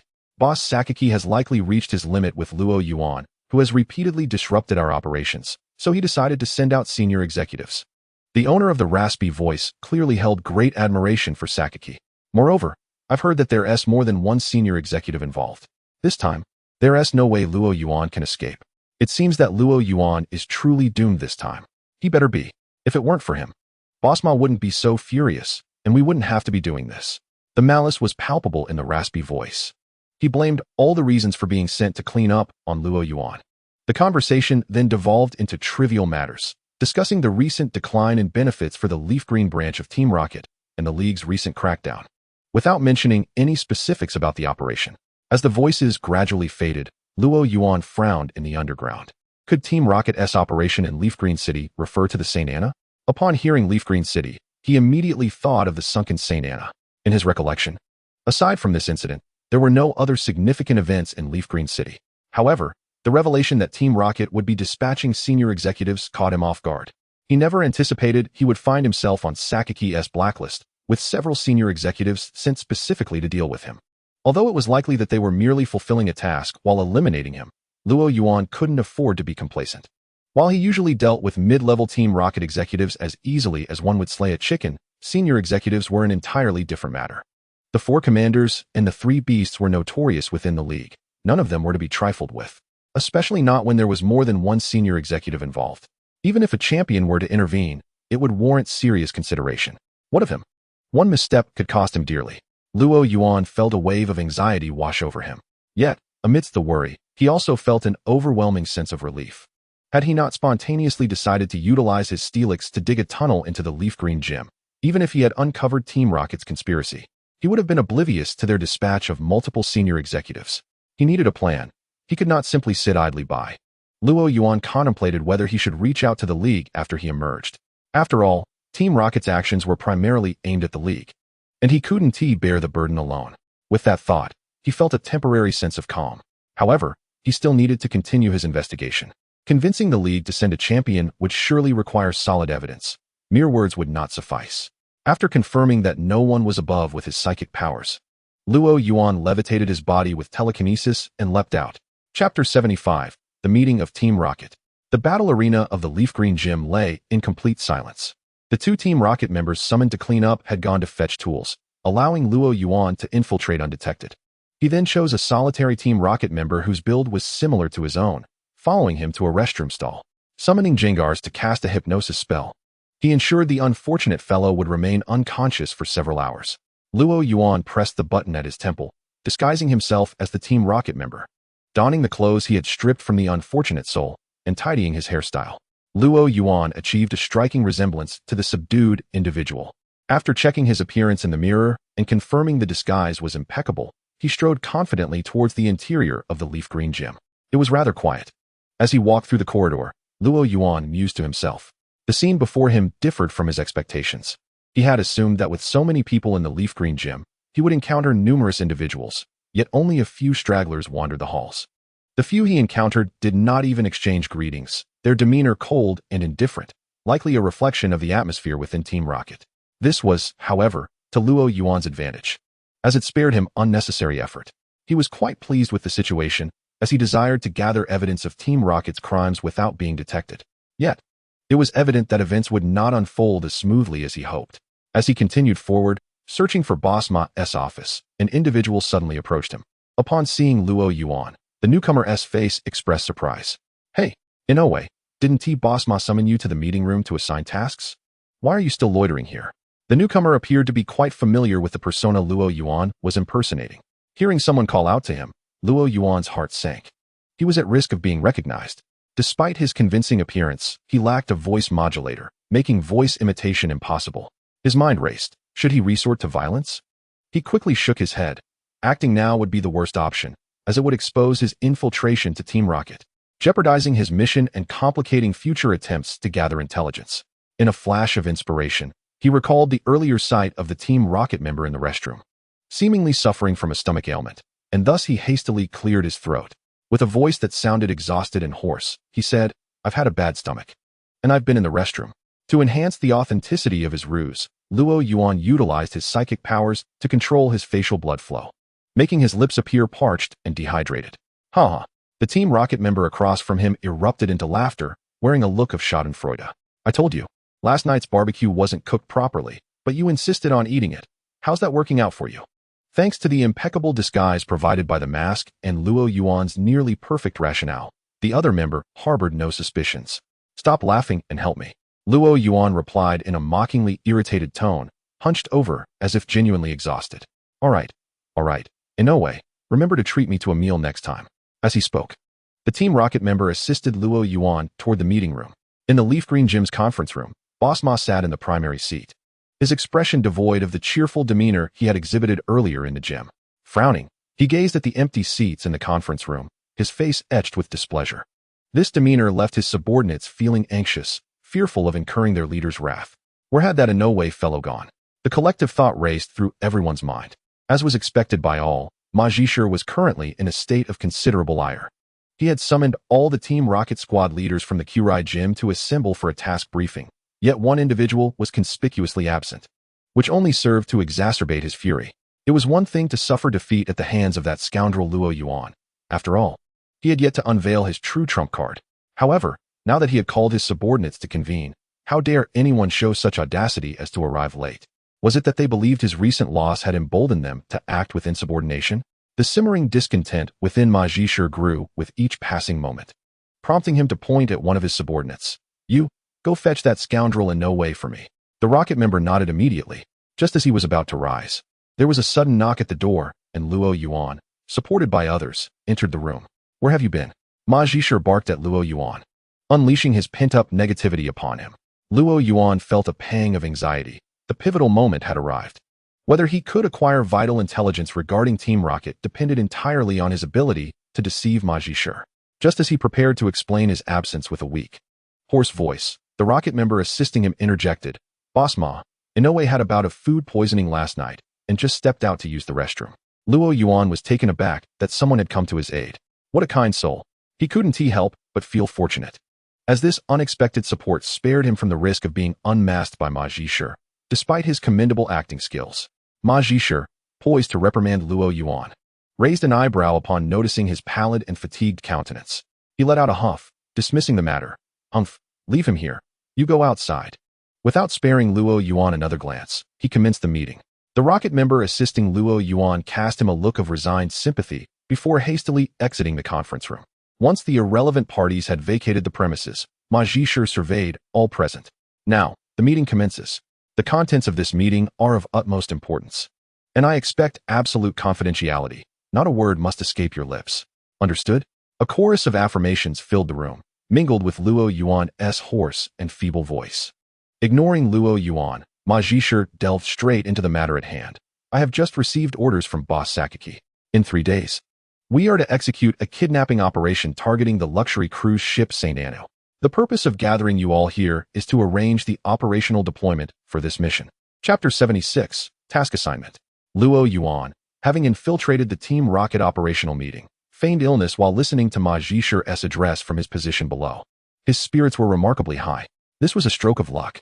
Initially, he had intended to investigate Ma Zhishe's office in hopes of uncovering useful documents. But it appeared that fate had inadvertently led him directly into Team Rocket's pre-operation briefing. This serendipitous turn of events had relieved him of the tedious tasks of searching through files and verifying their authenticity. Truly, it seemed the heavens were on his side. As he pondered this, he overheard Ma Zhishe outlining the operational details for the St. Anno mission. St. Anno? Operational deployment? The mention of these two terms provided Luo Yuan with a rough understanding of Team Rocket's intentions. It appeared that they still aimed to target the St. Anno, just as in the original plot. However, he couldn't help but wonder, having clashed with Team Rocket throughout his journey and inflicted considerable losses upon them, even managing to ensnare 3 mid-level operatives, why did they not exhibit any signs of restraint? Now, they were planning to orchestrate a significant incident by attacking the St. Anno. What audacity had emboldened them? Was it Liang Jingru? Luo Yuan contemplated this, arriving at 2 conclusions. First, that Sakaki was utterly unperturbed by the minor setbacks, and second, that there must be something on the St. Anno that Team Rocket deemed indispensable. He personally believed the latter to be more plausible. He then listened as Ma Zhishe continued. Previously, following Boss Sakaki's directives, we dealt ruthlessly with the gym trainers challenging us in Kurai City, minimizing any potential instability they posed. Such injuries would require considerable time to recover, even at a Pokémon Center. Thus, we do not need to allocate excessive manpower to deal with these traveling trainers. Ma Zhishe, maintaining a stoic expression, elucidated the rationale behind his previous actions against the challengers. According to Boss Sakaki's instructions, we have only 3 tasks to accomplish. First, we must sever the St. Anno's distress signal. Yamamoto, Kitayama, you two will take your subordinates to the port to activate the signal jamming device. Ensure that the St. Anno's distress signals cannot be transmitted back to the port. Understood? Yes, Boss Ma. Next, Soki, Kitano, you two will be responsible for surveillance and intelligence gathering. Keep a close watch on trainers arriving in Kurai City, especially those heading towards the port. Should you encounter any formidable trainers, document their details and report back immediately. Understood. Lastly, there's no way, Ma Zhishe said, casting a disdainful glance at Luo Yuan's feigned persona. I will handle any unforeseen circumstances. Should our operations at sea be discovered, I will buy us some time. Inoue, you are responsible for liaising with the Pokémon Center. They have begun to suspect us, so go and explain the situation, and while you're at it, take care of your gastrointestinal issues. Luo Yuan murmured indistinctly, still maintaining his feeble demeanor. However, he quickly analyzed the tasks assigned by Ma Zhishe in his mind. The assignments were minimal and not particularly crucial, primarily consisting of auxiliary and surveillance duties. Luo Yuan could ascertain that the Kurai Gym was playing a supportive role in this operation. Clearly, Sakaki had not entrusted Ma Zhishe with the frontline combat responsibilities. Upon reflection, this was quite reasonable. After all, Ma Zhishe's official standing was that of a recognized gym leader by the League. Unless Sakaki had decided to abandon the Kurai Gym and expose Ma Zhishe's identity, he would never be allowed to partake in direct confrontations. Even in this supportive capacity, Ma Zhishe was taking significant risks. This only served to corroborate Luo Yuan's earlier thoughts. The impending assault on the St. Anu was of paramount importance to Team Rocket. Now, does anyone have any questions? Ma Zhishe inquired, surveying the gathered individuals. A Rocket member raised his hand. Boss Ma, regarding the surveillance of powerful Pokémon trainers. Should we also monitor Luo Yuan, who previously challenged our gym? At the mention of Luo Yuan, Ma Zhishe's expression darkened once more. Must you bring up that name? The mere thought of Luo Yuan reminded him of the humiliation he had suffered in their last encounter. Nevertheless, Ma Zhishe suppressed his irritation and clarified, no need to concern yourselves with him. As long as he appears in public, the headquarters will handle his surveillance. Boss Sakaki has already dispatched specialists to deal with Luo Yuan. This is not something you need to worry about. At the mention of specialists being dispatched to deal with Luo Yuan, a hint of satisfaction crept into Ma Zhishe's tone. Based on the intelligence he had previously overheard underground, it was highly likely that Sakaki had sent 2 senior operatives to handle the situation with Luo Yuan. Then, under what guise will we intercept the St. Anu's signals at the port? Such large equipment is bound to attract attention. If discovered by a patrolling vessel, we would be finished. Our identities would be too conspicuous. Another Rocket member voiced their concerns. The organization has already chartered a cargo ship. You will set sail aboard this vessel, and all operations will take place at sea. If you encounter a patrol boat, find a way to blend in. If that fails, just jump overboard. I trust you know how to do that. No, they replied hastily. The former members of Team Rocket shook their heads in unison.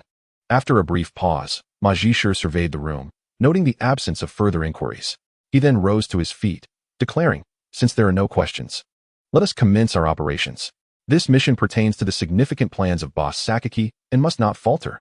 Is that clear? Understood. The members of Team Rocket chorused in unison. I comprehend as well, Luo Yuan remarked.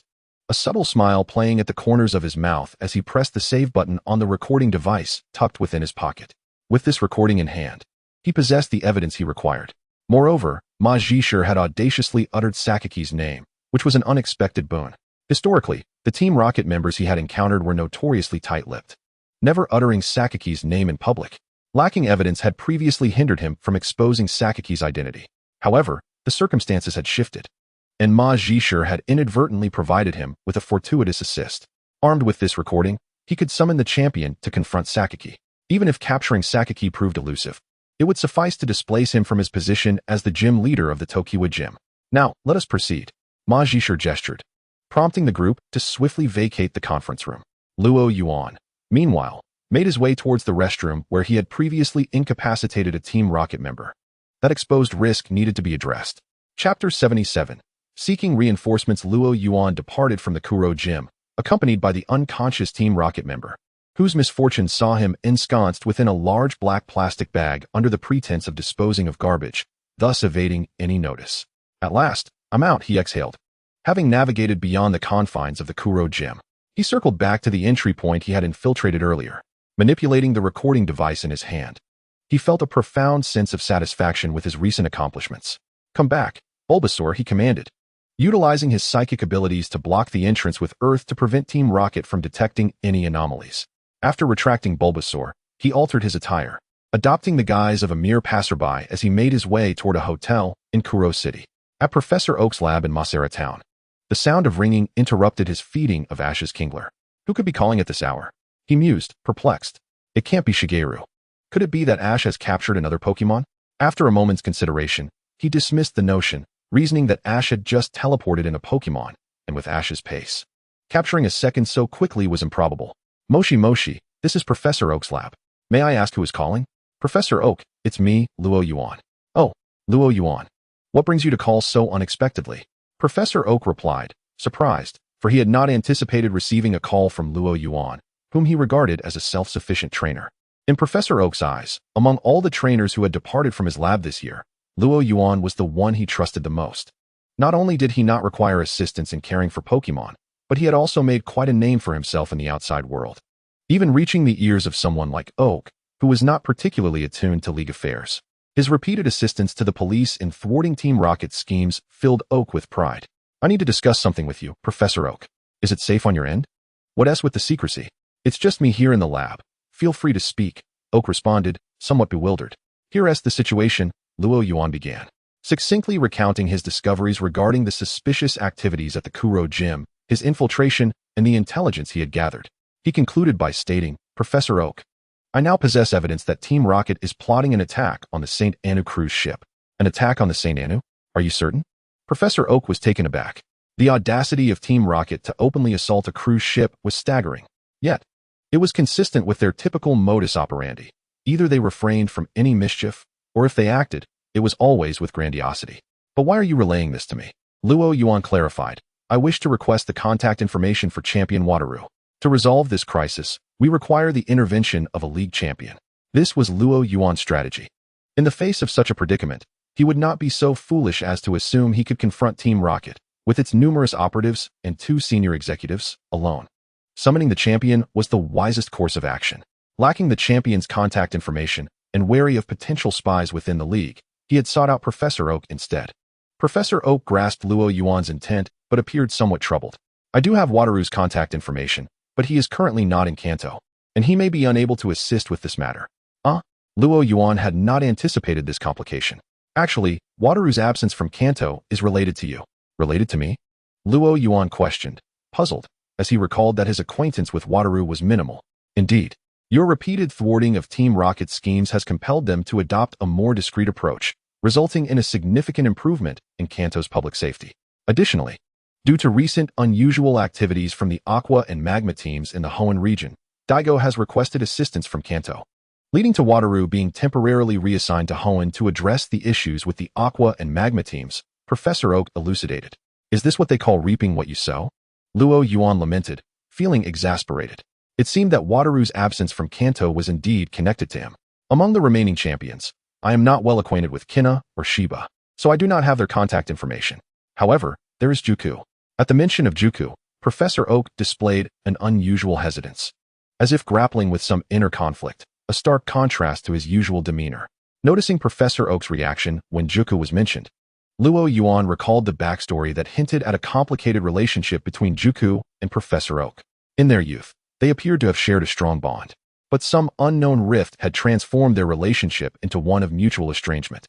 Yet, this was not the time for idle speculation. With Team Rocket's Sakaki lurking ominously, deploying 2 senior executives against him, he had to take action. If he failed to respond and allowed Team Rocket to inflict harm, he would likely have to remain on guard against future reprisals. To ensure his peace of mind, Luo Yuan earnestly implored Professor Oak. For the safety of the many tourists aboard the St. Anu, I must urgently request Juku's contact information. Touched by Luo Yuan's plea, Professor Oak recognized that the potential assault by Team Rocket could threaten the lives of numerous tourists aboard the cruise ship. In the face of such a grave matter, his personal concerns paled in significance. Understood. Here is Juku's contact information. You can reach her directly at this number. Professor Oak swiftly jotted down a series of numbers on a piece of paper and displayed it to Luo Yuan through the camera. As Luo Yuan committed the number to memory, he nodded gratefully at Professor Oak. Thank you for your assistance, Professor. Not at all. This is a serious matter. Please take care, Professor Oak advised. Their pleasantries concluded, Luo Yuan ended the call and dialed Juku's number. The call connected swiftly, leading to a voice on the other end that was hoarse yet tinged with a chilling undertone. Oh, Professor Okido. After all these years, you are calling me for the first time. Mistaken for Professor Oak, Luo Yuan felt a wave of embarrassment wash over him. Ahem, I apologize, Champion Juku. But I am not Professor Oak. There was a moment of silence before the video call activated. In the video, Granny Kiku is seated on the sofa, leaning on a cane, her gaze fixed intently on Luo Yuan, scrutinizing him with a discerning eye. Who are you? What is your connection to that old fellow, Dr. Okido? How did you come by this phone number? Chapter 78, Kiku the King. Upon hearing Kiku's words, Luo Yuan was momentarily taken aback. How could she be so certain that he had obtained this phone number from Dr. Okido? Was it not possible that he could have learned it from someone else? With this perplexity in mind, Luo Yuan glanced at Kiku. Noticing his unasked question, Kiku maintained her calm demeanor and stated, "This phone number is known only to that old man, Dr. Okido. What is your actual relationship with him?" Luo Yuan was thoroughly astonished by Kiku's response. Such a turn of events. What had transpired between Dr. Okido and Kiku during their youth that led her to prepare a dedicated phone number for him? Luo Yuan found himself believing more in the rumors of a romantic past between Dr. Okido and Kiku, which had diverged due to differing ideologies. However, his astonishment did not linger long. He had not approached Kiku out of mere curiosity, but rather with an urgent matter to discuss. "Kiku the king, greetings. I am Luo Yuan, a rookie trainer who set forth from Dr. Okido's guidance this year. There is something of great importance that I wish to convey to you." "Luo Yuan, you are the one who has been making waves in the alliance recently?" Kiku remarked, surprised that Dr. Okido had nurtured such a promising newcomer.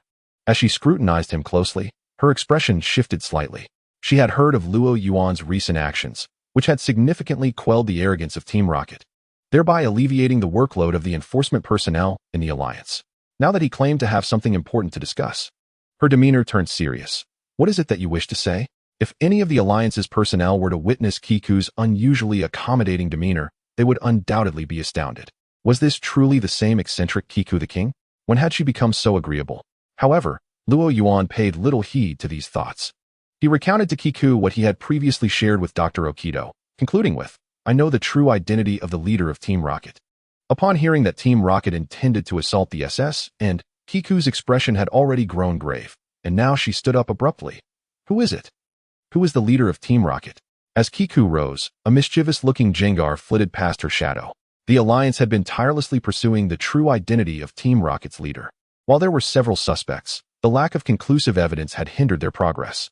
If Luo Yuan truly possessed knowledge of the leader's identity, it would be exhilarating news for the alliance, representing a pivotal breakthrough in their prolonged struggle against Team Rocket.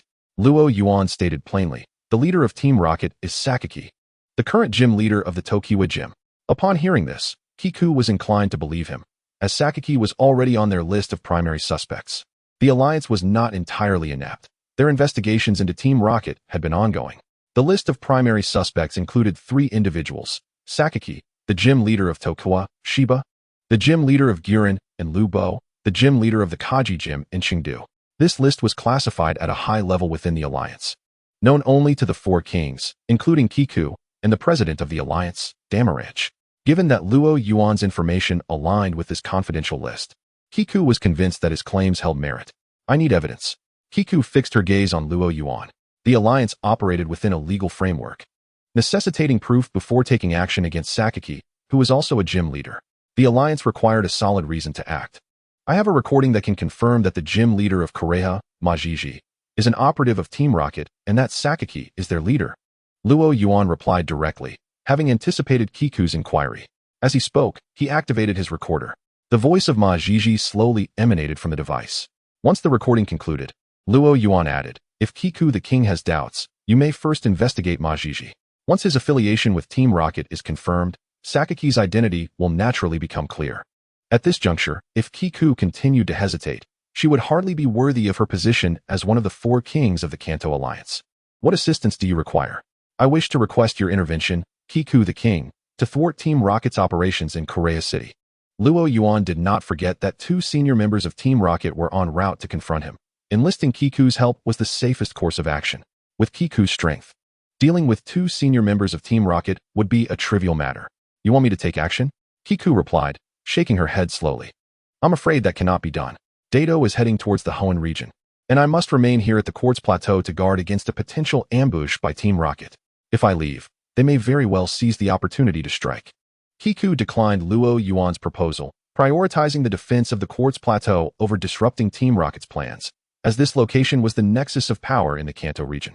Luo Yuan furrowed his brow at her words, realizing the gravity of the situation. Without Kiku's presence, he felt uncertain about undermining Team Rocket's endeavors. 2 senior members were dispatched, and without the king's support, he would be courting disaster by stepping forward. He might even need to disguise himself as a bystander and temporarily vacate Korea City to avoid the turmoil. However, there was still a way forward. "Although I cannot leave the Quartz Plateau," Kina is currently nearby in Korea City. I can have her come to assist you. Just as Luo Yuan was contemplating his options, Kiku's voice reached him once more. Luo Yuan, must you always speak in such a breathless manner? Is it truly amusing? Reflecting on Kiku's strength and then his own, he decided to let it go. Fine, you are formidable, and I shall concede. I am a civilized individual and will not bicker with you over trivial matters. At this critical juncture, there was no need to dwell on such things. After discussing some details, Kiku would contact Kina to mobilize personnel in preparation for action against Sakaki, while Luo Yuan would continue monitoring Team Rocket's movements in Korea City. The two swiftly finalized their plan. Using the SS and as bait, they intended to ensnare Team Rocket as they attempted to assault it. Chapter 79, Kina. The azure sky was dotted with a few wispy clouds, while the waves crashed against the shore below. Numerous bikini-clad beauties frolicked on the beach, a feast for the eyes. To think they would arrange to meet in such a locale. Perhaps the aloof demeanor of the kings was merely an illusion of mine. Dressed in beach shorts and a short-sleeved shirt, Luo Yuan strolled confidently along the shore. With only one day remaining before Team Rocket's operation commenced, he found himself here instead of surveilling the port due to a message from Kiku the king, instructing him to rendezvous with Kina upon her arrival in Korea City. Scanning the surroundings, Luo Yuan searched for Kina's figure. Suddenly, he felt a tap on his shoulder. Who? Maintaining his vigilance, he instinctively grasped the pokeball of his Gyarados in his pocket. Hee, an intriguing young man, came the voice. Turning to look, he saw a red-haired beauty in sunglasses and a bikini, a playful smile gracing her face. In her arms, she cradled a Pikachu plushie and held a cup of an unknown beverage, embodying the image of a tourist enjoying her vacation in Korea City. Yet, Luo Yuan recognized her immediately. Kina the king? Due to having seen a photograph, Luo Yuan immediately recognized Kona. You have quite the keen eye. You must be Luo Yuan. Kona remarked, her mood surprisingly buoyant, seemingly amused by teasing Luo Yuan as she sipped her drink. Luo Yuan couldn't help but twitch his lips at her demeanor, responding, "That's me." Kona appeared not to be there to confront Team Rocket, but rather to enjoy a vacation. Then it settled. I was quite taken aback when I received intel from Granny Kikuko. I never expected the much-talked-about Luo Yuan in the league to be such a dashing young man. As Kona began to speak, she uttered words that left Luo Yuan utterly flabbergasted. This king is a fraud, isn't he? He had always envisioned Kona as aloof and composed. At the very least, she should exhibit some semblance of normalcy. What was happening? Why did she seem so goofy? Had he mistaken her for someone else? Was this merely a doppelganger sharing the same name? Luo Yuan scrutinized Kona with skepticism, yet her appearance was unmistakably correct. Moreover, the ice crystal hairpin she wore to secure her hair matched the photograph Granny Kikuko had sent him. It wasn't until he noticed a peculiar flush on Kona's face and caught a whiff of alcohol on her breath that doubt began to creep in. "Kona, have you been drinking?" he inquired, his uncertainty palpable. He was certain he hadn't misjudged. The scent of alcohol was unmistakable in her exhalation. "Drinking? I might have had a slight sip around noon," she pondered before responding. Clutching a Pikachu plush toy, she exuded an adorable aura, utterly at odds with her status as a league champion. Does that resemble the demeanor of someone who merely had a slight sip? And you chose to drink before work? This is quite the alarming display, Luo Yuan thought, feeling a shiver run down his spine. In any case, please follow me, Kona. He felt it necessary to sober her up before addressing any matters. With her in this condition, encountering Team Rocket would be perilous, rather than relying on her. He would be more concerned about her hindering him.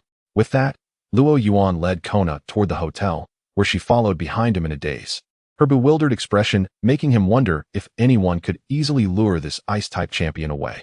Shortly after they departed, two oddly dressed individuals appeared at the spot where Luo Yuan had just been.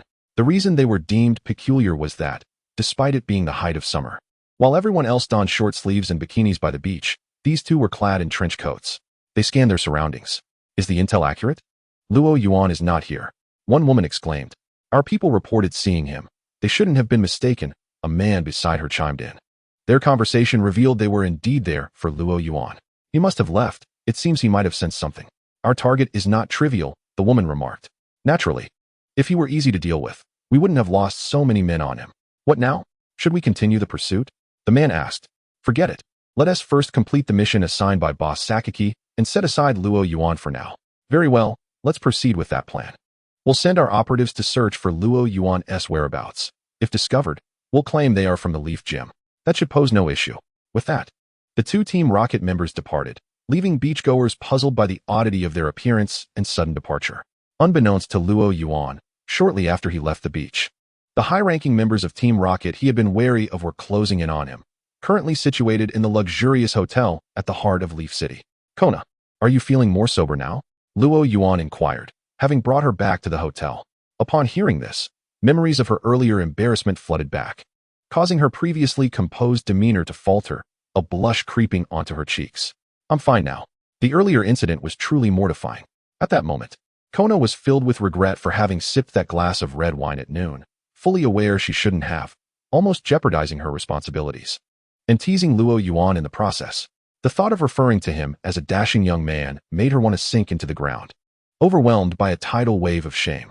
Observing her flustered state brought a smile to Luo Yuan's face.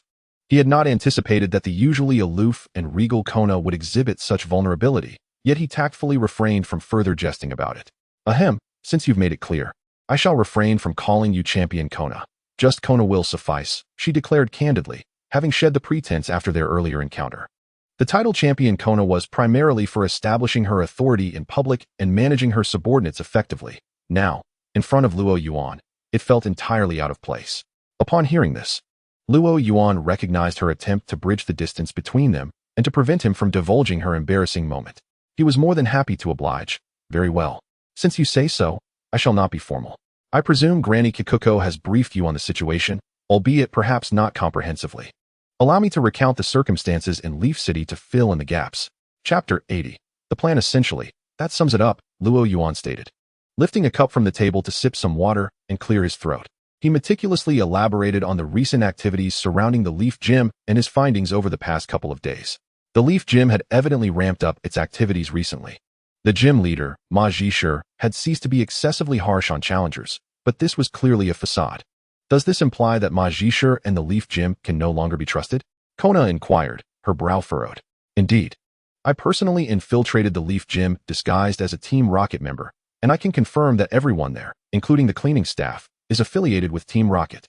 Having assumed the identity of a certain Jing on multiple occasions to infiltrate the Leaf Gym, he had gained an intimate understanding of its inner workings. Kona nodded.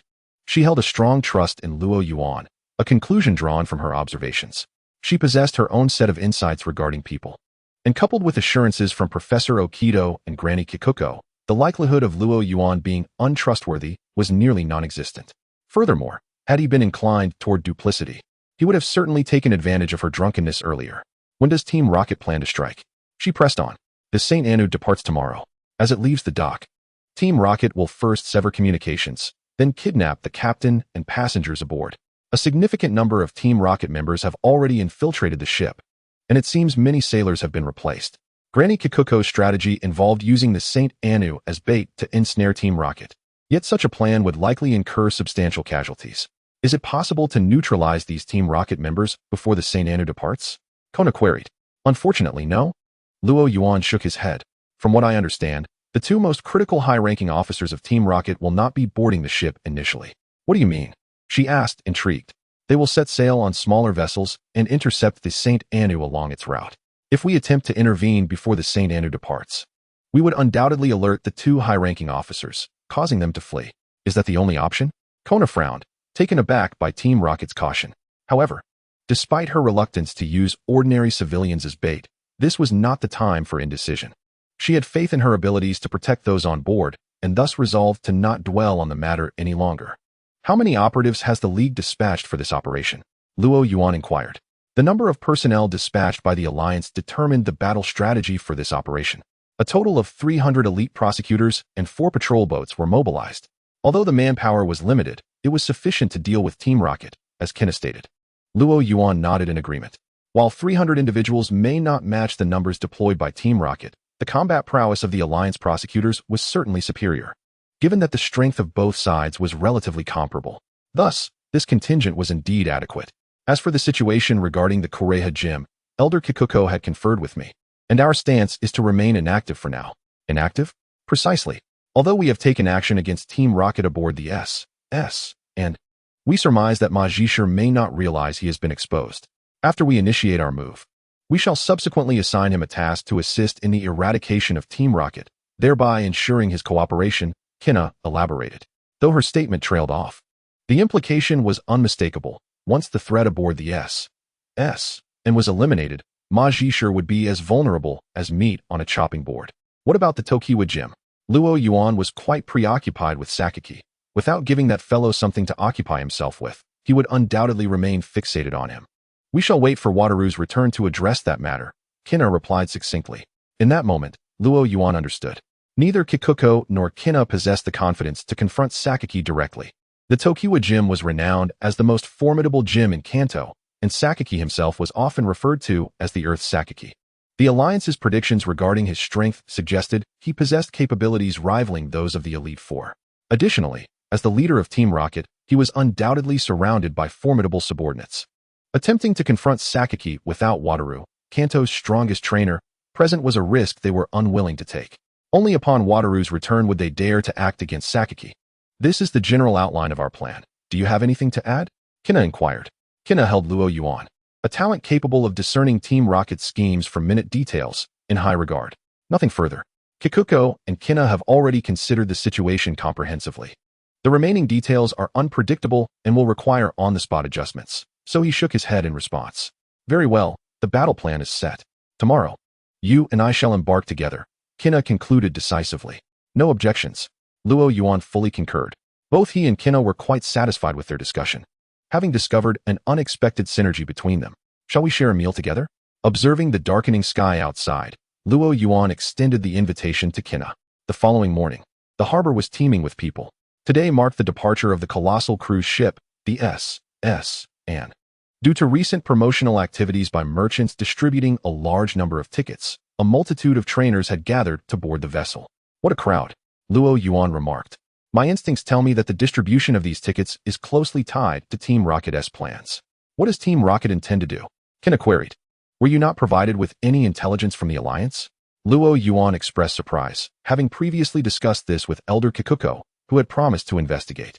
He had not anticipated that even the Alliance had failed to uncover the information. After some deliberation, Luo Yuan recounted what he had learned from inquiries at the Kureha gym. From what I gathered, Team Rocket seems to be targeting some sort of equipment, though the specifics remain unclear. Kina nodded thoughtfully, choosing not to respond as it was their turn to board. Thanks to the reimbursement of public funds, the two of them had secured VIP tickets, allowing them to bypass the boarding lines.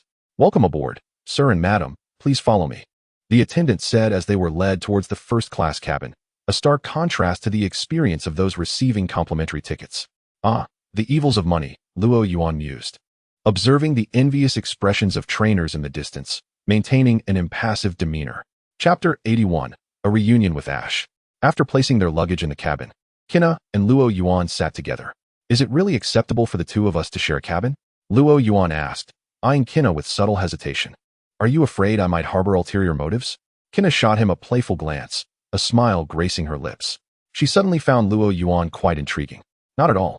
If Kina were truly to have any such designs, Luo Yuan would certainly not be at a disadvantage. He merely felt that sharing a room with someone he hardly knew felt somewhat peculiar. However, since Kina had no objections, he decided to acquiesce.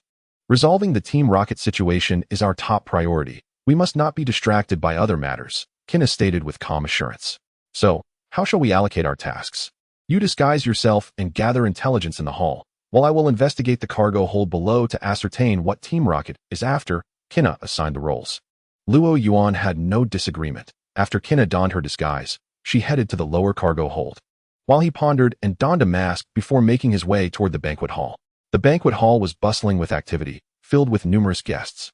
The passengers aboard the S and could be broadly categorized into two groups. One group consisted of Pokémon trainers taking a short trip aboard the luxurious cruise, most having received their tickets from Team Rocket, eager to experience the opulence of the vessel. They were departing from Kureha City and would disembark in Shallow Red City, making it a brief journey. The other group comprised genuine passengers embarking on long-distance voyages from Kanto to Hoenn, Sinnoh, and Unova. These individuals came from various professions, including Pokémon trainers and merchants seeking fortune in other regions, seemingly recognizing the potential for business with so many trainers congregated in one place. Several merchants had seized the opportunity to set up stalls within the banquet area, selling an assortment of goods, which indeed attracted a considerable number of trainers. As Luo Yuan marveled at the creativity of these individuals, he feigned interest in browsing the merchandise while discreetly observing the situation around him. There were quite a few Team Rocket operatives present. A quick glance revealed no fewer than 30 to 40 individuals disguised as waitstaff, circulating among the crowd. Even in their service attire, the unmistakable aura of Team Rocket was evident to Luo Yuan. Having dealt with them for so long, he had honed the ability to differentiate between Team Rocket members and ordinary trainers at a glance. Notably, no legitimate cruise ship staff would be seen sporting pokeballs at their waists. However, the sheer number of personnel posed a challenge. Luo Yuan frowned, mentally noting their appearances. He then turned to casually point at a Love-Disc plush toy displayed at a stall. "Excuse me, how much for this, sir?" To maintain the charade. It would be too suspicious to stand there without making a purchase, as that could easily alert Team Rocket to any inconsistencies. "Flat price, 50,000, the vendor declared. "What?" Luo Yuan questioned incredulously, thinking there must be a mistake. 50,000? Are you planning to rob me? He recalled that he had only spent 10,000 on an evolution stone for EV. Seeing Luo Yuan's incredulous expression, the vendor, a rather greasy middle-aged man, quickly responded with a smile. "My good sir, this is an imported plush from the Hoenn region, not something produced in Kanto. Furthermore, it's the limited edition celebrating the 3rd anniversary of the Hoenn champion, released by the Devon Corporation. It holds considerable collectible value." Mentioning Hoenn and Devon Corporation might deceive an unsuspecting trainer from Kanto, but who did Luo Yuan think he was? "Spare me the nonsense. I am well aware that the Hoenn champion has only held the title for 2 years. Where is your so-called 3rd anniversary limited edition?" Luo Yuan felt as though he had been made a fool of. Moreover, wasn't the signature Pokémon of Zavuchadega Steelix? Surely, the Devon Corporation wouldn't be so foolish as to release a Swampert plush toy. Ahem. Upon realizing he had been exposed, the middle-aged proprietor displayed a hint of embarrassment, but he quickly regained his composure. "Ah, I must have misremembered. This plush is not a limited edition for the 3rd anniversary, but it is indeed manufactured by the Devon Corporation. Just look at the craftsmanship and the quality of the materials." The middle-aged man hastily lifted the Swampert plush to showcase it to Luo Yuan. Unable to delve into subtleties, he resorted to discussing the materials and aesthetics instead. This shameless demeanor indicated that the middle-aged proprietor was undoubtedly a competent businessman. Many trainers nearby, drawn by the commotion, turned their attention towards them. For the first time, being the center of attention due to such a matter felt peculiar to Luo Yuan. However, hidden behind his mask, he was not concerned about Team Rocket discovering his true identity. 2,000, firm price, take it or leave it. In the Pokémon world, 2,000 equated to the purchasing power of 100 in his previous life. Upon hearing Luo Yuan's offer, the proprietor nearly leapt from his feet. "Impossible, absolutely impossible. 2,000 doesn't even cover the cost. It has to be at least 30,000. 3,000. 20,000, 4,000, 10,000. After an arduous back and forth, the plush ultimately sold for 8,000. As a bonus, the proprietor also agreed to give Luo Yuan a Magikarp. As he opened the box containing the Magikarp's Pokeball, he muttered, "You've gained, while I've suffered a great loss." He appeared utterly defeated. "Heh," Luo Yuan replied with a smirk. Had it not been for the thought that purchasing nothing would seem too odd, he wouldn't have even considered parting with 8,000. "Go on, choose one," the proprietor said, laying 6 Pokeballs on the table, all containing Magikarp. After releasing each Magikarp to assess their training conditions and potential, Luo Yuan ultimately selected the largest and most exuberant one. The transaction concluded smoothly. As Luo Yuan observed the middle-aged proprietor joyfully counting his money, he felt a twinge of regret. If he had haggled a bit more, he could have likely lowered the price further. However, he had no time to linger. At that moment, a wave of cheers erupted from the center of the hall, where a crowd had gathered, seemingly engaged in some activity. Noticing the Team Rocket members wandering around the area, Luo Yuan raised an eyebrow and followed suit. Before getting close, he heard the familiar voice of Ash. "Has Ash boarded as well?" Luo Yuan mused, intrigued but not surprised. After all, according to the story, Team Rocket had provided tickets to Ash and his companions, making his presence on the ship entirely plausible. Chapter 82, Pikachu vs. Houndoom. In the narrative, Ash boarded the ship with the tickets gifted by Team Rocket and engaged in a battle with a gentleman in the hall, simultaneously exchanging Pokémon. However, when Luo Yuan squeezed into the crowd, he discovered the situation was not as he had imagined. In the center of the gathering, Ash was indeed battling. But his opponent was not the middle-aged gentleman he had anticipated. It was Gary. What was going on? When did Gary board the ship? Spotting Gary's arrogant expression and his entourage behind him, Luo Yuan was filled with confusion. If memory served him right, Gary was not supposed to appear on the Saint Anne. Why had the plot suddenly shifted? In the center of the crowd, Gary was locked in a fierce battle with Ash. Pikachu, Thunderbolt. Pikachu unleashed a bolt of lightning towards Houndoom. Houndoom, dodge and use Ember. Houndoom deftly evaded Pikachu's attack and unleashed a barrage of embers towards Pikachu. Pikachu quickly dodged. But Gary had anticipated this move and commanded Houndoom to unleash Ember in the direction where Pikachu was evading. With no way to evade midair, Pikachu was struck directly by the embers. Pikachu. Pikachu, bearing scratches, displayed a painful expression. The battle between Houndoom and Pikachu saw Houndoom gaining the upper hand. Ash, you still seem as weak as ever. You've made no progress at all, Gary remarked casually while continuing to direct Houndoom in its relentless assault on Pikachu. Gary felt as though luck was finally on his side. He had originally come to Leaf Green City to find Luo Yuan, but unexpectedly encountered two strangers who gifted him and his entourage tickets to the Saint Anne. Upon boarding, he discovered his rival Ash, and throughout the entire battle, he dominated Ash, completely overshadowing the previous humiliation he had suffered at the hands of Luo Yuan. It was utterly exhilarating. He decided to remember this day fondly. You've gotten stronger, Ash, but you still can't match me, Gary taunted. Ash, frustrated, wanted to retort, but Houndoom's relentless assault pushed Pikachu back, compelling him to focus on directing Pikachu just to maintain the battle's equilibrium. This Houndoom is impressive, one trainer marveled. Indeed, and it's quite rare too. I'd love to have one. Another trainer expressed with envy, wishing fervently that the Houndoom in the ring belonged to him. Most trainers shared a similar sentiment.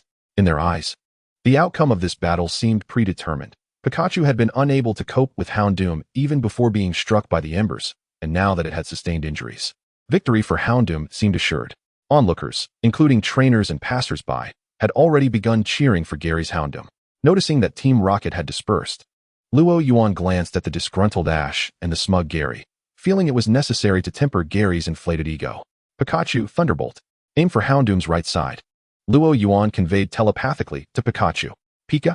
Pikachu looked bewildered, turning its head to scan the surroundings, failing to spot Luo Yuan, the source of the voice. It's me, Luo Yuan. I'm communicating with you through telepathy. If you wish to win, follow my instructions. Although Pikachu could not grasp the concept of telepathy, it had a vivid impression of Luo Yuan, recognizing the voice as his. After all, it was Luo Yuan who had rescued both it and Ash in the Viridian Forest. Coupled with Luo Yuan's mention of victory, Pikachu chose to trust him. Pika. With a determined cry, Pikachu surged forward, transforming into a streak of yellow lightning aimed at Houndoom's right side. Pikachu? Ash was taken aback by Pikachu's sudden initiative. Meanwhile, Gary, accustomed to following Ash's commands to direct Houndoom, was equally perplexed. What was happening? Why was Pikachu suddenly taking the initiative? However, there was no time to ponder. He quickly shouted, Houndoom, dodge. Houndoom leapt aside. Luo Yuan's lips curved into a slight smile. Pikachu, Thunderbolt. Target the ground in front of Houndoom. Though Pikachu did not fully understand the purpose of Luo Yuan's command, it complied nonetheless. Pika. Without charging up, Pikachu unleashed Thunderbolt instantaneously, striking the ground in front of Houndoom. What is Pikachu doing? A chorus of trainers expressed their confusion, unable to comprehend Pikachu's actions. Ash remained in a state of bewilderment, mistakenly believing Pikachu was attempting to battle independently, thus relinquishing control to it. Gary was elated, relieved that Pikachu had missed. Had it hit, Houndoom would have been in danger. Houndoom, stop. Could Luo Yuan possibly make such an obvious blunder? Certainly not. The reason for not allowing Pikachu to directly target the Corgi was due to the latter's remarkable speed. With its agility, it could easily evade the impending Thunderbolt. The decision to have Pikachu strike with a lead was influenced by the marble flooring of the banquet hall. The smooth, non-conductive marble would cause the Thunderbolt to explode into countless minuscule currents upon impact. Although the Corgi managed to halt in time, many of these tiny currents splashed onto its body. The golden electricity coursed through the Corgi, causing a fleeting moment of paralysis. Now, aim for the Corgi and unleash Thunderbolt. Luo Yuan commanded Pikachu telepathically. In truth, Pikachu was already prepared to attack, even without Luo Yuan's instruction. Pikachu. It curled its body, summoning all its strength to unleash Thunderbolt. The Thunderbolt struck the Corgi, rendering it momentarily immobile. Crackling sounds erupted as the Thunderbolt engulfed the Corgi, drowning it in a torrent of electricity. The air resonated with the Corgi's tingling cries. Onlookers stood in stunned silence, captivated by the spectacle before them. Chapter 83. The Revelation of Intentions. Wait, this can't be real. How could the tables turn so suddenly? The abrupt reversal caused by Pikachu elicited expressions of disbelief from the spectators. It wasn't that they were inexperienced. The stark contrast was simply too overwhelming. Just moments ago, Pikachu appeared on the verge of defeat, only to execute a miraculous comeback, showcasing a series of maneuvers that vanquished the Corgi, all without the trainer's guidance. "Hey, Ash, when did you become so formidable?" Before anyone else could inquire, Misty, who had been with Ash day in and day out, was the first to voice her skepticism, gazing at him with wide eyes. I'm not sure myself." Ash scratched his head, equally perplexed, but in his carefree manner, he dismissed the thought, satisfied that he had triumphed over the boastful Gary. Across from Ash, Gary was now questioning his own existence. Surrounded by his support team, he muttered phrases like "this shouldn't be happening. How could Ash possibly defeat me?" eliciting concern from his entourage. The atmosphere in the arena was tumultuous. Luo Yuan smiled faintly from the sidelines, adjusted his collar, and turned to leave, choosing to remain in the shadows. Arriving at the designated spot on the deck, he found Kona waiting for him. "How are things in the hall?" Kona asked before Luo Yuan could speak. "The members of Team Rocket have infiltrated the hall disguised as waitstaff, with a small number posing as trainers, approximately 50 in total," Luo Yuan reported, outlining the situation he had observed. "That's quite a number," Kona frowned. 50 members of Team Rocket wouldn't be considered excessive in other contexts, as she could easily dispatch them with a single Pokémon. However, amidst such a large crowd, a single misstep could lead to a hostage situation, placing them in direct confrontation with Team Rocket. Their objective was to thwart Team Rocket's nefarious plans, and engaging them directly would make their mission exceedingly difficult. "We need to devise a strategy," Kona's elegant brows furrowed. "The SS and has already set sail, and the time before Team Rocket takes action is dwindling. We must think of a response quickly." "I have a plan," Luo Yuan said after a moment of contemplation. "Go on," Kona's eyes brightened.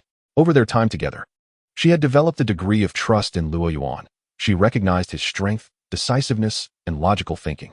With Luo Yuan's idea in hand, she was all ears. "First, we have identified that Team Rocket's target is an unknown device," Luo Yuan stated. "Thus, their primary objective is not the trainers in the hall." "That makes sense. Therefore, the reason for Team Rocket's substantial presence in the hall may be a smokescreen to obscure their true intentions. Everyone believes their target is the Pokémon of these trainers, unaware that their actual aim is the equipment in the cargo hold," Kona pondered thoughtfully. "So, you're suggesting we ignore Team Rocket and focus on the other side? As long as we apply sufficient pressure in the cargo hold, they will undoubtedly dispatch reinforcements, thereby alleviating the crisis in the hall," Luo Yuan proposed. While this strategy theoretically could prevent Team Rocket from inflicting harm on the trainers, it is still merely theoretical. Unforeseen complications could arise. However, given the current situation, there are no better alternatives. Kona nodded. "Let us proceed as you suggest." She demonstrated her decisive nature, establishing a battle plan. "By the way, I haven't asked, what exactly is Team Rocket's objective?" Luo Yuan inquired. After all the time Kona had spent gathering information, she must have something to share. "A production line for Pokeballs, which has been siphoned from the Kalos region's Pokeball factory." Kona's expression darkened as she spoke. "There are Team Rocket members guarding it. This time, they are not seizing equipment, but rather acquiring a production line they purchased. The production line for Pokeballs is a regulated item by the League. Although Pokeballs may seem readily available, that is for retail. Authentic transactions are closely monitored to prevent evil organizations like Team Rocket from amassing large quantities for the illegal capture of wild Pokémon. Controlling the production of Pokeballs equates to controlling the expansion of Team Rocket, which is why the League places such importance on it. However, now Team Rocket is on the verge of acquiring an entire production line. These individuals truly dare to buy anything." Even Luo Yuan couldn't help but marvel at this revelation. What does this imply? It implies that as long as they have the materials, Team Rocket could manufacture Pokeballs without restriction, free from the League's constraints. Of course, Luo Yuan did not believe that such a nefarious organization, spanning both the Kanto and Chengdu regions, would lack a production line. This particular line was likely intended to expand their production capabilities. "We absolutely cannot allow Team Rocket to succeed," Luo Yuan declared. His animosity towards Team Rocket had reached a point of irreconcilability. Permitting their expansion would only invite trouble for himself. "I have contacted President Damalanki, and I have received authorization to sink the SS, and if necessary, ensuring the safety of the passengers aboard," Kona stated with a calm demeanor and unwavering eyes. From her expression, Luo Yuan could perceive her resolve. "Hopefully, it won't come to that," Luo Yuan replied, attempting to ease the tension with a touch of levity while inadvertently setting a flag for himself.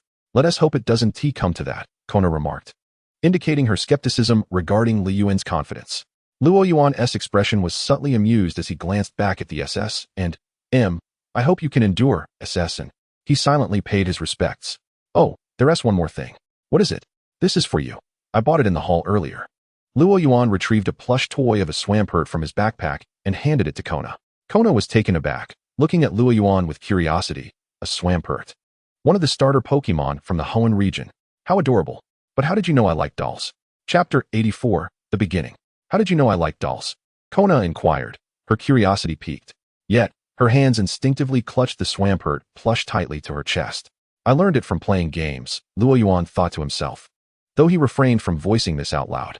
Luo Yuandao. In the hall, he spotted someone setting up a stall and casually made a purchase, believing it would delight you. Hence he gifted it to you. His relationship with Kona is rather intricate.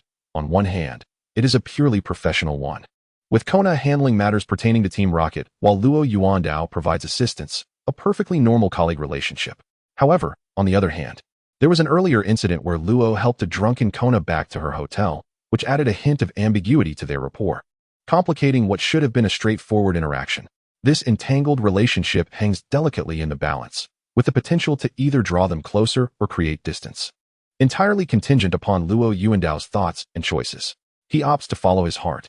Kona, undeniably a stunning beauty, has spent considerable time with him, and he acknowledges that claiming to have no feelings would be disingenuous. He consciously seeks to deepen their connection, which leads to the aforementioned scene unfolding. Are you flirting with me? Kona gazes at Luo Yuandao, referring to him as the charming young man from their previous encounter.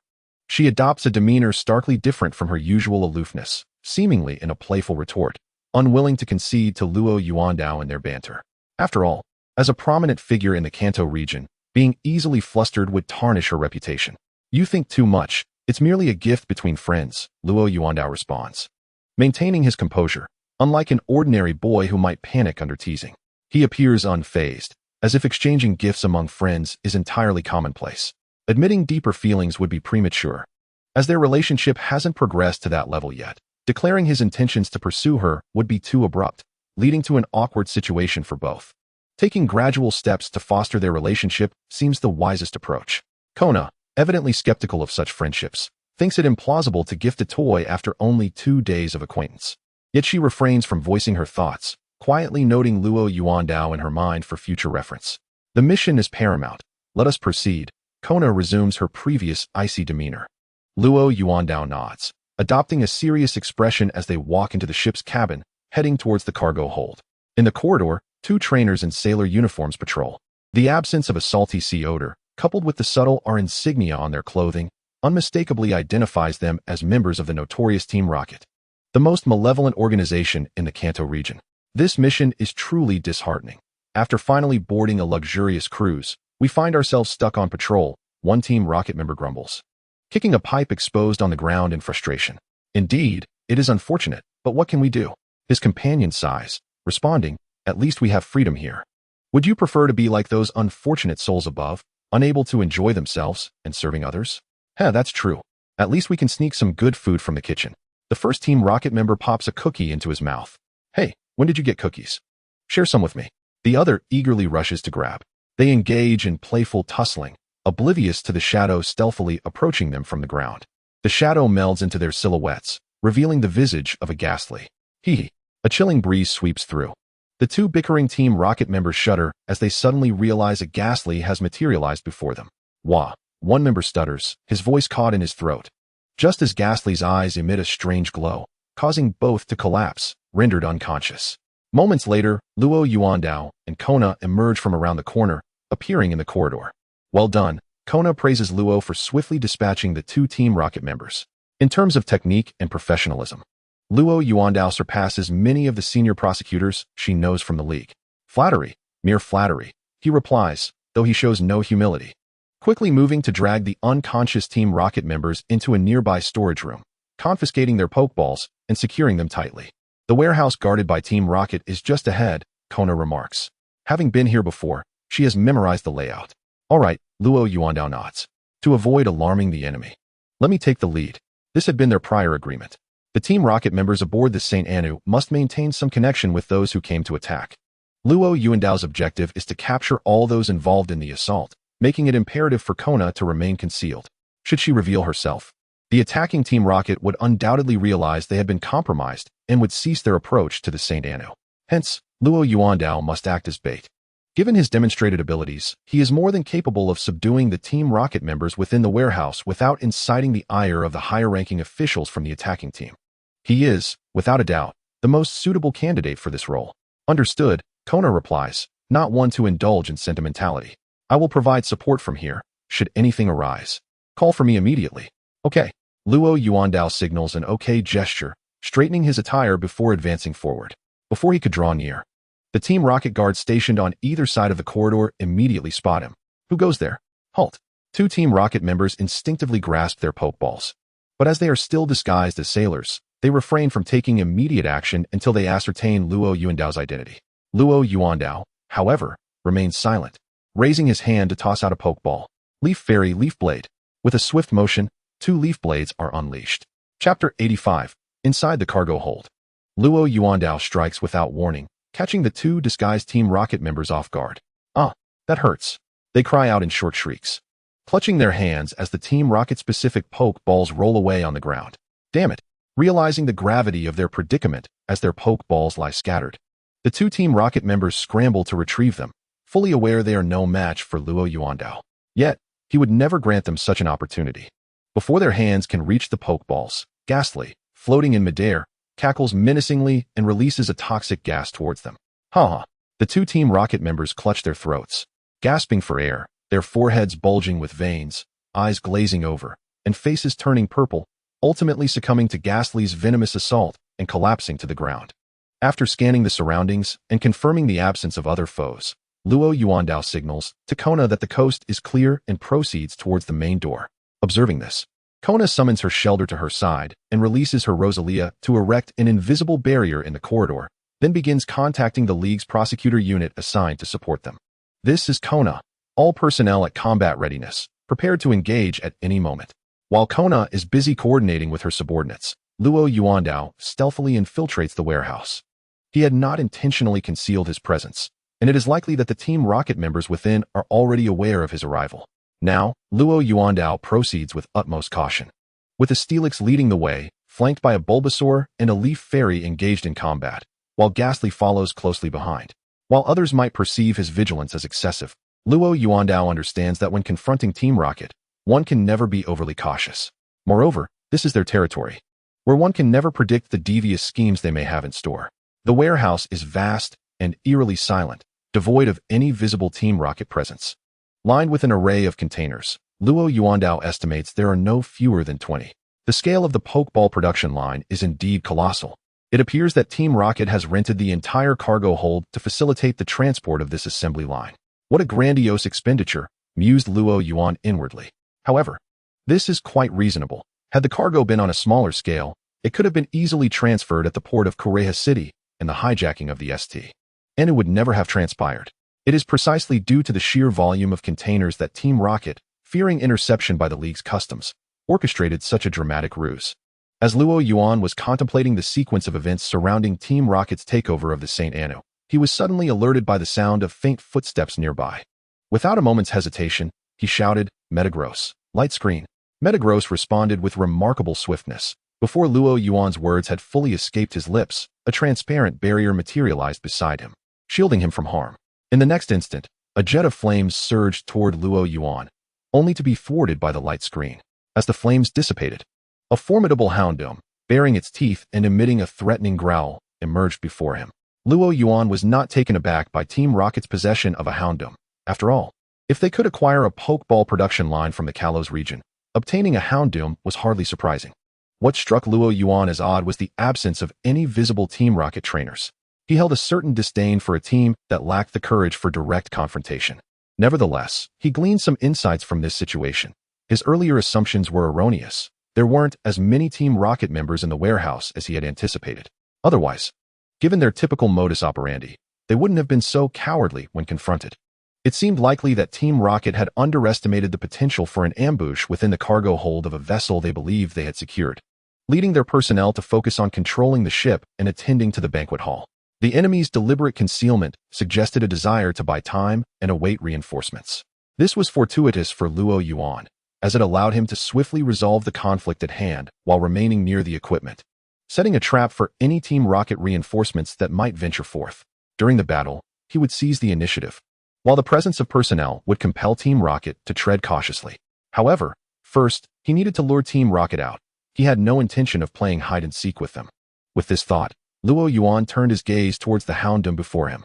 Although Team Rocket's numbers were few, their strength appeared formidable, at least in terms of their choice of Pokémon, which effectively countered his own. The deployment of Houndoom precisely exploited his vulnerabilities. Metagross's Psychic-type moves were ineffective against the Dark-type Houndoom, while his Bulbasaur and Leafeon were similarly disadvantaged against its Fire-type attacks. Yet, what posed a challenge for an ordinary trainer was merely a slight inconvenience for Luo Yuan. Metagross, Metal Claw. He commanded. If Psychic-type attacks were futile, he would switch to Steel-type moves. As for the notion that Steel-type moves were weak against Fire-type attacks, he maintained that as long as he avoided being hit, it would pose no issue. A cold blue light flickered in Metagross's eyes as its 4-core computational system whirred into high gear. Agility. The massive creature blurred, zipping through the air to appear behind Houndoom in an instant, striking down with a claw.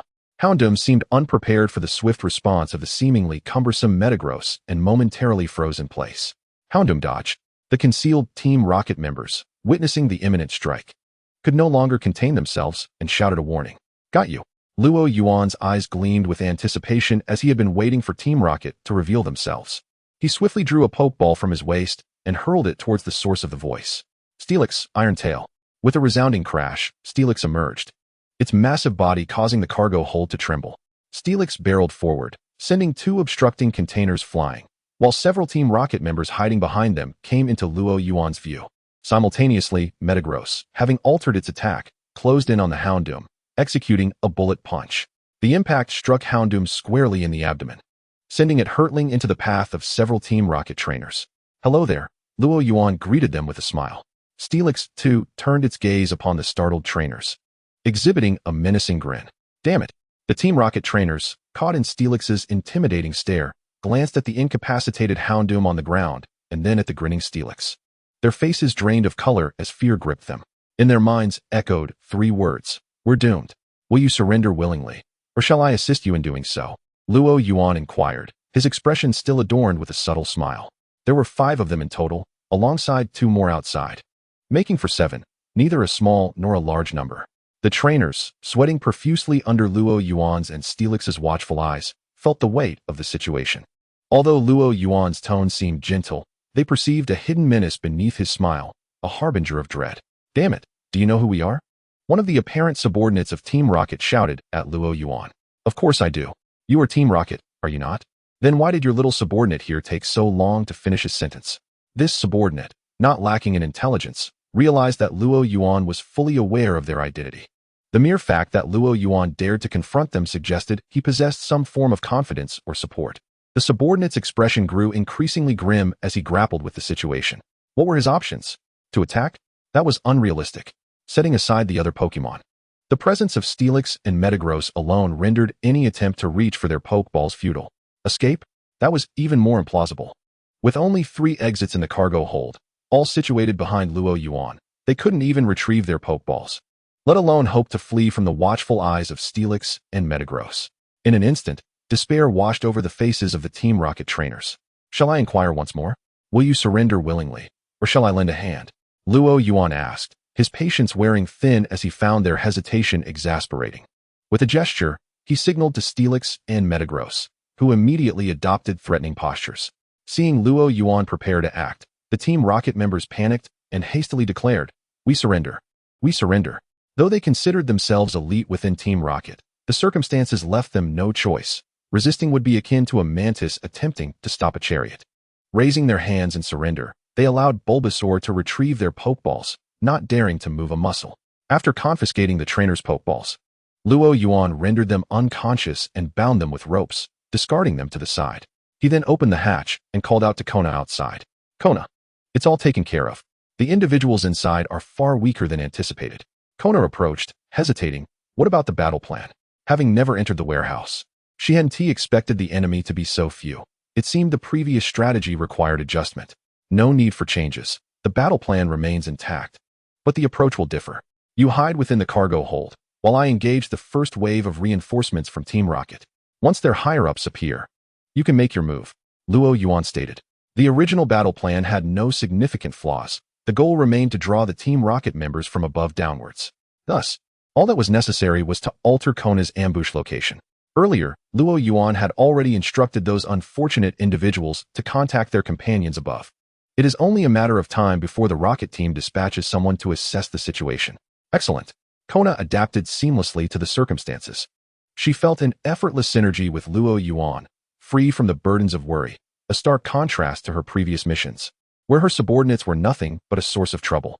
As Kona prepared her ambush, above in the banquet hall of the St. Anu, a rocket team member, dressed as a waiter, discreetly approached a businessman-like rocket team member. "Captain, we have a situation," he whispered urgently. "What is it?" "We just received a distress signal from the cargo hold below. It appears someone has breached the cargo area, and they are quite formidable. Our team is struggling to engage them." Luo Yuan, wary of downplaying the threat and causing the upper echelon of the rocket team to underestimate the situation, had deliberately instructed the captured rocket members to exaggerate the strength of the intruder. What? How could someone infiltrate the warehouse? Are the patrols we assigned utterly incompetent? The businessman-like rocket team captain exclaimed in alarm, his voice rising in frustration. It was infuriating. How could they be so careless? Did they not understand the significance of this operation? He had deployed 5 teams of patrolling units in the area frequented by regular passengers, ensuring absolute security. Yet here they were breached. How utterly foolish. The shouted-at rocket member dared not respond, knowing that speaking up would only invite further ire. Only when the captain calmed down did he venture. "Captain, should we send someone down for support? How many enemies are we dealing with?" "There is only one." The waiter rocket member felt a tinge of embarrassment as he reported this. Pathetic, unable to handle a single intruder. The rocket captain, now devoid of his earlier anger, commanded, "One team will remain above to monitor these trainers. The plan to seize their Pokémon is cancelled. Summon teams 2 and 3 to accompany me down. I intend to see who dares oppose the rocket team. We must resolve this before our superior arrives." As anticipated by Luo Yuan and Kona, the rocket team above did not regard these trainers as a threat. Their true objective was to divert attention from the equipment in the cargo hold. "Understood, Captain." The waiter rocket member replied promptly. Soon, the two departed the corridor, heading back to the hall to assemble their forces. Unbeknownst to them, a pair of eyes observed their departure from around the corner. Once their voices faded, Shigeru emerged from the shadows, murmuring, "Who would have thought that a mere trip to the restroom would unveil the rocket team's plot? St. Anu, rocket team? This banquet is organized by the rocket team. How exhilarating." Having merely stepped out for a moment, Shigeru unexpectedly overheard their scheme. "This feels like my opportunity," he mused, stroking his chin. He had long admired Luo Yuan for thwarting so many of the rocket team's nefarious plans, and now he found himself presented with a chance to foil their scheme. How could he let it slip away? With such thoughts racing through his mind, Shigeru was filled with excitement. "I'll follow them and see what unfolds." Confident in his abilities, he decided to probe into the rocket team's conspiracy. Should he succeed in repelling them, he would possess leverage to boast before Luo Yuan in the future. Thus, he readied himself, releasing his recently recovered Houndour and tracking the scent of the 2 rocket members. Chapter 87. Call for Reinforcements. Though Shigeru was audacious enough to follow them directly, he maintained a prudent distance, staying out of the rocket team's line of sight and relying on Houndour's keen sense of smell to trail them. The rocket members, preoccupied with the safety of the cargo hold's equipment, remained oblivious to the pursuit. As he followed, Shigeru noticed the rocket members abruptly halt. "Have we arrived?" he wondered, hiding around the corner of the corridor and peeking out to observe their movements. A cluster of rocket members had gathered at the entrance of the cargo hold, spreading out, while a massive Nidoking stood before one of them. "Go," commanded the rocket captain, disguised as a businessman, gesturing for Nidoking to charge at the closed cargo door. Creak. The anticipated sound of impact did not occur. The cargo door was not securely shut, but slightly ajar. Nidoking, using considerable force, crashed into the door, only to stumble inside and tumble several times, landing in disarray. "Damn it! Is no one going to check whether the door is open or closed?" Seeing his Nidoking sprawled on the ground, the already irate rocket captain bellowed at his subordinates, more concerned about his Pokémon than his disgruntled team. His subordinates, chastised, remained silent, their anger muted. Though they did not voice it, many thought, "Why not direct your fury at the intruder who attacked our warehouse instead of us?" Discontent simmered within the ranks of the rocket team, and gradually, their glances towards their captain shifted. The astute rocket captain sensed this change, and though his anger boiled, He suppressed the urge to reprimand his team further. The mission took precedence. Meanwhile, Nidoking regained its footing and coldly instructed, "Leave 2 to guard the door. The rest follow me." A throng of Rocket members surged inside. Finally, they had arrived. Luo Yuan stood atop a container, observing the stream of Rocket members entering through the cargo door. Upon hearing their footsteps, he knew they had come. He had anticipated a clever tactical approach from the Rocket team to infiltrate the cargo hold, yet they had merely sent in a Nidoking to crash through the door, creating a spectacle that nearly brought him to tears from laughter. Were the Rocket team here to entertain? Had they forsaken their villainous ways to become jesters instead? As Luo Yuan noted the Rocket team's arrival, they, too, recognized him. The team leader, once brimming with anger, now found himself engulfed in profound fear upon seeing the man standing atop the container. Luo Yuan. How could he be here? Wasn't he supposed to be dealt with by the organization's higher-ups? Initially, they had assumed that the intruder was merely an unwitting trainer, but it turned out to be the formidable Luo Yuan. News of his triumph over 3 of their officers had spread through the ranks of the Rocket team, and this squad leader was acutely aware of Luo Yuan's illustrious record. As an operative for this mission, he had been briefed on its objectives, including the imperative to eliminate Luo Yuan, given his presence in the vicinity of Korea City posed a significant threat to the Rocket team. He had to be eradicated. Yet now, the very man who was supposed to be neutralized appeared right before them. His mind struggled to comprehend the situation. Quickly, he pieced together the scenario. It seemed that the higher-ups had failed to dispatch Luo Yuan as intended, yet neglected to inform him. The thought made him want to curse. Is this a joke? You failed to take care of Luo Yuan. At least give me a heads up, so I could brace myself. Glancing around the cargo hold, he noted the absence of the personnel meant to secure it, an ominous sign. A fleeting impulse to flee crossed his mind, but he could not. They were on a ship. Escape was futile. Furthermore, if they abandoned the equipment, Boss Sakaki would not spare them upon their return. Charge! Gritting his teeth, the Rocket team squad leader commanded. His subordinates complied, responding in unison.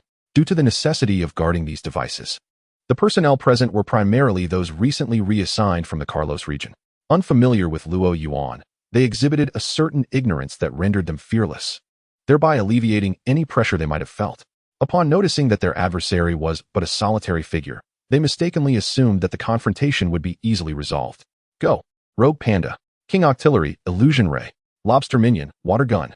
It seemed that their prolonged stay in the Carlos region had imbued their Pokémon with distinctive characteristics of that locale.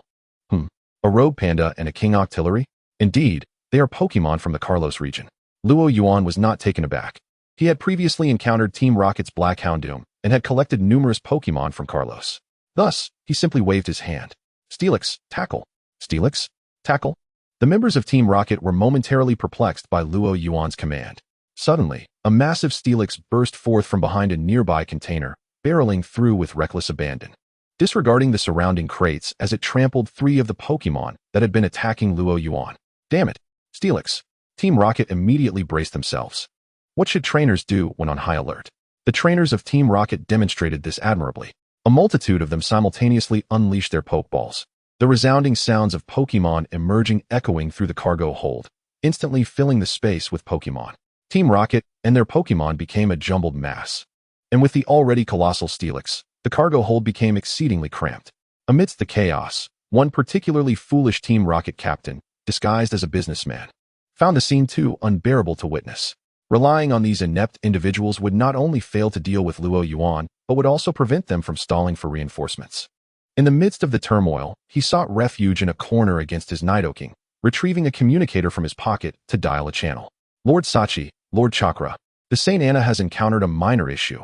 Yes, it's Luo Yuan who is engaged alone, awaiting your response. After hanging up, the captain smirked as he observed Luo Yuan, who appeared to be basking in confidence atop the containers. Let you revel for a moment longer, once Lord Chakra and Lord Sachi arrive. Humph. Chapter 88, The Astonished Green. Did Luo Yuan not notice the captain's covert actions? No, he certainly did, and he had been vigilant of this individual's every move from the outset. The seemingly discreet call for assistance was effortlessly captured by Luo Yuan's psychic abilities. Sachi and Chakra, 2 of the 3 Beast Warriors of Team Rocket? The 3 Beast Warriors are renowned for their elite prowess, rivaling that of Team Rocket's 4 Heavenly Kings. Luo Yuan had some awareness of these 2, both of whom possessed formidable strength. Sachi was relatively manageable, especially with Kona around, but Chakra presented a more significant challenge. According to intelligence, Chakra was exceptionally skilled in utilizing the Pokémon Fortress, frequently employing the move explosion. Should he become desperate, the risk of Chakra detonating the ship could spell trouble for Luo Yuan. He resolved to devise a specialized strategy to counter him shortly. However, the immediate priority remained addressing the rabble before him. Another small fry, best to dispose of him swiftly. Luo Yuan regarded the Team Rocket captain, who was sneering at him, with little concern. This arrangement was rather subpar. Assigning merely one captain to the St. Anna? They might as well have dispatched a mid-level officer. Was this a sign of disrespect? Of course, if Sakaki were to hear such sentiments, he would be furious. Was being a Team Rocket officer akin to being a common vegetable? The personnel aboard were sufficient to handle ordinary trainers, even a handful of inspectors. Who could have anticipated that someone would intrude upon their ship? Nevertheless, now that the call for assistance had been completed, these individuals had become expendable. Luo Yuan surveyed the chaotic throng below, alongside the rampaging Steelix. The foolish members of Team Rocket indiscriminately releasing Pokémon had created a perfect battleground for Steelix.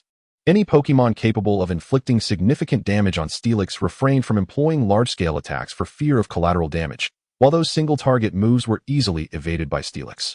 Even when strikes landed, they were inconsequential. Observing this, Luo Yuan recognized that it was time to clear the field. The impending battle was of utmost importance, and he needed to eliminate these minor nuisances first. With this thought, Luo Yuan snapped his fingers. Metagross, Psychic. Steelix, Iron Tail. Upon receiving the command, the Metagross, which had been providing protection with light screen in the rear, suddenly lunged forward. Metagross. How could a pseudo-legendary appear? The Team Rocket members, already beleaguered by Steelix, felt as though they had consumed something repugnant. Dealing with a robust Steelix was daunting enough, and now the addition of a Metagross was overwhelming. Time never halts for any individual or group. Just as despair began to seep into the hearts of Team Rocket, the formidable psychic pressure from Metagross descended upon all present, Pokémon and trainers alike. Instantly, the oppressive force compelled everyone to clutch their heads in agony. It hurts. It's psychic. Where are the psychic-type Pokémon? Quick, block it. The Team Rocket trainers cried out in dismay. Only psychic abilities could counter psychic abilities, yet at that moment, Team Rocket's own psychic-type Pokémon were equally afflicted. Steelix's Iron Tail indiscriminately swept through the crowd. With each sweep, at least 3 or 4 individuals or Pokémon were sent flying, and the Team Rocket members, suppressed on both mental and physical fronts, found themselves utterly incapable of resistance. The dual assault from both psychic and physical realms left Team Rocket in utter disarray. Within a mere 10 minutes, none of Team Rocket remained standing. All were brought low by the combined might of Steelix and Metagross. The advantage of the terrain proved formidable. Luo Yuan commended his astute decision to engage in the cargo hold. In such a confined space, Team Rocket's numerical superiority did not translate into an advantage. Rather, it ensnared them in a disadvantageous position. Moreover, surrounded by the equipment Team Rocket valued so highly, they were unable to maneuver effectively, leaving them vulnerable to Luo Yuan's unrestrained assaults. He dispatched Leafeon and Ivysaur, and under the assistance of Metagross, began binding the incapacitated Team Rocket members, swiftly dealing with those still conscious before securing them. Luo Yuan set about making preparations, awaiting the imminent confrontation with Sachi and Chakra, the second of the 3 beast warriors. Meanwhile, outside, Green could no longer contain his curiosity. What had transpired within? It had been over 20 minutes since the clash began with Team Rocket, and the 2 guards stationed at the entrance had also entered. Now, the sounds of battle had quieted. Green felt a strong urge to know the outcome. Who had triumphed?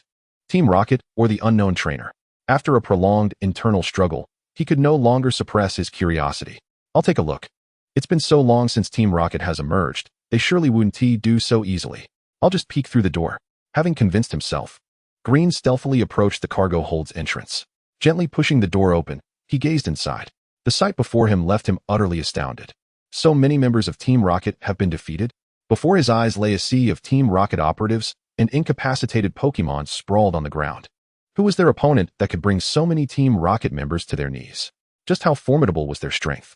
Xiao Mao felt a chill run down his spine, goosebumps erupting across his skin at the thought of the terrifying situation. As he pushed the door open further, he caught sight of the trainer, Luo Yuan, who was apprehending the captives. "What are you doing here?" he exclaimed, unable to contain his shock upon recognizing the enigmatic master. Xiao Mao, what brings you to this place?" Luo Yuan responded, momentarily taken aback before breaking into a smile. "I followed the Team Rocket members down here to uncover their scheme. But I didn't expect. Xiao Mao cast a sweeping glance at the fallen Team Rocket members. Did you do all of this? Of course.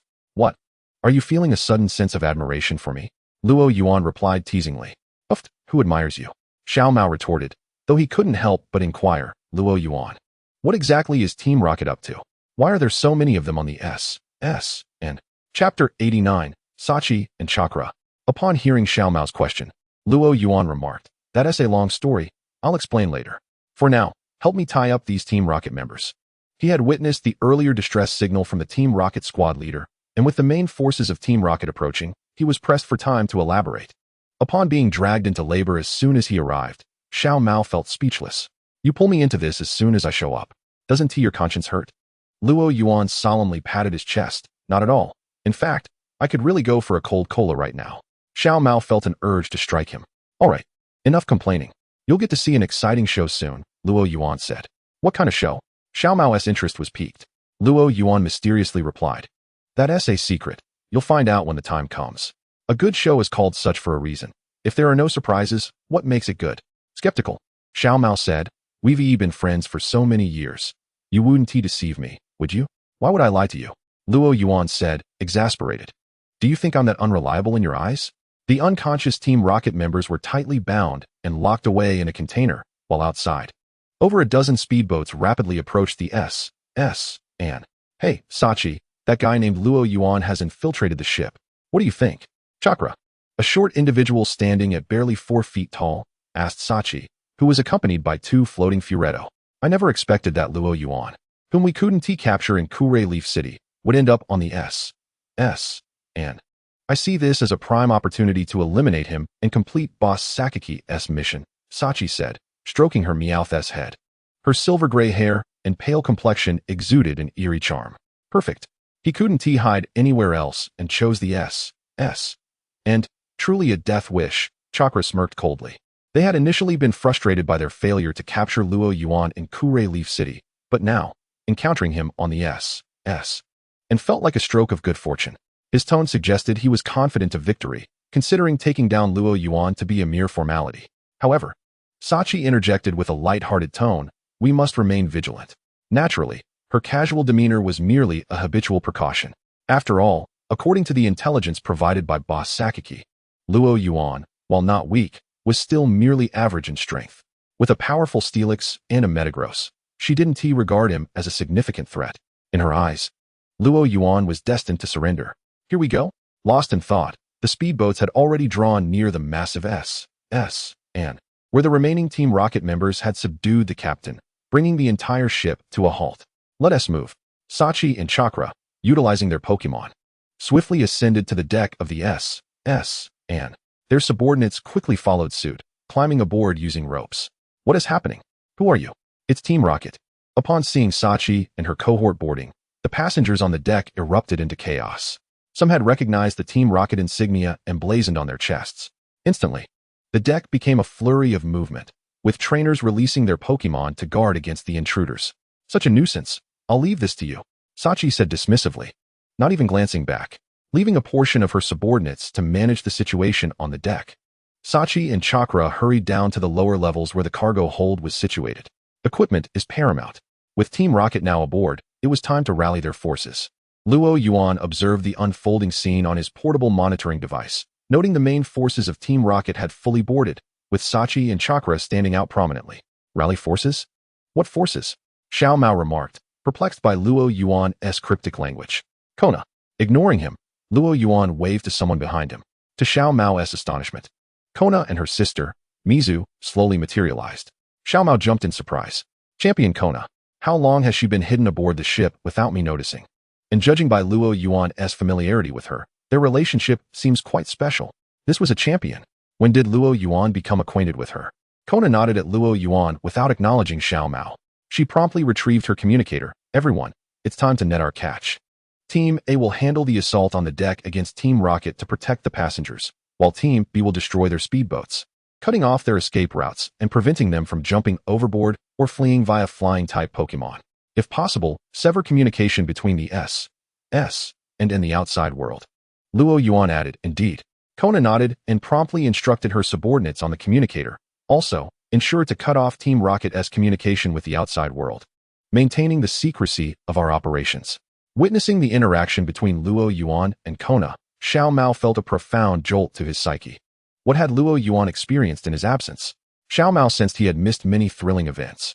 Although they had only been apart for a few days, it felt as if a century had passed. However, he soon had no time to ponder these thoughts, as footsteps approached from beyond the door. They're here. Luo Yuan's expression turned serious, his gaze sharp. Kona vanished into the air once more. Xiao Mao's mind raced with questions. Who were the enemies? Why were Luo Yuan and Kona on high alert? He suddenly felt embroiled in a significant and perilous event. Gulp. As Xiao Mao swallowed nervously, the door swung open. The Steelix and Metagross, pressed against the walls beside the door, acted without hesitation. One unleashed bullet punch, while the other struck with iron tail at the figure entering through the doorway. Bang! A muffled impact reverberated. Xiao Mao turned his gaze, witnessing a slightly smaller Steelix successfully block the iron tail. A bayonet materialized in midair, using Shadow Punch to counter the bullet punch. A trap. It seems you were aware of our arrival all along, Sachi remarked with a faint smile as she looked at Luo Yuan.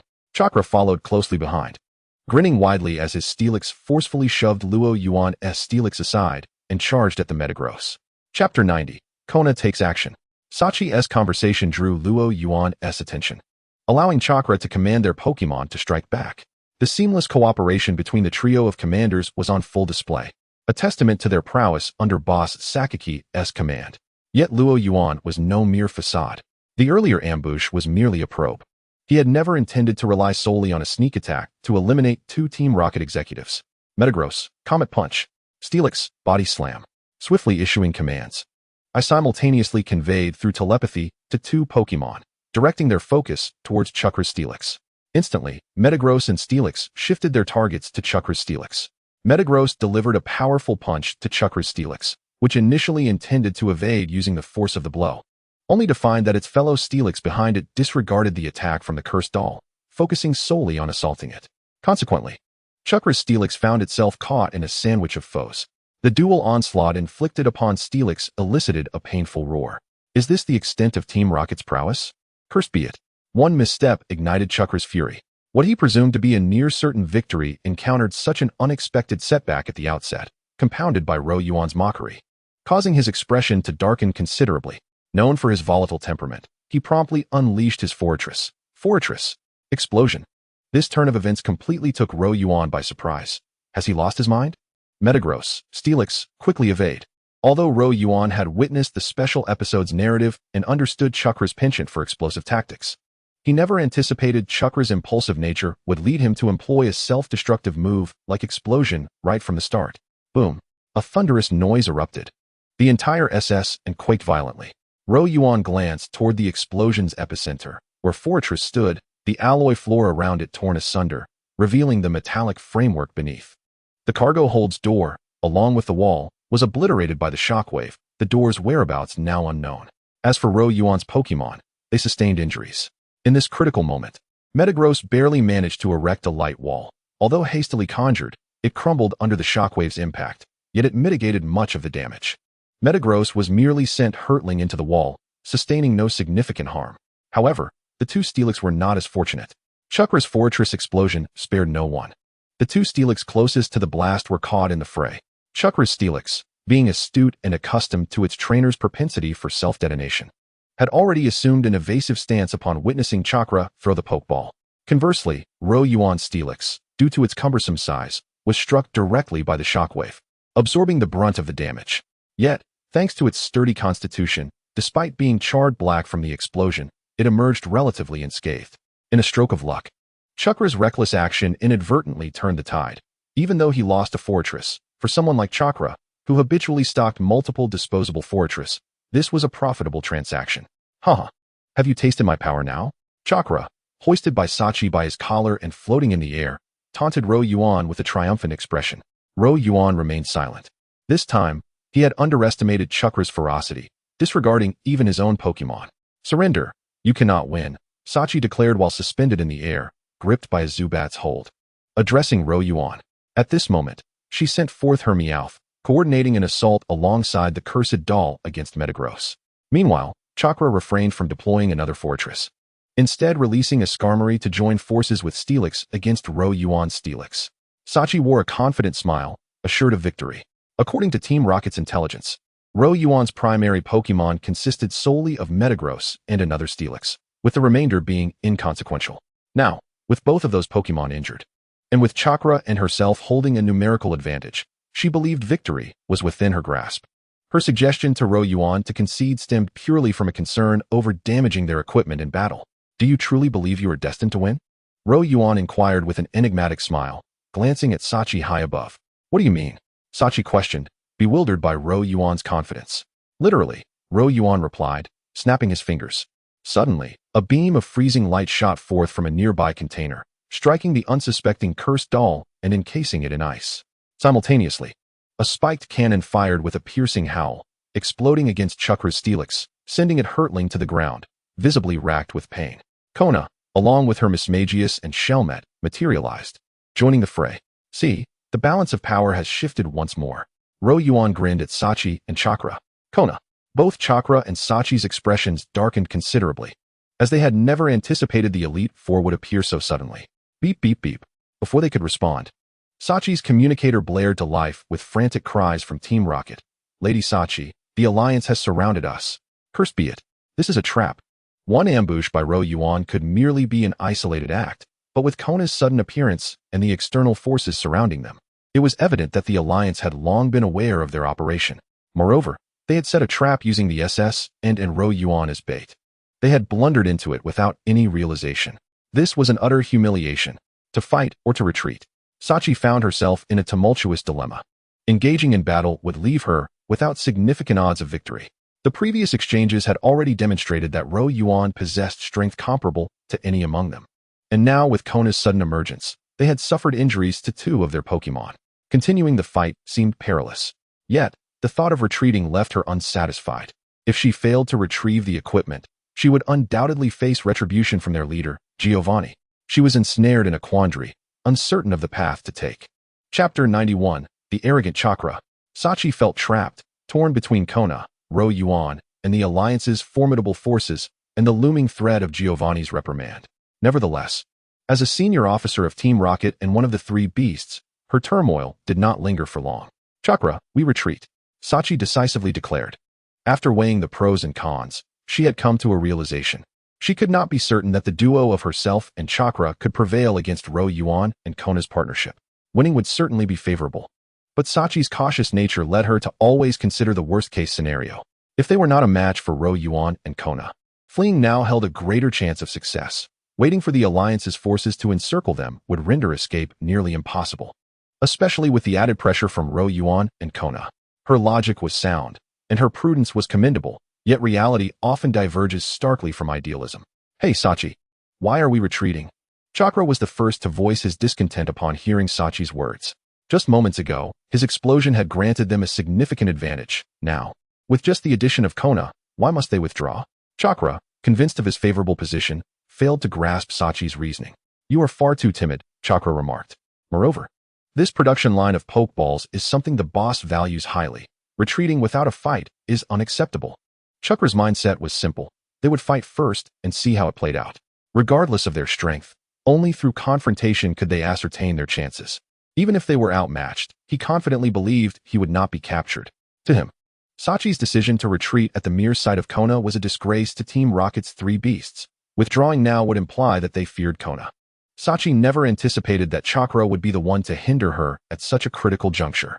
A frown suddenly creased her brow, and her expression darkened, infuriating her to the point of wishing to cast aside her Chakra. Just as she prepared to utter a word, Chakra surged forward.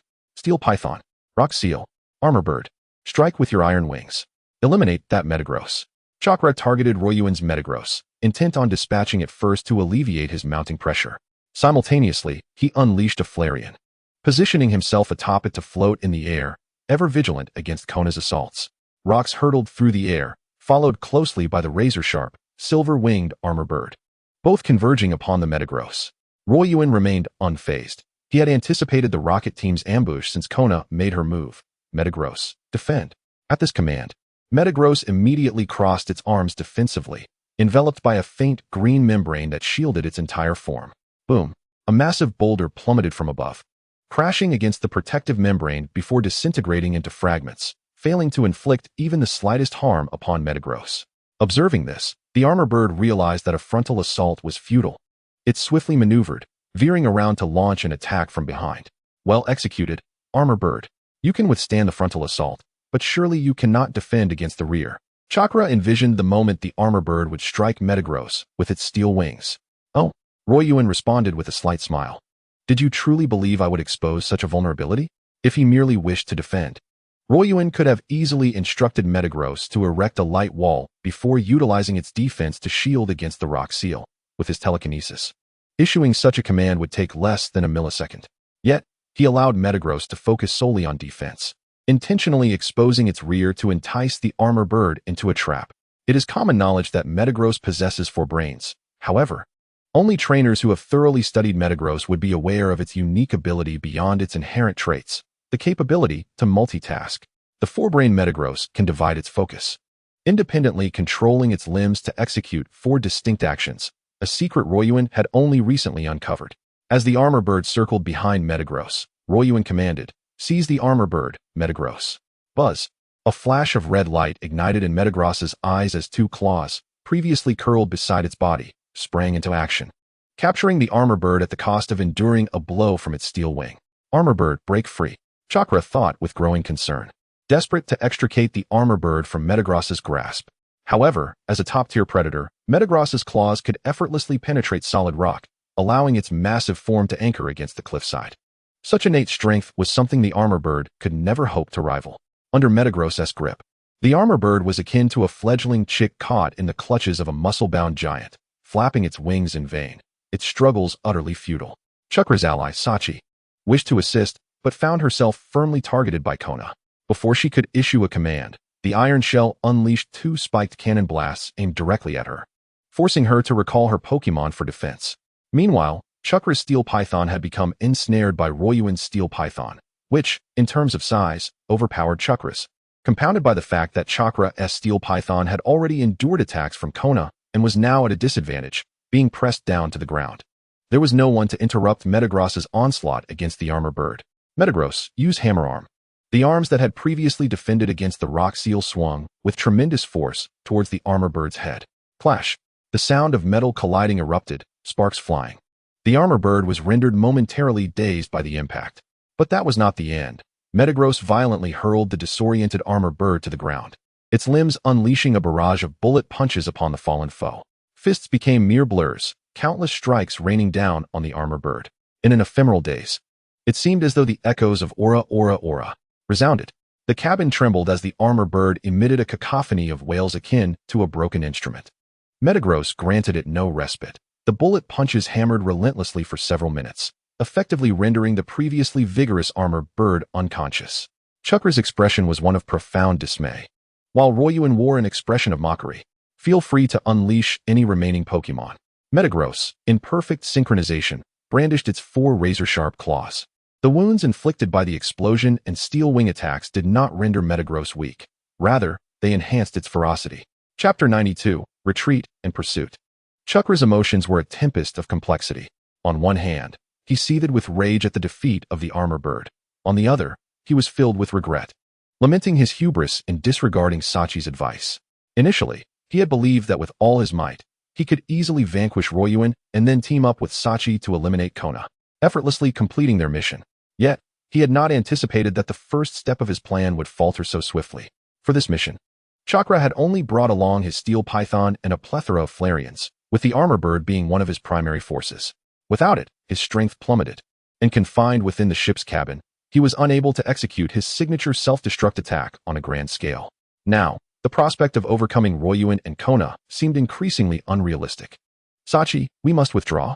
Assessing the current predicament, Chakra called out to Sachi. Sachi cast a glance at Chakra, her frustration palpable. Where were you earlier? If we had retreated immediately, we could have escaped unscathed. Now, attempting to withdraw is exponentially more difficult. Had Chakra's armor bird still been present, they could have easily left on it alongside the Noctowl. Now, the only flying Pokémon in Chakra's possession was a Flareon. Although Flareon could float, transporting them across the sea was evidently impractical. Most critically, Kona had already locked onto her. Upon hearing Chakra and Sachi's intent to retreat, Kona promptly devised a countermeasure. Mismagius. Use Hypnosis. Iron Shell. Ice Beam. Seal off the rear wall. Hypnosis, Mismagius's control move, employed a terrifying kiss to lull its target into slumber. The purpose of the Ice Beam was all too clear, to trap both Sachi and Chakra here. Damn it, you go ahead. I'll hold them off. Chakra gritted his teeth, shouting to Sachi. The current situation dictated that if they both fled together, Royuan and Kona would undoubtedly pursue. If they fought while retreating, they would likely be encircled by the Alliance trainers on the deck, leaving them with no escape. Thus, it was imperative to leave one person behind. Chakra, possessing the means for a suicidal last stand, was undoubtedly the optimal choice. He was acutely aware of this, prompting him to send Sachi away. Though Sachi hesitated, she recognized the urgency of the moment. After all, the opponent was a bona fide champion.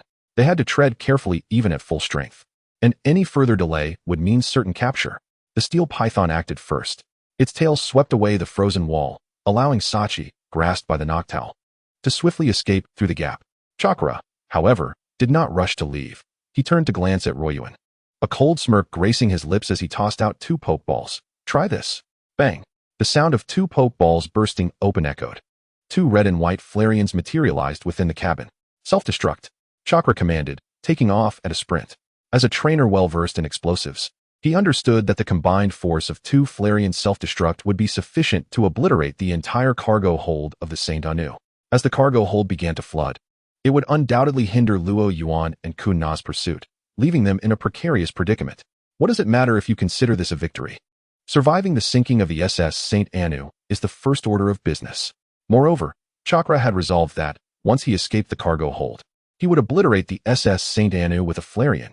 This would serve a dual purpose, avenging the ambush laid by the Alliance while also sinking the production line into the depths of the sea. Later, he could request a submarine from Boss Sakaki to salvage it, perhaps even mitigating the losses incurred. The mere thought of this brought a surge of delight to Chakra's heart. Nevertheless, as the saying goes, ideals are abundant, yet reality is stark. As Chakra sprinted a few paces, he suddenly sensed that something was amiss.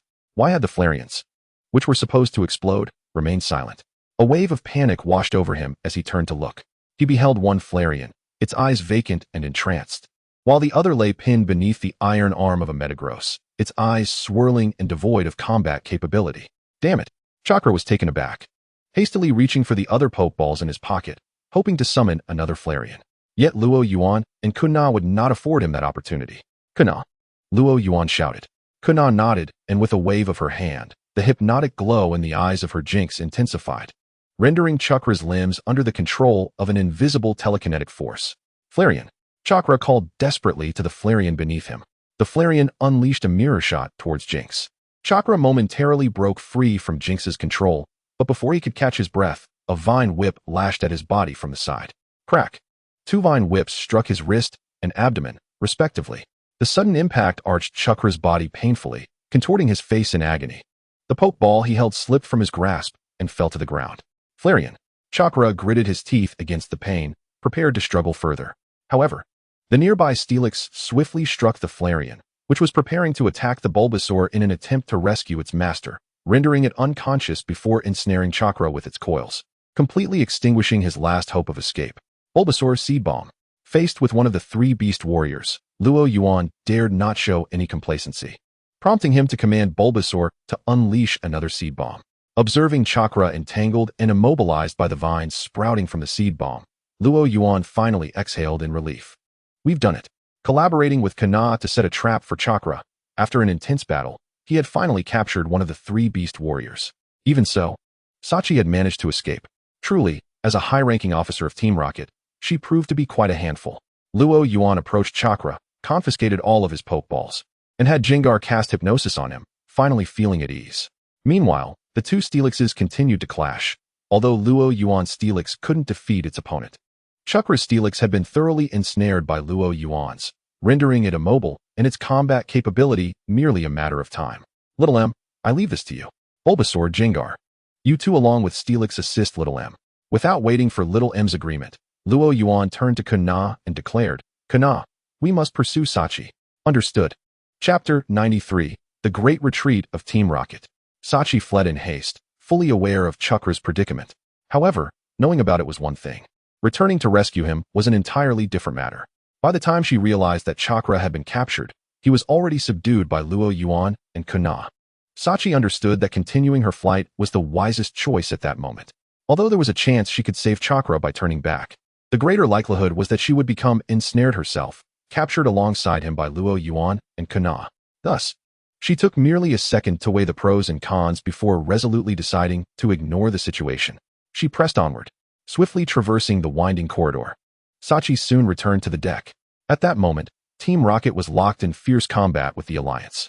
The Team Rocket members who had landed on the SS St. Anu first utilized the ship's structures as cover to launch a counterattack against the encircling Alliance inspectors. The entire deck had devolved into a battleground between Team Rocket and the Alliance, while the ship's original sailors and trainers trembled in fear, entirely unable to intervene. Sachi's appearance was strikingly conspicuous. The moment she emerged, she drew the attention of both combatants. The Alliance's expression shifted dramatically upon witnessing her. They had previously held the upper hand, watching Team Rocket retreat under their assault, yet Sachi's entrance changed the tide. As a senior officer of Team Rocket, all the inspectors present recognized her and were aware of her formidable capabilities, knowing she was far beyond their ability to contend with. Despite her solitary presence, she wielded a decisive influence over the current situation. Damn it, why is Sachi here? Some Alliance trainers began to speculate. Wasn't she engaged in battle with Kuna and Luo Yuan? Have they failed? Meanwhile, Team Rocket was elated. Lady Sachi, this is fantastic. We're bound to win now. Team Rocket erupted in cheers, nearly moved to tears. Like the Alliance trainers, they too inferred from Sachi's appearance that the battle below had concluded. They had previously learned from the Alliance trainers that one of the Elite Four, Kana, had also been present on the SS St. Anu. With Lady Sachi's arrival, it seemed the battle below must have reached its conclusion. Truly, this was a testament to the prowess of our senior officer in Team Rocket. Just as these Team Rocket members rejoiced, believing their Lady Sachi would lead them to victory, a single sentence from her cast them from paradise into despair. Team Rocket, retreat. The members of Team Rocket stood stunned at Sachi's command, seemingly unable to believe their ears. Retreat? Wasn't the objective to press forward and eliminate these Alliance foes? Only after Sachi furrowed her brow and reiterated her command did a wave of confusion sweep through Team Rocket. What is going on? Why the sudden retreat? The speedboats have been destroyed. How can we withdraw? Some quick-witted Team Rocket trainers felt a sense of foreboding. Lady Sachi had emerged alone, with Lord Chakra not by her side, and now they were being ordered to retreat. What had transpired below? The trainers of Team Rocket struggled to comprehend Sachi's orders, casting questioning glances her way, hoping for an explanation. But would Sachi provide them with one? Of course not. She had already wasted over 10 seconds here, and both Luo Yuan and Kuna were closing in. If she delayed any longer, Chakra's sacrifice would be in vain. I'll say this one last time. Everyone, retreat immediately. Without waiting for any further confusion from the bewildered Team Rocket trainers, she signaled to her Crobat, "Crobat, let us go." Then, she darted through the aerial defenses established by the Alliance trainers with astonishing speed, racing toward the distance. The moment they witnessed Sachi's departure, Team Rocket erupted in an uproar. Lady Sachi was not joking. This was a genuine retreat. They had no time to ponder other questions, with Lady Sachi fleeing. Remaining there was akin to waiting for death. Then, someone shouted, "Run." And in an instant, the Team Rocket members surged toward the ship's edge. A flying-type Pokémon fled from the skies, while a water-type Pokémon leaped into the ocean. Those without either type sought assistance from trainers possessing flying and water Pokémon. The Alliance's prosecutors were taken aback by the sudden onslaught of the Rocket team. In an unexpected turn of events, the meticulously arranged defense line was breached, allowing numerous members of the Rocket team to escape. They must not be allowed to flee. The commander of the Alliance forces quickly directed the Pokémon to intercept the trainers of the Rocket team. As the Rocket trainers found themselves cornered, their ferocity was unleashed. These trainers were not fools. With their leader gone, if they were captured, they would undoubtedly face imprisonment in the Alliance's dungeons, and their boss, Giovanni, would not bail them out. Rather than languish in confinement for years, they chose to fight desperately. Zubat, use Supersonic. Charizard, use Flamethrower. Golbat, use Confuse Ray. The Rocket team, disregarding the risk of friendly fire, unleashed a barrage of devastating moves. The skies, the decks, and the waters were all filled with the silhouettes of battling Pokémon. The intensity of the conflict exponentially greater than before. Occasionally, Pokémon would plummet from the skies into the waters, while some Rocket trainers managed to escape the Alliance's encirclement. And there were also prosecutors injured by the Pokémon's moves, forced to withdraw from the battle. It was at this moment that Royuin and Kona finally arrived on the deck. Had they arrived too late? Seeing that Sachi had vanished without a trace amidst the chaos, Royuin felt a pang of disappointment. Despite his swift arrival, Sachi had eluded him. It's still all right. Let us first eliminate the rocket members on the deck. In contrast to Royuin's dissatisfaction, Kona wore a contented smile. Capturing a senior member of the rocket team would represent an unprecedented victory for the Alliance, solidifying her recently attained title as champion. Yet, it felt slightly regrettable that they had missed the opportunity to apprehend Sachi. Chapter 94, The Arrest of Maji. Initially, Kona was quite satisfied, but after hearing Royuin's remarks, she felt as though they could have achieved an even greater victory had they not been delayed in capturing Sachi. This sentiment weighed heavily on her. Noticing Kona's discomfort, Royuin couldn't help but chuckle. Kona shot him a glare. Royuin suppressed his laughter, as though nothing had occurred. Come, let us apprehend these rocket members. With that, he released his Steelix into the fray. Kona followed suit, sending out her Dragonite and Gardevoir. Their combined strength was more than sufficient to handle the rocket members. Now, with their cooperation alongside the Alliance personnel, the rocket team found themselves utterly powerless. Finally, as the last rocket trainer trembled and chose to surrender beneath Steelix's iron arms, the rocket team's operation against the S was thoroughly thwarted. Aside from Sachi, who had wisely retreated, and a handful of fortunate rocket members who managed to escape, Royuin and Kona's endeavor resulted in the capture of 393 rocket trainers, including one of the rocket trio, Chakra. It could be deemed a resounding success. Victory cheered the onlooking trainers and sailors. For them, the greatest fortune was the Alliance's triumph, not the rocket team's. Had the rocket team won, the consequences were too grim to contemplate. Ash was among the crowd, having spotted Royuin and approached him after the battle concluded. Royuin, Ash greeted enthusiastically. As he greeted him, he also scrutinized Ash. Truly, he was the protagonist, despite facing a massive assault by the rocket team on the S. And he remained unfazed. It was hard to tell whether to commend his bravery or question his sense of danger. What brings you to the S? And Ash asked curiously. What brings me here? I boarded at Leaf Green City. I learned of the rocket team's secret plot against the S, and so I set a trap in conjunction with Champion Kona. I witnessed your battle earlier. You were remarkable. Ash exclaimed, genuinely impressed. He was astounded. While he had known Royuin was strong since their time in Pewter City, he hadn't anticipated his prowess to such an extent. Earlier, he, along with Brock and Misty, had also battled some rocket members. He could clearly sense that these rocket trainers were far more formidable than the usual trio he was accustomed to facing. Yet they fell before Royuin as easily as if they were mere weeds.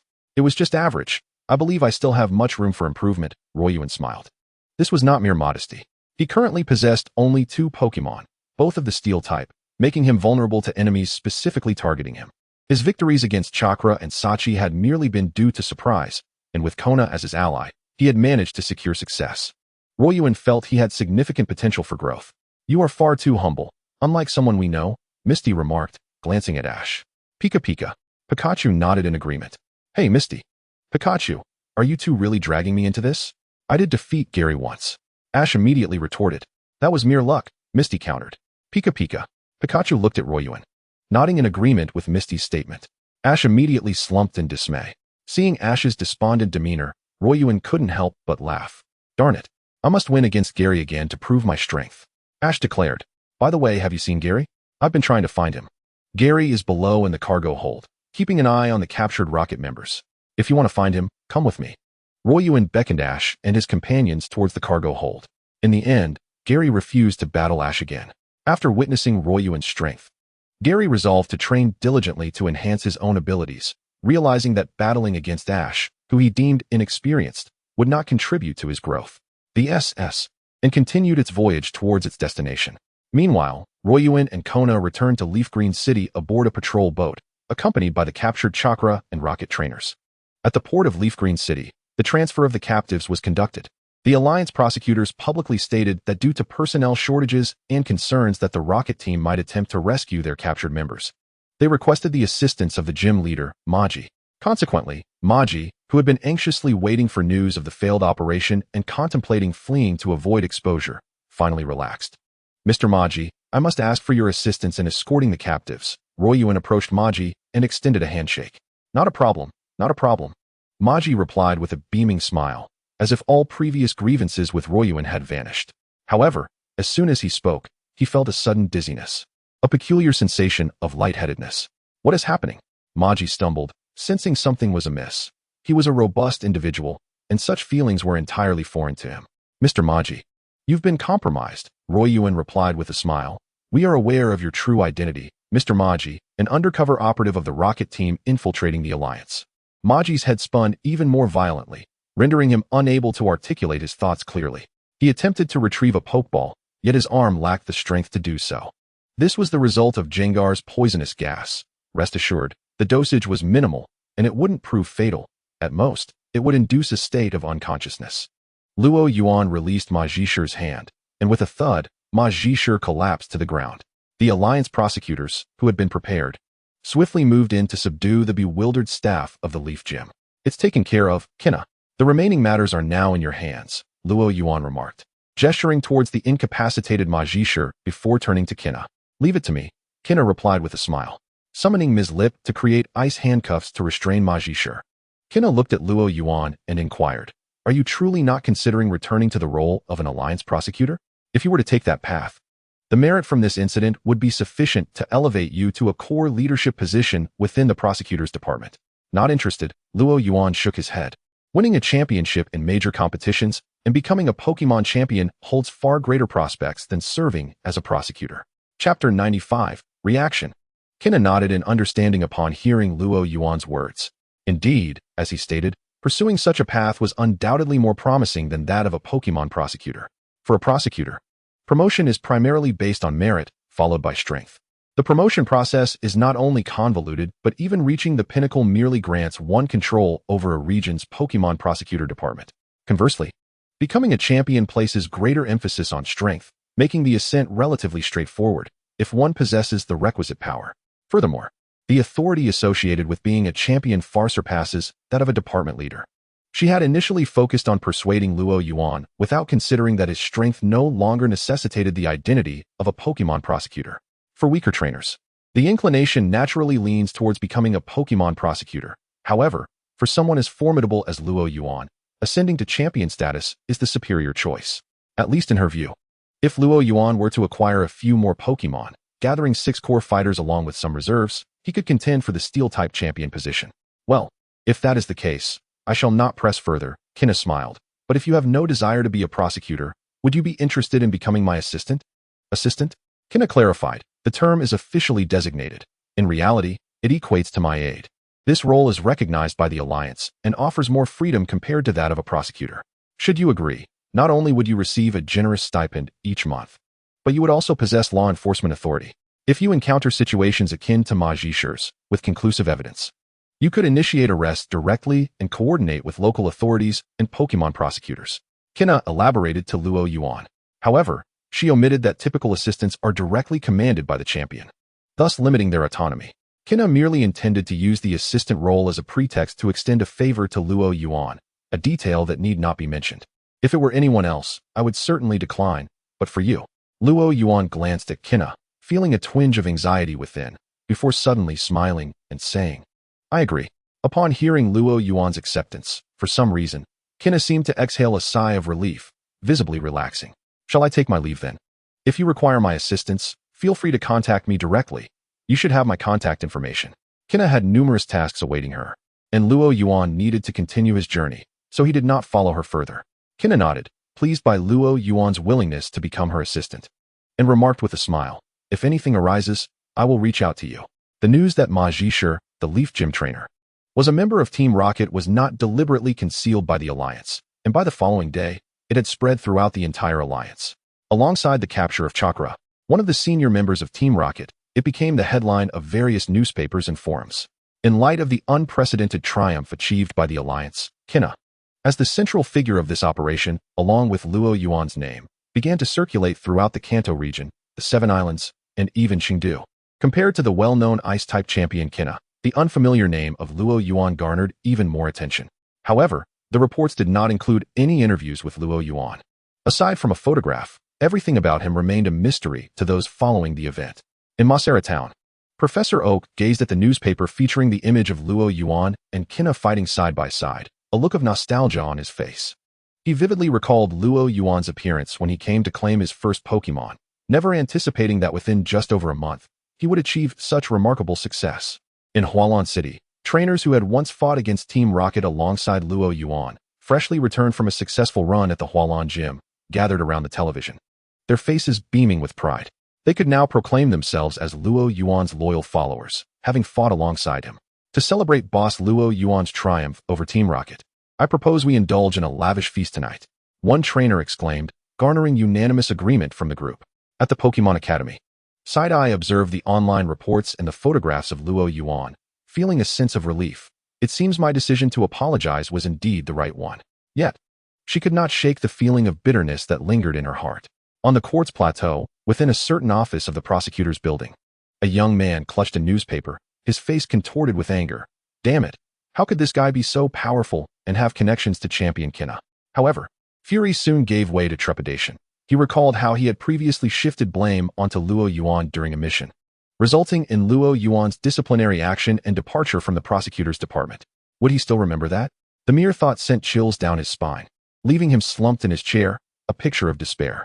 In Tokiwa City, at the Tokiwa Gym and Team Rocket headquarters, Sakaki stared silently at the newspaper in his hands, while Sachi stood before him, drenched in cold sweat. Sweat trickled down her face to the floor, yet she dared not wipe it away. Chakra has been captured, our equipment seized by the Alliance, and the Leaf Gym has been uprooted. This is the outcome you bring me? Sachi. Sakaki's voice was low, devoid of discernible emotion.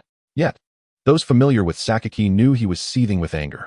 Sakaki, the leader, opened his mouth to defend himself, but he found himself at a loss for words. To admit that his strength was inferior to Luo Yuan and Kina, that would be tantamount to acknowledging his own incompetence as the cause of this failure. To claim it was due to being ambushed, that would imply Sakaki's plan was poorly conceived, an even graver misstep. Bad luck? That would be the height of foolishness. Sachi realized she could not find a single justification for her actions. Fortunately, Sakaki was not the type to lash out at his subordinates over a single failed mission. He cast a glance at Sachi. I do not wish to witness a repeat of this situation. Sakaki's tone carried a warning. It was evident that if Sachi were to encounter such failure again, her fate would be far from pleasant. Team Rocket was no charitable organization. Yet at that moment, for Sachi, the future was inconsequential. What mattered was the present. Sakaki had granted her an opportunity. Overwhelmed with gratitude, Sachi affirmed, yes. There will absolutely not be a next time. Chapter 96, Jingar. After such a significant blunder, Sakaki's willingness to grant her another chance filled Sachi with immense gratitude. You may leave, he instructed as he watched Sachi exit the room, his hand gently stroking the head of his Meowth, his gaze pensive. The implications of this failed operation were exceedingly grave. Firstly, the question arose, how had this operation been leaked? The entire endeavor had been conducted with utmost secrecy. Aside from those truly loyal to Team Rocket, others were virtually unaware. How had the Alliance come to learn of it? Was there a traitor within Team Rocket? Secondly, there is the prowess exhibited by Luo Yuan. Sakaki specifically dispatched Sachi and Chikura to deal with Luo Yuan, but it was merely a matter of convenience. In truth, Sakaki did not perceive Luo Yuan as a genuine threat to Team Rocket, as Luo Yuan's previous actions had not jeopardized the fundamental interests of the organization, and his displayed strength was rather modest. However, the situation has now changed. With Luo Yuan and Kona joining forces, they have proven capable of overcoming the combination of Sachi and Chikura, indicating that Luo Yuan's strength has reached a level akin to that of a champion, or is at least approaching it. This development poses a significant danger to Team Rocket, especially now that they have lost one Chikura. While the addition of Luo Yuan to the league's ranks serves as a crucial tipping point in favor of victory. Lastly, there are the captured personnel from this battle. Among them, Sakaki can trust Chikura and Ma Jisher, as their interests are irrevocably tied to Team Rocket, and they would never betray the organization. However, the loyalty of the others is uncertain. In such a large-scale capture, it is conceivable that one or two traitors might emerge, potentially exposing their true identities. It appears that staying at the Iwakura dojo is no longer viable. Sakaki is resolute, making the swift decision to abandon the dojo. He is acutely aware that as the leader of Team Rocket, he cannot harbor any illusions of safety. Manju, he summoned his secretary. Manju, relay the message to commence preparations for the relocation of headquarters immediately. We must not let any whispers of our plans escape. Unbeknownst to Luo Yuan, Due to Sakaki's cautiousness, preparations for the relocation of Team Rocket's headquarters are already underway. At this moment, he is journeying towards Golden City. Although, according to Pokémon lore, he should first visit the Maiden Gorge and then proceed to the Lamperky Island to resolve the issue of the gigantic jellyfish. He has recently endured sufficient trials and is disinterested in further distractions. Luo Yuan leaves these matters to Ash and directly sets off towards Golden City. B-Drill, use Fury Attack. A B-Drill charged forward, its sharp beak glinting with a menacing sheen. Too weak. Jengar, use Shadow Ball. Luo Yuan barely paid it any mind, signaling Jengar instead. With a cackling laugh, a Shadow Ball was swiftly unleashed, striking the oncoming B-Drill mid-flight and sending it crashing to the ground, incapacitated in an instant. It seems I am the victor. Luo Yuan smiled at the opposing trainer. Damn it here. The B-Drill's trainer, visibly disgruntled, conceded defeat. He reluctantly retrieved a 1,000 yen bill from his wallet and handed it to Luo Yuan, the wager for their battle. As Luo Yuan pocketed the money, his smile widened, and he casually advised, remember next time to avoid such foolishness when battling Jengar. Physical attacks are ineffective against it. Ranged attacks are your best bet. Charging in like that is simply suicidal. Upon hearing Luo Yuan's words, the B-Drill trainer seemed to finally grasp the reason for his defeat. Just you wait. I won't lose next time. With that, he hastily departed. Luo Yuan chuckled inwardly. He did not believe this fellow could ever surpass him. His earlier remarks were merely a fraction of the reason for the defeat. The true reason was simply that his B-Drill was too weak. Of course, such a hurtful comment was not one he would voice in front of the trainer. As he stowed the money away, Luo Yuan suddenly sensed a powerful desire emanating from Jengar.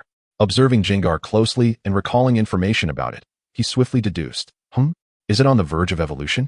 Considering the time, this seemed plausible. He had possessed Jengar for a considerable duration, and it had engaged in numerous battles. It was indeed time for evolution. According to the Pokémon breeding manual in his mind, Luo Yuan led Jengar to a shaded area beneath a tree. Suddenly, a radiant white light enveloped Jengar, illuminating the surroundings. The brilliance persisted for nearly a minute before gradually dissipating. In the place where Jengar once stood now loomed a Jengars, its size magnified several times. Its appearance even more fearsome. Jayahaha. The newly evolved Jengars was evidently exhilarated, bouncing around to experience its new form. Beside Luo Yuan, Ivysaur curiously observed Jengars, and then Jengar's eyes twinkled with mischief. In a flash, it transformed into a shadow and slipped behind Ivysaur, catching it unawares and delivering a swift lick. Ah! A sound of delightful surprise escaped Ivysaur's lips, as it was rendered paralyzed by the lick. The paralyzed Ivysaur looked up at Luo Yuan with a look of reproach, but he ignored it, instead stroking his chin as he regarded Jengars. A lick, is it? What power? Jengars, show me all your moves. Upon hearing Luo Yuan's request, Jengars immediately emanated a chilling aura. Dark Pulse, not bad. Then, Jengars extended its hand, transforming it into a massive claw that raked across a nearby tree, leaving 3 deep gashes. Shadow Claw. These were the only 3 new skills Jengars had mastered upon evolution.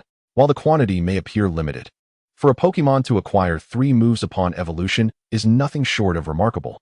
It seems he has gained yet another powerhouse. With Jengar's evolution into Jengars, it has become a formidable contender in battles. Luo Yuan estimated that even without relying on Steelix or Metagross, he could effortlessly triumph over Magishar with just Ivysaur, Jengars, and Leafeon. I am becoming increasingly formidable. Luo Yuan continued along his path. Following the signs, he knew that 10 kilometers ahead lay Violet Town, renowned for its ghost-type Pokémon and Pokémon graveyard. Jengars appeared to sense something, growing even more animated. Chapter 97, Mismagius and the Night Giant. Violet Town. This is a quaint township perpetually shrouded in mist.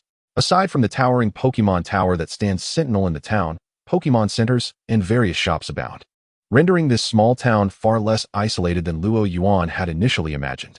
Upon entering the Pokémon Center, he was greeted with, "Hello, welcome to the Pokémon Center. How may I assist you?" The Nurse Joy of Violet Town, as beautiful as those in other cities, perhaps radiated an even greater air of mystery, enhanced by the ambience of Violet Town. "Please restore my Pokémon." Luo Yuan presented his Pokeballs to Joy, but Jengars refused to enter the ball, frolicking joyously in the shadows behind Luo Yuan. As Joy took the Pokeballs and noticed Jengars frolicking, she inquired while operating the machine, "Are you here to participate in the ghost catching contest?" "The ghost catching contest? What is that?" Luo Yuan asked with curiosity. This was the first he had heard of such an event, as he had merely intended to pass through Violet Town. Allow me to explain the origins of Violet Town. Nurse Joy began. Decades ago, in memory of the deceased Pokémon, a Pokémon tower was constructed here to house their remains, with annual ceremonies held in their honor. As the number of ceremonies grew, a tradition formed, and many, overcome with nostalgia for their departed Pokémon, chose to settle around the tower, thus establishing what we now know as Violet Town. Perhaps due to the increasing number of Pokémon interred in the tower, or for other reasons. The Pokémon Tower began to attract numerous Ghost-type Pokémon. Initially, this was manageable, as the Ghost types were relatively few, and they merely played pranks on the worshippers. However, as time progressed, the number of ghostly Pokémon within the Pokémon Tower increased, with some spirits no longer content with mere mischief and instead turning to assaulting humans. This has resulted in numerous injuries among those who come to pay their respects. Consequently, the Alliance instituted a regulation in recent years. A regulation? Is it related to the Ghost-Catching Festival? Luo Yuan inquired. Indeed, the Alliance mandates that during this time of year, a 3-day Ghost-Catching Festival be held, inviting trainers to the Pokémon Tower to capture ghostly Pokémon. This not only stimulates the economy of Ziyuan Town, but also helps to keep the population of Ghost-type Pokémon within a reasonable limit, thereby addressing the issue of ghostly Pokémon attacking humans, Miss Joy affirmed, evidently in agreement with the Alliance's decree. But won't this disturb the slumber of the Pokémon buried here? I believe allowing those ghostly Pokémon to run amok is what truly disrupts the rest of those Pokémon, Joy pondered thoughtfully. As she spoke, she returned the Pokeball to Luo Yuan. Your Pokémon has rested well. Upon hearing this, Luo Yuan smiled faintly, finding Joy's reasoning quite sound. However, perhaps it was his imagination, but he sensed a faint sound of a soft hum, and a fleeting white shadow passed behind Joy. Did you hear something just now? Luo Yuan asked. No. Not at all, Joy replied, looking bewildered. Ever since he acquired his psychic abilities, Luo Yuan's perception had sharpened considerably. He felt it impossible for both his sight and hearing to falter simultaneously. Gung Ghost, was there a Ghost-type Pokémon here just now? Luo Yuan reached out to pull Gung Ghost, who was about to dive into his shadow, closer for answers. Gung Ghost nodded vigorously, then made a playful face at Joy. Luo Yuan felt speechless. It seemed that since Gung Ghost evolved into Gung Stone, it had become increasingly mischievous. Joy's complexion paled slightly.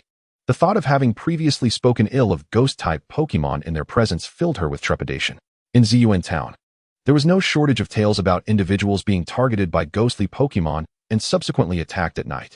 Although she had a Chansey by her side, it was clear that her Chansey lacked any combat prowess. Seeing Joy so frightened made Luo Yuan feel somewhat embarrassed, considering she had merely been educating him about the Ghost-Catching Festival when she became a target of the ghostly Pokémon. Do not worry, leave that ghostly Pokémon to me. I am quite interested in the Ghost-Catching Festival as well, Luo Yuan reassured Joy. Joy was momentarily taken aback, then her eyes glimmered with gratitude. Thank you very much. It's but a small matter. Gung Stone, can you track that ghostly Pokémon? Kikek. Gung Stone patted its chest, signaling that it would take care of it. Then, it floated ahead, leading the way outside. See you later, Luo Yuan called out. Please be cautious, Joy shouted, mentally sending him a card of goodwill. Walking along the streets of Ziyuan Town, Luo Yuan observed the bustling activity around him, realizing that the town was indeed much livelier than he had perceived online. Many individuals, likely trainers, sported Pokeballs at their waists, presumably drawn here to capture ghostly Pokémon. Gung Stone glided forward, leading Luo Yuan through the winding streets until they arrived at a secluded alleyway. Gung Stone's previously jovial demeanor shifted to one of vigilance, prompting Luo Yuan to grip the Pokeball of his Metagross tightly and call into the deserted alley. Come out. I know you are here. Since Gung Stone had stopped, it was evident that the adversary was nearby. Kikek. A clear, ethereal laughter echoed through the air. Luo Yuan turned towards the source of the sound and spotted a dark blue Mismagius perched on the wall, laughing at him. Simultaneously, a Spiritome blocked Luo Yuan's escape route from behind. While Luo Yuan was not concerned about the threat posed by these two ghostly Pokémon, he was puzzled as to why Ghost-type Pokémon, known for their solitary nature, were organizing together, especially considering Mismagius and Spiritome were unrelated apart from both being ghost types. Luo Yuan found it increasingly perplexing. Yet, he had no time to ponder, as Mismagius and Spiritome lunged forward. Gung Stone, handle Mismagius, and Metagross, use Psychic on Spiritome. Although Metagross's psychic typing was weak against the ghostly Spiritome, Luo Yuan was unfazed. With Metagross's formidable strength, Spiritome posed no threat whatsoever. As expected, the moment Metagross emerged, It unleashed a wave of psychic energy that struck the unsuspecting Spiritome directly. The Spiritome, which had been preparing to launch a shadow ball at Luo Yuan, had no opportunity to evade, being caught squarely by Metagross's psychic attack. Although there is a type advantage between ghost and psychic types, this advantage is one-sided. Ghost-type moves inflict increased damage on psychic Pokémon, while psychic moves do not diminish the damage inflicted on ghost types. Thus, Spiritome bore the full brunt of Metagross's assault. It let out a pained roar, its solitary eyes shut tight, its face contorted in agony, clearly expressing its suffering. The shadow ball it had intended to unleash dissipated into thin air. Ugh! Mismagius, who had been battling Gungstone, saw Spiritome's distress and let out a frantic cry, attempting to break free from Gungstone's grasp to assist Spiritome. However, Gungstone had been instructed to keep Mismagius occupied and would not allow it to escape. A fierce exchange ensued between Mismagius and Gungstone, the purplish-black shadow energy colliding in the air. Watching Spiritome in distress, Mismagius in a panic, and Gungstone cackling, Luo Yuan couldn't shake the feeling that he resembled the villain in this scenario. Shaking his head, he dismissed such thoughts. This was a battle, and in a battle, one must cast aside all distractions, focusing solely on the goal of victory. Metagross, continue using Psychic. Increase the intensity. Luo Yuan resolved to end this swiftly. Buzz. Metagross nodded in acknowledgement, then unleashed a psychic attack significantly stronger than before upon Spiritome. The air around Spiritome warped as it bore the brunt of the colossal damage, losing its ability to continue fighting. Observing this, Mismagius emitted a cry of despair, exposing its vulnerability to Gungstone's gaze. Kikek. A shadow ball struck Mismagius directly. The explosion echoed. Mismagius followed Spiritome into unconsciousness. Luo Yuan glanced at the fallen Mismagius and Spiritome, contemplating his next move, and ultimately decided to throw a Pokeball. After all, he had promised Joy to resolve the troubles caused by ghostly Pokémon, and having inflicted such defeat upon Mismagius and Spiritome, he deemed it prudent to capture them to prevent any retaliation against Joy after his departure. Truth be told, neither Mismagius nor Spiritome could be considered weak, and he was rather curious about the nature of their relationship that allowed a Mismagius and a Spiritome to be so close. The capturing process was without incident. If he couldn't even capture two incapacitated Pokémon, it would be better for him to return home and raise a warm Snorlax. At the Pokémon Center, upon seeing the handsome young man who had promised to help her with the ghostly Pokémon return, Joy's face lit up with surprise. Wonderful, you have returned at last. She had nearly called for the town's officer, Junsha, out of concern due to his prolonged absence. I'm back, and I have fulfilled my promise. Luo Yuanchong shook the Pokeball in his hand and remarked, this is it. This is the Pokémon that eavesdropped on our conversation earlier, a Dream Eater and a Night Giant. Dream Eater and Night Giant. Upon hearing the names, Joy instinctively patted her chest, feeling a twinge of fear. The Dream Eater, while somewhat benign, feeds on human fears and rarely inflicts harm. If provoked, one might only endure a spell of nightmares or be subjected to its mischievous antics. However, the Night Giant poses a significant threat. Legend has it that the Night Giant possesses formidable hypnotic abilities, and its body acts like a black hole, ensnaring its foes and wandering souls into its depths. Once trapped, escape is eternally impossible, leaving one forever confined within the Night Giant's body. It is undeniably a perilous Pokémon. I am immensely grateful to you. Joy expressed her heartfelt thanks once more. There's no need for formalities. Luo Yuan waved his hand dismissively. Could you assist me in restoring these two creatures? I have a few inquiries to make. Joy paused for a moment at Luo Yuan's request, but quickly shrugged it off. Taking the Pokeball from his hand, leave it to me. Before long, the Dream Eater and Night Giant materialized before Luo Yuan. Both Pokémon displayed overt signs of trepidation, trembling before him and unable to meet his gaze. Clearly, the earlier confrontation had left a profound impression on them. You two can understand my words, correct? The Night Giant and Dream Eater nodded in response. Many Pokémon can comprehend human language, particularly those that frequently interact with humans in urban settings. Then allow me to inquire, how did you two, who are not native to the Kanto region, end up here? The Dream Eater and Night Giant are commonly found in the Hoenn region, making their appearance in Kanto, especially together, quite unusual. Exchanging glances, the Dream Eater stepped forward and began gesturing animatedly. After a lengthy 10-minute display, Luo Yuan, employing his telepathic abilities, managed to decipher the Dream Eater's message. Are you saying that you were captured by a group of people? Then, while being held captive, you encountered a ghastly attack within the Pokémon Tower. And that was when you were released? The Dream Eater eagerly nodded. Then why didn't you remain within the Pokémon Tower? What compelled you to venture into the town? Luo Yuan asked with curiosity. For ghost-type Pokémon, the environment of the Pokémon Tower is akin to a warm, inviting bed in the dead of winter for humans. Why would these two choose to leave? Upon hearing Luo Yuan's question, the Dream Eater's demeanor fell, and after much hesitation, it slowly recounted the events.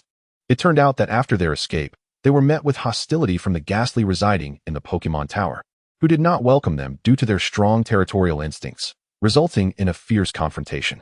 Outnumbered, especially with the presence of Haunter and Jengar, the two were swiftly expelled from the tower.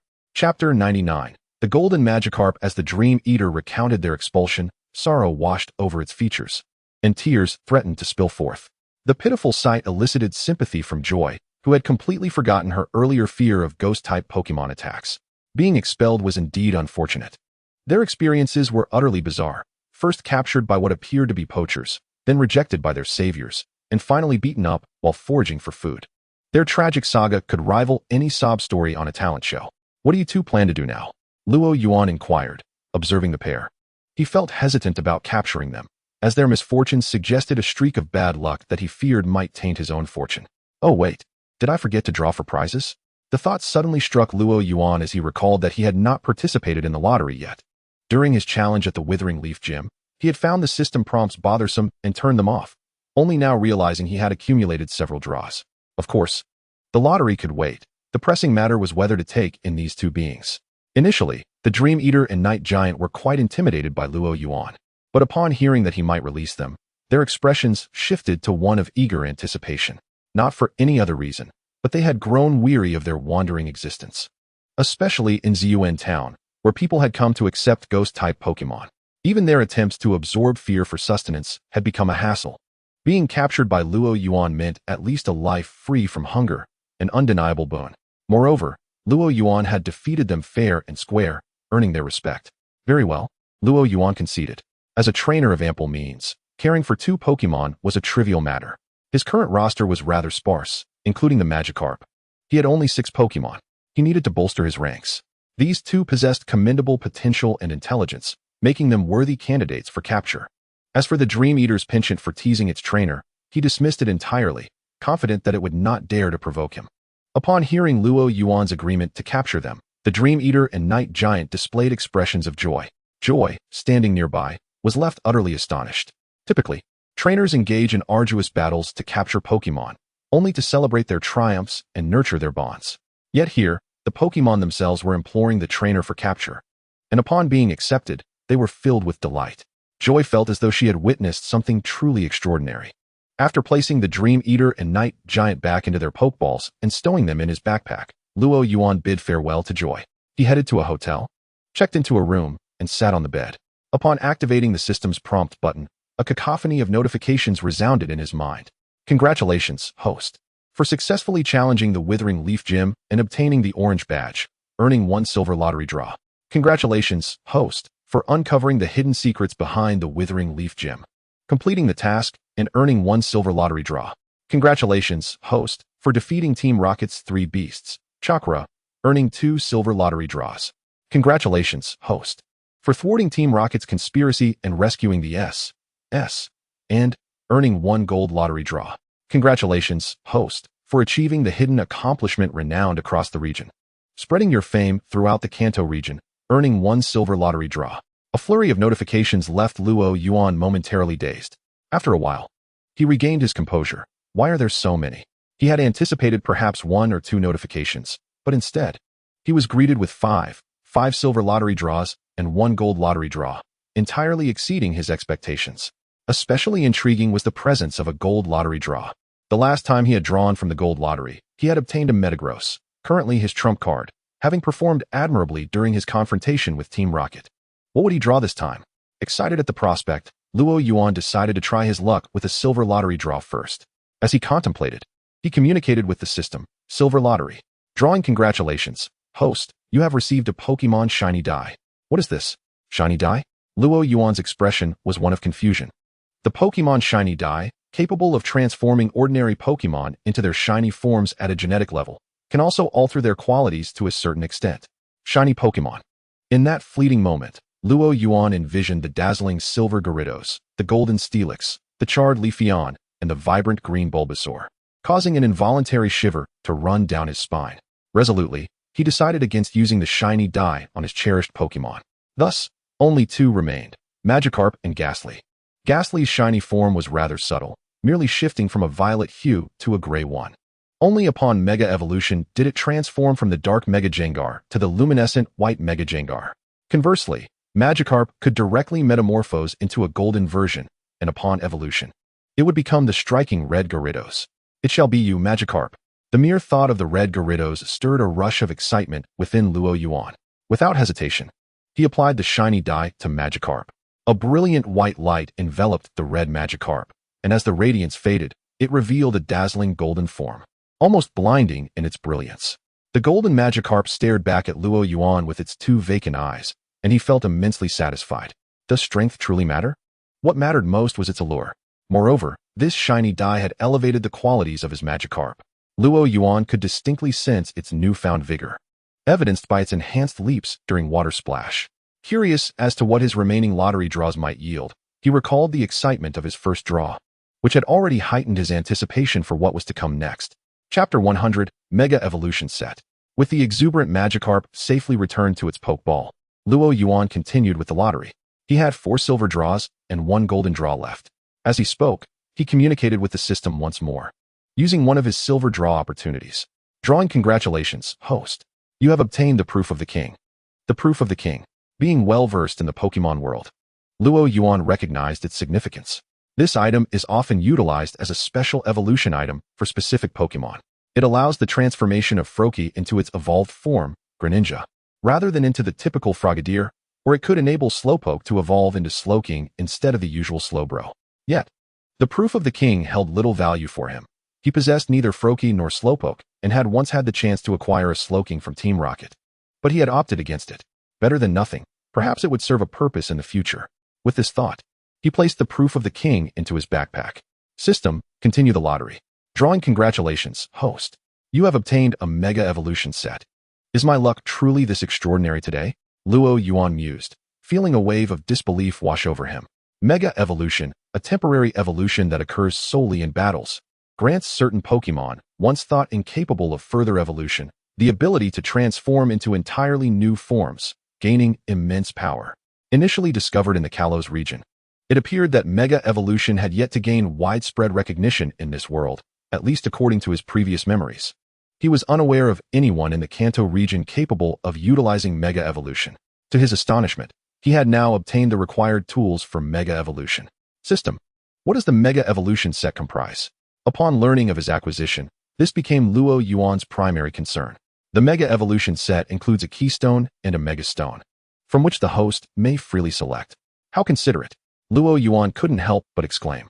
Although possessing only 1 Mega Stone felt somewhat lacking, he was not a greedy individual. Being able to acquire a Mega Stone at this stage was already a remarkable achievement. Lost in contemplation, he pondered which Pokemon's Mega Stone to choose. Among his current Pokemon, aside from Leafeon, he had Gengar, the final evolution of Ghastly, Gyarados, the evolved form of Magikarp, Venusaur, the evolved form of Bulbasaur, Steelix, and Metagross, all capable of Mega Evolution. Subjectively, he favored the Mega Stone for Gyarados, primarily because it was his only shiny Pokemon, and the evolved red Gyarados was undeniably striking. Additionally, the ability of Mega Gyarados to ignore opponent abilities when attacking made it exceedingly formidable. However, after careful consideration, he ultimately chose the Mega Stone for Metagross. This choice would allow him to enhance his strength immediately. Moreover, he harbored concerns regarding the intimacy level required for Mega Evolution. Not only must one possess the corresponding Mega Stone, but the Pokemon must also share a deep bond with its trainer.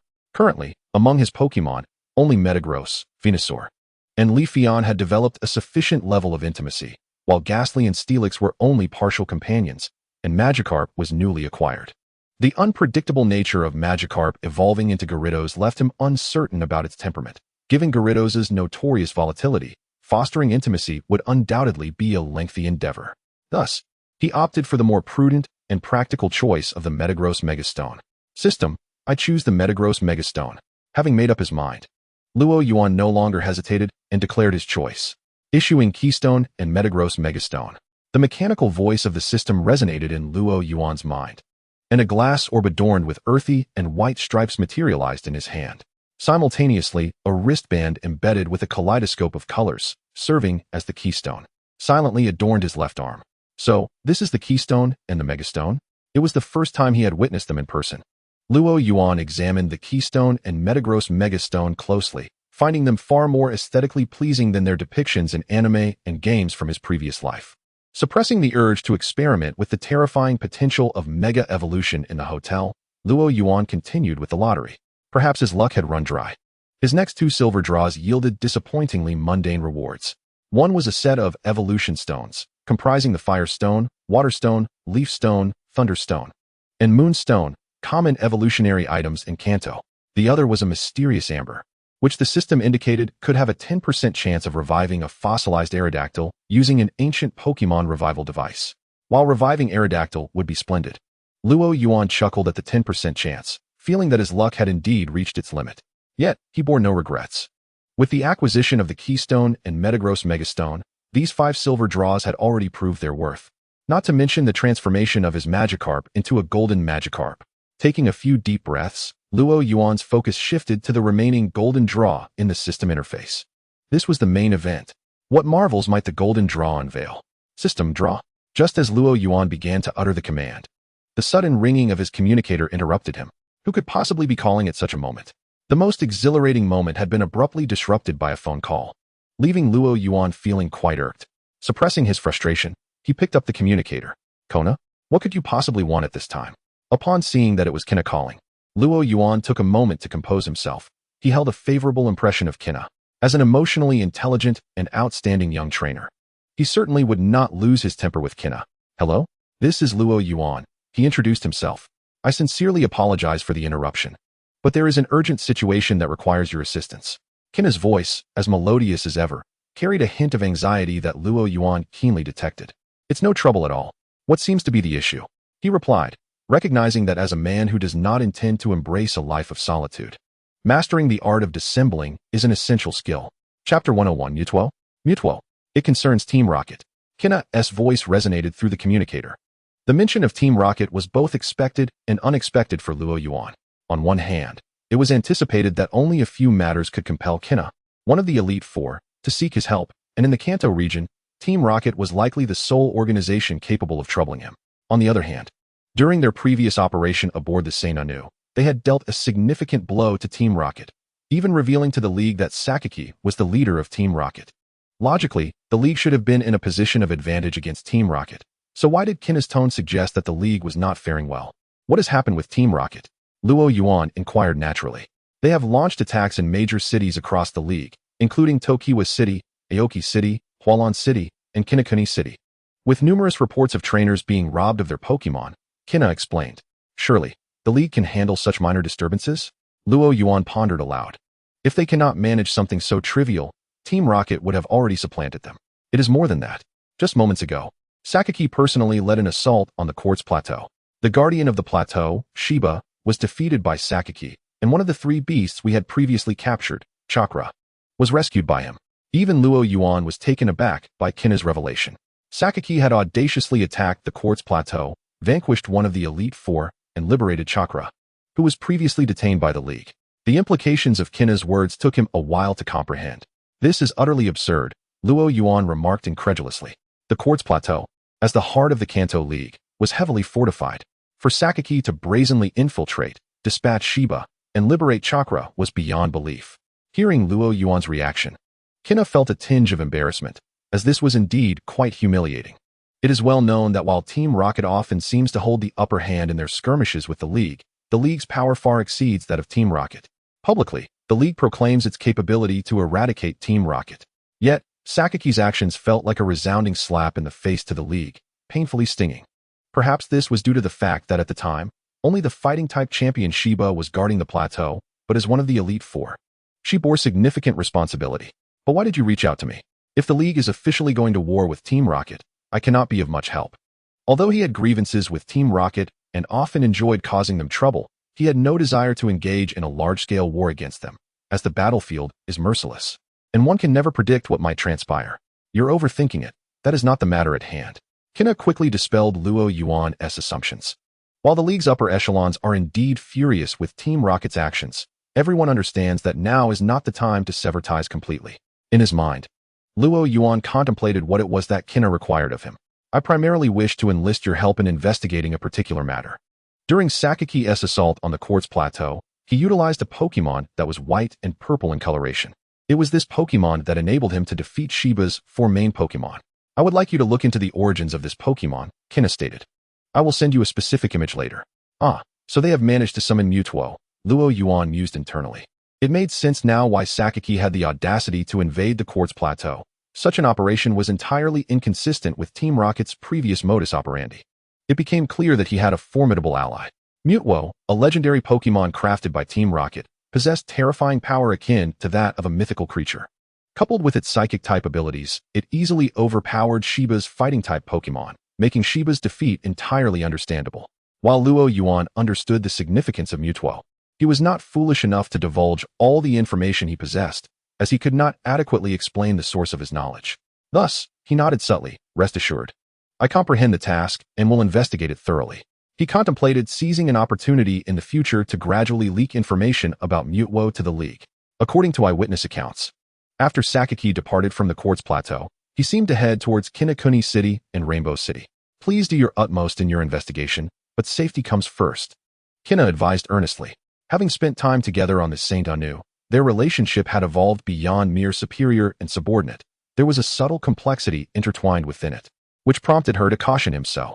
Luo Yuan did not intend to devote himself entirely to the League merely because he received a salary from them. Still, he nodded in agreement, of course. The emergence of Mewtwo posed a significant threat to Luo Yuan, but fortunately, he now had a Metagross capable of Mega Evolution. After Mega Evolving, while he could not guarantee a win against Mewtwo, the outcome of a battle between them remained uncertain. Thank you for your assistance.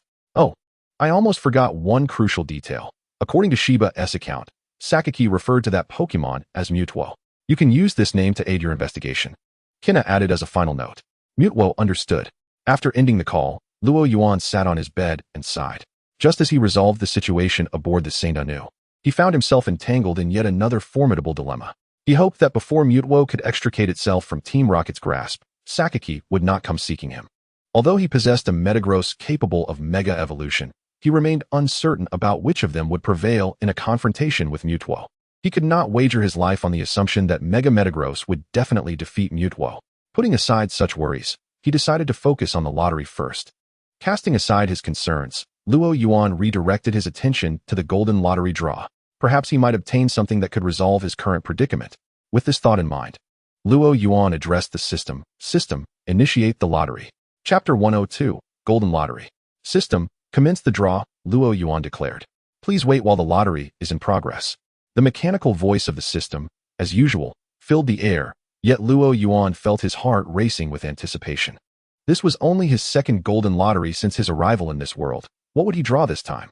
His excitement rendered him particularly tense. It felt as though time itself had elongated. Finally, the mechanical voice of the system echoed once more. Lottery concluded. Congratulations, host, you have obtained a Dragonite.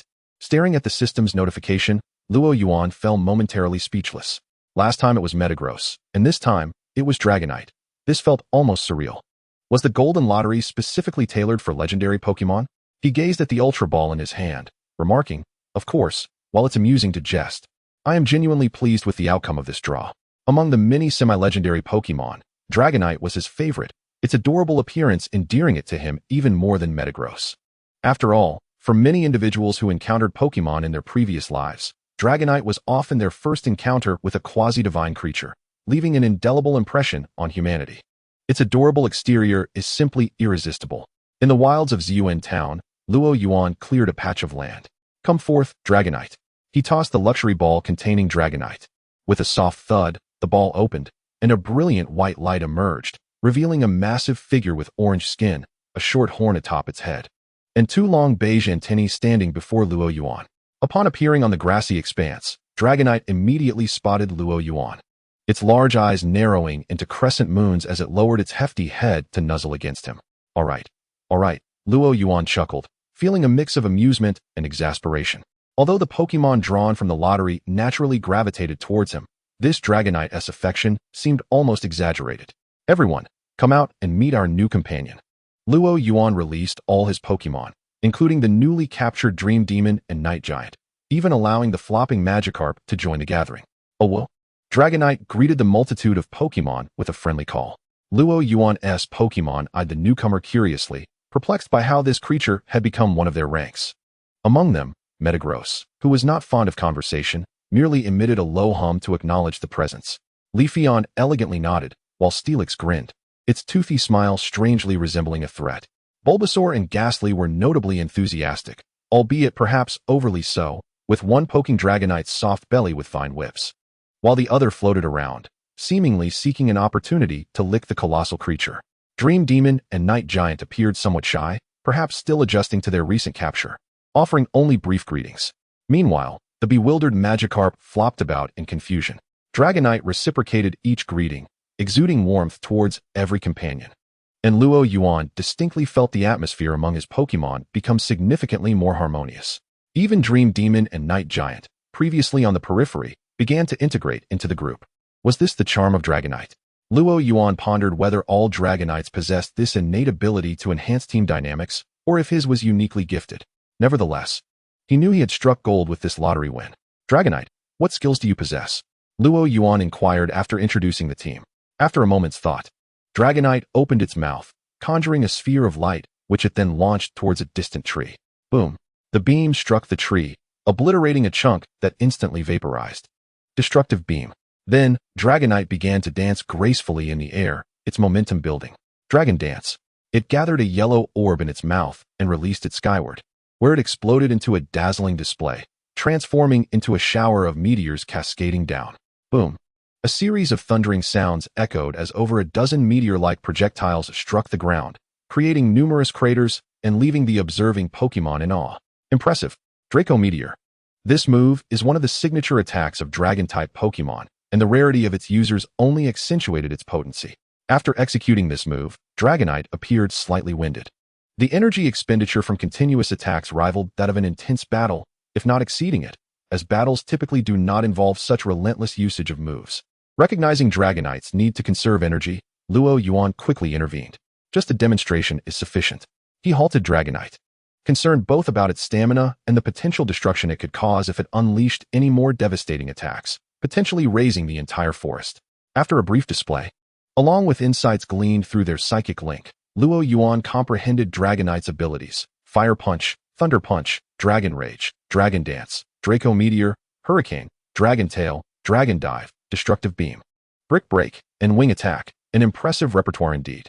Luo Yuan even mused that his Dragonite could rival the legendary Dragonite of Lance.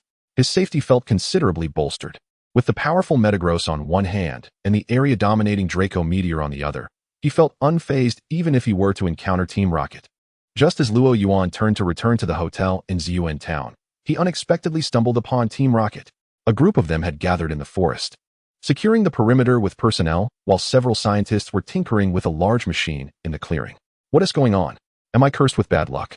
Luo Yuan mused, having just expressed a desire to avoid Team Rocket, only to find himself in their midst.